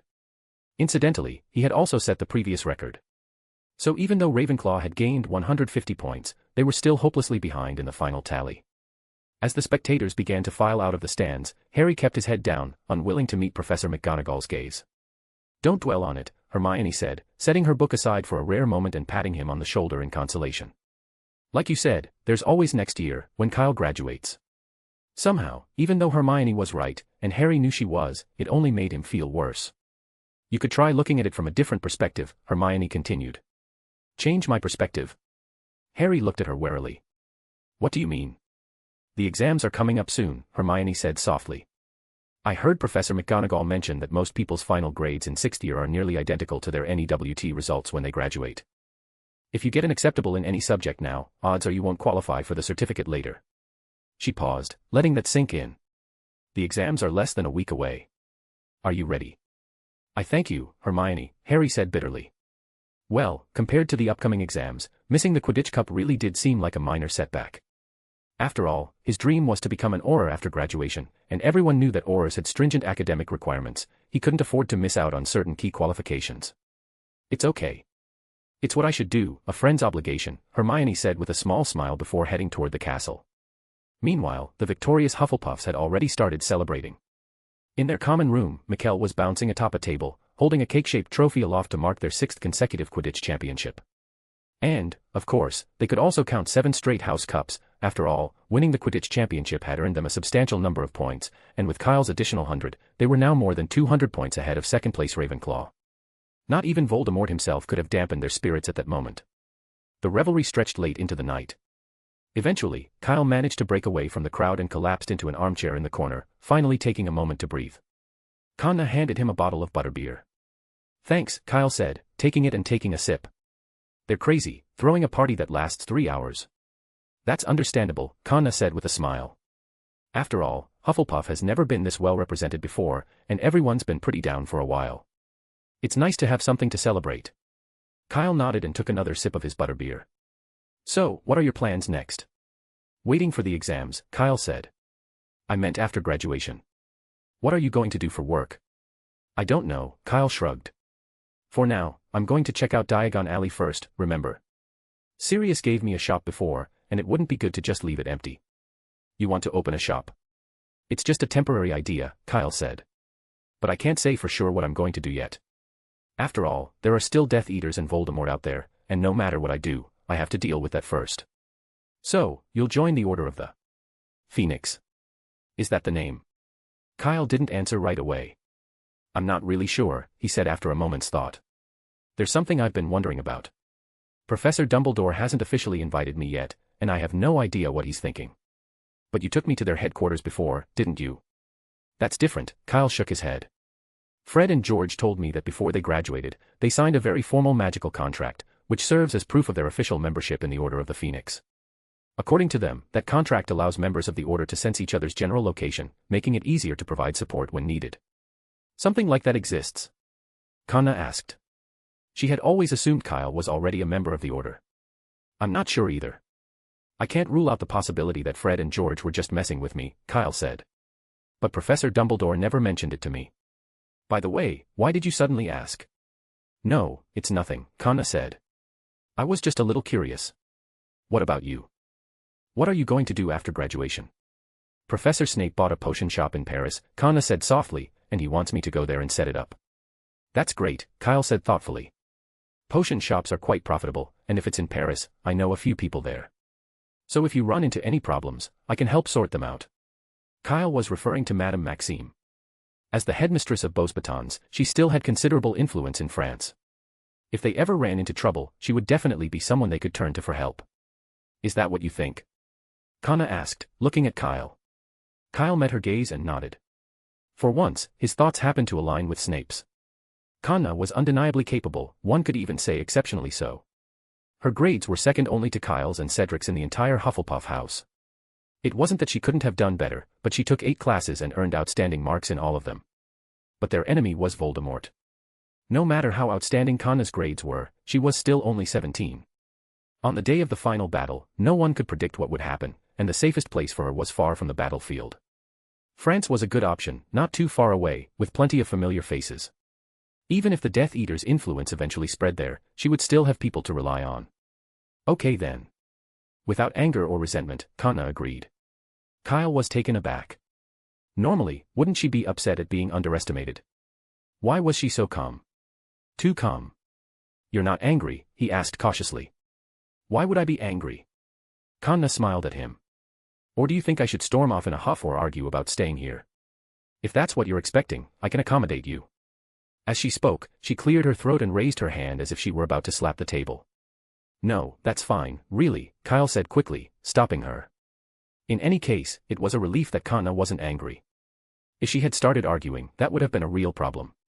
Chapter 766, NEWT Exams. Kyle had been secretly watching Kana ever since the Quidditch final, worried that she might agree to go with him but secretly resent it. For 2 weeks, however, Kana had behaved completely normally, as if nothing had happened. She showed no signs of reluctance or hidden frustration, so Kyle gradually let his guard down and refocused on preparing for what was to come. It was a normal evening in mid-June. Everyone was gathered in the Great Hall, eating dinner and discussing their holiday plans. Suddenly, the doors swung open from the outside, and several elderly wizards entered, laughing as they walked alongside Dumbledore. Leading them was Professor Griselda Marchbanks, followed by Professor Tofty and a few other familiar faces. Anyone who had taken their OWLs before knew exactly who they were and what their arrival at Hogwarts meant. Final exams. Why is it so early this year? Ron, sitting at the Gryffindor table, ran his hands through his hair in disbelief. Aren't the exams supposed to be next week? Or have I lost a whole week of my life? Harry was standing there, mouth slightly open. He hadn't even finished reviewing all the material yet. Well, to be more accurate, he hadn't even started. So why were the exams suddenly here? You haven't lost anything, Hermione said suddenly. They're here for the NEWT exams. NEWT. Ron blinked. That's right, Hermione confirmed. Only the OWL and NEWT. Exams are supervised by the Wizarding Examinations Authority. In that case, we haven't reached our exam period yet, have we? Ron let out a sigh of relief. Hermione gave him a pointed look. If you waste time like you did before, it won't matter how long you put it off, you might as well take the exam tomorrow. Don't say that, Hermione, I've already started reviewing. Ron pulled out a book. Look, I just borrowed this from the library at lunch. Yeah, and you haven't even flipped through a page yet, Hermione sneered. Similar conversations were unfolding all across the Great Hall as the realization sank in, exam week had officially begun. The NEWTS, the most rigorous and tedious exams in the wizarding world, required an extra week compared to other years. Kyle had already known this from last year, and Cedric had even shared some advice with him. In short, don't panic, don't mispronounce the charms, and you'll pass. It sounded simple enough, anyway. The next day, the NEWT exams officially began. The castle became much quieter than usual. Professors were stationed in front of several key corridors, and anyone passing by instinctively lowered their voice under the professor's stern gazes. The first day was the written exam. Kyle had never experienced such a rigorous examination before. Each classroom contained only 10 seventh-year students, yet there were 3 professors overseeing the exam. In addition, the examination room was equipped with a large sneakoscope. The device could accurately detect magical reactions in the surrounding area, ensuring that no one brought in any enchanted items. As soon as a girl walked into the classroom, the sneakoscope began beeping like an alarm, the shrill sound echoing through the room. The noise didn't stop until Professor Tofty removed a bow-shaped barrette from her hair. The girl stood frozen in shock, completely at a loss for what to do. Professor Tofty examined the barrette briefly. A shape-shifting hair clip, he said. It only alters appearance, nothing to do with cheating. He waved his hand, signaling her to proceed. The seventh-year girl finally came to her senses and hurried inside. Kyle followed her into the room. He immediately noticed an additional mirror as tall as the wall directly opposite the entrance. It was a revealing mirror, similar in function to Gringotts Thief's downfall. Though not as effective, it was enough to disrupt the effects of Polyjuice Potion. Anyone attempting to disguise themselves as another person would be exposed in the reflection. Next to the lectern, a teapot emitted wisps of white smoke. Kyle caught the scent of mandrake root and venomous tentacula powder, mixed with a few other herbs. If his guess was correct, it was some sort of tranquilizing potion, but he wasn't sure what purpose it served. At first, he thought it might be to detect the use of Baruffio's brain elixir or Felix Felicis, but he soon realized that a professor was specifically responsible for checking students for the use of magical potions. That professor was Griselda Marchbanks. Having worked at the Wizarding Examinations Authority for nearly a century, Marchbanks possessed extensive knowledge of magical potions, her expertise rivaled that of Snape and Slughorn. With just a quick glance, she identified a student who had taken a potion. The culprit was a seventh-year Ravenclaw boy. He hadn't taken Baruffio's brain elixir, but he had consumed a potion designed to keep him calm, still an unauthorized aid. Fortunately for him, Professor Marchbanks didn't disqualify him outright. Instead, she instructed him to stand at the doorway and wait for the potion's effects to wear off before he could enter. How long he would have to wait, and whether he'd still have enough time to complete the exam, depended on how much he had taken. If he had only taken a small dose, he might still have a chance to answer the questions. But if he had consumed too much, and the potion's effects didn't wear off until the exam ended, his written exam score would be invalidated. Judging from the relieved expression on the boy's face, he likely wouldn't have to wait too long. Kyle wasn't surprised. There were always students like this in every exam, those who tried their luck but left themselves an escape route. After all, the exam law stipulated that only students who had consumed Baruffio's brain elixir or Felix Felicis would have their exam results immediately cancelled. The penalties for other potions were much more lenient. It was a minor loophole, but that was the business of the Wizarding Examinations Authority. Kyle had no interest in interfering. He walked into the classroom and took his seat. The room, which typically held 10 students, now had only 9. Parchment, quills, and ink had been placed on each desk in advance. Students were not allowed to bring anything of their own. Professor Marchbanks made a few final rounds of the classroom before leaving. 20 minutes later, the exam began. The morning sun streamed through the windows, warming the room. The sunlight made Kyle feel a little drowsy. He finished early and waited for the exam period to end. As soon as it was allowed, he was the first to hand in his exam paper and leave the classroom. At that moment, the sixth years had just finished their lesson. On the stairs leading to the foyer, Kyle happened to cross paths with a group of Gryffindors leaving class. Among them were Hermione, Ron, and Harry. "Kyle," Hermione waved from afar and called out. She ran over, slightly nervous, and asked, "How did it go? Were the NEWT exams harder than the usual final exams?" "Well, I guess so," Kyle said after a moment's thought. "Guess so." Ron looked around. "What does that mean?" "It means I can't really tell," Kyle shrugged. "Let's put it this way, between the lighting charm and the levitation charm, which one do you think is harder?" "They're both pretty easy," Ron blurted out. Those were first-year spells, so of course, they weren't difficult for a sixth year. But after a moment, he reconsidered and added, "If I had to choose, I'd say the levitation charm is a bit harder." "That's the answer I was going to give," Kyle said with a shrug. "Seriously, the NEWT exams are a bit harder." This time, Ron understood, but he almost wished he hadn't. This was the first time he had met someone who described the dreaded final exam as nothing more than a simple spell comparison. It was so irritating. For a moment, he really wanted to slap the book in his hand against Kyle's smug, carefree face. But for some reason, he held back the urge and continued asking patiently. "So, is there any trick?" Ron asked hopefully. "What's the secret to getting a high score on the NEWT exam?" This was what he desperately needed to know. As a sixth year, it was only today that Ron truly realized how close the NEWTs were to becoming his reality. Harry and Hermione also perked up their ears, listening intently. The trick, Kyle thought for a moment, is not to be nervous, not to write your answers in the wrong section, and you'll pass. Ron was stunned. That's it. Don't be nervous. That was no advice at all. Didn't Kyle think everyone already knew that? Well, and don't try to be clever, Kyle continued. I know you all probably have some Felix Felicis lying around, but remember, don't use it during the NEWTS, or your results will be invalidated. And don't think you can just repeat the year and retake the exam next time. If you're caught cheating like that, it's the equivalent of expulsion. You won't get a single certificate. Of course we wouldn't cheat, Hermione blurted out, and Harry and Ron nodded in agreement. That's good, Kyle said. But even if someone used Felix Felicis, they wouldn't get caught, Ron suddenly muttered under his breath. It's liquid luck. And getting caught cheating wouldn't exactly be lucky, would it? Why do you think that? Kyle glanced at him.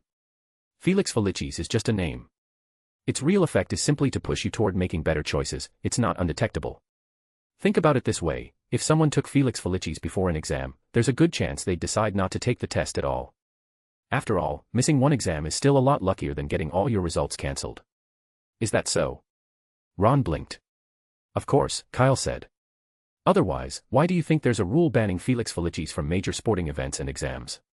If it really couldn't be detected, why bother having the rule in the first place? As they talked, the group reached the first floor, and Kyle immediately left Harry and the others to head toward Kana, who was waiting by the entrance to the Great Hall. What's the afternoon exam? He asked. Didn't you check the schedule before you left the common room? Kana replied. It's still the same exam this afternoon, but it's Gryffindor and Slytherin taking it. We don't have our next exam until tomorrow.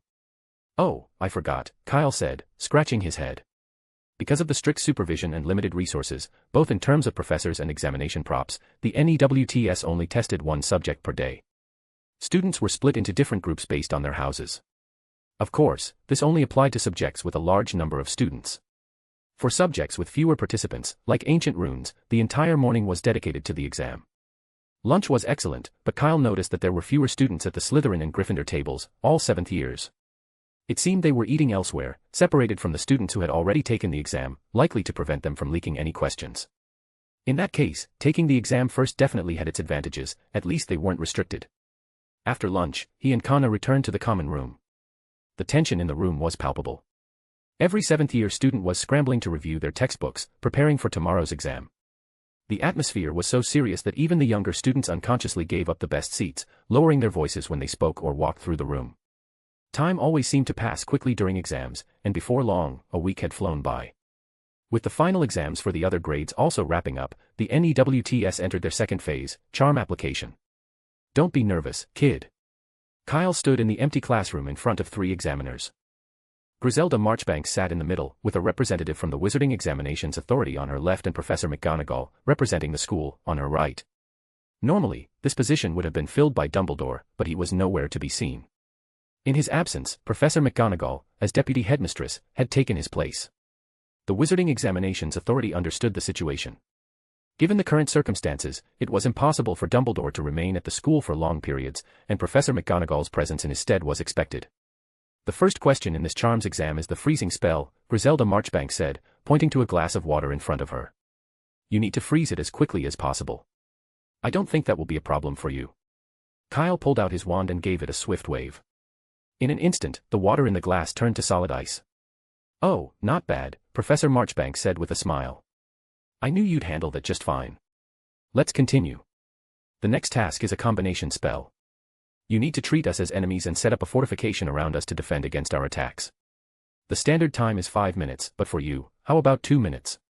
After 2 minutes, we will attack, and you'll be scored based on how long you can hold us off.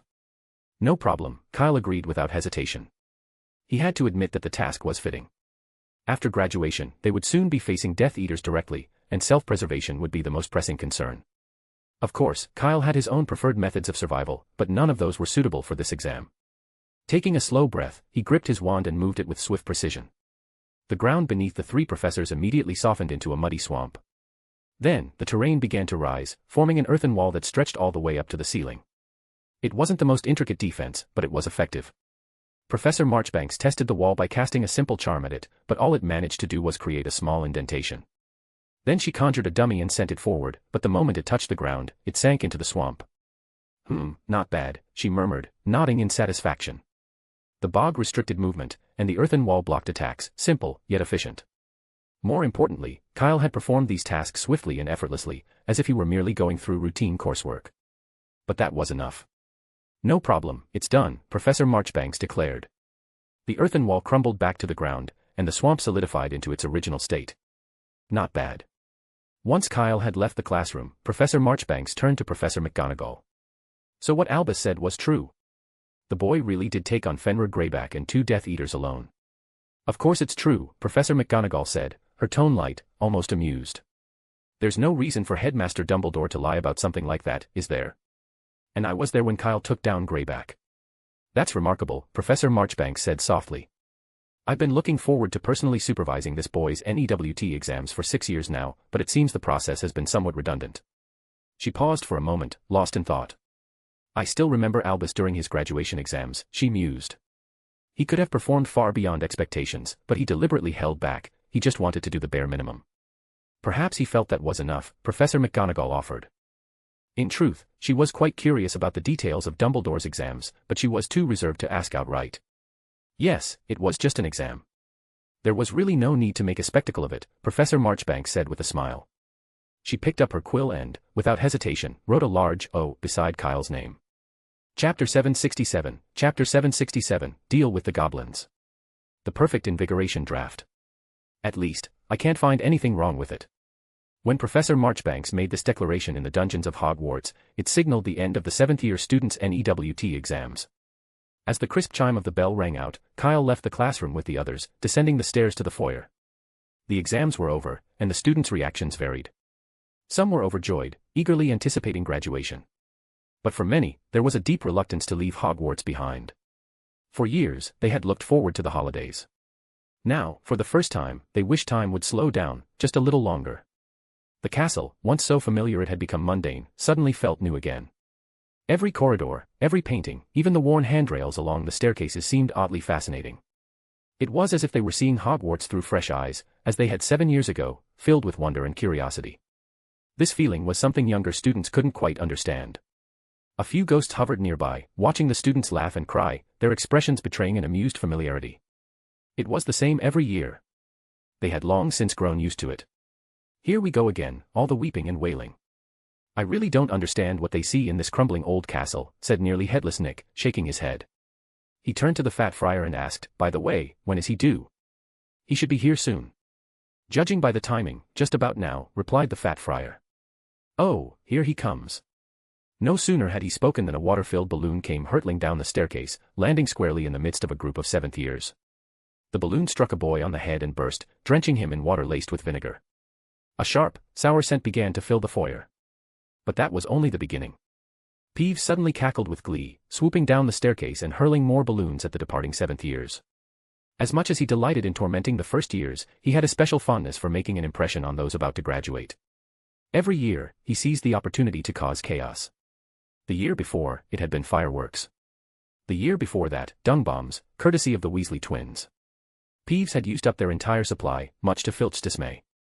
This year, he had chosen vinegar balloons, with just a hint of water. Stop, Peeves, someone shouted, drawing their wand in retaliation. If they had been first years, they might have been helpless against Peeves' pranks. But now, after 7 years of magical education, they weren't about to let him get away with it. Thinking back on all the trouble Peeves had caused them over the years, several Gryffindors confidently raised their wands, determined to get their revenge before they left Hogwarts for good. What they didn't realize, however, was that Peeves had chosen high-quality balloons, specially developed prank balloons from the Weasley twins. They were enchanted to burst the moment they made contact with a spell. The result? A sudden downpour of vinegar across the entire entrance hall. Caught off guard, the students were drenched from head to toe. Ho ho ho. Stupid little brats. Stupid little brats. Look, look. They've fallen into a vat of vinegar. Peeves howled with laughter, doubling over midair. As the commotion grew, more students gathered to watch. The humiliation was too much, faces burning, the 7th years turned and fled, covering themselves as best they could. In the midst of it all, only a few students remained untouched. Kyle was one of them. The moment the first balloon had been thrown, he had cast a waterproofing charm over himself and Kana beside him. So when the explosion of vinegar rained down, neither of them was affected. Having emptied his supply of balloons, Peeves hovered above, preparing for his next move. Ah, Kyle. Peeves landed in front of him, tilting his head. So, you're graduating too, right? That's right, Kyle nodded. Anything you want to tell me, Mr. Peeves? How about a year's detention? Just 1 year. Peeves grinned mischievously. After those Weasley pranksters graduate, you'll be the only fun one left. The rest of the kids are so dull, they're not even funny. As long as you can convince Dumbledore, I'm fine with it. Oh. Your refusal is really cold-hearted. Peeves made a face at Kyle. He obviously knew that Dumbledore would never agree to such a request. If someone like Kyle, with his grades, had to repeat a year, Hogwarts would truly become a joke. So what do we do? Peeves sat down cross-legged in midair, looking somewhat dejected. I haven't even finished using the dung bombs you gave me last time. Honestly, why did you catch all the intruders so quickly? He was referring to the Death Eater attack on the castle a month ago. The moment Peeves had heard about it, he immediately realized this was the opportunity Kyle had mentioned before. He had excitedly dug out the special dung bombs and rushed to the scene with them in his arms. Unfortunately, the professors were too quick. Before Peeves could enjoy the spectacle, the Death Eaters, mere cannon fodder, were already subdued. What made him even more thrilled was that the professors had clearly seen what he was up to but hadn't scolded him. Special dung bombs, and he hadn't been reprimanded. Peeves had felt like he was dreaming. Not that he cared about getting scolded, of course, but the feeling was different. It was something new, something he had never experienced before. It was exhilarating, even addicting. And now, the one who had given him the idea in the first place was about to graduate. Don't worry, there might be another chance, Kyle said with a small smile. Make sure to collect the rest of the stock, don't waste it. Otherwise, you won't have any when you really need it. Ho ho, I believe you, Peeves said gleefully. Then, to the astonishment of everyone watching, he straightened up and gave Kyle an elegant bow, far more graceful than anyone had ever seen from him before. Kyle bowed in return. Look, is that Peeves? Ron's voice cracked as he stared down from the staircase, unable to believe his eyes. Never before had he seen Peeves like this, so polite. But no one answered him. Hermione and Harry were just as dumbfounded. As students who had suffered countless pranks at Peeves' hands, they knew better than anyone how infuriating he could be. In their first year, it had been Peeves' shouting that had nearly led them straight to the Philosopher's Stone, where they had stumbled upon the three-headed dog, Fluffy. If they hadn't run fast enough, they might have ended up as Fluffy's midnight snack. And it wasn't just that, he always managed to show up whenever Harry snuck around at night, and Hermione had lost count of the times he had flung inkpots at her while she was studying. What did Kyle do? Ron asked again, still staring. I don't know, Harry muttered, shaking his head. But I can imagine it wasn't something simple. He thought back over everything that had happened at Hogwarts recently, trying to find a connection. Could it have been even earlier, he murmured, but he couldn't come up with any link between Kyle and Peeves. Never mind, let's not dwell on it for now, Hermione said abruptly. She wrinkled her nose at the sharp vinegar stench wafting up from below, then pulled up her sleeve to cover her mouth and dragged both boys away. Harry, what did you say you were going to do during the holidays? She asked as they walked. I want to find the remaining Horcruxes, Harry said quietly. From Slughorn's memories, we know that Voldemort split his soul into 7 parts, 6 Horcruxes, plus himself. We found 3 so far, the diadem and the golden cup that Kyle discovered, and the diary from second year. That means we're halfway there. I want to use the holidays to track down the last 3. Oh, that's a good idea, Hermione said approvingly. So what's your plan? How are we going to find them? You do realize there are no clues about the Horcruxes in the Hogwarts library, Harry said mysteriously. Of course I do, Hermione shot back, rolling her eyes. But just because they're not in this library doesn't mean they aren't in another one. Other libraries. Ron frowned. Flourish and Blots. No way. I'm not spending my entire holiday in Diagon Alley. No, not there. Harry shook his head. Remember? Sirius had a private library at his house. You mean the one in the basement? Hermione immediately caught on. Yes, Harry said. I only realized recently, Kyle spent a long time down there. I think that's where he found the clue about the Horcrux. Are you sure? Hermione looked skeptical. I'm not sure, but it's worth a shot, Harry said. Right now, it's the only lead we have. If Kyle really saw something there, the 3 of us can definitely find it too. All right, Hermione agreed without much hesitation. Maybe she was just eager to get her hands on those books. And with that, their holiday plans were set. I don't know whether it was because of the Death Eaters or because Dumbledore had left the school again, but this year's holidays began earlier than usual. As always, everyone had assumed they would leave Hogwarts 7 days after the exams ended, but on the 3rd day, the Hogwarts Express unexpectedly pulled into Hogsmeade Station. Everyone, line up, Professor McGonagall and Professor Flitwick stood at the entrance of the castle, directing students to board the carriages in an orderly fashion toward the station. Your report cards will be delivered by Owl in mid-July. A faint cheer rippled through the crowd, as if many were relieved to receive their report cards this way rather than having to carry them home themselves.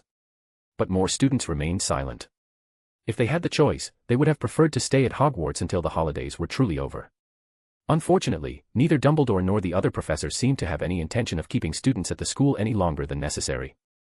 At that moment, no one noticed that one of the carriages at the back of the line had quietly veered away from the group, coming to a stop in an open space in front of the Quidditch pitch.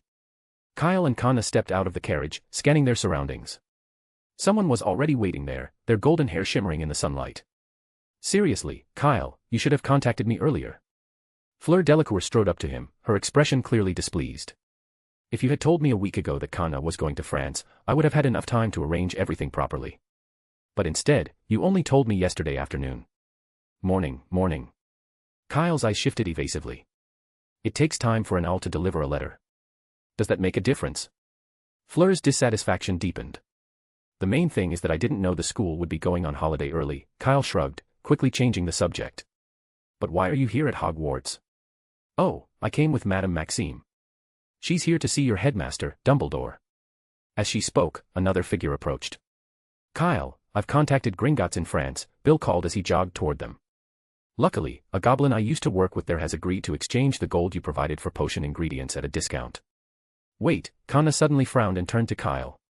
"You're getting potion ingredients from Gringotts. Didn't I tell you not to? Professor Snape already prepared a lot, enough for me to use. Buying more right now is a waste of money." Gringotts did indeed stock potion ingredients. Gringotts stocked everything that could turn a profit, but their prices were steep, and haggling was out of the question. With Voldemort and the Death Eaters growing more rampant, potion prices in the wizarding world had soared, and ingredient costs had followed suit. "It's fine. The impact in France isn't as bad," Kyle reassured her. "Are you sure?" Connor eyed him suspiciously. "Given the goblins' nature, do you really think they'd let go of such a good opportunity?" "Of course not," Bill said dryly. "Those greedy goblins would be more than happy to strip every last galleon from the wizarding world." As he reached them, Fleur naturally slipped her arm through his, the gesture affectionate and familiar. "Oh." Kyle raised an eyebrow, his tone teasing. "No wonder you chose to stay in England." "Yes, it's exactly as you think," Fleur admitted openly, not the least bit embarrassed. "Maybe I should find someone else." Kyle mused. This time, he needed someone to escort Connor to France. The journey was long, and he wasn't entirely comfortable leaving her to travel alone in unfamiliar territory. As a native French speaker, Fleur had been his first choice. Not to mention, she and Connor had gotten along well during the Triwizard Tournament. But now, watching the way Fleur and Bill looked at each other, Kyle hesitated. He really didn't want to separate them. "It's fine," Fleur said with a wave of her hand. "I have to go back to France anyway to help Madame Maxime contact some of her friends, and I can't do much here." "Yes, that's right," Bill nodded repeatedly, as if afraid Kyle would change his mind. "Let Fleur take Connor. Paris is a big city, and someone who knows the area well should lead the way." "Wait a minute, you two," Connor interrupted, turning to Kyle. "You haven't explained why you bought the potion ingredients from Gringotts. I know you have galleons, but you shouldn't waste them like this. You'd better return them quickly." "I can't return them," Kyle said with a shrug. "The purchase is already complete. Do you really think the goblins would give back the galleons they've taken?" Connor was so exasperated by Kyle's wastefulness that her face flushed. "Don't worry, it really didn't cost much," Kyle said with a smile. But Connor clearly didn't believe him. The other party was a greedy goblin, not a philanthropist. How could it not have cost much? "I can vouch for that," Bill chimed in, but as he spoke, he couldn't help but laugh out loud. "In fact, the goblin made a request before agreeing to sell me the potion ingredients at the normal price." "What was the request?" Connor frowned. There was no need to ask, goblins were always greedy, and their conditions were bound to be outrageous. The hidden cost wouldn't just be excessive, it might even outweigh the galleons Kyle had supposedly saved. From Bill's tone, it seemed like they had actually agreed to the deal. Were these people stupid? Ahem. Bill cleared his throat, suppressing another chuckle. He asked to pick something from Kyle's vault. "What?" Connor blinked, as if she hadn't heard properly. "The goblin agreed to sell us the potion ingredients at the normal price, but in exchange, for every 500 galleons discounted, he gets to pick one item from Kyle's vault." Connor was silent for a long moment. Only Fleur reacted, her expression furious. "Greedy, shameless." "It's okay, don't be upset," Kyle laughed. "In fact, there's nothing in my vault." "What?" Fleur was momentarily stunned. In her mind, a young wizard like Kyle, who had made a name for himself so early, would surely have a well-stocked vault. The prize money from the Triwizard Tournament alone had been 1,000 galleons. And on top of that, Kyle was an alchemist. Not many people knew, but not too few either, his name was attached to quite a few magical inventions during his school years. Everyone knew that alchemists were among the wealthiest in the wizarding world. Actually, I keep all my things somewhere else. Kyle pursed his lips, trying to hold back his laughter. I don't think I've used my Gringotts vault since second year. If I remember correctly, there should only be 3 or 5 galleons and a handful of sickles in there. Please don't use the word only, Bill teased. Our family vault only has a pile of sickles. That was before, Kyle grinned. So, the goblin miscalculated. Fleur raised an eyebrow. Apparently, he did, Kyle said. I don't know where he got the idea that I had anything valuable in my vault, but not everyone likes to store their treasures at Gringotts. How much did you trade? Kanna asked. 5,000 galleons, with an additional 5,000 galleons discounted. This is the best deal I've ever made. Even before the Death Eater's resurgence, it would have been hard to find 15 galleons worth of dragon's blood and mandrake root. Kyle laughed even more cheerfully. Oh, and Bill, remind that goblin that he can't take more than 10 items. What if there aren't enough? Bill asked. From what you just said, it sounds like there really isn't much in your vault. Then there's nothing we can do, Kyle shrugged. He'll just have to take a few stones from the wall or the counter. I'm not giving him any nuts, not even one. Chapter 768, Peacock Cedric. Before the Hogwarts Express departed, Kanna and Fleur had already left the school in a thestral-drawn carriage. As the thestral soared higher and higher, Kanna leaned out of the carriage and waved to Kyle. As they passed a tower, she caught sight of Snape standing there. But in the blink of an eye, he was gone, as if he had never been there at all. What's wrong?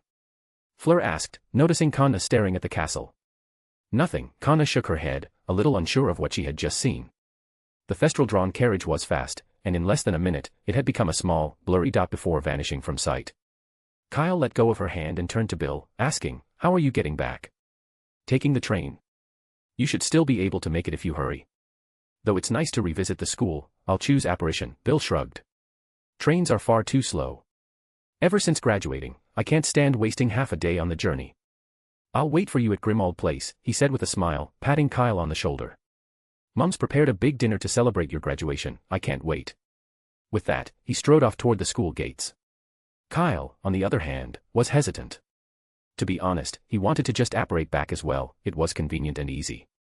But knowing he wouldn't be returning to school next year, there was no need to rush. Forget it. Might as well take it slow. After a moment of indecision, he made his way to Hogsmeade Station and boarded the train just in time at 8:59. A minute later, the train doors closed, and with a loud whistle, the Hogwarts Express slowly pulled out of the station. Since he had arrived late, the train was already packed. Cho was sitting with a few Ravenclaw girls, exchanging small trinkets. Kyle didn't bother her and instead made his way to the spacious prefect's compartment, found a seat by the window, and gazed outside. With fewer familiar faces around, the journey felt dull. It wasn't until noon that he heard a familiar commotion. Ron, you do realize that a prefect's duties include maintaining order on the train, right? But what have you done? You've let the younger students run amok. I didn't let them. They were just chasing the trolley. You're being too strict, Ron protested. The familiar trio entered the prefect's compartment, with Harry staying quiet beside them. As a Quidditch player, Harry enjoyed the benefits of being a prefect, but he didn't have the authority. Even if he wanted to maintain order, no one would listen to him. Then again, looking at it from another angle, it was a pretty comfortable arrangement, no need to waste time dealing with difficult students. Oh, Kyle, you're here too, Harry said as soon as he stepped in, and the three of them naturally took seats nearby. What are you doing here? Harry asked. A lot of people are looking for you outside. Looking for me? Kyle was puzzled. Yeah, mostly 7th years. I think they want to trade souvenirs with you. Good thing I didn't go out, Kyle said half-jokingly. I don't have that much to give away. Harry chuckled. He could guess why Kyle was hiding, he probably wanted to avoid the crowd. It reminded Harry of his first year when he was also incredibly popular. But he hadn't liked the attention much. More often than not, he preferred being alone, or just with Hermione and Ron. Where's Kanna? Hermione glanced around. She had something else to do and didn't take the train, Kyle replied. He didn't mention that Kanna had gone to France. It wasn't a matter of trust, if there was anyone he trusted, it was Hermione. She was close to Harry and had even been to the Order of the Phoenix's headquarters. But there was no real need to bring it up. They weren't deeply concerned about Kanna's whereabouts, just curious. Sure enough, Hermione simply nodded at his answer and didn't ask further. The three of them continued chatting, with Hermione spending most of the time scolding Ron for neglecting his prefect duties, while Harry stood by, trying to remain invisible. Sensing the awkwardness, he eventually got up and left for a bit.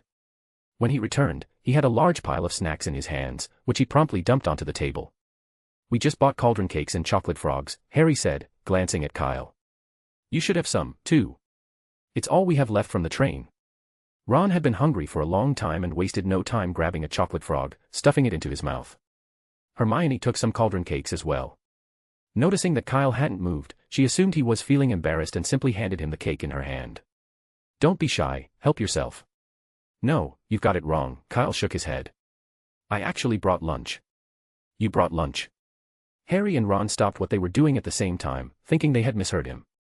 If they remembered correctly, this train had left from Hogwarts. Why would Kyle bring lunch? But in the next moment, they got their answer.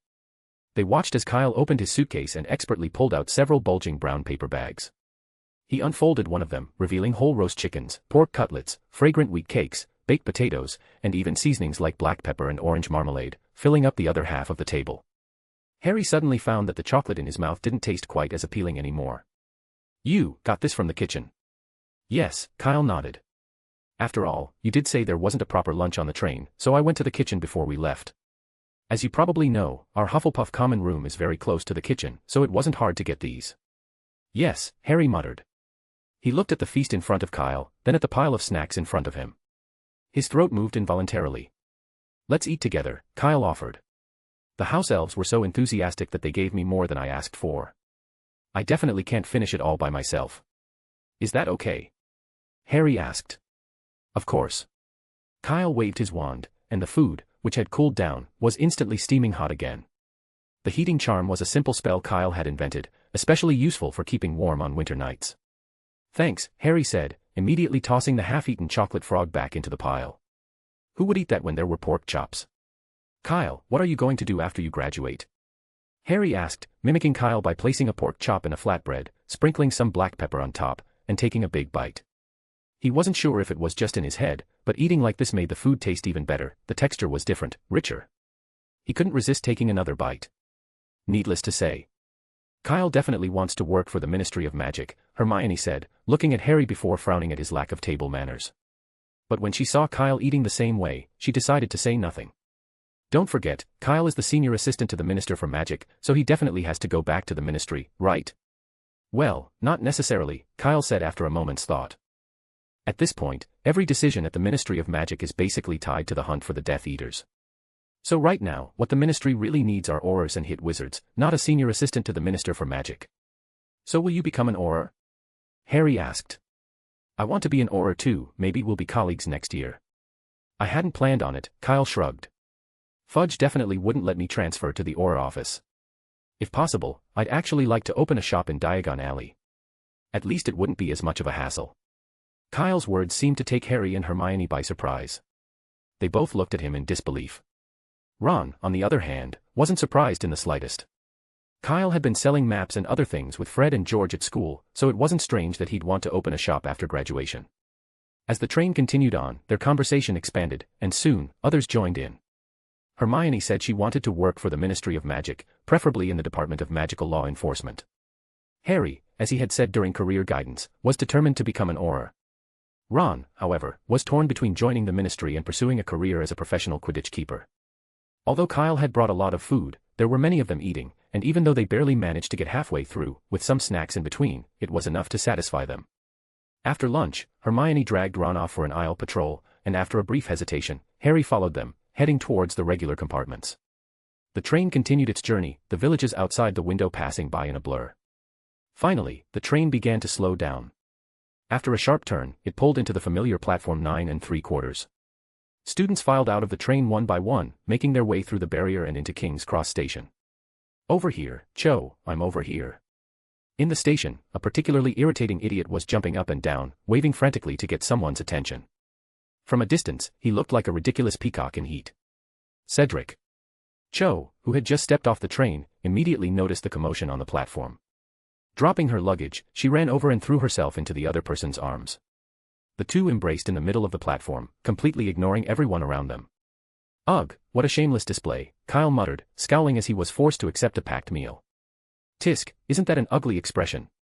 A teasing voice sounded from behind. Shouldn't we offer our best wishes to our dear friends after a long separation? Fred and George had appeared on either side of Kyle. So where are your best wishes? Kyle asked without turning his head. Weasley's super strong magic adhesive, Fred's voice carried a hint of amusement. Our latest product, strong enough to even stick wands together. Just now, while Cedric was looking around for her, we applied some to the clothes of that flamboyant peacock, George added. Since they love hugging so much, I don't think they'll mind staying that way forever. That's despicable, Kyle said, disgusted, though his eyes flicked to Fred's hand as he discreetly slipped a white bottle into his pocket. The way Fred moved suggested he had considered smearing some on Kyle but, for some reason, had decided against it. Same to you, Fred replied smoothly. George raised an eyebrow. Yes, everyone's the same. The three of them exchanged knowing smiles. Congratulations, Fred said, clapping Kyle on the shoulder. From today onwards, you've finally escaped your prison, no more homework, no more exams. You can wake up whenever you want. You can drink as much as you want. You can go to Hogsmeade every day. You can do whatever you want. The twins laughed heartily, painting a picture of the blissful life awaiting Kyle after graduation. But Kyle only saw it as a bad joke. If life after school was really that relaxing, then what were those dark circles under their eyes all about? It wasn't hard to guess, they hadn't had a proper night's rest in a long time. Most likely, it was because of their involvement with the Order of the Phoenix. The three of them continued chatting, but it wasn't long before Cedric finally realized something was wrong. His and Cho's clothes were stuck together. And not just a little, they were stuck firmly. No matter how hard he tried, he couldn't separate them. Bloody hell. Fred, George, what did you do? They had been friends for years, Cedric didn't need proof. He already knew exactly who was responsible. Just a little trick to help you two get closer, Fred said with a wide grin. George gave him a thumbs up. It's what friends do. No need to thank us. Cedric was furious. Heat rushed to his face as he realized more and more people were staring at them, including Cho's parents. Hurry up, Cedric glared at the Weasley twins and practically spat out the words. Get it off. Sorry, Fred blinked innocently. New product, currently only stickable, not removable. You think I'll believe that? Cedric wasn't buying it for a second. As far as I know, Weasley's Wizard Wheezes never releases half-finished products. Thank you for the compliment, sir. George grinned. But this hasn't been officially released yet, so it's not really, ouch. Before he could finish, a large hand landed precisely on his ear. Fred on the other side fared no better. Cho is a girl, so hurry up and take it out, Mrs. Weasley said menacingly, grabbing both twins by their ears. Let go, Mom, let go, we'll give it to him.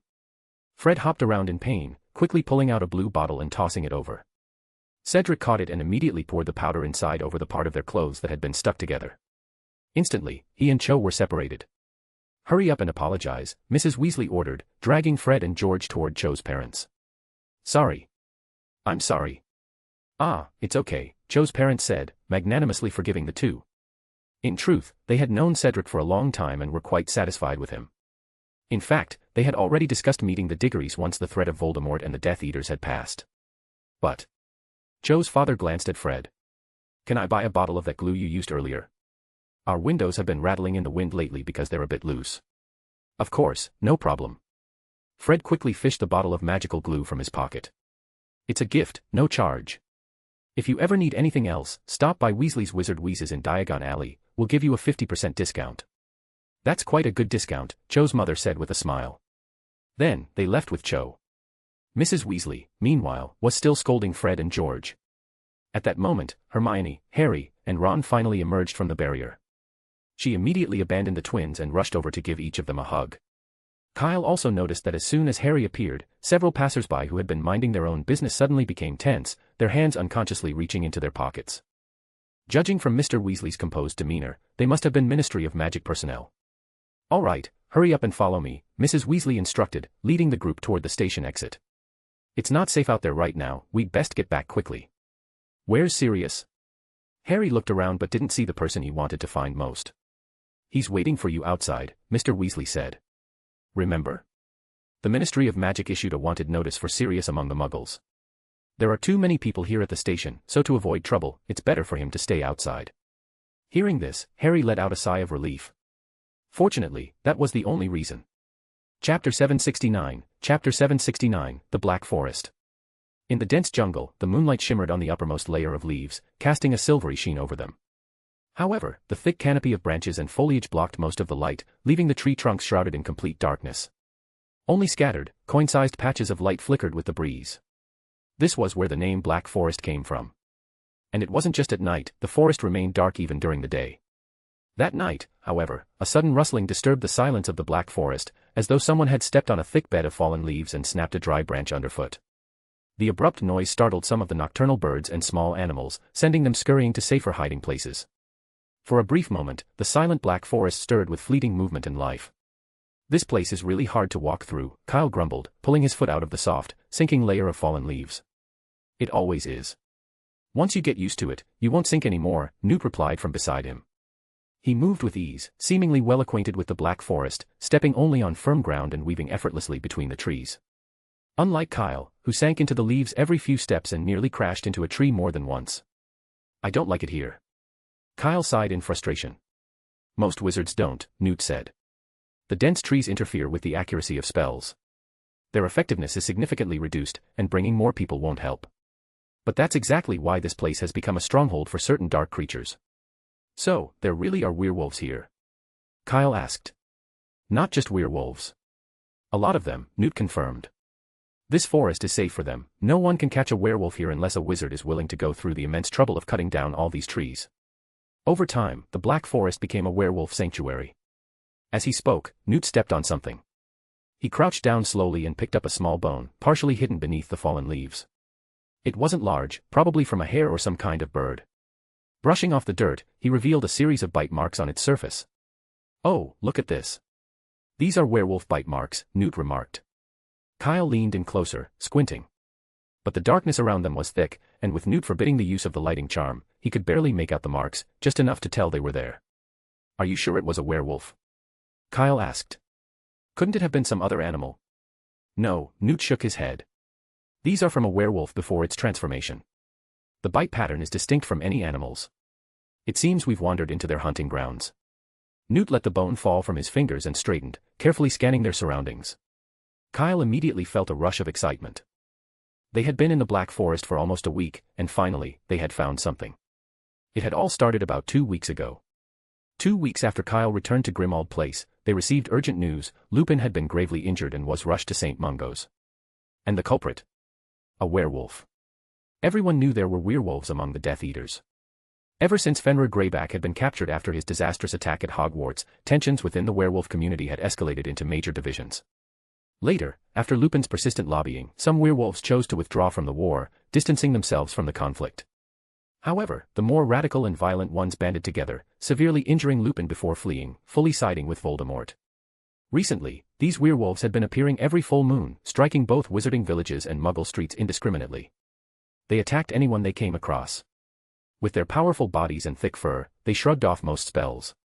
On some nights, a dozen witches and wizards fell victim to them, either captured or bitten. If the victims were Muggles, the numbers were even higher. These werewolves were also cunning, acting only on full moon nights and choosing their targets at random. The Order of the Phoenix had tried to anticipate their movements and ambush them in advance, but every attempt had failed. Perhaps as an act of retaliation, they had ambushed Lupin half a month ago, branding him a traitor to his own kind. If Tonks hadn't noticed something was wrong and rushed to his aid with reinforcements, Lupin likely wouldn't have even made it to St. Mungo's. Kyle still vividly remembered the sight of Lupin at the hospital, his body wrapped in layers of bandages, a deep dent on his shoulder where he had been bitten.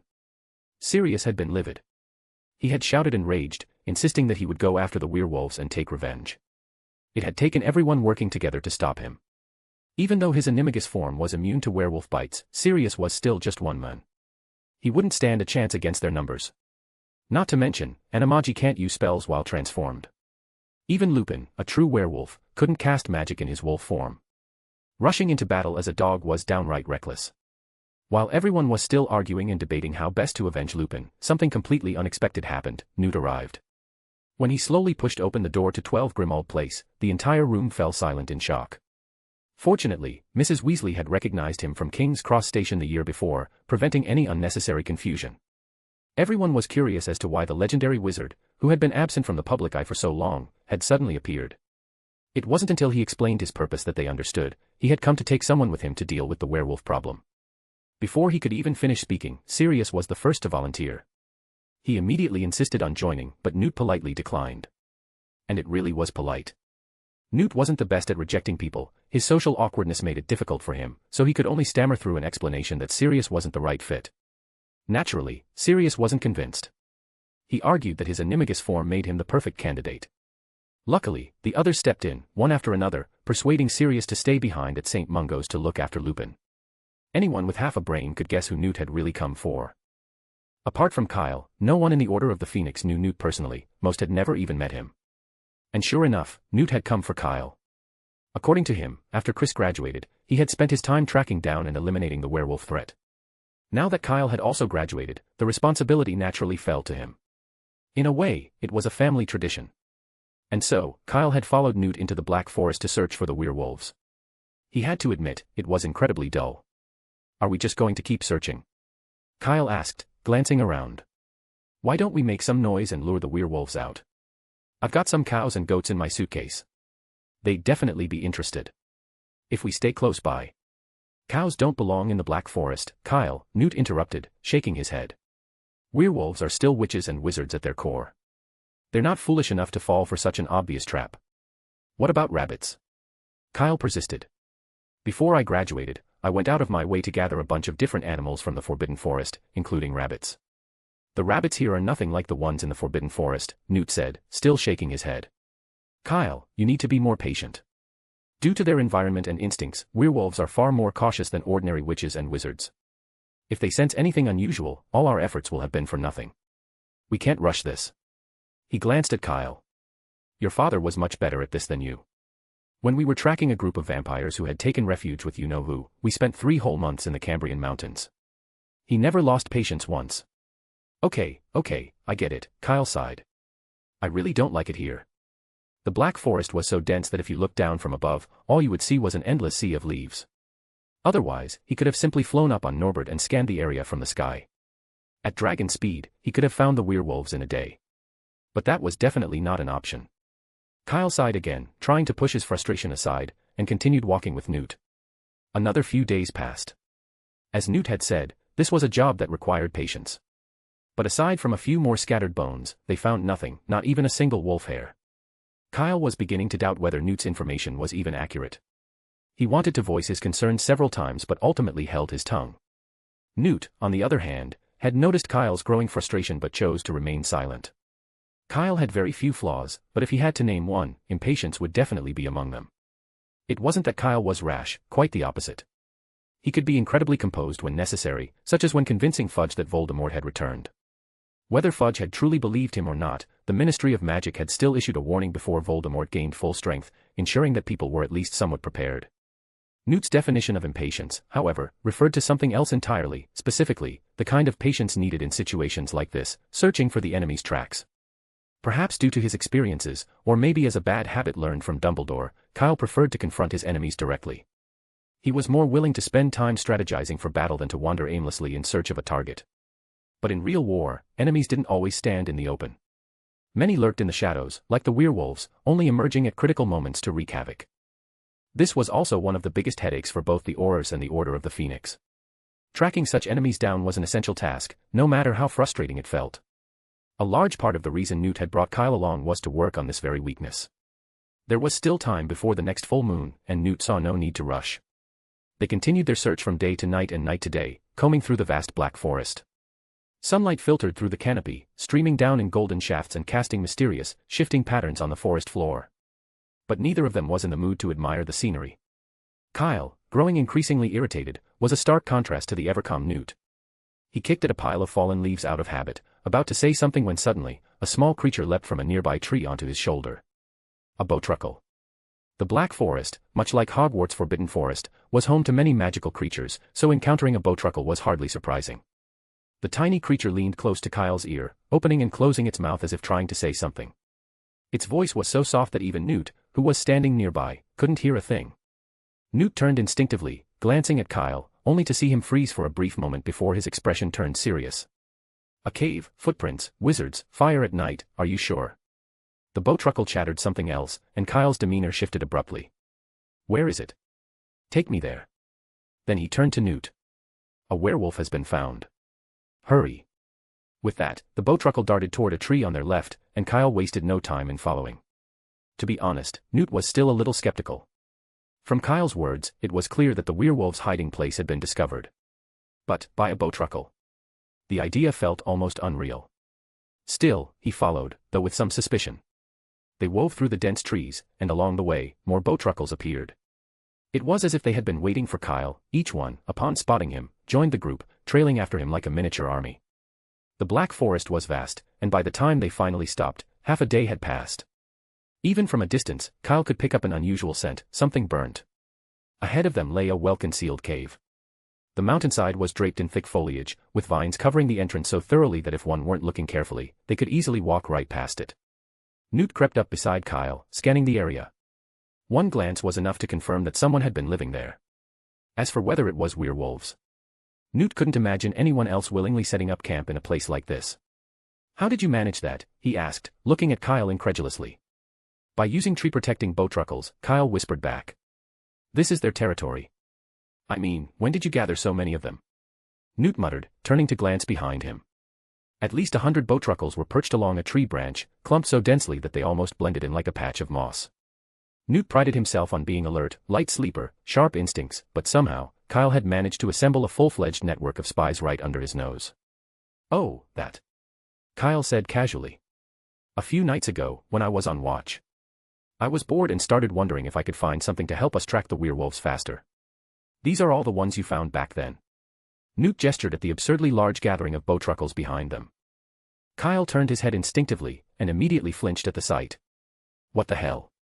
Shaking his head, he quickly clarified, no. That night, there was only one bowtruckle. It was brave, not afraid of strangers, so I just talked to it for a while. As for why there are this many now. He paused, considering. It must have gone and brought help. Even Kyle himself found it hard to believe. He had spoken to a single bowtruckle on a whim, never expecting it to actually assist in finding the werewolves, let alone call in reinforcements. But Newt clearly saw things differently. He stared at Kyle for a moment before clicking his tongue. Sometimes, I really envy you people with this kind of magical talent. The way Kyle had utilized the bowtruckles was like instantly expanding their search party from 2 to several hundred. More importantly, their network of scouts was completely inconspicuous. Especially in a place like the Black Forest. Who would ever suspect a bowtruckle? Even Newt himself wouldn't. It was completely natural for magical creatures to inhabit a forest like this. Seeing them was expected, not seeing them would be more unusual.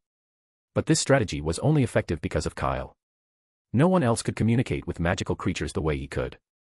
Newt could only infer a bowtruckle's intentions through its actions, guessing at its meaning. But Kyle understood them fluently. Subconsciously, Newt thought of Chris again. If Chris had thought to use bowtruckles for help while they were searching for vampires in the Cambrian Mountains a decade ago, they wouldn't have needed to waste months there. Chris was an idiot for not taking advantage of such a useful ability.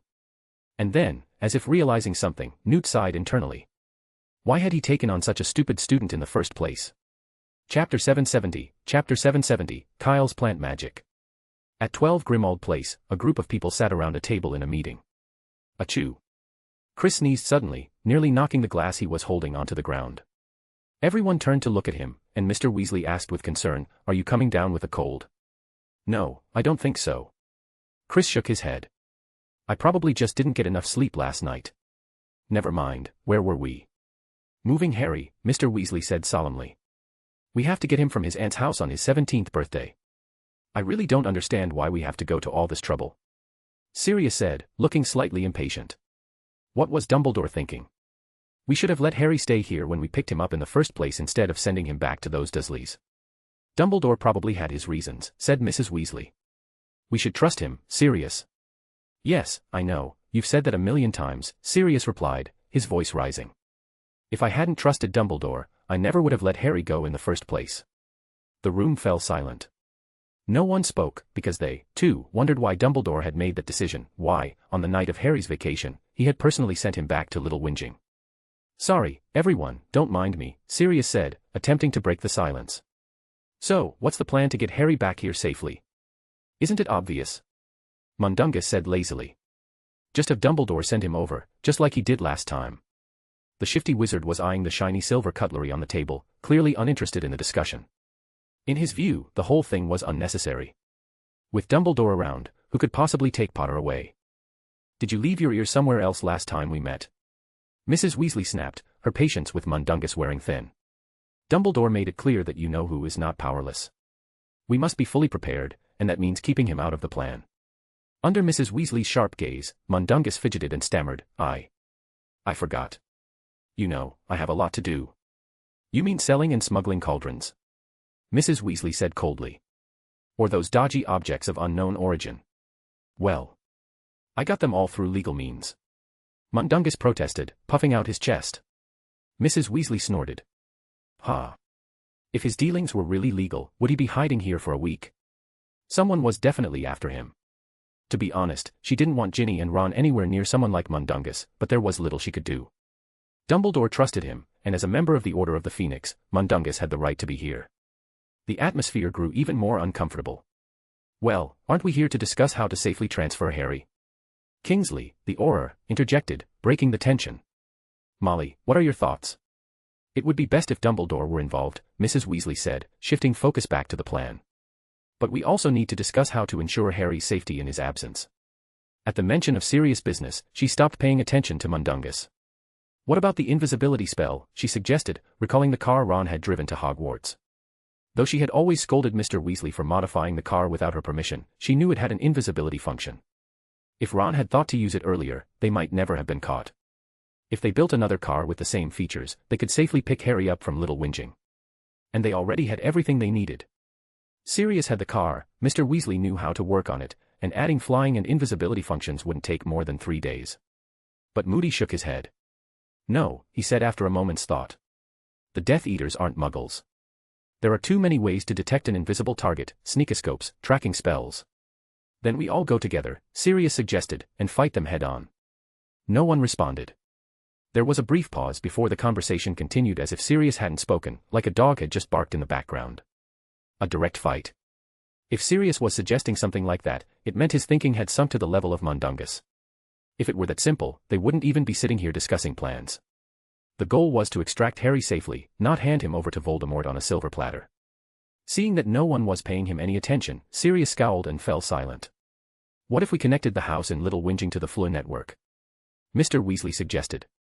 The house is protected by Harry's mother's spell and is perfectly safe, so you know who and his Death Eaters will never be able to get in. We could then use the Fleur network or a portkey to move Harry to a safe place. These methods are all controlled by the Ministry of Magic, Sirius said with a frown. I don't trust them. There's also the risk of exposing Grimmauld Place's location. We can't connect the Fleur network here, either. That's easy. We can move Harry to a nearby location, Mr. Weasley countered. When we make our move, everyone's attention will be on Little Whinging. We just need to get Harry out safely before you know who can react. Yes, that's a good idea, Moody nodded. And the head of the Department of Magical Transportation is Barty Crouch. I won't comment on his past decisions, but I can guarantee that he abhors dark magic, including the Death Eaters. While speaking, he subconsciously glanced at Sirius. After all, it was Barty Crouch's misjudgment that had sent Sirius to Azkaban for 12 years.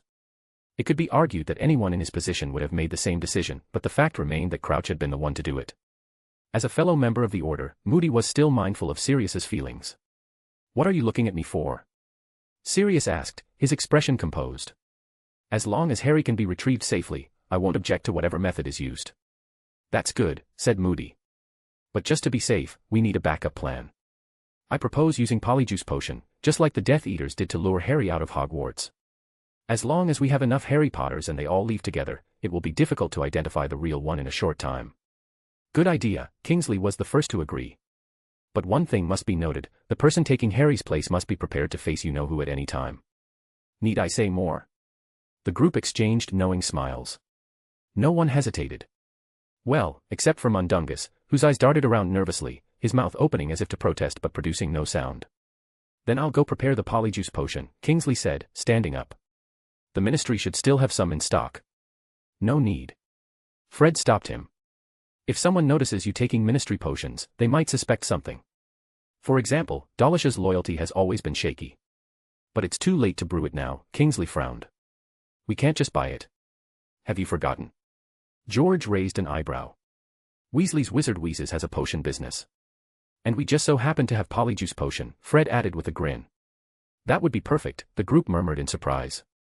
Fred was right. Whether they obtained the potion from the ministry or bought it elsewhere, there was a risk of exposure. But if Fred and George had prepared it in advance, there would be no problem. Now, there's the issue of secrecy, Mrs. Weasley continued. With so many of us moving together, it's impossible to avoid attracting attention, but we can create diversions as needed. Move the date up. Fred suggested tentatively. Or delay it. George said. We could also make additional escape preparations, Mr. Weasley proposed. We could modify the car so that anyone watching will assume it's Harry's escape method. I think you just want an excuse to tinker with the car, Mrs. Weasley eyed him suspiciously. How can you say that, Molly? I'm serious, it's for Harry, Mr. Weasley insisted, looking completely sincere. I think Dad's idea is a good one. Everyone started talking at once, analyzing every possible complication. The meeting lasted late into the evening, and by the time it ended, everyone was starving. Mrs. Weasley headed to the kitchen, quickly preparing bacon sandwiches and boiling a pot of potatoes so everyone could eat right away. Kingsley and Moody continued their discussion as they ate. Fred took a bite of the plain, unseasoned potatoes and couldn't help but mutter, I really hope Kyle gets back soon, preferably in 5 minutes, but tomorrow will do. Yes, Kyle always has ideas, George agreed. With his help, we'd get through all this much faster. Don't count on it, Fred sighed. He's probably still in the Black Forest. Those werewolves are really unlucky. They're about to meet Kyle, George chuckled as if he'd just thought of something amusing. Shouldn't you say Mr. Scamander, a member of the Order asked in confusion. Daedalus Diggle, a longtime member of the Order of the Phoenix, had been around for decades, long enough to know Newt Scamander as a notorious troublemaker but not long enough to be familiar with Kyle. Your information is a bit outdated, Mr. Diggle, Fred said with a smirk. I don't know if you've heard, but 2 months ago, Kyle impaled Fenrir Greyback with a spear at Hogwarts and set a tower on fire. You mean fiend fire? Daedalus Diggle was stunned, his eyes full of disbelief. And Albus didn't do anything about it. In fact, Dumbledore was right there, George said. And he didn't even deduct any points. Daedalus Diggle instinctively looked over at Kingsley, who gave a small nod of confirmation. For a moment, Diggle was at a loss for words. Was Dumbledore really so lenient now? He had let a student openly use fiend fire, black magic, inside Hogwarts. And even the Aurors didn't intervene. All because the student held an Order of Merlin, 2nd class. His curiosity about this Kyle grew. Let me put it this way, Fred said, taking a bite of his sandwich. From what I know of Kyle, if the werewolves cooperate, they might be able to save one of their own.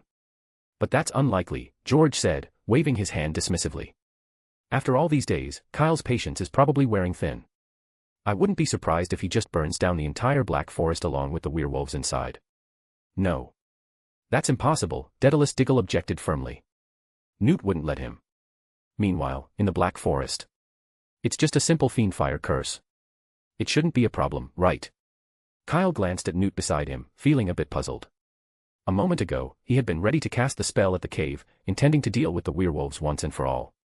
But just as the flames had started to form, Newt had appeared out of nowhere and interrupted him. The fire dissipated instantly. Have you forgotten that this is the Black Forest? Newt glared at Kyle. Apart from the Forbidden Forest, it's the only place in Britain suitable for most magical creatures to live. Do you want to destroy it? It's just a cave. It's not that serious, Kyle muttered. And I can put the flames out. Newt's expression grew increasingly serious, and Kyle's voice grew quieter and quieter. Fine, I won't use it. Newt's expression eased slightly upon hearing that. And the Nunda won't work either, he continued. Its venom will spread through the forest, and the first to suffer will be the bowtruckle that led you here. Just then, a piercing roar echoed from not far away. Whether it was due to the incomplete spell earlier or because the two of them had been talking too loudly, they had been discovered. A filthy man suddenly leaped down from a tree, shrieking as he aimed his wand at Kyle and Newt without hesitation. Avada Kedavra. The hoarse voice was more of a beastly growl than human speech. Kyle and Newt quickly retreated, narrowly dodging the green jet of light. In the brief seconds that followed, more werewolves emerged from different directions, but there was no movement from the cave ahead. It was a trap. Or perhaps just a staged entrance. They really are werewolves, and they're cautious, Kyle mused. But there was no time to think about that now. As soon as the werewolves appeared, they surrounded Kyle and Newt. At first, there was a flicker of apprehension in their eyes, but upon seeing that only 2 wizards stood before them, their expressions turned smug. Ha, you scared me. I thought those pests from the Order of the Phoenix had shown up, one of them sneered. But instead, it's just an old man and a fresh young kid. A lanky werewolf stepped forward. His brown hair was so matted that it tangled into his beard, and a foul stench radiated from his body. "Tell me, how did you find your way here?" He grinned, exposing rows of yellowed, grimy teeth. "If your answer satisfies me, I might consider letting us live." Kyle cut in.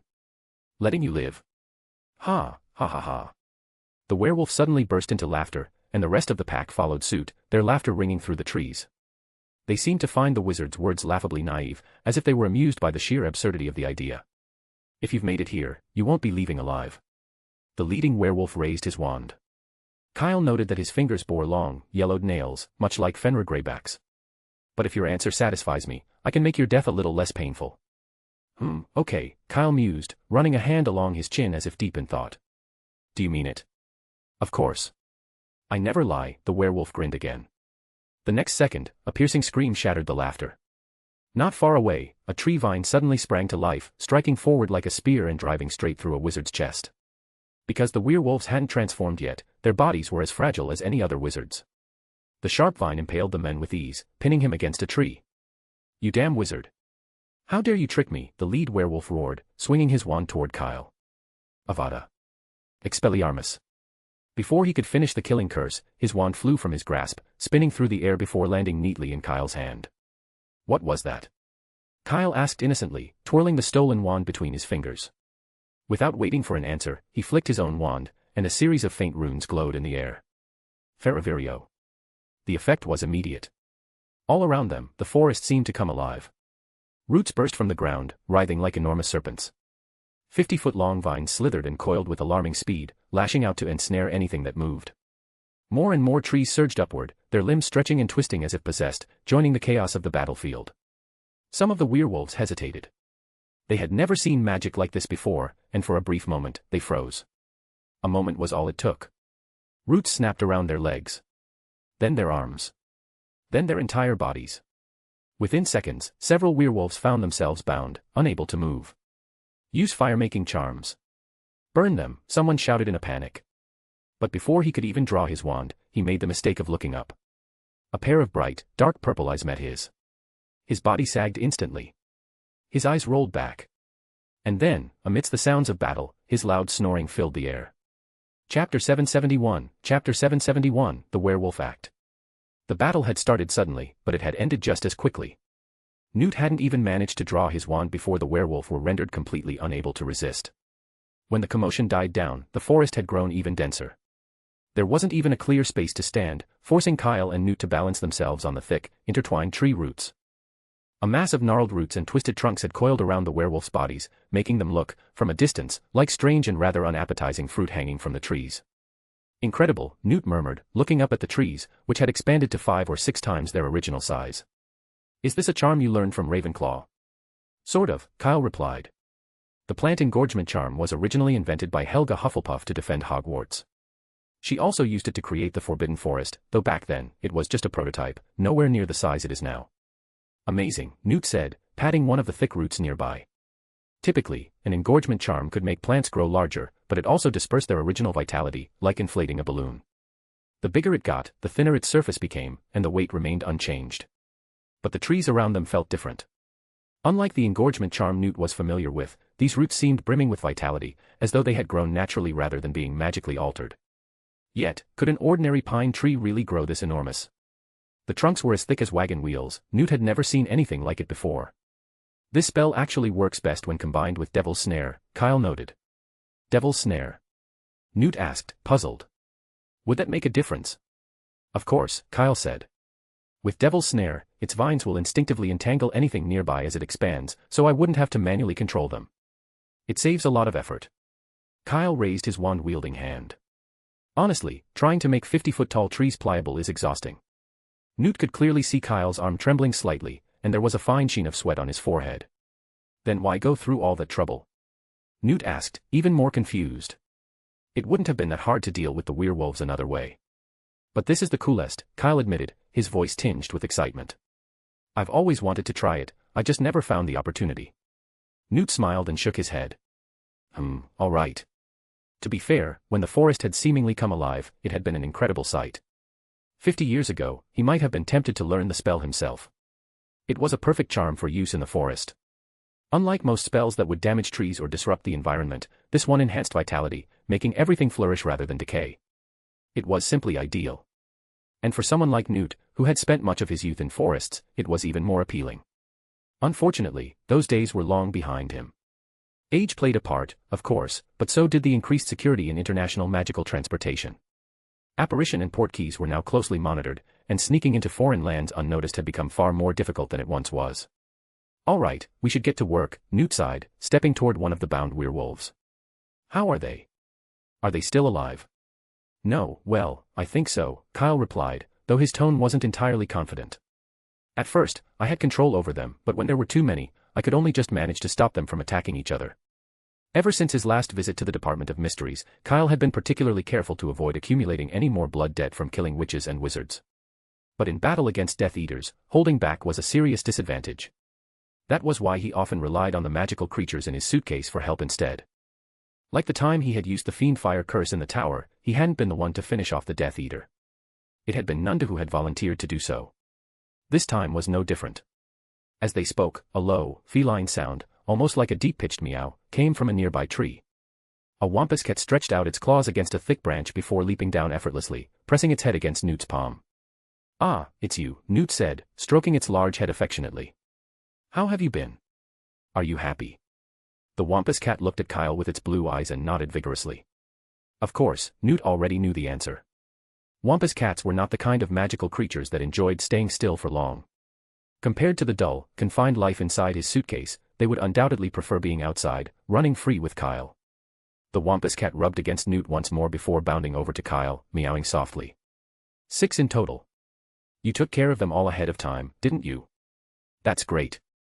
Kyle smiled as he reached into his suitcase and pulled out a piece of meat with the bone still attached, placing it into the wampus cat's mouth. This will have to do for now. I'll grill you a pork leg when we get out of here. The wampus cat's blue eyes gleamed with excitement. It jumped toward Kyle, still holding the meat in its mouth. Newt, watching this exchange, felt increasingly confused. "Kyle, what are you two talking about?" 6. Took care of them all ahead of time. Kyle glanced at him and explained casually, "It means the wampus cat took care of 6 werewolves ahead of time. That way, I wouldn't have to kill them myself." As he spoke, he briefly explained the concept of blood debt. Newt stood there, dumbfounded, unable to speak for a long time. By Merlin's beard, using magical creatures to compensate for it. Only Kyle would come up with something so bizarre. And, of course, only he could actually pull it off. At the same time, another thought crossed Newt's mind. He was well aware of blood debt, but he had never been particularly concerned about it. After all, who could live through his era without facing life-threatening situations? Grindelwald alone had waged war across Europe. There was no way to avoid killing in times like that. Either you killed your enemy, or they killed you. It was inevitable. Even during the war Voldemort started more than a decade ago, such things had been unavoidable. Subconsciously, he turned his gaze back to Kyle. No one would have believed it, that after the war ended, a wizard who once used the Fiendfire curse so effortlessly could still have magic as untainted as a blank page. In a way, that was terrifying. Fortunately, it's Kyle. If it were anyone else, Newt wasn't sure what he would have done. In the future, never say things like that to other people, he cautioned, unable to help himself. Don't worry, I know, Kyle said with a knowing smile. He understood perfectly well that this was something best kept secret, and he had no intention of boasting about it. Then, without another word, Kyle took a few steps forward, stopping in front of the leader of the werewolves. Wampus cats possess 2 distinct abilities. Their blue eyes could be used for legilimency, allowing them to read their prey's thoughts. But when their eyes turned purple, their legilimency became a hypnotic attack, a unique method of subduing their targets. The werewolf had fallen victim to the latter. He was sound asleep, snoring loudly, completely undisturbed even after all the chaos that had unfolded around him. At that moment, the wampus cat finished eating the last of its meat and leaped over. Kyle flicked his wand, sending a jet of water splashing down onto the werewolf's face. Puffed. Damn it. Who? The werewolf wizard jolted awake with a sputtering gasp.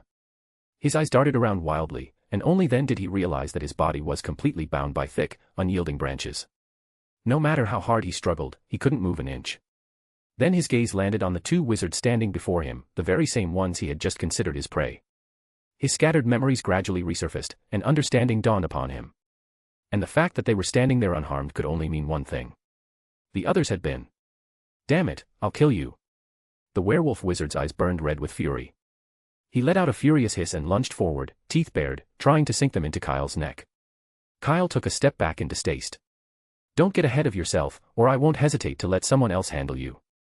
At that moment, the wampus cat stepped forward as well, baring its sharp fangs. The werewolf wizard instantly froze. The presence of a 5X classified magical creature was enough to silence him, instinctual fear clamping down on his rage. He glared at Kyle, his eyes burning with rage. Who the hell are you people? Friends of Lupin, Kyle said. Remus Lupin, remember him? The one you nearly killed a while ago. He used to be my defense against the dark arts professor, and we got along pretty well. He's a werewolf traitor and deserves to die. Kyle, unfazed, shook his finger. Frankly, I don't care what you think of him. Whether he's a werewolf traitor or a friend, it's none of my business. But you nearly killed him, and as his friends, we naturally have to take revenge. That's only fair, don't you think? The werewolf wizard let out a short, derisive laugh, which quickly grew louder until he was nearly doubled over, tears in his eyes. Ha, friends. Do you take me for a child? Do you really expect me to believe that nonsense? Friends. His laughter had an almost manic edge to it. Don't be ridiculous. Werewolves don't have friends. He sneered, eyes sharp with suspicion. Just be honest. What's your real purpose here? And spare me the jokes, they just make you look stupid. Kyle fell silent for a moment, then shrugged. Fine. If that's what you think. He stepped forward, his tone calm but cold. Then, as you just said, I'll ask you questions. If your answers satisfy me, I'll make sure you die quickly. Fair enough, the werewolf wizard grinned. But I refuse. Use whatever tricks you want, you won't get anything out of me. Don't say that, it makes me sound like some kind of villain. Kyle paused in thought before asking, first question, what's your name, and who instructed you to attack Lupin? I told you, you won't get anything from me. A soft, almost pitiful whimper came from the wampus cat. Kyle nodded. Oh, Yaxley. So he's the one commanding you werewolves. The werewolf's expression flickered with panic. What are you talking about? I don't know. I don't know any Yaxley. Kyle's voice lowered, his gaze sharp. You're a terrible liar. He let out a slow breath. Werewolves taking orders from a dark wizard, how pathetic. You're nothing compared to Greyback, Jorman. The werewolf stiffened. His breath hitched. Damn it. How do you know my name? And you? Kyle waved his hand dismissively, cutting him off. Where is Yaxley? I told you, I won't. Oh, Spinner's End. So that's where you got your orders to kill Lupin. Jorman's panic deepened into sheer terror. His body trembled, as if he had just glimpsed something monstrous. It was like standing before the Dark Lord himself, no part of him could be hidden. Were there many Death Eaters there? Was you-know-who present? Kyle's voice remained eerily calm. Jorman clenched his jaw and said nothing, but that silence did nothing to halt the interrogation. Just Yaxley alone. Kyle continued, tilting his head. What, you couldn't even reach the Death Eater's stronghold? Jorman suddenly realized something. Legilimens, he hissed hoarsely, his voice filled with horror. Damn it. You're a natural Legilimens. Kyle hadn't spoken any incantations before. That was why, at first, Jorman hadn't considered legilimency. But now, he knew there was no other explanation. Kyle was reading his mind. He tried to shut his eyes, but with just a lazy flick of Kyle's hand, his eyelids became immovable, as though they had been glued open. Don't worry, Kyle said smoothly, it'll be over soon. Now, do you have any other plans? Any other werewolf accomplices? Jorman fought against the invasion, tried to not think of anything, but it was pointless. And one more, hiding in Nocturne Alley, waiting for the right moment to attack the shops in Diagon Alley and cause chaos. Kyle mused softly. It made sense. If legilimency could be disrupted so easily, then what was the point of learning occlumency in the first place? Jorman finally gave up struggling. His eyes dulled as he stared blankly at Kyle. Since you know everything, just kill me. Kyle petted the wampus cat's head, then turned to Newt. Oh, don't worry about me, Newt said without looking up. He was still examining the massive roots around them, seemingly intrigued by their structure. You caught them. Naturally, it's up to you to decide. Kyle hesitated. Did Professor Dumbledore say anything before we left? Newt's gaze flickered toward him. How do you know it was Dumbledore who told me to come? Kyle smiled faintly. Isn't it obvious? If it weren't for Dumbledore, you, someone who even has to eat in his suitcase, wouldn't have left your creatures alone for this long just to come to the Black Forest. Newt sighed, shaking his head. Fine. It was him. He paused. Dumbledore didn't say anything specific, but he was always very supportive of Remus Lupin. When we talked, he did mention that hatred shouldn't be perpetuated. Kyle took a slow, deep breath. After a moment of silence, he raised his wand. The thick branches constricting Jorman loosened and slithered away. With nothing left to hold him, the werewolf wizard collapsed onto the ground with a thud. For a split second, he seemed stunned, then, without hesitation, he lunged straight for Kyle's throat. But the very next second. Incendio tot alum. A scorching wind rushed past. Jorman froze in place, his body locking up before he could reach Kyle.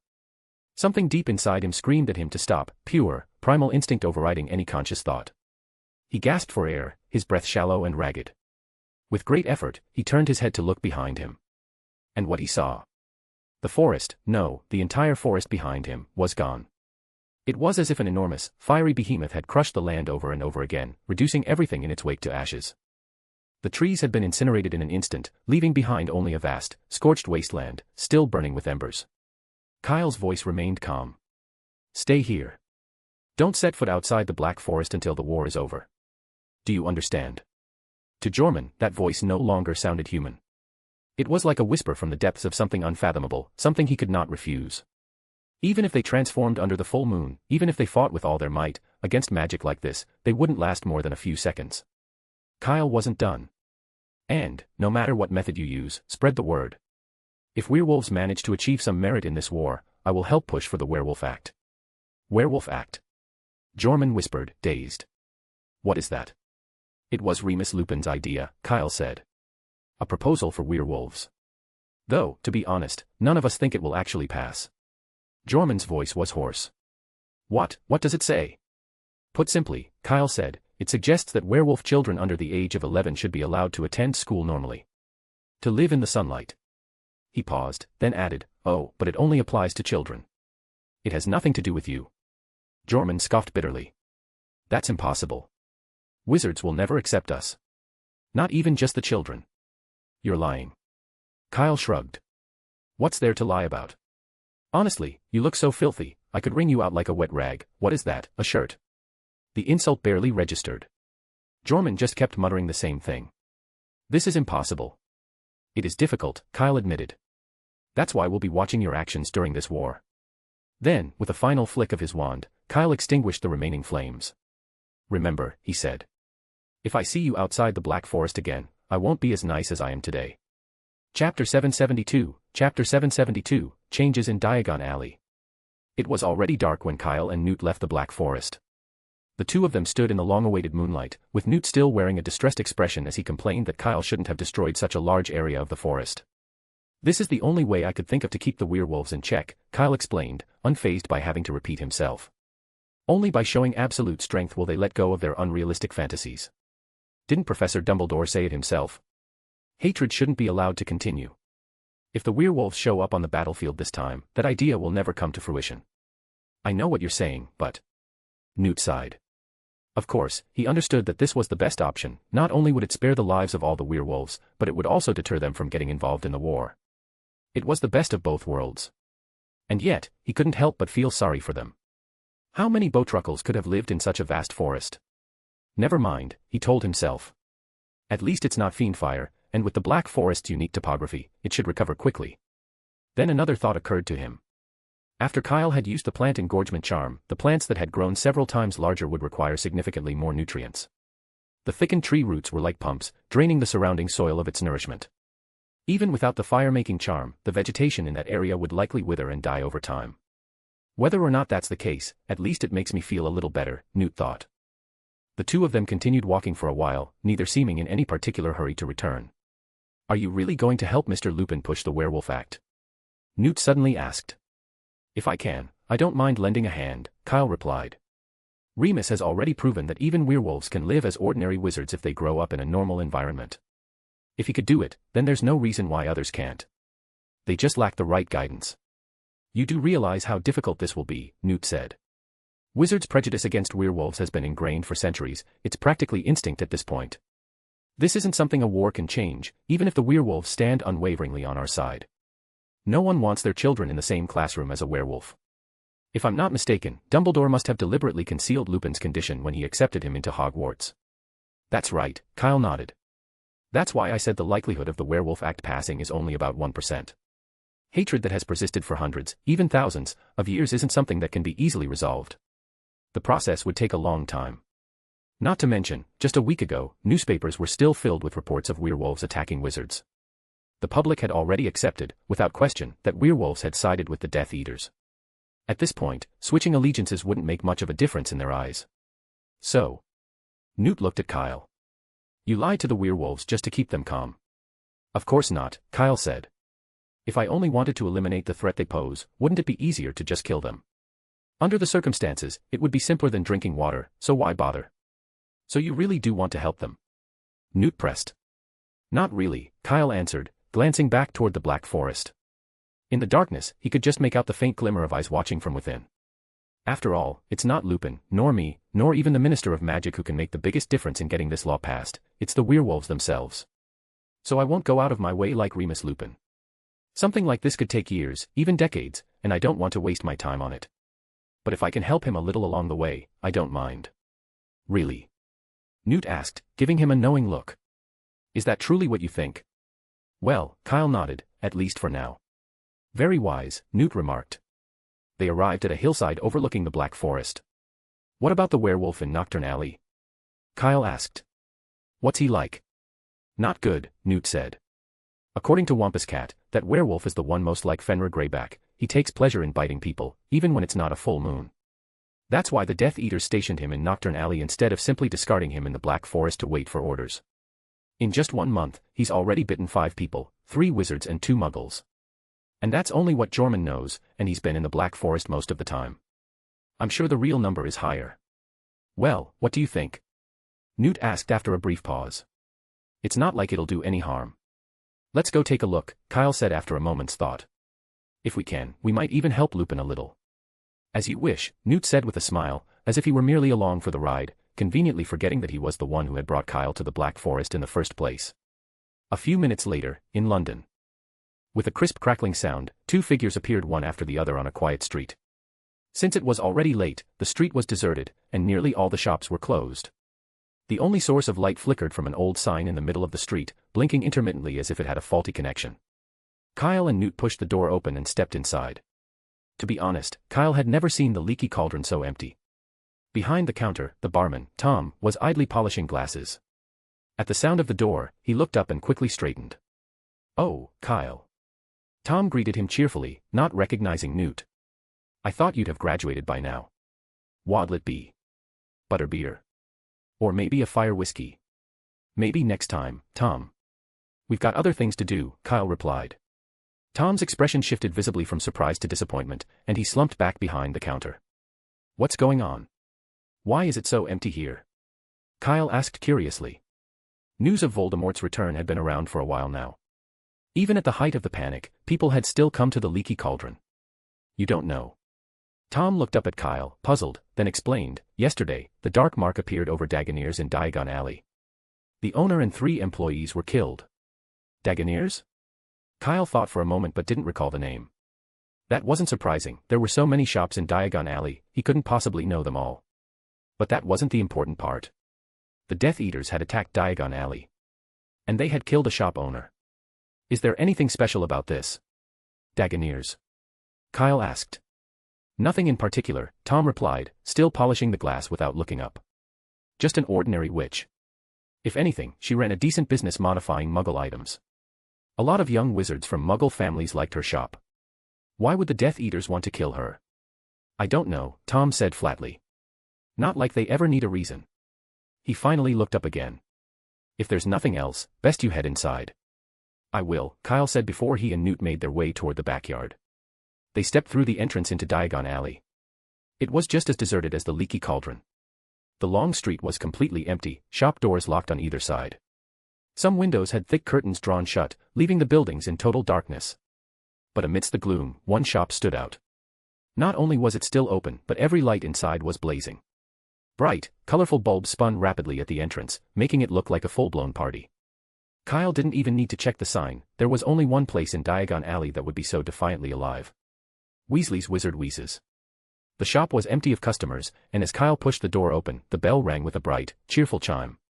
Welcome. Oh, Fred, look who it is. George's voice called out from upstairs as his head popped into view.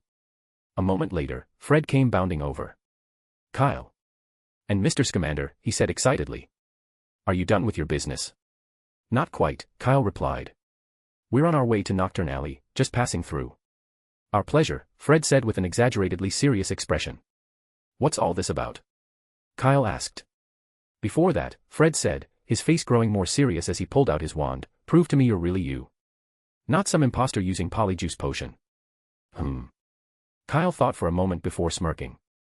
When you were 7, you tried to trick Ron into signing an unbreakable vow and ended up getting suspended and flogged by Mr. Weasley for 3 hours. And when you were 9, you poured half a can of polyjuice potion into Percy's lunch on the train. Stop. Shut up, stop. We believe you. The twins rushed forward, hands up in surrender, cutting him off before he could say any more. That was more than enough proof. No Death Eater would know things they'd done over 10 years ago. Can you tell us now? What really happened? Kyle asked again. It's just as you saw it, Fred said. The Death Eaters want to recreate their old glory days, to make people fear them again, so they chose to attack Diagon Alley. And they succeeded, George added, setting a cup of hot cocoa in front of Newt. We haven't sold a single product, not even for a Canute, since yesterday afternoon. What about mine? Kyle asked, eyeing his movements with dissatisfaction. What about yours? The hot cocoa. What hot cocoa? Oh, this, George said with an innocent expression. This is a complimentary treat for first-time customers. Yours, 10 sickles, please. 10 sickles. Kyle raised an eyebrow. The 3 broomsticks only charges 8. Then go ahead, Fred said, motioning toward the door. That's some real extortion, Kyle muttered, scowling, but he still pulled out a gold coin. Change. Thanks, George said cheerfully, pocketing the galleon. Add 9 sickles, and you get a beef pie. That's a deal, isn't it? Fine, Kyle said, realizing he was feeling a little hungry. Soon, the pie arrived, and even Newt got a slice, without paying. Kyle took a bite. The taste was unmistakable, exactly like the ones Mrs. Weasley always made. These two were running a scam. Not that Fred and George cared in the slightest. They grinned as they happily dropped the galleon into their money box. Great, today's our first sale. While Kyle and Newt ate their pies, Fred moved to the shop door, locked it, and placed an intricate-looking sneakoscope on a nearby shelf. This is one of our new products, George explained. If someone near you starts feeling hostile, the sneakoscope vibrates. So, what's next for you? Nocturne Alley, Kyle said, finishing his pie and taking another sip of hot cocoa. Remember what I mentioned earlier? There's a werewolf there, and we need to take care of it. A werewolf. Fred frowned. Is there anything we can do to help? Yes, Kyle said. Get me another piece of pie, I'm still hungry. I'm afraid not, George said with a shrug. We only brought 2 for a midnight snack, Fred added. If you're not in a hurry, you could head to Grimmauld Place first. Mum would be happy to see you. Never mind. I'll wait until this is over, Kyle said, waving his hand. What about the Order of the Phoenix? Any movement? Yes, we're moving Harry, Fred whispered. We plan to pick him up from Little Whinging tomorrow. How? Kyle asked. It's best not to use the Fleur network. The Death Eaters attacked the Department of Magical Transportation before, I wouldn't be surprised if they tampered with something. Don't worry, we won't, George assured him. We're using apparition. Speaking of which, you need to be careful of pious thickness at the Ministry. Thickness? Kyle thought for a moment. The acting head of the Department of Magical Law Enforcement. Yes, that's right. A couple of days ago, Thickness tried to make apparition illegal, claiming it was to prevent you-know-who from capturing Harry. But we all know you-know-who doesn't follow Ministry laws.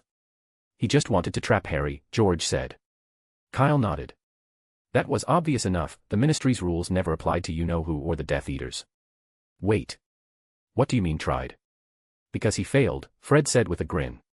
Madame Amelia Bones, who was attacked by the Death Eaters, woke up and insisted on returning to the Ministry from St. Mungo's.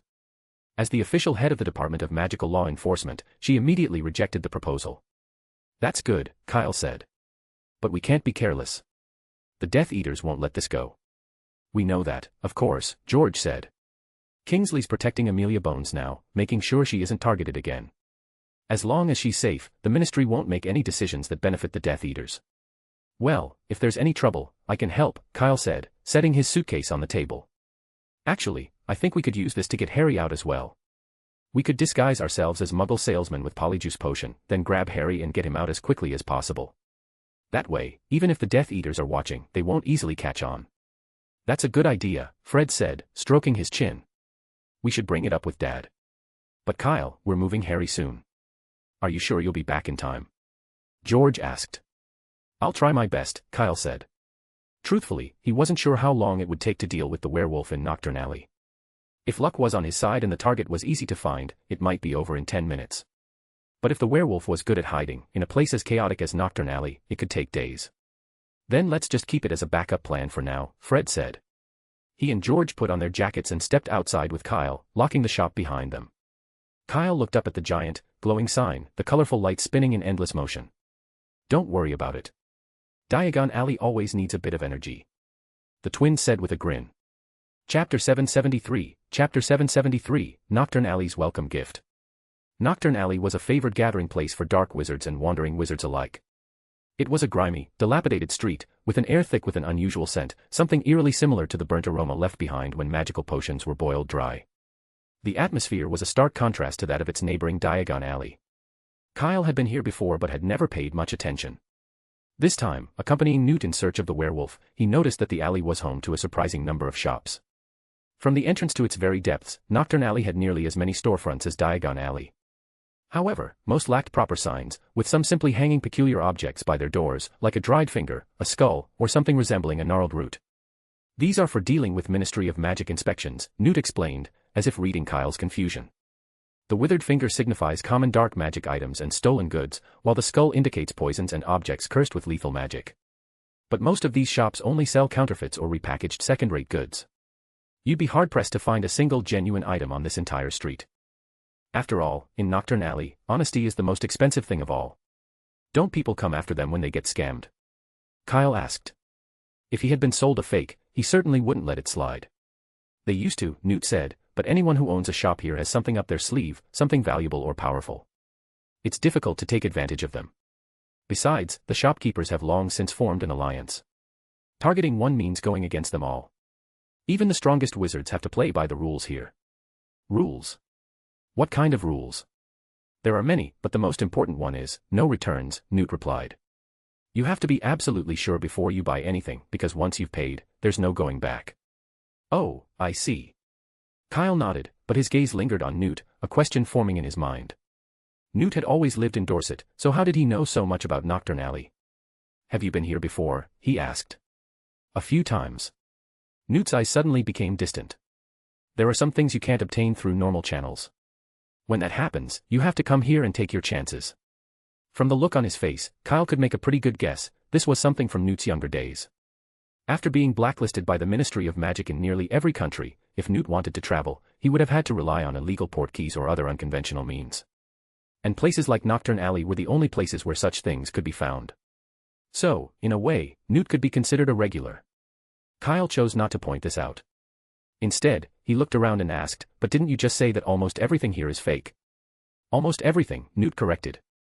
Not all. If there weren't any real items, this place wouldn't be able to stay in business. He coughed twice. In fact, I've been swindled plenty of times. On average, I only manage to find one genuine item out of every 5 purchases.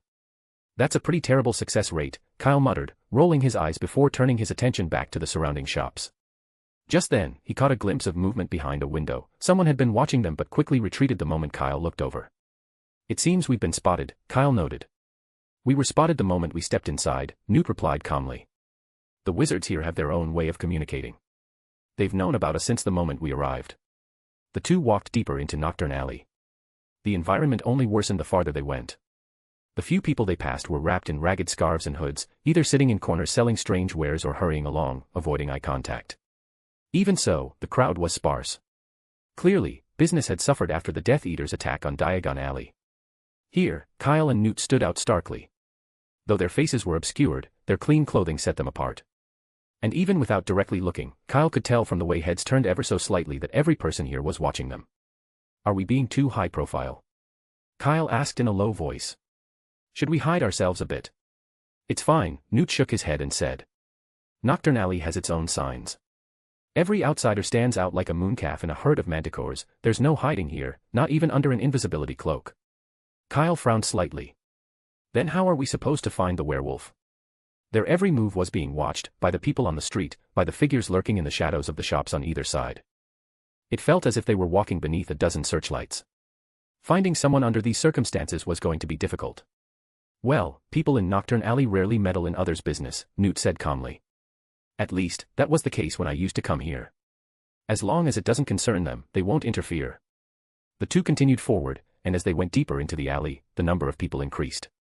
By now, Kyle had gradually adjusted to the stares that followed them from every direction. Just as Newt had said, no one approached them, people simply observed from a distance, their expressions detached, as if it wasn't their concern. Kyle turned a corner and found himself standing at a fork in the road. On the left side of the intersection was a shop with fong-shaped teeth hanging above its entrance. Though as dilapidated as the rest of the alley, it was noticeably larger than the surrounding stores. Newt glanced up. I think we can ask for directions. Kyle looked at the shop.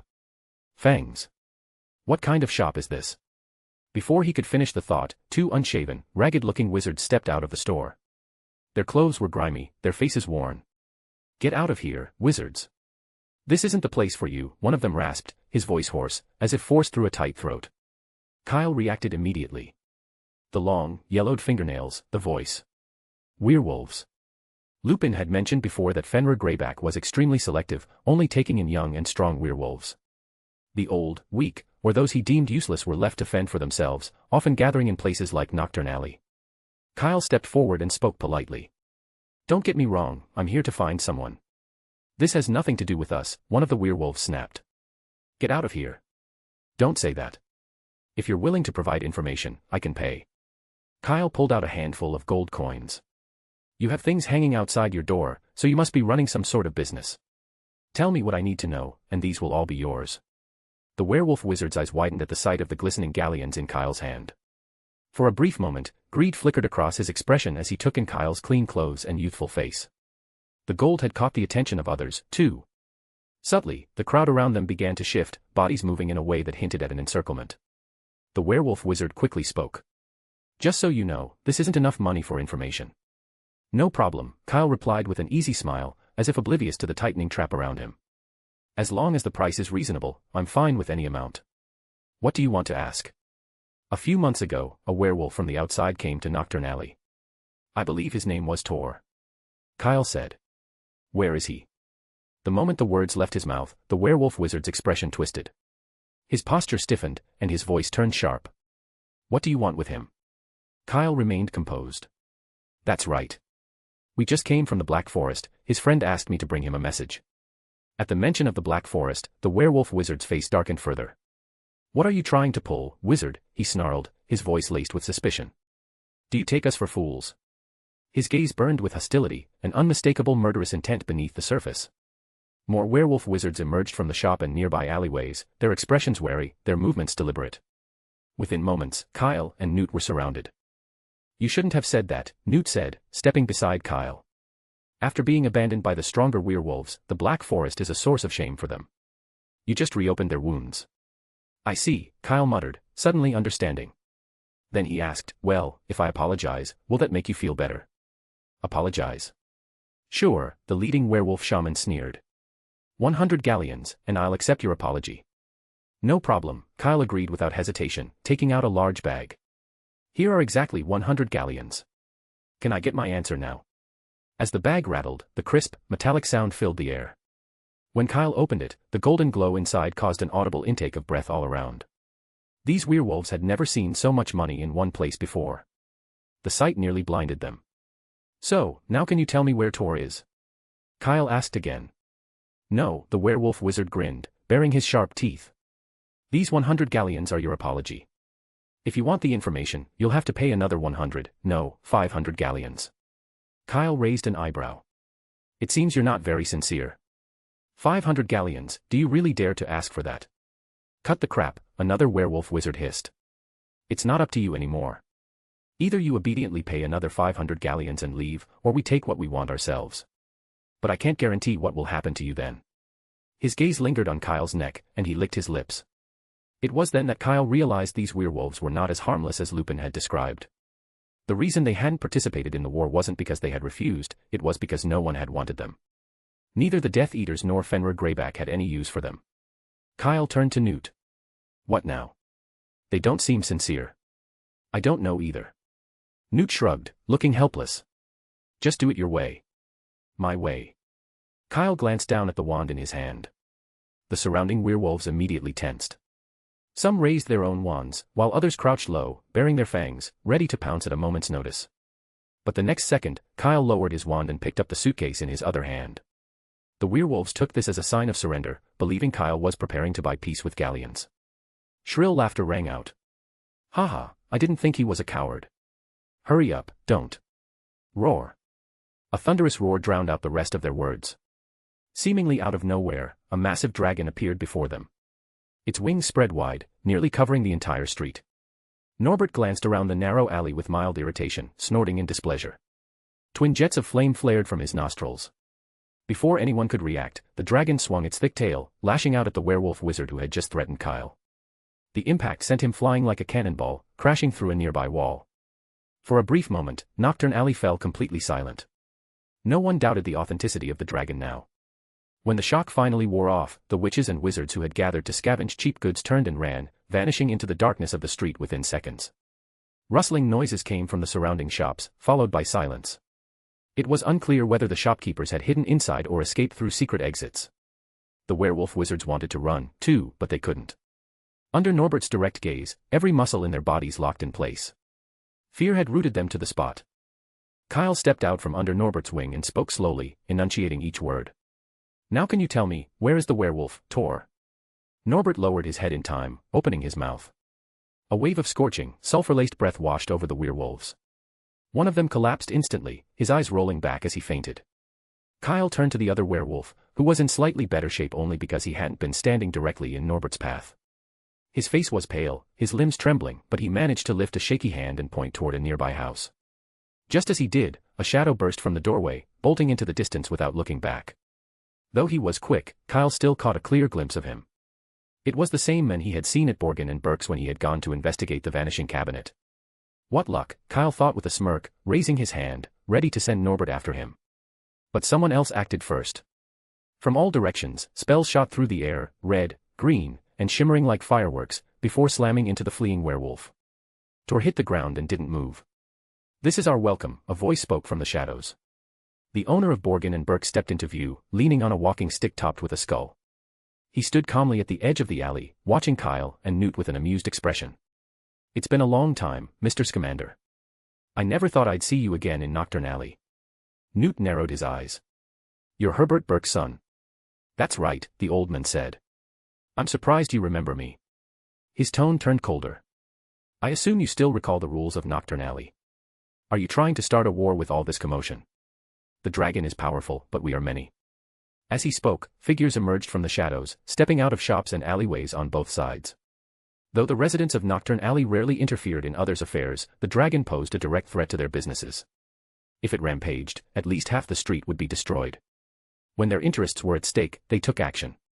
That was why they had collectively disposed of Tor, preventing him from becoming the dragon's next target.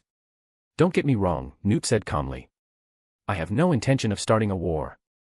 And this dragon isn't mine. Borgin clearly didn't believe him. Who else but Newt Scamander could summon a full-grown dragon at will? Did the man take him for a fool? Still, he didn't press the issue. In that case, please leave. Nocturne Alley is no place for people like you. Newt didn't reply immediately.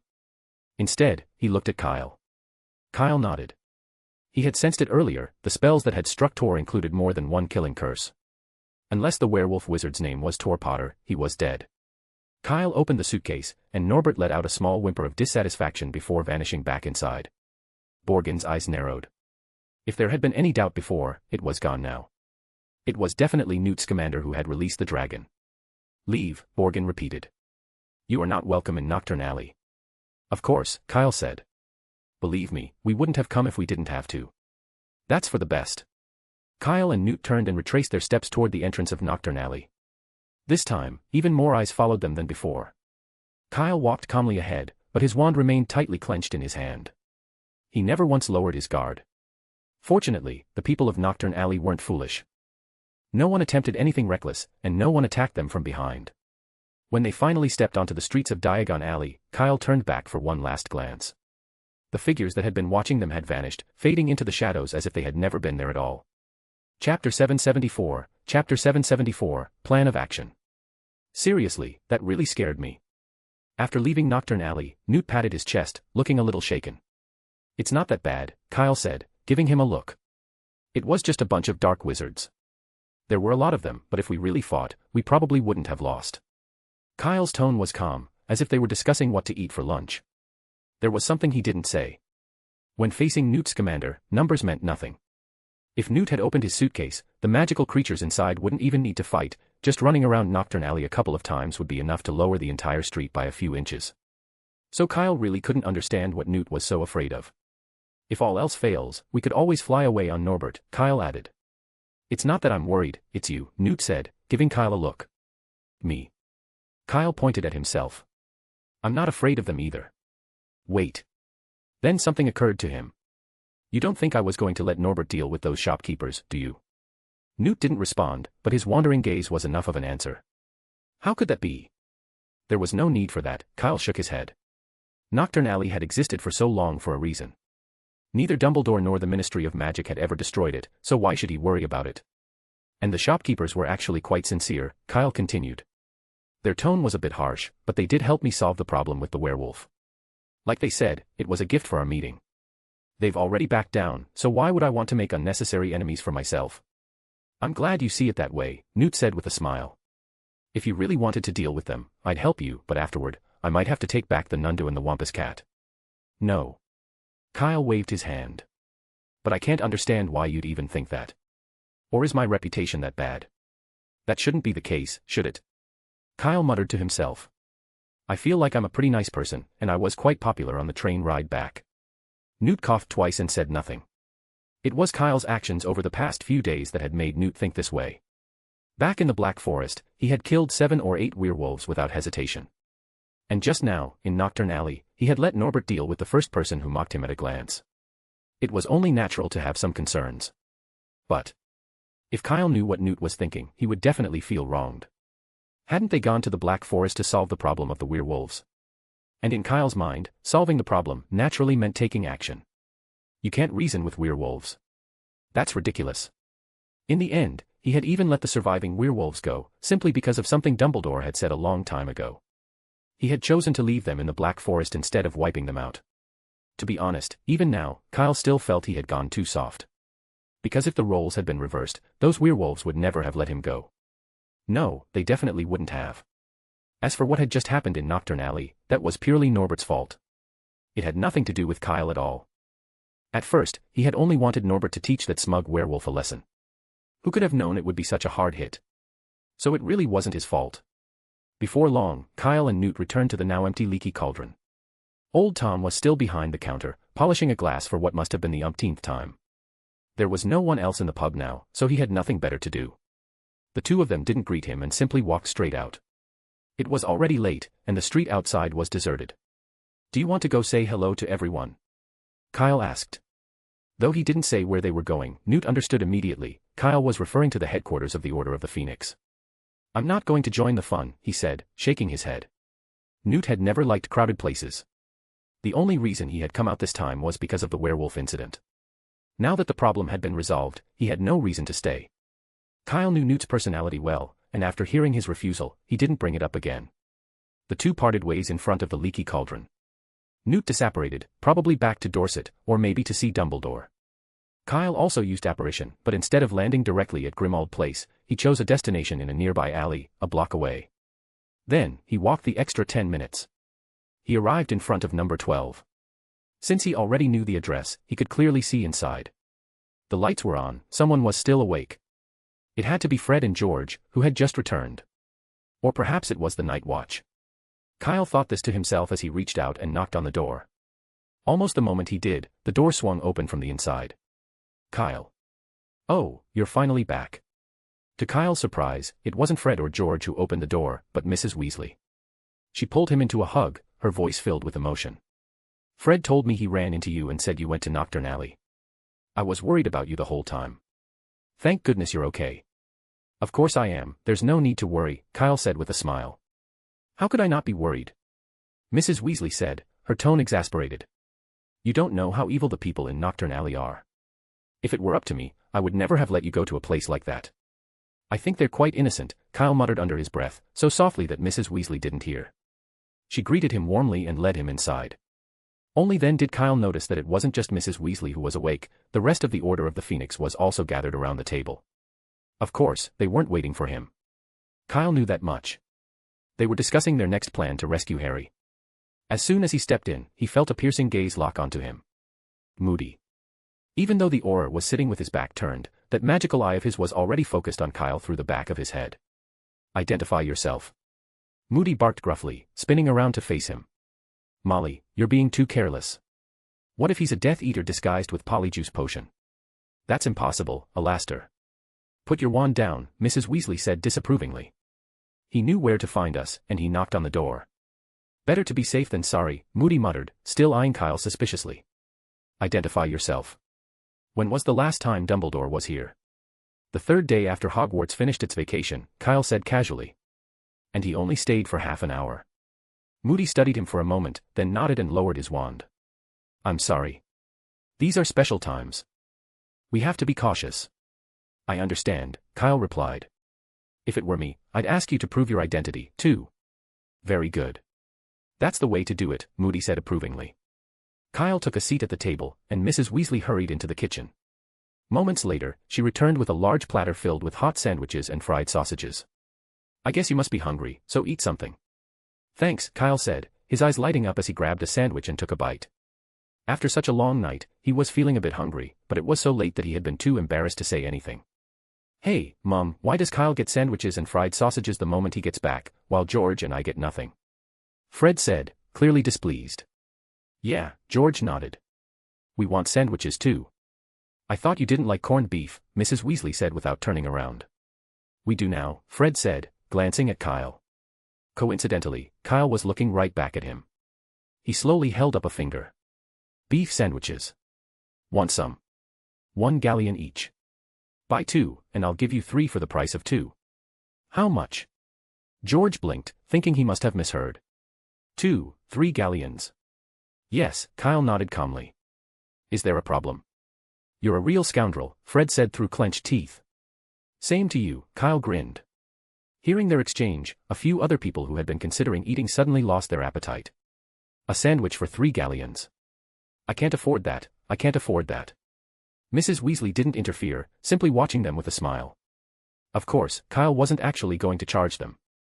After a few more jokes, he pushed the plate to the middle of the table. Mrs. Weasley had made plenty of sandwiches, far too many for just one person. Everyone took the opportunity to have a light supper. Soon, the large platter of sandwiches and fried sausages was cleared, and the conversation returned to what had happened earlier. We need to be careful tomorrow when we move, Kingsley said. I've noticed some unfamiliar people lurking around Little Whinging lately. I suspect they're Death Eaters keeping watch on Potter's family. We mustn't alert them when we go in. What if we lure them out? Tonks suggested. I could come out of that street disguised as Harry, that should attract their attention. No, that's too dangerous, Mrs. Weasley said, shaking her head. If it's quick, it shouldn't be a problem, Tonks countered. I can change my appearance before more Death Eaters show up. As long as you all hurry, you'll definitely make it in time. Yes, let's do it, Moody nodded. By the way, I remember that family has 3 muggles. Have their arrangements been made? Once the protective magic on that house is disabled, you know who will definitely not let them go. It's been discussed. Daedalus will move them somewhere else in advance, Kingsley said. Yes, Daedalus Diggle nodded. The Death Eaters want Harry Potter. They won't care too much about the muggles. This job won't be difficult.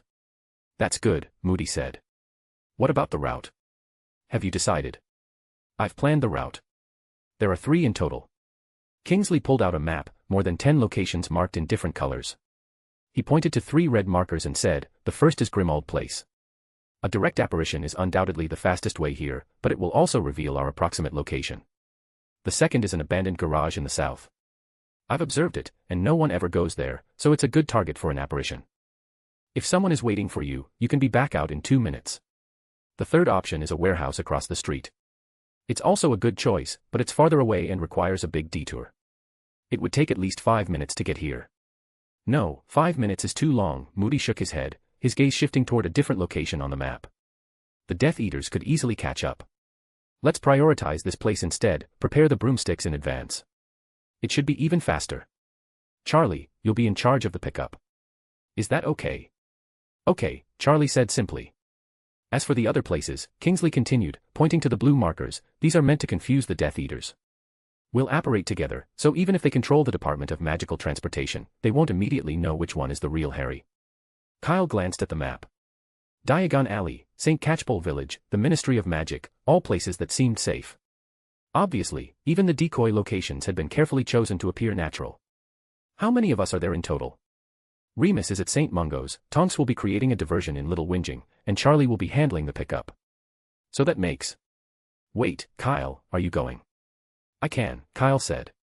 That makes 10, Kingsley said. No, it's 11, Mrs. Weasley corrected. It's 10, Kingsley shot her a look. Molly, you need to stay here in case anything happens. Ron's level of apparition is, well, slightly inadequate. If something goes wrong, he might have trouble escaping. Someone has to stay behind to mind the house. Mrs. Weasley's face flushed red and white. Kingsley had been tactful with his words, but she still felt the sting. Hermione, who was the same age as Ron, was already participating in rescue missions, while Ron wasn't even trusted to leave the house. At that moment, she had the overwhelming urge to storm upstairs, drag Ron out of his room, and give him a proper scolding. Don't be like that, Molly, Mr. Weasley said, as if reading her thoughts. Ron hasn't graduated yet. You can't expect so much from him. In fact, he's the one who wants to help the most.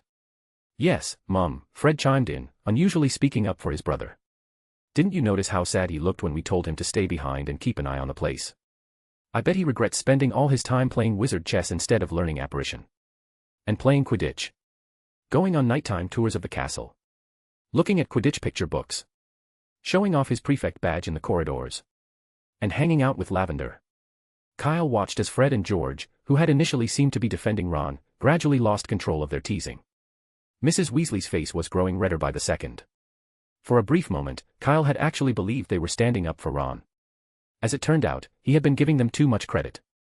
They hadn't changed at all, this was nothing more than a clever ploy to ensure Ron got an even worse scolding. A mob at work, Kyle thought. Ahem. Seeing that Mrs. Weasley was on the verge of storming upstairs, Kyle quickly changed the subject. By the way, you mentioned that Hermione would also be participating in the operation. Ah, that's right, Mr. Weasley quickly caught on and added, she wasn't originally supposed to be, but she insisted. And just recently, Hermione received her apparition certificate, so she's fully qualified. What about my dad? Will he be joining? Kyle asked, noticing that Chris wasn't present. No, he has a different task, Kingsley said. Don't forget, Remus is still in St. Mungo's, and his safety is just as important. Sirius was supposed to stay with him, but he couldn't stand leaving Harry alone. Tonk's skills will be more useful for the mission, Southwest He took her place. But he's also the most suitable candidate. As long as it's not you-know-who himself, I believe Chris can get Remus out of St. Mungo's. I see, Kyle nodded, then asked, what about Professor Dumbledore? No news yet, Mr. Weasley said after a moment's thought. If all goes well, he should be involved in the operation as well. Chapter 775, something is off. You mean, you-know-who went to Austria? The next day at noon, Kyle looked at Professor McGonagall, who had come to deliver the news, raising an eyebrow in mild surprise. Today was the day Harry was to be transferred, and yet Voldemort had left Britain at such a critical moment. Someone saw traces of you-know-who at the Swiss border with Austria, said Professor McGonagall. This is news from Madame Maxime, so it should be true. What did Professor Dumbledore say? Hermione asked eagerly, having just arrived. Dumbledore has already gone, Professor McGonagall replied. But according to him, he may not be able to participate in tonight's operation, so you will have to use the backup plan you previously decided on. The room fell silent. No one spoke. Although everyone had taken tonight's operation seriously, they hadn't truly felt nervous, because Dumbledore had always been there. As long as Dumbledore was involved, failure had never seemed like an option. Everyone was convinced of that. Even Moody and Kingsley had considered an alternative strategy, using Harry as bait to lure the Death Eaters and you-know-who out into the open for a direct confrontation. They had known that neither Sirius nor the Weasley family would ever agree to it, which was why they had kept their thoughts to themselves. But they had considered it. Dumbledore would handle you-know-who. The rest of them would handle the Death Eaters. A head-on battle, a decisive showdown. They had secretly prepared for it, formulating a series of detailed plans behind everyone's backs. But all of this hinged on Dumbledore's participation. Without him, their confrontation with the Death Eaters would be reduced to a mere skirmish. Dumbledore has already left. Moody asked again, his voice gruff. Yes, Professor McGonagall confirmed. Half an hour ago, Madame Maxime sent a letter. After reading it, he set off immediately and asked me to inform you. Silence fell once more. Everyone understood what this meant. They had long considered the possibility that Dumbledore might be lured away and had factored it into their planning. But despite knowing that this was Voldemort's scheme, they had all believed that Dumbledore would not fall for it. And yet, he had. Without even discussing it with them, he had left Britain entirely. Which could only mean that whatever had drawn him away was of greater importance than protecting Harry's transfer. But what could it be? They racked their brains but couldn't think of anything particularly significant about Austria. Could it be because the International Confederation of Wizards had held its meetings there 3 times in a row? No, that was too far-fetched. Even if there was something to be found there, why would it require Dumbledore to act so urgently? They frowned in thought, but no answer presented itself. Only Kyle narrowed his eyes thoughtfully. When it came to Austria, there was one place that absolutely couldn't be overlooked. It wasn't the so-called Hall of the International Confederation of Wizards, which sounded impressive but was little more than a glorified meeting room. The truly significant location was a prison, Nurmengard Tower. Unlike Azkaban, which housed countless prisoners, Nurmengard contained only one. Gellert Grindelwald. A legendary wizard who had nearly conquered the entire European wizarding world 60 years ago. Dumbledore's former best friend. The two had parted ways for reasons unknown, their ideological differences turning them into archenemies. If there was anyone who could influence Dumbledore's decision at such a critical moment, it was Grindelwald. So was that Voldemort's real target? Nurmengard? Kyle wondered. Perhaps. Or maybe Voldemort's goal had simply been to lure Dumbledore far enough away at a crucial moment, and Nurmengard had just been a convenient excuse. But in the end, it didn't matter. Voldemort had succeeded. Now, it was nearly time for their planned operation, and Dumbledore was gone. If Voldemort returned in time, then things could become very problematic. Kyle took a deep breath and rubbed his forehead. On the other side of the room, Professor McGonagall, having delivered her message, quickly left. She had other tasks to attend to and would not be participating in the operation. Those who remained in 12 Grimmauld Place exchanged looks, glancing at one another as they hastily discussed their countermeasures. Fortunately, they had anticipated this possibility. No one panicked. At 6 o'clock, Tonks and Daedalus set off, accompanied by a witch Kyle had not seen before. Meanwhile, Hagrid arrived, riding up to Grimmauld Place on the lightweight flying motorcycle with its black sidecar, the engine roaring as he appeared. "Oh, Hagrid, I told you before not to drive anything so attention-grabbing," Moody frowned. "Don't worry, I haven't been flying it since we got to London," Hagrid said, patting the motorcycle's sidecar. "And I rode it to Little Whinging when Harry was a baby, so I thought I'd use it to pick him up from there." Hagrid sounded cheerful, even a little nostalgic, completely unaware that Moody's reference to attention-grabbing wasn't limited to the motorcycle. "I'm sorry, Hagrid, but our plan this time is apparition." Hagrid's face froze, and he looked at Moody in confusion. "Yes. It's exactly as you think." Ignoring his expression, Moody continued, "So you'll have to stay here with your motorcycle." "What?" Hagrid, towering over Moody, sounded slightly aggrieved. "You can't do this. Harry's waitin' for me." "This is the safest way, Hagrid," Moody said, glancing at the time. "Time to go. Don't forget to stay hidden." He drew his wand, and with a twist of the air around them, everyone vanished. As Hagrid's sad eyes watched them disappear, the door automatically swung open and then slammed shut again. "Cheer up, Hagrid. And you too, Ron." At that moment, Mrs. Weasley appeared, leading Ron out of the room. Ron looked just as dejected as Hagrid. He had stayed in his room sulking while everyone set off, unable to take part in the mission. "Reconnaissance is just as important, and someone has to do it," Mrs. Weasley reminded him. "Come on, Ron, check around Grimmauld Place, especially the road leading to the abandoned garage, and make sure there are no suspicious people." "Okay, Mum, I'll go." Ron straightened up slightly, opened the door, and walked out. Mrs. Weasley then turned to Hagrid, looking somewhat embarrassed.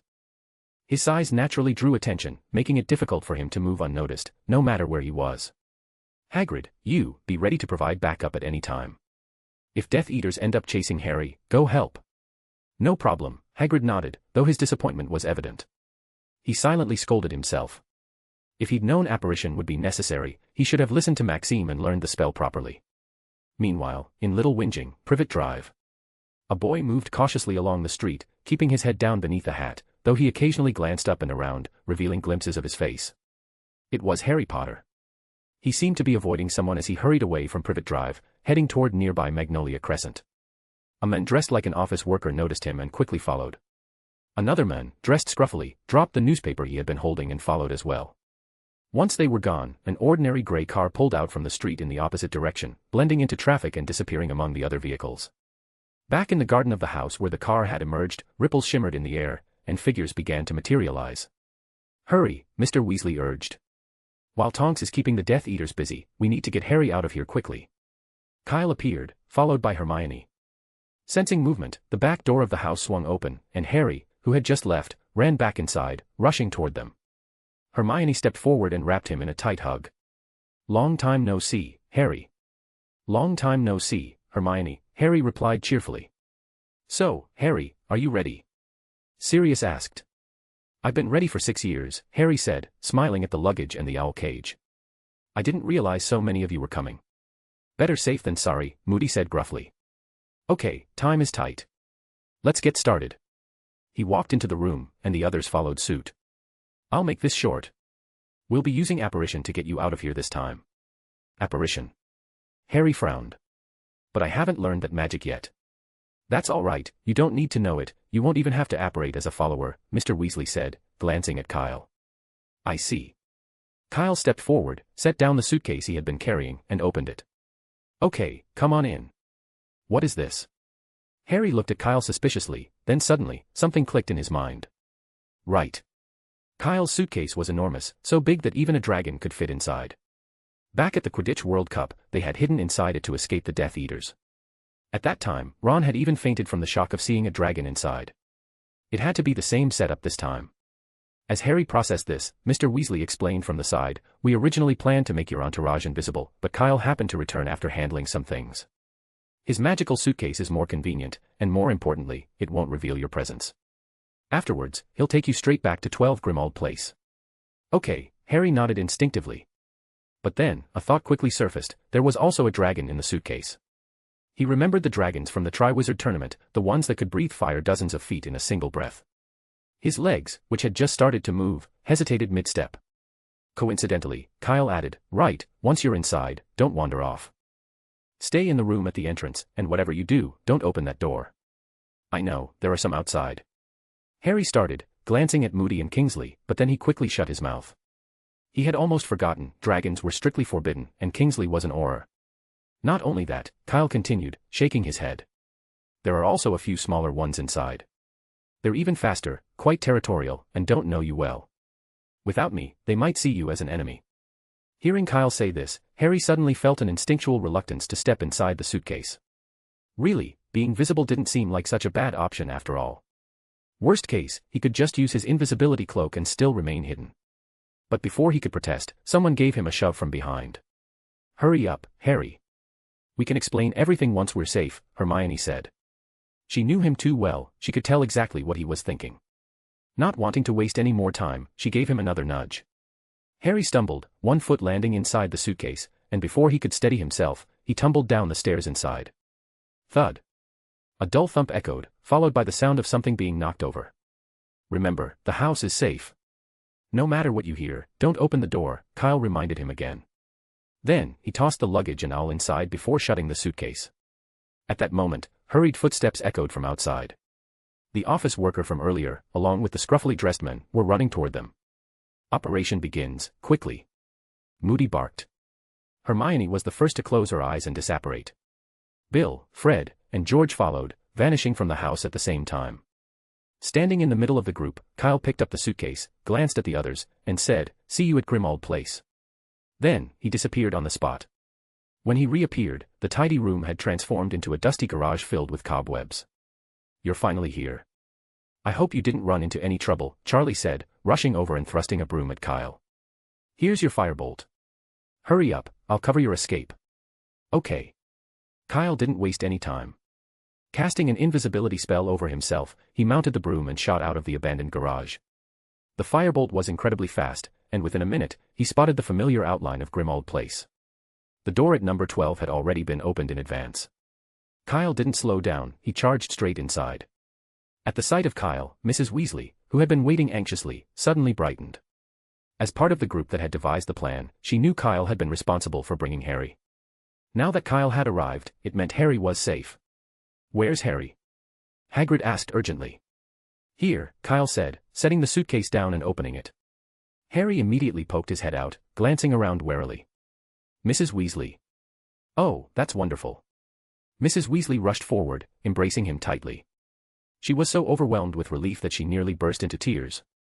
"Thank goodness, you're safe." A minute later, Charlie returned as well, looking completely unscathed, not even a speck of dirt on his clothes. "How did it go?" someone asked. "It was safe. Not a single Death Eater behind us," Charlie replied with a grin. "This plan was a complete success." "Yes, the plan was a complete success," Kyle echoed with a laugh. 5 minutes later, Sirius returned via portkey. While portkeys weren't as flexible as apparition in emergencies, they were safer and untraceable as long as they weren't registered with the Ministry, making them ideal for the return journey. Sirius twirled as he landed, immediately scanning the room. When he spotted Harry chatting with Hagrid, he exhaled in relief. "How did it go over there?" Kyle asked. "Fine," Sirius said, casually tossing an empty can aside. The Death Eaters probably never thought Harry would go to Diagon Alley, so they didn't follow. "Really?" Kyle's smile stiffened slightly, but he didn't say anything further. One by one, the others returned. Oddly, none of them seemed to have encountered any resistance. Everyone was unharmed. Fred and George celebrated the success of the mission with their usual cheer, and Harry, clearly relieved, greeted everyone with a smile. But Kyle frowned. Something felt off. The operation had gone too smoothly, suspiciously so. It was almost as if all their previous precautions had been unnecessary. There was no way the Death Eaters would remain completely silent. It was just too strange. Kyle couldn't shake the feeling that they could have walked Harry right out into the open, and nothing would have happened. But for now, the others were happily celebrating Harry's safe arrival. Kyle thought about it for a moment, then chose to keep his concerns to himself. Chapter 776, Chapter 776, The True Target of the Death Eaters. Kyle had hoped he was just overthinking it. After all, the news that followed suggested there had only ever been 2 so-called Death Eaters in Little Whinging and Privet Drive, the ones Tonks had distracted. Or rather, they weren't even true Death Eaters at all. Once everyone had left, Tonks returned to Privet Drive with a few Aurors and easily captured them. No reinforcements arrived, no Death Eaters came to their aid. Under interrogation, the two revealed they had been in Cornwall just a few days earlier. Admirers of Voldemort, they had sought to join the Death Eaters, and their first assigned task had been spying on Harry Potter. In other words, they were nothing more than disposable pawns, given a meaningless mission that cost nothing. They knew nothing, and they weren't even sure who to report to if anything unexpected happened, because no one had contacted them since their arrival. No wonder everyone had made it through unscathed. The Death Eaters had never even been there. Every plan they had made, every precaution, every maneuver, even their use of the portkey, had been a battle against an enemy that didn't exist. Kyle wasn't the only one who sensed something was off. The once lively atmosphere had died the moment Tonks finished speaking, leaving the room steeped in silent contemplation. "Isn't this great?" Ron, however, remained unfazed. He grinned and said cheerfully, "It means the false information we planted worked. You know who must have thought we weren't going to take Harry until the 30th. Beside him, Mundungus nodded in agreement. As far as he was concerned, the absence of danger was a good thing, so why was everyone acting so tense? But no one else shared his optimism. Everyone in the room had dealt with Death Eaters before. They knew that if Voldemort had truly intended to make a move on Harry, there was no way it would have gone unnoticed. Even if they had been misled by the false intelligence, they would have responded by now. Because Death Eaters were cruel, but they weren't fools. It had been half an hour since the mission ended. If Voldemort's forces had truly been that slow to react, they would already be captured and rotting away in Azkaban alongside the Dementors. Anyway, it's good that Harry is safe and sound, Mrs. Weasley said quickly, sensing the tension in the air. She glanced at the clock and gasped. "My goodness, is it really this late? You must all be starving." With that, she led them to the dining room, intent on distracting them with food. But there hadn't been time to prepare a proper meal, she hadn't even had the heart for it earlier. So, in the end, she had only managed to put together some simple sandwiches. Not that it mattered. No one had much of an appetite. Mr. Weasley, Kingsley, Mad-Eye Moody, and the other adults sat at the table, drinking glass after glass of wine, their expressions clouded with the same silent concern. They didn't voice it aloud, but Kyle knew exactly what they were all thinking. Dumbledore. The only reason the Death Eaters had abandoned their operation here was because they had something far more important to do, something like ambushing Dumbledore. Now that he was abroad, with only a few allies at his side, it was the perfect time to strike. If they succeeded in killing him, there would be no one left to oppose Voldemort. And then, it wouldn't matter what happened to Harry. With Dumbledore gone, Voldemort's return would be complete. He would have free rein to seize control of the Ministry, to attack Hogwarts, to do whatever he pleased. And this time, there would be no one left to stop him. To be honest, Kyle really wanted to help, but he had no idea where Dumbledore had gone, and neither did Professor McGonagall or the rest of the Order of the Phoenix. The only thing to be thankful for was that Dumbledore still had Fawkes by his side. The Phoenix could withstand the killing curse once and could also take him away from the battlefield in an instant if things turned dire. Even if they couldn't win, they could at least escape. I hope it's okay. For some reason, Kyle suddenly thought of Nurmengard again. He shook his head and picked up a sandwich, shoving it into his mouth in an attempt to steady himself. If Voldemort really had gone to Nurmengard, then there was even less to worry about. With Grindelwald and Dumbledore joining forces, they could probably hang all the Death Eaters, along with Voldemort, from the tower as decorations.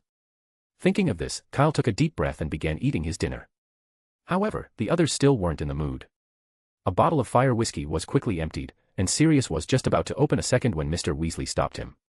He shook his head. Forget it. We need to stay alert. Sirius hesitated but ultimately relented. He was right. No matter what the Death Eaters' plan was, they had to remain vigilant in case anything else happened. Since they couldn't drink alcohol, they settled for whatever else they could find: hot chocolate, pumpkin juice, milk, anything to keep their hands occupied. They sat at the table, waiting. Waiting for Dumbledore. Waiting for something. But no one wanted to be the first to ask for news. Time passed slowly, and the weight of dark possibilities settled over them like a heavy frost. Until a voice broke the silence. You're in for a treat. Phineas Black's portrait had appeared out of nowhere, his tone dripping with amusement as he surveyed the group. Kyle turned, and before anyone could say anything, Sirius spoke up. Come on, what's the news? Phineas had been acting as an informant for a while now, passing along messages from Dumbledore to the Order of the Phoenix. Phineas, however, scowled. Is that any way to treat your great-great-grandfather? Sirius exhaled sharply. Hurry up. Or I'll throw your portrait away. Permanent sticking charm or not, I can still take down the whole wall with you on it. You know I mean it. Phineas looked positively affronted. What a disgrace. How could the Blacks have produced such an aberration? His face twisted in irritation, but despite his distaste, he straightened his expression and finally spoke. That Fudge, he's dead. The room fell silent. Kyle had the vague impression that a few people looked almost relieved, like they were grateful it wasn't the news they had been dreading. Only Hermione reacted with open shock. You mean the Minister for Magic? She nearly shrieked. Phineas raised an eyebrow. Why, wasn't that clear enough? He smirked. I'll say it again, then. Cornelius Fudge, Minister for Magic, was killed inside the Ministry of Magic by Death Eaters. Okay, shut up, we get it, Sirius interrupted sharply.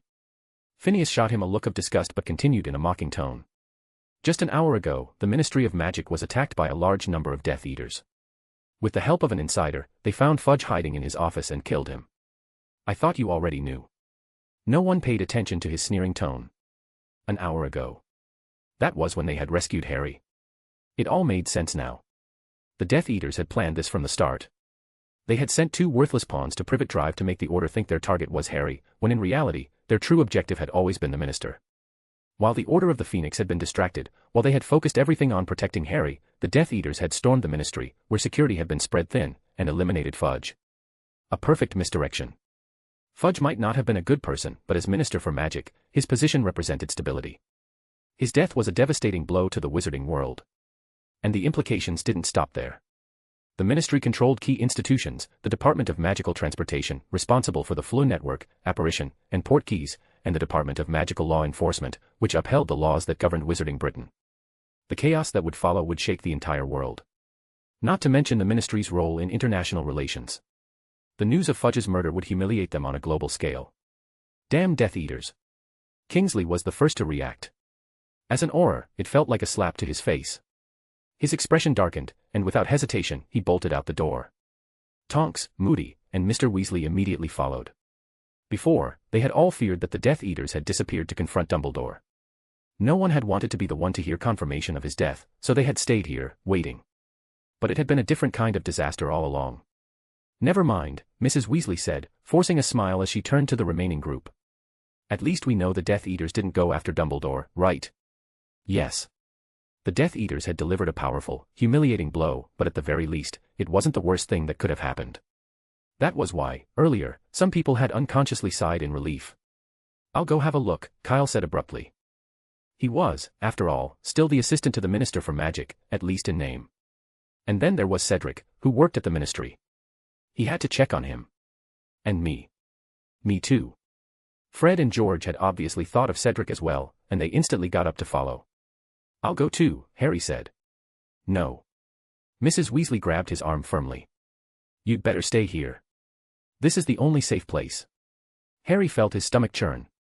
Because of him, because of his safety, the Order had taken their eyes off the Ministry, leaving it vulnerable to attack. He had no idea what had happened there. No idea how many people had died. And there was nothing he could do about it. He rubbed his forehead.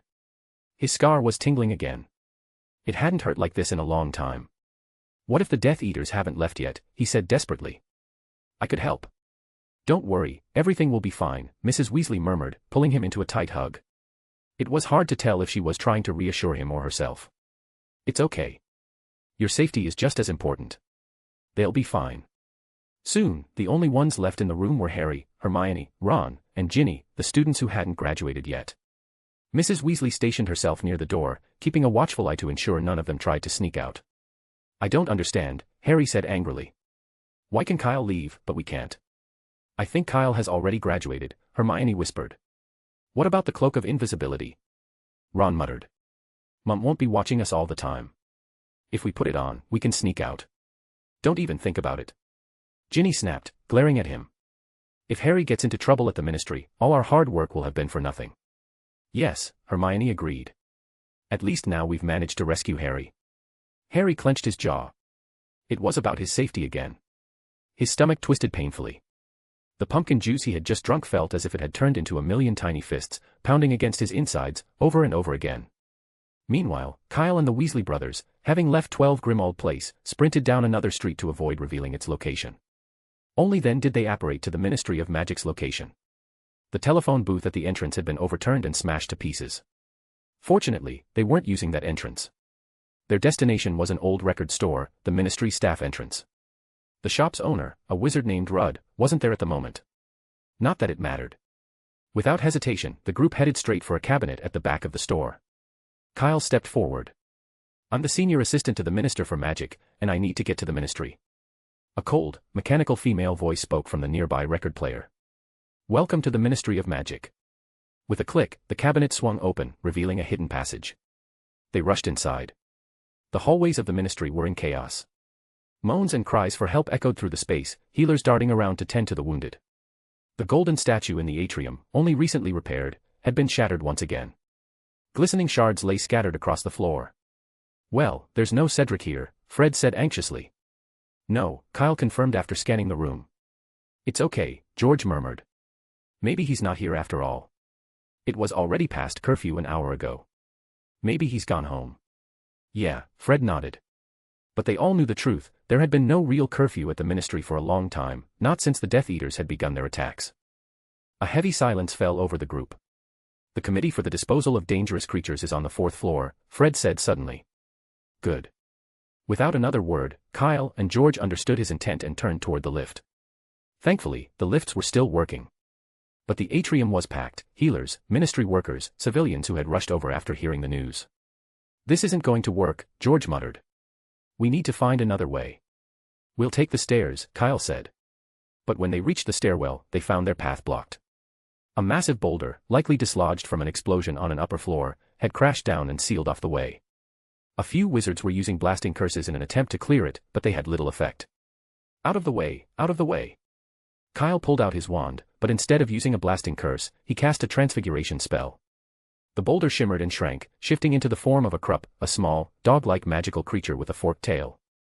The Krupp barked excitedly before darting off to the side, and just like that, the stairs were clear. Transfiguration can be used like that. Fred blinked. What else? Kyle said as he started running up the stairs. It's better than a blasting curse. Oh, that's amazing, a voice behind them said. But not everyone could have transfigured such a large stone. Kyle didn't turn around. He was too focused on Cedric to bother with whoever was speaking. But the voice continued. It's really remarkable for someone your age to manage that. You look familiar. Do you work at the ministry, too? I'll tell you what, though, my son could definitely do that. He's transporting the injured right now, but he still insisted that I go help elsewhere. There was a slight pause. Oh yes, you too, are you Weasley children? How's Arthur? Hearing Mr. Weasley's name finally made Kyle turn around. The voice had seemed vaguely familiar, but now that he saw the speaker, he understood why. A tall man with a short brown beard was following them up the stairs. Kyle's eyes widened in disbelief. Mr. Diggory. Amos Diggory's eyebrows lifted. Oh, Kyle. No wonder you looked so familiar. His gaze shifted to Fred and George. And I was right about you too, you are the Weasley boys. I'd recognize that hair anywhere. How are Arthur and Chris? Are they all right? They're both fine, Fred said, pursing his lips. Mr. Diggory, where's Cedric? Cedric. Amos Diggory gave a reassuring wave of his hand.